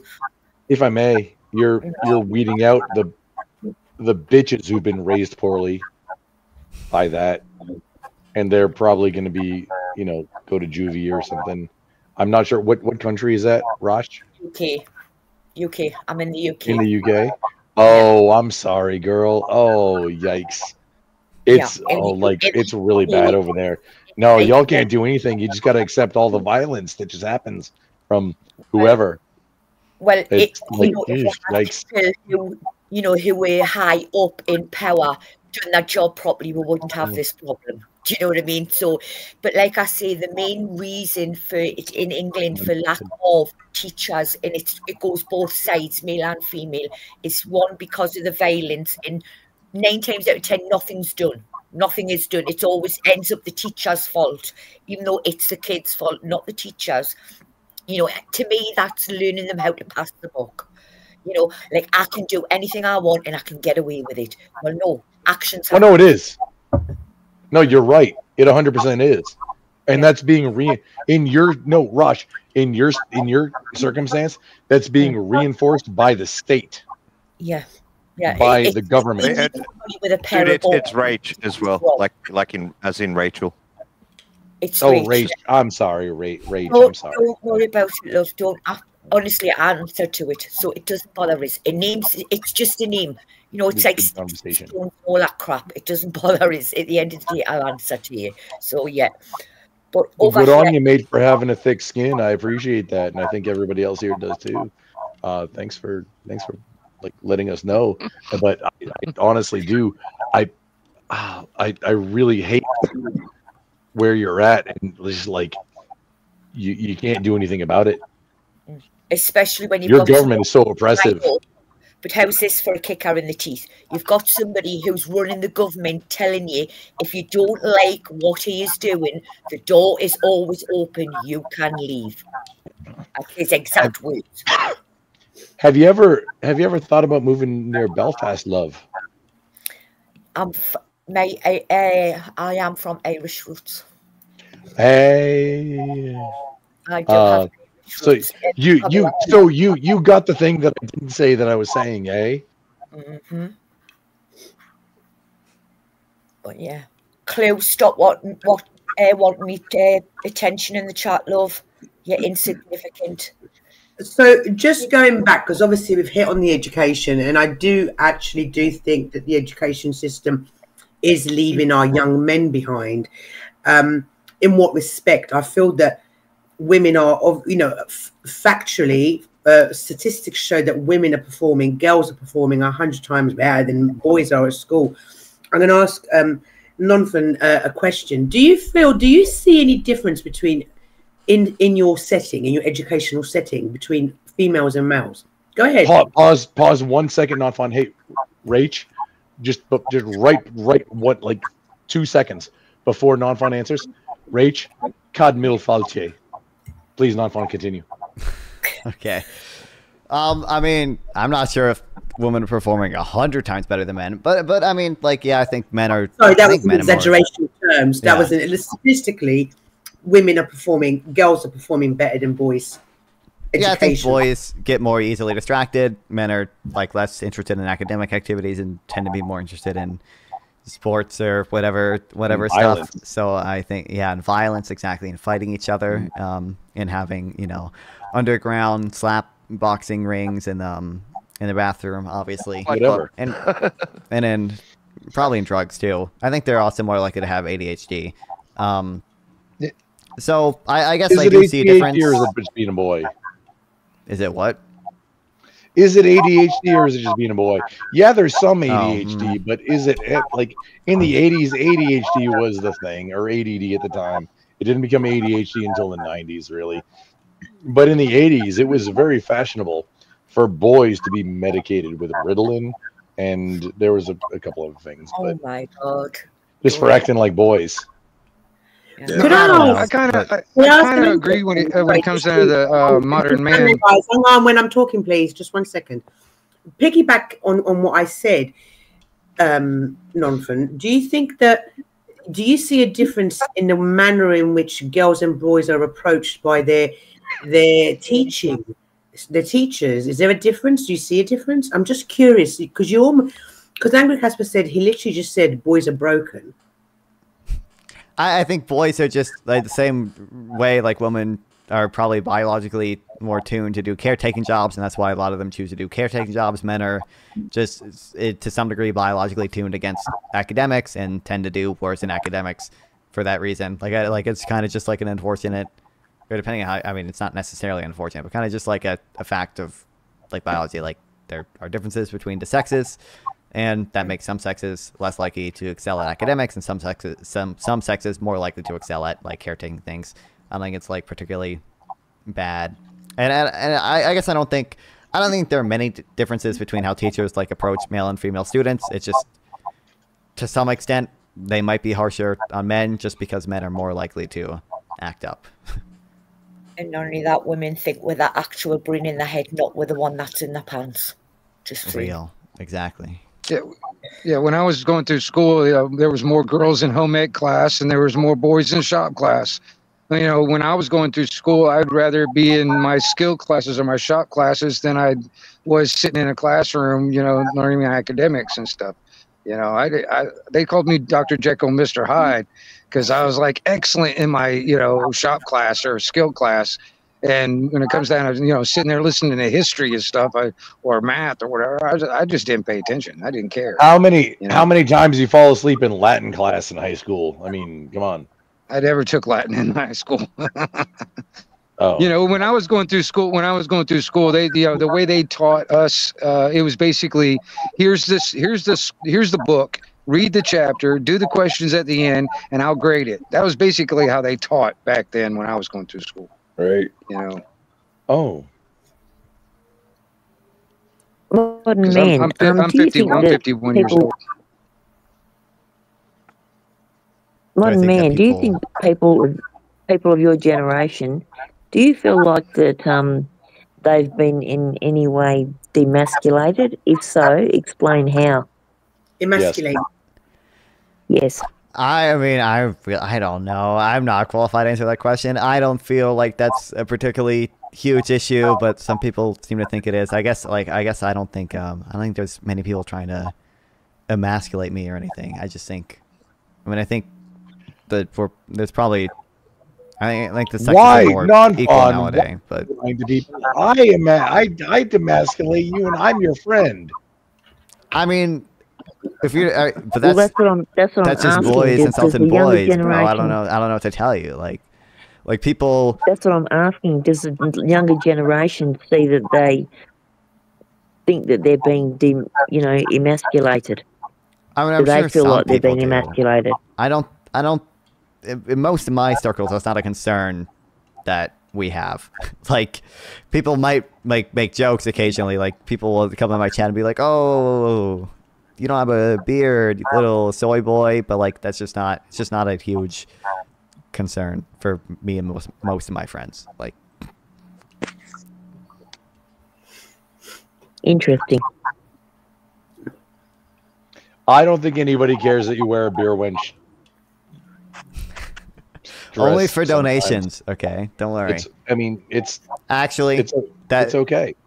Those are people trying to emasculate me, but I monetize it, so it's fine. That's no. See, I help you with that. We're friends here. Yeah. As long as I can monetize my emasculation, I'm cool with it. Okay. Yeah, I mean, we're all content creators here.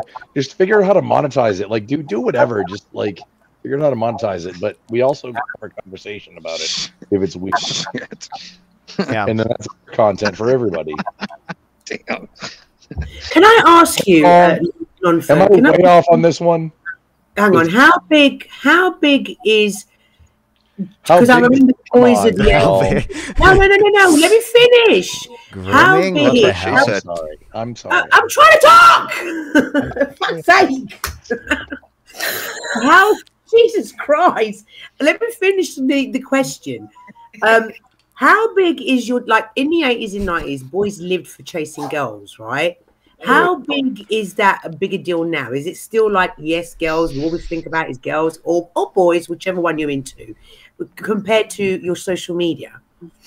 Well, I feel like for a lot of people, social media has aggravated it, right? Now you can DM any girl in the school anytime you want. You can slide into the DMs. Wait, no, non-fun. I believe the question she asked was, is social media more important than chasing girls? Oh, sure.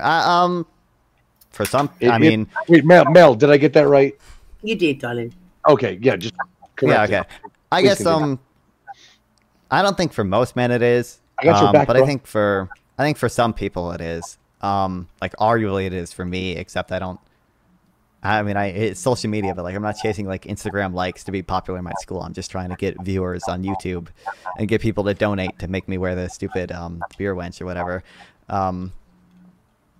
I guess for most men, I would say they probably prioritize trying to have a girlfriend over like social media likes. I think for men, that's probably why that. That's good. That's good because that makes me happy. That makes me really happy that you're prioritizing well. Just a quick question, non-fun. Do you consider yourself in that group of men that, hey, you're one that doesn't do that, or do you consider yourself out of that group?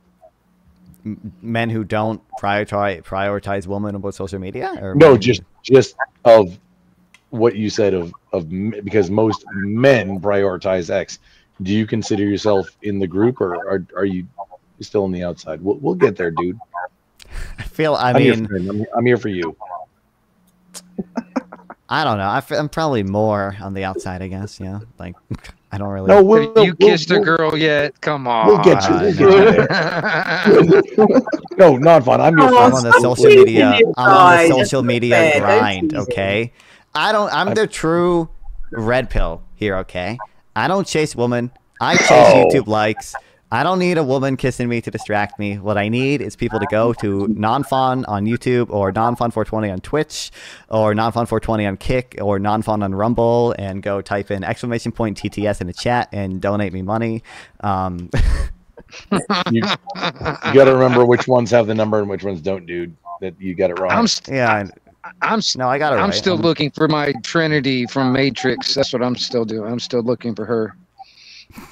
Hey, non-fun. If you post, hang on for the chick with A cups post a link all in private dressed in chat. leather that has gonna. I think they already sent it in chat a few times. Dance at you. Okay, cool. And jump. Oh yeah, there's one. Is that Destiny? Or, wait, Trinity. Marisi. Pixie cut, leather, small boobs, jumps across buildings. The athletic. It's like, remember in the Schwarzenegger Total Recall, what kind of build you want? That's kind of where you're at right now. Build the chick type of thing. I guess, do you know where I'm going with this question? The reason why I say it is because I watched a film just the other night Thank you, about, Scotty. some family man bought a robot, a woman robot who looks just like a human, ended up having sex with her while his wife was in hospital fighting for her life. Anyway, the robot turns bad and then tries to kill everybody. I guess where I'm trying to go with that crazy idea, because this is happening in today's age, do you think that today's modern man will eventually leave woman behind and get themselves a robot substitute? Like in the not Cherry 2000? For a while, at least. I do feel like we're probably seeing, you know, I mean, we're definitely seeing like more of that. Like, I think if you just look at statistics, like the amount of men under 30 who haven't had sex in the past 2 years is higher than it's ever has been or whatever. And presumably they're substituting that with something, right? But like, well, we know what they're substituting that with. You know, they've got their dick in their hands behind the screen. Yeah, well, I don't know how much I could say on stream, but yeah. Obviously. Hey, what did you say on stream? You can also substitute your income that way. A little head instead of the big head. That's why men will always think with a little head instead of the big head. I feel. Are we talking about brains here? Because I mean, that's going to be more like over 100%. I think we're seeing an increase in the amount of like incels who are okay, like substituting a woman with a robot woman. Yeah. Because thanks for having me out, Mel. I'm going to jump down. All right, my love. Okay. Thank you for coming, sweetheart. Thank you, especially in your condition. Get better. Yeah. Great to see you, lady. Yeah, hope you feel better soon. Good day. Hang on, I was cutting out something fierce. Lady Luck, are you heading out? If so, please, like, have a great night, love. It's great talking to you. I hope we do again in the future. I guess to substitute with a robot girl, you don't get all the baggage that a regular human girl would have. You know. Yeah, but it's a robot girl now. I know. No, I know. I understand. I totally get it. But I mean, you know, I think I'm just playing devil's advocate when it comes down to it. I guess that's probably what they're thinking. And why would you be the devil's advocate? Why would you advocate I mean, you know, you think one about it. One at a time. Wing that. Sorry, what were you saying? Why would you advocate for the devil? No, it's looking at both sides in a sense. I was just looking at, like, for instance, that scenario. That's probably what's going through some of those guys' minds at that time. It's like, you know, they'd much more rather have a robot girl, a girlfriend, or a chatbot girlfriend than an actual human girlfriend, because there's just no baggage. You know what I mean? There's none of that, all that. You know, there's none of that. You know, crap that comes along with it. Right. You know, I mean, you would hear like women, for example, women would turn around and say the same thing about men.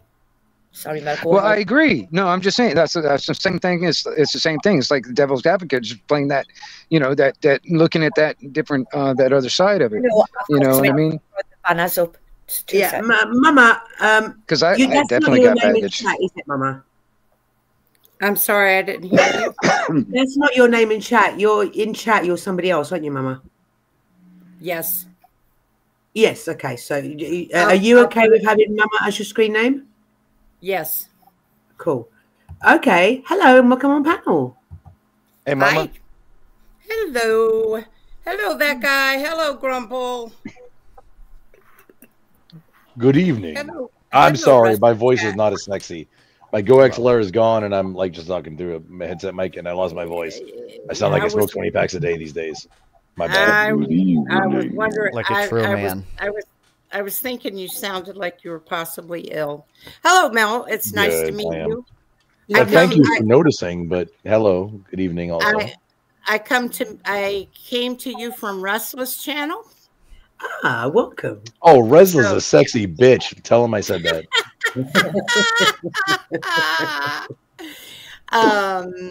I've been stalking your channel for a little bit, so that's okay. I don't mind stalkers. I have a few of them. Don't worry. One more is no difference. I think, Mama, weren't you in chat saying that you'd raised your boys and you hadn't given them any of the gadgets until they were grown-ups, right? Absolutely. Based. Boys and girls. Based, 100% based. They were not allowed to have them until they were old enough to pay for them themselves. Good on you. Yep. Teach them to be lobster fishermen before they get cell phones. 100%. I actually do have one grandson that is a fisherman and fishes every summer out of the great state of Alaska. Nice. have 2 grandchildren up there right now on an island in the middle of nowhere, learning how to hunt, fish, self-sustain, and take care of themselves when they grow up. Self-sufficiency is the best skills to learn, 100%. Based. If you want to call me based, that's fine. But I'll tell you what. I'll baste you like a turkey. Our children know how to take care of themselves. They know. Mel, you keep your mind out the gutter. They know how to plant gardens. They know how to hunt for food. They know how to live without electronics. There you go. That's the best. So, anyways, I mean, good on you that you're teaching them how to hunt, because that's one thing that the Western world generally doesn't do anymore. You know, the Western world will go to the supermarket and get whatever off the shelf. So in a survival situation, or if the world was to become a lot worse than what it is now, those are very important, essential skills, right? Right. We believe so. We believe so. But By the way, Grandpa, wait, who's we? You got a mouse in your pocket? You want a sexy voice? Download this one. Just because we believe that doesn't mean that everyone believes that. So I'm sorry, excuse me, sir. I only do all natural sexy voice, and right now mine is not as sexy because it sounds like I'm a 20-pack a day smoker. Also, I'm talking through like a headset mic when my Go XLR is busted and the new one is on its way. Just apologies for everybody involved. This has been a shit show, and I apologize for whoever said that on their behalf. His or her behalf. Shit show. Who said it? Just quickly, non-fun. Lord would like to know: are you a Fruity Pebbles kind of guy, or are you a Captain Crunch kind of guy? I like Fruity Pebbles better, and if a girl showed up, Cocoa Pebbles is an answer. Don't fall for it, non-fun. Wait, what? Non-fun, don't fall for it. Just want to be clear. When I was saying, you know, I chase YouTube likes and not women, that's a joke. Any woman in chat, join my Discord server and give me Fruity Pebbles. Okay, that I will. That is a worthwhile trade-off. Okay, Fruity Pebbles for YouTube likes. I'll give up some YouTube likes for Fruity Pebbles. Would you put on the beer wench outfit for a chick to feed you Fruity Pebbles? Absolutely, yeah. Well, there you go. Shit. This is the downfall of society. Bro, I have it at $10 right now to put that shit on. And I'm his friend. So... I think it's interesting to see the younger generation and the middle-aged generation. Have we got anybody in the older generation on panel? I don't want to ask people's ages. Just like you're middle-aged. Come on, Grump. You're like me. You're I'm a middle-aged lurker here. Like, I'm everybody's generation to hate on right now. And I think, I think it's important that we listen to the younger generation, and because obviously we can go back and forth and talk back and forth amongst ourselves, but we do need to listen to the younger generation. I try to listen. I really try to hear my son, and even though sometimes I could strangle him because that's what teenagers do, they wind you up. Is it not important for us to listen to our kids?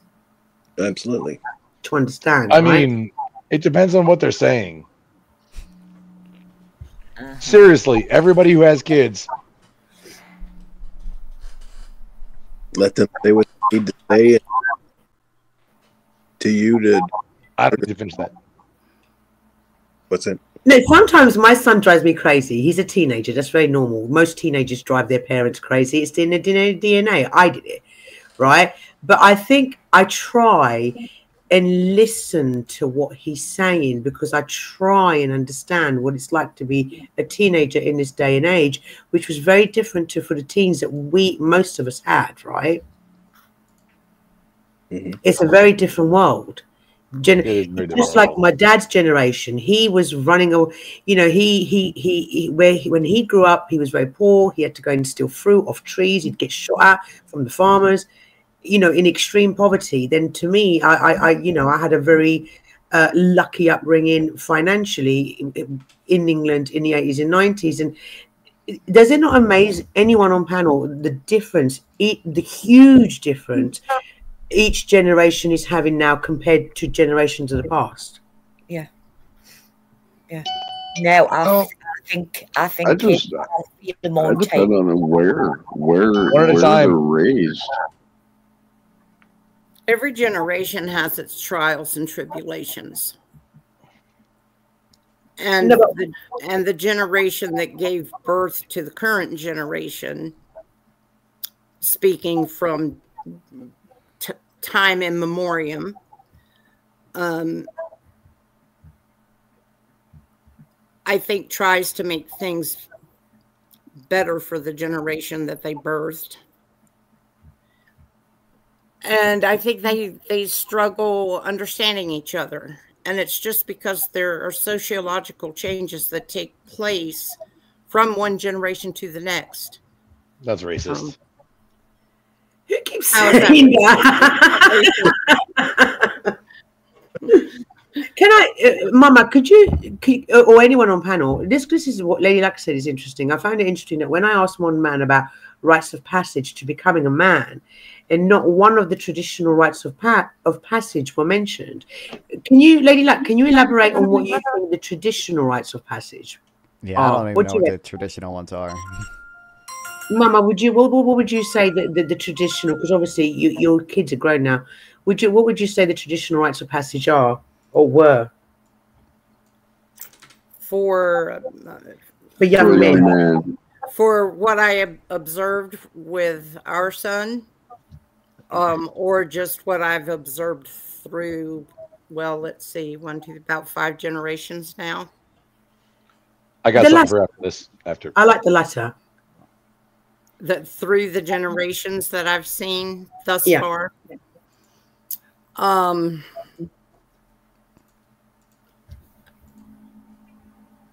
In my particular generation,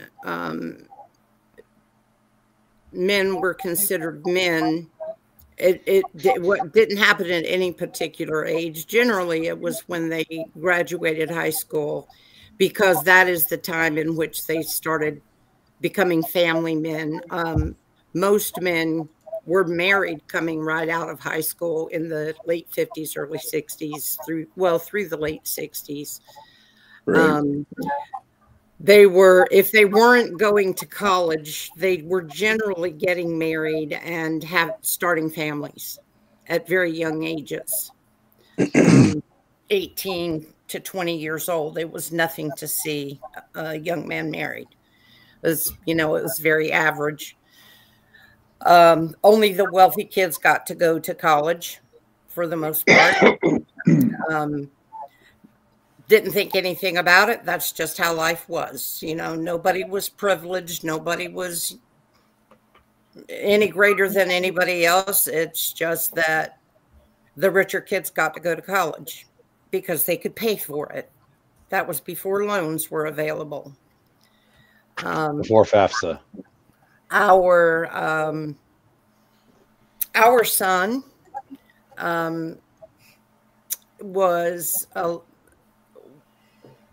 he was in his probably early to mid 20s before he had a steady full-time job, making money, and could support anyone other than himself. We encouraged him to get out, do things, have fun, see a bit of the United States, not the world, just the United States,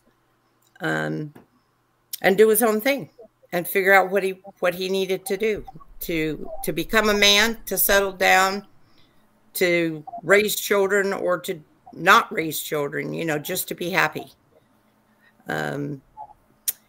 His sons are now having children. His sons came up in the 90s and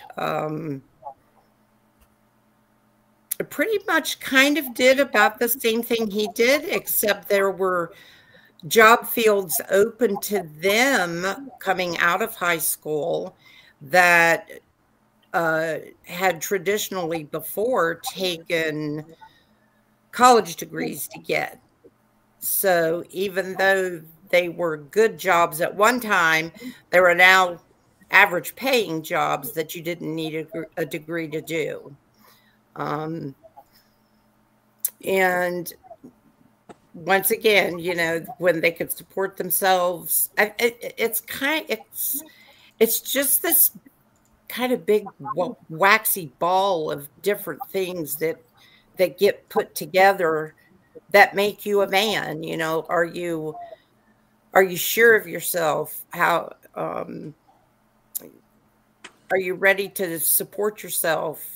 How well can you support yourself? Are you ready to defend yourself, your family, your children?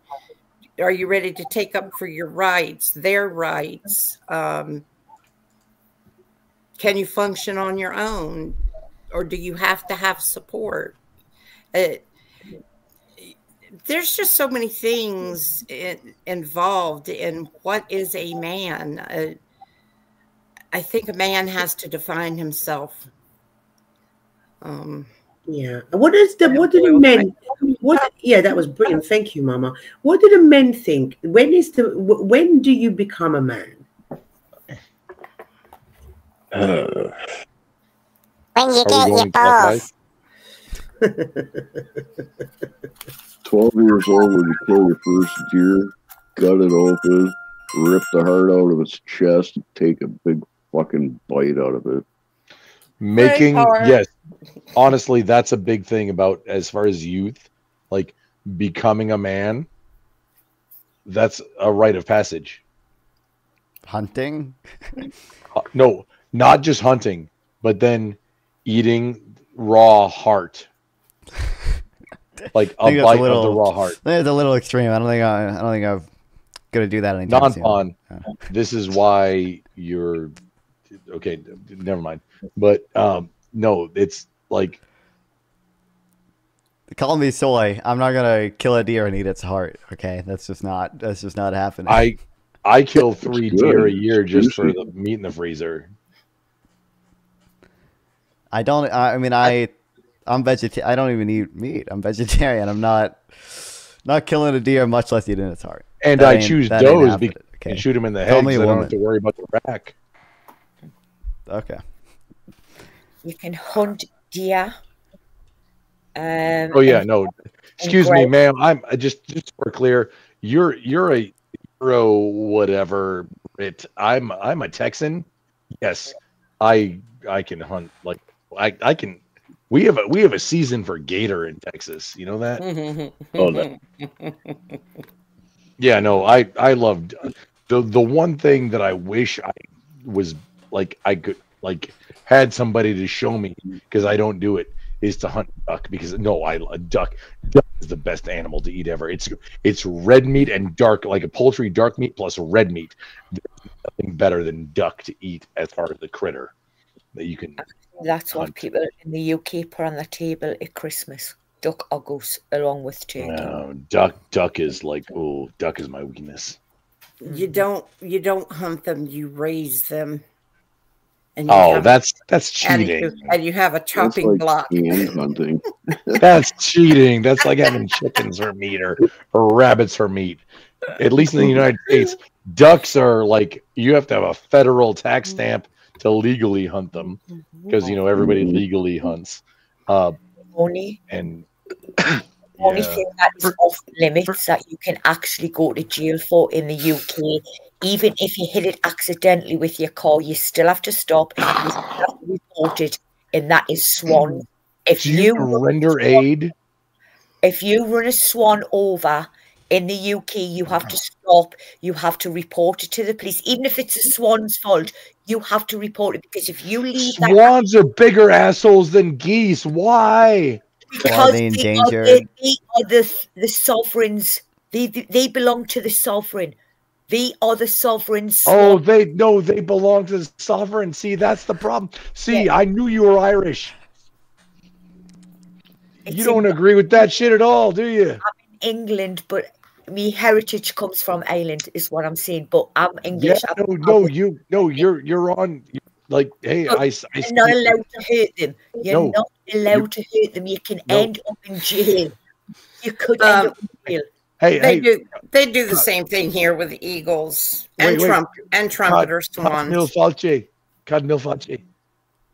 You sure? For me, I started working when I was 16 years old, so that was I'm when totally not speaking Gaelic right now. Don't worry about that. you know, and I've had to keep a job and support myself, and I moved out of my parents' house when I was 16, so that for me was my my thing. Okay, getting a job and moving out, I can do. Okay, I can do that one. I've got a question for all the males on the panel. At what age did you learn to actually cook yourself a meal from prepping it from start to finish? What age? Real young. 11. Probably 5, 6 years old. Yeah, I've Probably somewhere in my teens. In your teens. Probably not until Probably I was for like me, yeah. 15. What was that meal? What was it, that meal? I was a I latchkey Gen X kid, though. I started I out really with don't. Yeah, I think I started out with. I used to make. We call them like eggs in a nest a lot. You just like cut a circular hole in bread and put an egg in it, and flip it over once. Like it's not that hard. I think that's probably the first thing I started making in my own, and then at some point pancakes. At some point, mac and cheese. I found recently an old recipe that I had cooked for my family. I can't remember how old I was. I would have been pretty young. It was chili prawns. Well, by the prawns? Yep. By the time I was 12, I could cook a full Sunday dinner with Yorkshire puddings and everything. Sunday dinner?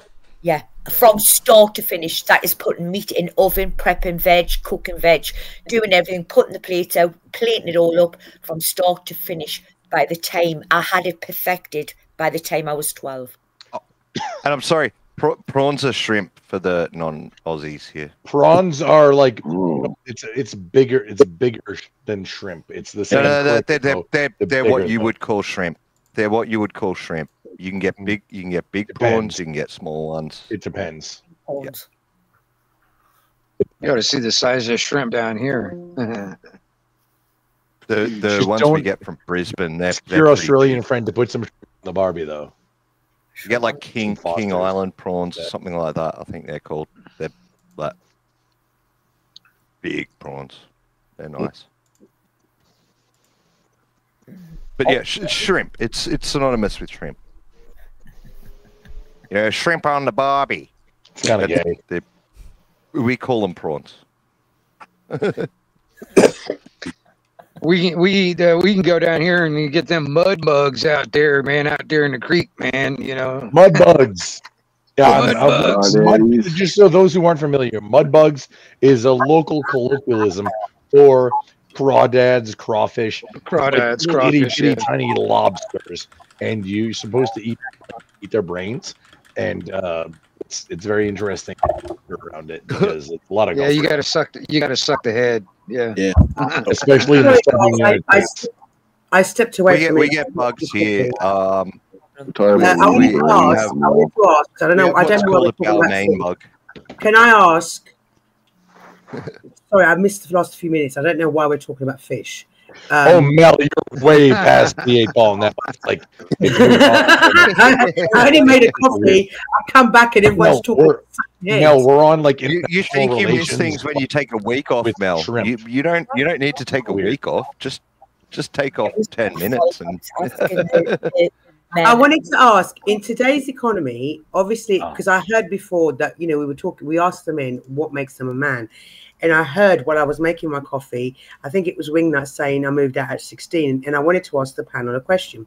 With the economy the way it is, it's a 16, 17, 18, 19, 20-year-old is not going to be able to afford to leave home the way we used to.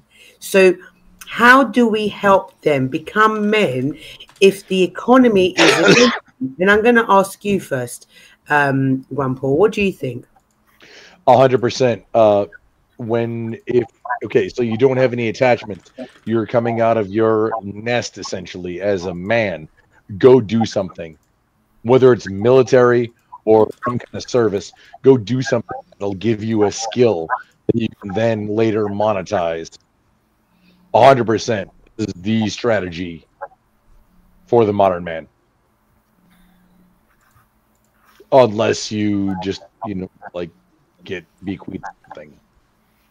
If you're on your own, learn something that you can monetize, whether it's military or like, I don't care if you join Greenpeace and go, or wait, I do care if you join Greenpeace, but go like, go do a mission, go do mission trips, go get life skills, learn go skills do like things, carpentry or welding. 100%. Go do things in another country somewhere.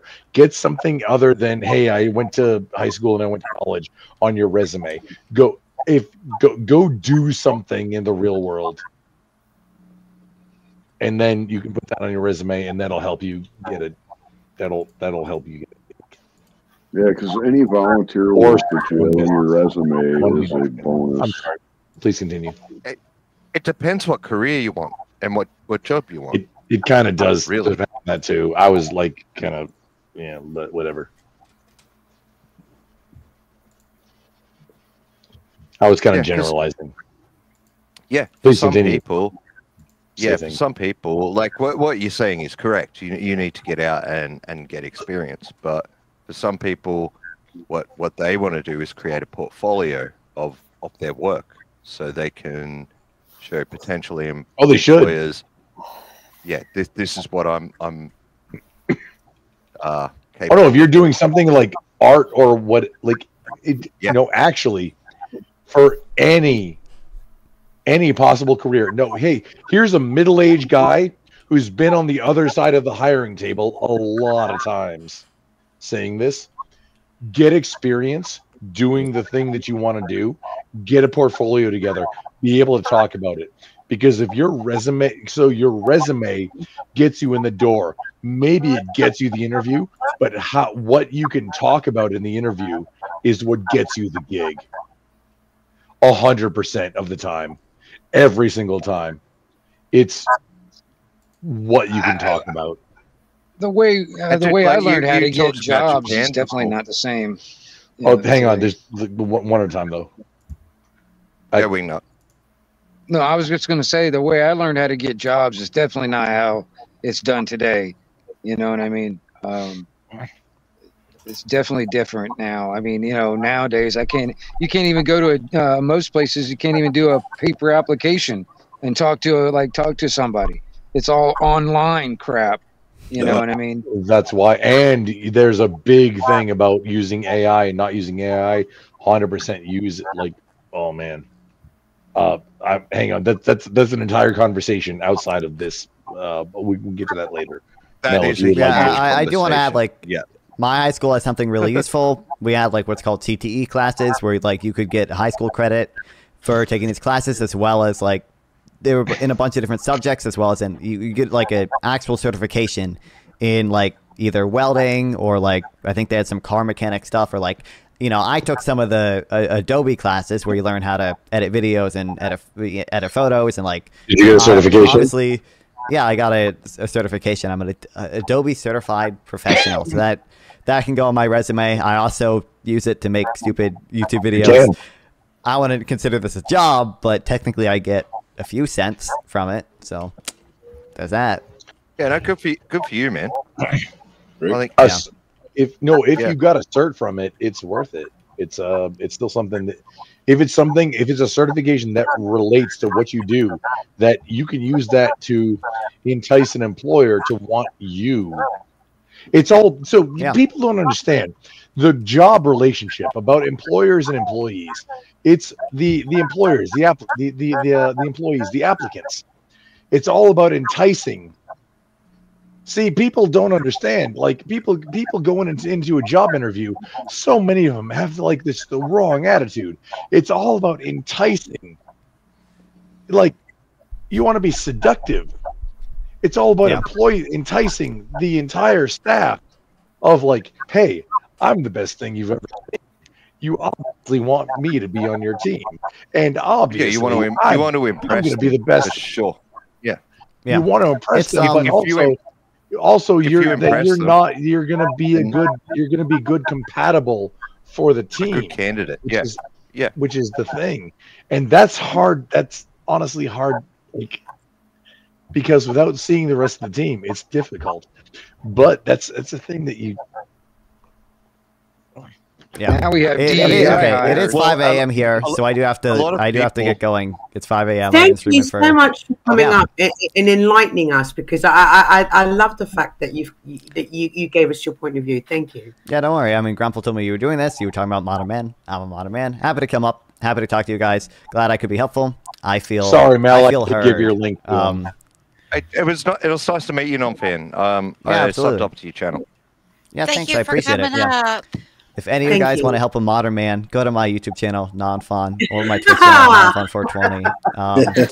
Yeah, I will help add. this I do kid think move out of his house. Exactly. Help this kid I do move think out we of the need to house do. I think we need to do things to make college cheaper and housing more affordable.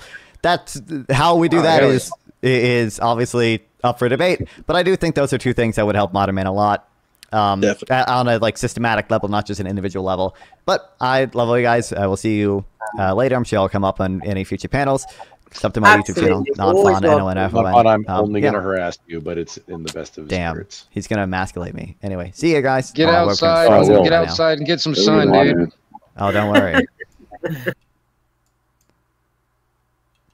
Oh my God. Chat, my phone just died. We ended that at the perfect time, chat. Hell yeah. Hell yeah. Okay, no one's watching on Twitch anymore. Hell yeah. Perfect timing. All right. Thanks, everyone, so much for watching. I love streaming. Love that you guys watch me stream. I will see you all again tomorrow. Well, I will try my best to stream tomorrow, but I got like 5 videos out of this VOD that I have to edit. So, we'll see if I stream tomorrow. If not tomorrow, then the day after. Love all you guys. I'll be streaming pretty consistently until Christmas Eve. And Christmas, I might not stream just because I have to do stuff with my family. But, yeah, appreciate all you guys. I guess for the one person here, go over to fucking Grumple, okay? Yeah, I really do. I like streaming. I'm very glad that you guys, let me do this. I'm very glad you guys support the stream, donate. It's very cool. I like not that long ago, I found like my old like it was like old like 3rd grade like notebook. I think it was 1st grade notebook, and I was like, I wanted to be a YouTuber, and it's like now I kind of feel in some ways I'm a Twitch affiliate. I'm a YouTube partner. Feels good. I used to. I'm stalling until the raid goes, but like it's insane to me. I know like a Kana boy is like not that famous of a person. He talks to plenty non-streamers, but if you told like 2020 or maybe like 2022 me even that like one day I'd have 1,000 subscribers and have YouTube videos with a Kana boy in them, do you know how happy I would be? And it's all because of you guys. Thank you. I appreciate it. See you guys tomorrow. Shout out Okana Boy.